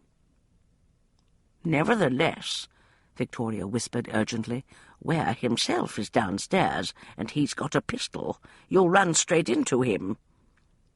"Think of it as him running straight into me." Edison opened the door and glided out into the hall. Emma looked at Victoria. "He really is the most difficult employer I've had in my entire career. I probably should have made him write my reference before I let him go downstairs." He had never put all of his trust in the strategies, Edison thought, but he had to admit that there was some value in the strategy of timing, if only because of the element of surprise. He removed his pistol from his belt and stepped out of the darkened hall. He went to the doorway of the lantern-lit room that served as an office. Basil paced the floor inside. A pistol dangled loosely in his hand. "I regret that I have kept you waiting, Ware," Edison said. Basil jerked violently and spun round. His mouth worked furiously when he saw Edison. "Damn you, Stokes!" He raised the pistol and pointed at Edison. "Damn your bloody eyes!" He pulled the trigger without a second's hesitation. The explosion was thunderous in the small room. Edison was already moving. He slipped to the side of the doorway and listened to the ball crash into the wall behind him. Then he moved swiftly back into the opening. Ware was at the desk, seizing the second pistol that lay there. Edison was obliged to shift position again. Ware's second ball shattered wood somewhere in the darkness. "Where are my men?" Basil raised his voice in a commanding scream. "He's here, you fools!" A faint tremor went through the wooden floor beneath Edison's feet. Bloody hell! Too late he realized that he and Harry had miscalculated. Ware had kept a third villain to guard his back. Edison dropped to the floor, but not quickly enough. There was a flash of light from the dark space behind the stairwell. He felt the fire slice across his ribs as cleanly as a knife blade. "Kill him!" Ware yelled. "Make sure he's dead!" Edison turned onto his back and fired at the hulking figure who loomed in the shadows. The man jerked and reeled back against the staircase. His pistol crashed to the floor. The wooden floor shattered again. Edison realized that Ware was coming up from behind in the best tradition of the strategy of surprise. The appropriate response, according to the teachings, was to roll to the side and use the opportunity to regain one's feet. Instead, Edison twisted once more, ignoring the pain that lanced through him. He grabbed Ware's booted foot as it arced through the air toward his head. He yanked violently, wrenching the boot and the ankle inside with all his strength. Ware yelled, toppled backward, and went down hard. Edison surged to his feet and started toward his prey. Basil had already struggled to his knees. He glanced past Edison, eyes narrowing. "Shoot, you idiot!" he shouted. "Do it now!" It was an old trick, perhaps the oldest of all, but a disturbing sensation tingled down Edison's spine. He did not bother to turn his head to see if there actually was someone with a pistol behind him. He threw himself to the side and rolled swiftly behind a post. Fresh pain ripped through his wound. He clawed at the second pistol in his pocket. The wounded villain had lurched back to his feet. He had a pistol in his fist. It roared out of the darkness. Edison got the second pistol out of his coat, but he saw at once that there was no need to fire it. The gun fell from the villain's hand. He clutched at the wound in his shoulder and stared at Edison. He blinked his eyes several times. "Now look what you went and made me do. You moved, you bloody bastard. Now I'll never get me pay." He toppled headlong onto the floor. Edison pulled himself to his feet with the aid of the post. He looked at Basil, who was lying face down in a pool of blood. The bullet that had been intended for Edison had struck him in the chest. "Edison, are you all right?" Emma flew down the stairs in a swirl of skirts. Victoria was right behind her. "Good Lord, there were shots. Is Ware dead?" Emma ran toward him. "I thought you said everything was under control." Edison put his hand to his side. "I made one slight miscalculation. However, the mistake has been rectified." "Dear God, Edison!" The soft, anguished cry came from Victoria. He saw that she was staring at him, her hand at her throat. "You're bleeding." Emma stopped in front of him. Her eyes were huge. Her shocked exclamation reminded him of the fire in his side. He looked down. The lantern light from the office gleamed on the damp spot that stained his black shirt. He realized that he was feeling numb. He fought the light-headed sensation with every ounce of willpower at his command. "I'll be all right. It's just a crease, I think. Go outside and call Harry. He's waiting for my signal." "I'll fetch him." Victoria gave Edison a fearful look as she hurried toward the door. "Edison, there is so much blood." "Go find Harry, grandmother," he said, very steadily. Victoria fled. "Sit down, Edison." Emma lifted her muslin skirts and started to tear a strip from her petticoats. "I told you I'm all right," he muttered. "I said sit down." She came toward him with a grimly determined expression. He sank down onto the second from the bottom step. He was amazed at how weary he suddenly felt. "I suppose you're worried that I might not survive to write that damned reference for you." "It's not that, sir." She gently peeled aside his torn shirt to reveal the wound. "It's that I have my professional standards to maintain. In the course of my career, I have had some unfortunate situations arise, but I have never yet lost an employer. I do not intend to begin with you."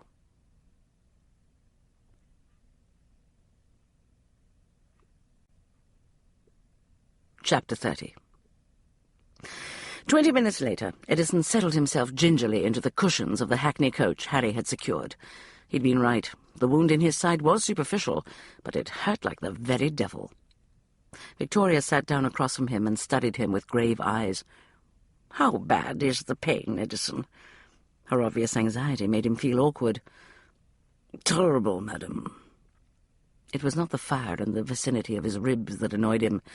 It was the strange light-headed sensation he was experiencing. He gritted his teeth and vowed he would not humiliate himself by fainting. Emma followed Victoria into the coach and sat down next to him. One-eared Harry climbed up onto the box to join the coachman. The vehicle jolted into motion. "The bleeding has stopped very nicely," Emma said, fussing with her makeshift bandage. "We shall get you some laudanum as soon as we get home." "You can forget the bloody laudanum." Edison sucked in his breath and braced himself against the sway of the coach. "I prefer brandy for this sort of thing." "What about those villains we left bound at the warehouse?" Victoria said. "All except Basil Ware are alive." "Sooner or later they will get themselves free." Edison's head was spinning now. It was getting difficult to think. "When they do, they will disappear back into the stews." "We should have seen to it that they were taken up by the magistrate," Victoria said. "I don't care what happens to them." Edison breathed deeply, trying to stave off the darkness that threatened to cloud his brain. "Ware is dead. That is all that matters." "Speaking of Basil Ware," Emma said, "your grandmother and I have a great deal to tell you about him. He gave us many of the details of his scheme. He murdered the apothecary to cover Miranda's tracks, by the by, but he claimed that he did not kill Miranda. I didn't believe him, but it is odd that he would lie about that murder when he willingly confessed to the other killings." "I believe him." Edison closed his eyes and leaned his head back against the seat. He couldn't hold out much longer. A great weariness was about to consume him. "What do you mean, you believe him?" Victoria asked. "Why wouldn't he lie?" "Good heavens," Emma breathed. "Look!" "At what?" Victoria asked. Edison could not bring himself to open his eyes. "That ship! The second one tied up at the wharf!" Edison listened to her scramble about on the seat. Her next words were slightly muffled, as though she had her head stuck out the window. "It's the Golden Orchid!" she called. There was a joyous lilt in her voice. "I don't believe it! Can you see it?" "Yes, yes," Victoria said brusquely. "It is nearly dawn. There is enough light for me to read the name of the ship. The Golden Orchid. What of it?"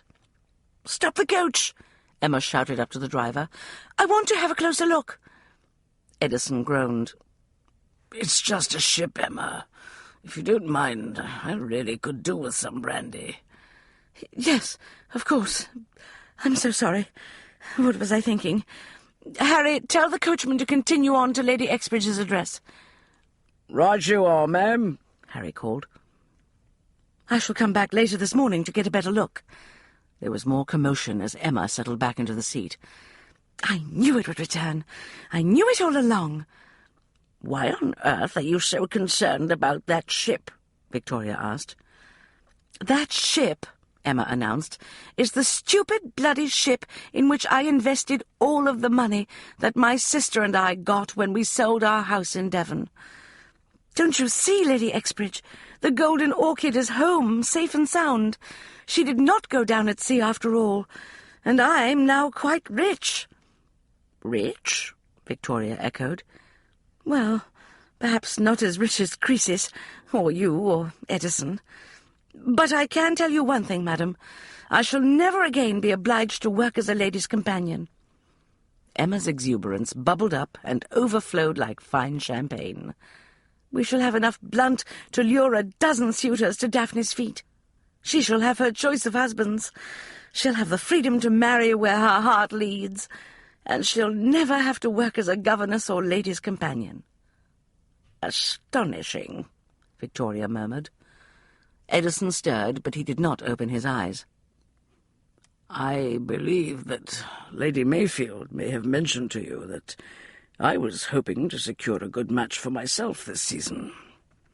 "What's he talking about?" Fresh alarm sharpened Victoria's query. "Perhaps he's hallucinating." Emma put her hand on Edison's brow. "The pain and the shock of the night's events may have affected his brain." "Now that you're rich, and as we're so conveniently engaged into the bargain—" Edison paused to gather his strength. Emma's hand felt very good on his forehead, but he could not seem to get his eyes open. "I cannot think of any reason why we should not go ahead and get married." "Hallucinations, without a doubt," Emma whispered. "He's worse off than I thought. When we get home, we must send for the doctor." It occurred to Edison that she sounded far more anxious now than she had the night she believed that she would hang for Chiltern Crane's murder. "There is no point arguing with a man who is having hallucinations," he pointed out. Will you marry me? Quite right, Victoria said. Do not argue with him, Emma.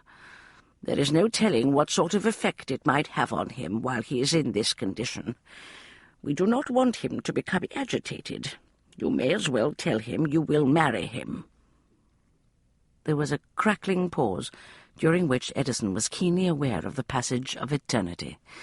After an endless moment, when nothing appeared to be happening, he groaned and put his hand on his bandaged ribs. "Very well," Emma said quickly. "I shall marry you." "Thank you, my dear. I am honored." He slipped down toward the waiting darkness. The hushed voices of two women followed him deep into the shadows. "I doubt he will recall any of this in the morning," Emma said. "I wouldn't be too certain of that if I were you," Victoria murmured. "Nevertheless, madam, I must have your word that you will not take it upon yourself to remind him that he actually proposed marriage tonight." "Why ever not?" "Because he might feel obliged to go through with it." Emma sounded oddly desperate. "I certainly do not want him to get the notion that he is now honour-bound to marry me." "It is past time he married someone," Victoria said, with an air of practicality that Edison could only admire. "I rather think you will do, Miss Grayson." "Promise me you will say nothing of this to him, Lady Exbridge." "Very well," Victoria soothed. "I shall keep silent. But I do not think it will change anything." "Nonsense. When he awakens, he will forget the entire affair." Not bloody likely, Edison thought, hovering on the very edge of oblivion. "I wonder what it was about my mention of that bloody ship that brought on the hallucinations," Emma mused. "I expect it had something to do with the fact that he owns the bloody ship," Victoria said. He awoke at once when Emma poured brandy into the raw wound. "For God's sake, don't waste it all on the damned bullet hole." He reached for the decanter. "Let me have some of it to drink." Emma allowed him a swallow. Then she retrieved the brandy. "Go back to sleep." He lay back down on the pillows and put his arm over his eyes. "I won't forget about it, you know." "You're still suffering from hallucinations." She finished binding up the bandage. "You're a bit warm, but the wound is clean, and it should heal nicely. Go back to sleep." "On the off chance that I'm actually quite lucid, promise me that you'll still be here when I awaken." She tried to squelch the wistful longing that threatened to film her eyes with tears. "I'll be here." He groped for her hand. She hesitated briefly, and then gave it to him. He gripped it fiercely, as though afraid she would slip away. She waited until she was sure he was asleep. "I love you, Edison," she whispered. There was no response, which only made sense, she thought. He was asleep, after all. The sound of the covers being tossed aside and a short, bitten-off oath brought her awake shortly before noon. She opened her eyes to a room full of sunshine. She was cramped and stiff from having spent the past several hours curled up in the large reading chair. Edison was sitting up on the edge of the bed, studying her with the old, enigmatic gaze. He had a hand planted somewhere gingerly on the bandage that covered his injured ribs. But his colour looked normal. His eyes were clear and as watchful as ever. He was bare to the waist. The sheet flowed round his thighs. Emma was struck with a burst of shyness. The rush of heat to her cheeks annoyed her. She cleared her throat. "How are you feeling, sir?" "Sore," he smiled faintly. "But otherwise quite well, thank you." "Excellent." She pushed herself briskly up from the chair and tried not to wince when her stiff legs nearly gave way beneath her. "I'll ring for some tea and toast for you." "Have you been sitting in that chair since we got home at dawn?" She glanced uneasily at the mirror and groaned when she saw her rumpled gown and chaotic hair. "It shows, does it not?" "I know I made you promise to be here when I awoke, but I did not mean that you had to sleep in that chair. I would have been satisfied so long as you remained somewhere in the house." She opened her mouth, but could not find any words. After a few seconds, she made another attempt. "Tea and toast," she got out. "I trust you're hungry." His eyes held hers. "I was not hallucinating last night, Emma, and I have not forgotten anything. You promised to marry me." "Why?" she asked boldly. For the first time he looked baffled. "Why?" "Yes, why?" She threw up her hands and began to pace back and forth in front of the bed. "It's all very well for you to say you want to marry me, but you must see that I have a right to know precisely why you wish to marry me." "Ah." "Is it because you feel obligated to do so?" She shot him a glowering look. "Because, if that is the case, I assure you, it's not necessary. Thanks to the return of the golden orchid, I am no longer in any financial difficulties." "No, you're not," he agreed. "And my reputation is of no great concern, because I don't intend to move in society. Lady Exbridge has kindly offered to sponsor my sister Daphne for a season. But I shall stay in the background, and everyone will forget about my brief stint as a suspected murderess and fiancée." "My grandmother assured you that such minor peccadilloes could be swept neatly under the carpet, did she?" "Yes, she did." Emma came to a halt at the far end of the room. "So you see, there is no need for you to feel obliged to marry me for the sake of honour or whatever." "Well, that certainly narrows things down a bit." "What do you mean?" He smiled. "Apparently I have only one reason for marriage left." "If you think to convince me that you actually need the profits from my one single share in the cargo of the Golden Orchid, sir, save your breath. Whatever amount of money I realize from my investment can be only a drop in the bucket to a man of your resources." "I love you." She stared at him. "Edison." "I sincerely hope the feeling is mutual." Edison. Just before I fell asleep for the second time, I could have sworn I heard you say something to the effect that you loved me. He paused. Or was I hallucinating again? No. She unstuck herself from the floor and flew toward him. No, you were not. She threw her arms round him and hugged him with all of her strength. Edison, I love you so much it hurts. He sucked in his breath very sharply. Yes, he said, it does. Good heavens, your wound! She released him and stumbled backward, horrified by what she'd done. I am so sorry. He grinned. I'm not. It was worth it. Now I won't have to write that bloody reference for you.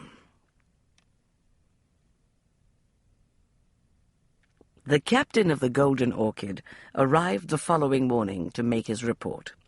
Emma was obliged to cool her heels with Victoria in the library while he was closeted with Edison. I've a good mind to tell him how many problems he caused me, she fumed as she poured tea. Look at the positive side, my dear. Victoria peered at her over the rims of her reading glasses. If it hadn't been for Captain Fry's problems at sea, whatever they were, you would never have met Edison. Are you quite certain that you consider that a positive thing, madam? Rest assured, Victoria said quietly. Nothing so positive has happened to me in a good many years. Emma felt warmth flood through her. I am so very glad that you and Edison have grown closer in recent days, madam. Yes, indeed, Edison said from the doorway. Nothing like a little theft, murder, and kidnapping to bring a family closer together, I always say. Emma shot to her feet. You shouldn't be out of bed, sir. Calm yourself, my dear. I feel perfectly fit. He winced as he walked into the room. Oh, very nearly so. Freshly shaved, a crisp white shirt covering his bandaged ribs, his hessians newly polished, he looked as elegant as ever. It really was most unfair, she thought. If one didn't know better, one would have thought that he'd done nothing more onerous during the past 2 days than drop in at his St. James Club. "Well," she said gruffly, "just what did Captain Fry have to say for himself?" The Golden Orchid was blown far off course, got becalmed for several days, and was forced to put into an unscheduled port in order to take on fresh food and water. Emma folded her arms beneath her breasts. "I would like to have had a word with Fry. That man caused me no end of trouble." Edison took the cup of tea Victoria handed to him. "Fry assures me that the contents of the cargo will more than make up for any inconvenience the investors have suffered. In fact, it exceeds even my expectations." Emma decided not to hold a grudge against Fry after all. "This is wonderful news. I must write to my sister immediately." "I look forward to meeting her," Edison said. "So do I," Victoria murmured. "It should prove quite entertaining to shepherd a young lady through her first season. A new experience for me." Edison raised his brows. "If Daphne is anything like Emma, the experience will no doubt prove memorable." He put down his cup. "If you will excuse me, I must be off." "What on earth are you talking about?" Emma demanded. "Surely you don't intend to carry on with your usual business affairs. You must rest." He met her eyes. The lightness that had infused his mood a moment ago was gone. In its place was a bleak determination. "I will rest after I've finished the affair of the missing book." "Finish it?" For a moment she was lost. Then it struck her. "Oh, yes, you did say that you were inclined to believe that Basil Ware told the truth when he claimed that he did not kill Miranda." "Yes." Edison turned to walk toward the door. "Until that issue has been settled, we cannot close the door on this matter." She suddenly knew where he was going. "Wait. I will come with you." He paused in the opening. "No." "I have been as deeply involved in this as yourself, sir. I insist upon seeing it through to the end." He appeared to give that considerable thought. Eventually he inclined his head. "You have that right," he said. Victoria glanced at each of them in turn. "What is going on here? Who are you going to see?" "The man who murdered Lady Ames," Edison said, "and who also brought about the deaths of several other people into the bargain."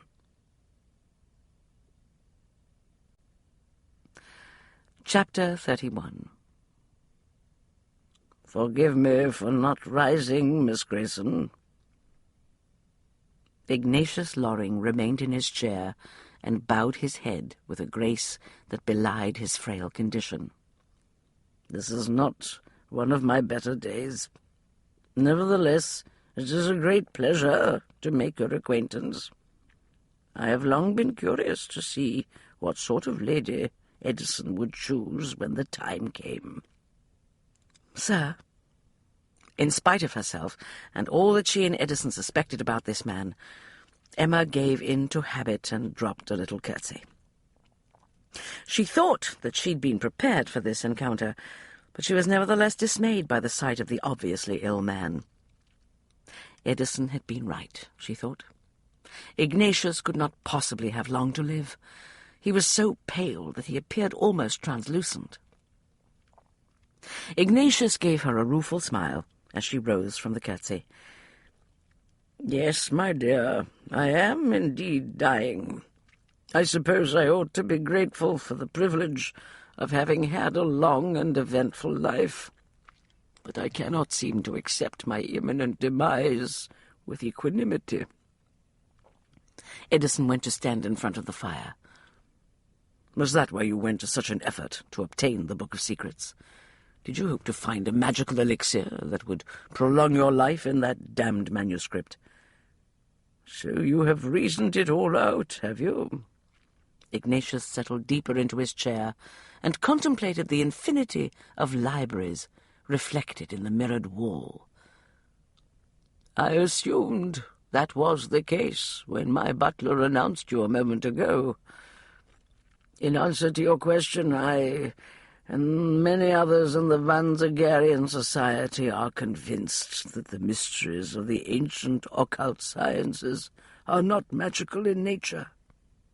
They are based upon a science different from the one we practice today, but they are not magic. You must have known that sooner or later I would understand that you were deep in the strategy of distraction. Quite right. I knew it would be only a matter of time before you came to realize that I was at the heart of the matter. Tell me, what was it that gave me away? The business of the candles, Edison said. Ware was not the type to bother himself with the training of a student. But if he had taken one on, he would never have given him meditation candles that were crafted with the same herbs and colours as his own. The risk was too great. He was using the strategy of concealment, after all. He would have known that another practitioner of Vanza could easily make the connection between himself and Stoner. To know the master, look at the student's candles. Ignatius nodded. Someone had given Stoner his candles, and then planted the remains of identical candles in Ware's study. Edison looked at him. Only someone who knew that I was already suspicious of Ware would have laid that trail for me. I worried a bit about the candles, but I thought I could get away with it long enough to get my hands on the book. You believed that you could decipher the recipes in the Book of Secrets? Oh, yes. Ignatius flashed him a look of icy humour.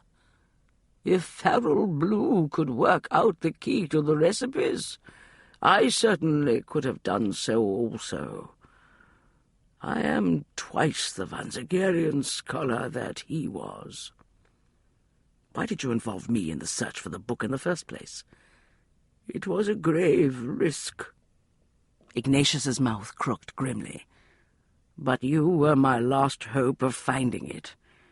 You were the best student of Vanza that I ever had. I know your capabilities better than you do yourself. I know how very dangerous you are. But it was worth the gamble. I had nothing left to lose, you see. You masterminded the entire affair. Edison looked at him. You arranged for the theft of the book from the temple, but whoever you hired for the task betrayed you. Indeed. The bastard secretly sold the book to Farrell Blue. My people were closing in, but by the time they got to Rome, Blue was dead, and his villa lay in ashes. There was no sign of the book. Most likely it went up in flames. Ignatius tightened his pale hand into a trembling fist.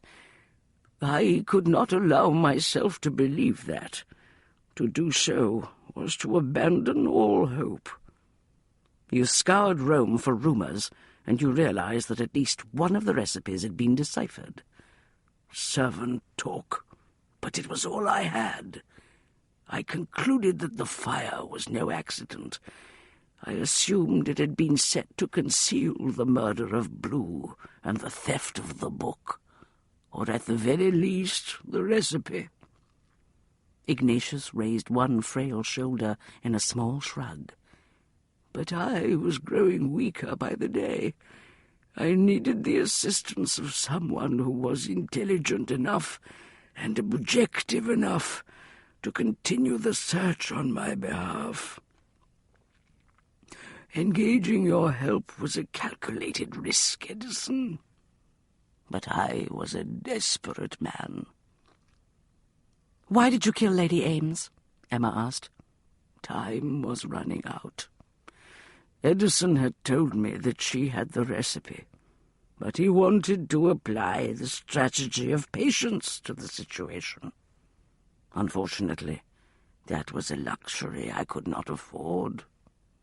I was certain that she either possessed the book or knew where it was. I went to see her that afternoon, immediately after she sent the message to you, my dear. Edison eyed him closely. She opened the door to you? A stranger? Ignatius's pale eyes glittered. I have not lost all of my skills. I assure you the little adventuress never heard me enter the house. She was not aware of my presence until I confronted her and demanded that she turn over the recipe and the book. Edison looked up from the fire. She gave you the recipe, but she could not give you the book because she did not possess it. She told me it had burned when Farrell Blue's study went up in flames, but I did not believe her. Rage gave Ignatius's face a brief vestige of colour. It did not last long. His thin body spasmed. He gasped and then succumbed to a wave of racking coughs. I knew she was lying. She had to be lying. Emma saw Edison tense, but he did not leave his position at the mantel. The dreadful coughing eventually ceased. Ignatius took a snowy white linen handkerchief from his pocket and wiped his mouth. I was so certain that she was lying, he repeated dully. I confess I lost some of my self-mastery when she refused to give it to me. In your frustration and anger, you shot her, Edison said. Then you tore apart her library, hoping to find the damn book. Yes, Ignatius sighed. The library and her bedchamber both. My search was interrupted by the arrival of Basil Ware.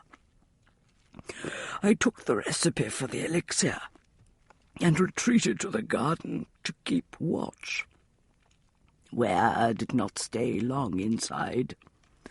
When he emerged, he did not give the alarm.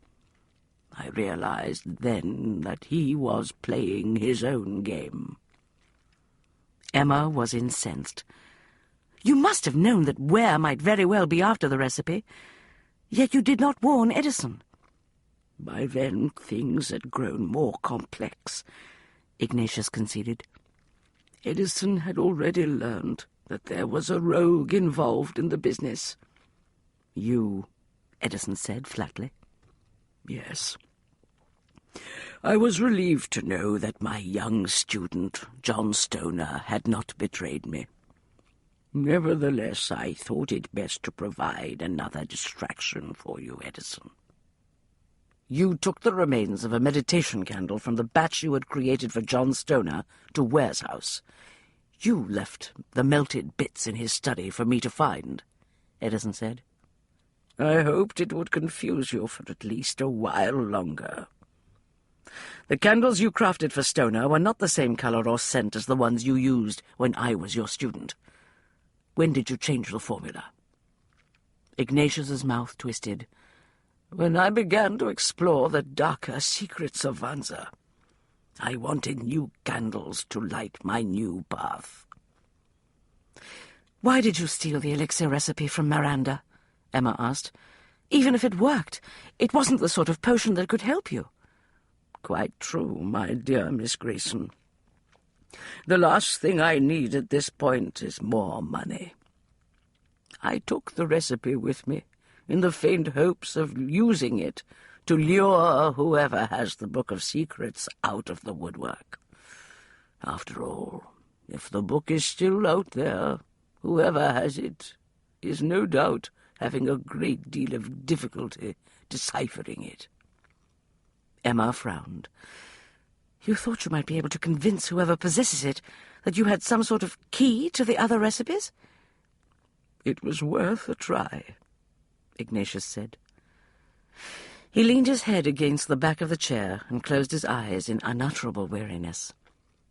But it appears that my time has run out. Where is the recipe? Edison asked. Here. Ignatius opened his eyes and sat up slowly. He opened a leather-bound journal that lay on the table beside him and removed a sheet of paper. Take it. I obviously have no further use for it. Edison took the page from his hand. He studied what was written there for a while, and then shook his head with infinite regret. "Utter nonsense," he said. "Ignatius, you are not yourself these days. Otherwise you would know that your entire scheme was for naught. There is nothing of value in the Book of Secrets. It is a historical curiosity, nothing more." "Do not be too sure of that, Edison." Ignatius leaned back in his chair and closed his eyes again. "The deepest secrets of Vanza have been locked in that book for generations. Who knows what can be learned from them?" There was a long silence. After a while, Edison took his hand from the mantel and walked back across the room to join Emma. "Come," he said. "It's time to leave." "By the by," Ignatius murmured from the depths of his chair, "what did you do with my young, eager acolyte?" "John Stoner?" Edison paused. "I put him on a ship bound for Vanzagara. There he will be able to study the true way of Vanza." "I am rather glad that you did not kill him." Ignatius smiled faintly. "He reminded me of you at that age." Edison took Emma's arm. "We have our answers. The affair is finished." "What's this?" Ignatius did not bother to open his eyes. "Surely you intend to have me taken up on charges of murder. Where is your sense of justice, man?" "You are a master of Vanza," Edison said quietly, "and you are dying. Justice will be served without my interference." Ignatius said nothing. His eyes remained closed. His chest did not appear to move. Edison led her to the door. Something made Emma glance back over her shoulder, just as they were about to walk out into the hall. She saw Ignatius toss the sheet of paper containing the deciphered recipe from the Book of Secrets into the heart of the flame. The flames leaped to consume it. Edison was at his desk in his study later that day when he got the news that Ignatius Loring had taken his own life with a pistol. He read the note twice, and then, very slowly, he refolded it. After a while, he went down the hall to the conservatory. He was in the midst of repotting a golden orchid when Emma burst through the door. "Edison, I came as quickly as I could. What's wrong?" He watched her hurry toward him. She was flushed and breathless. Red curls bobbed wildly from beneath her cap. She hadn't taken the time to put on a bonnet. The soft slippers on her feet were the sort that ladies reserved for indoor wear. "You look as if you've run the entire distance between the fortress and this house," Edison said. "Not exactly." She came to a halt in front of him. "I hailed a hackney." "I see." He started to touch her cheek and belatedly recalled that his fingers were dirty from his work among the plants. He lowered his hand. "What makes you think something is wrong?" "I just had a feeling." She searched his face. "What is it, Edison?" "Loring put a bullet through his head this afternoon." She said nothing. Instead, she put her arms round him and leaned her head against his shoulder. Edison felt something inside him ease. He gathered her close, seeking the warmth she offered. Neither moved for a long time.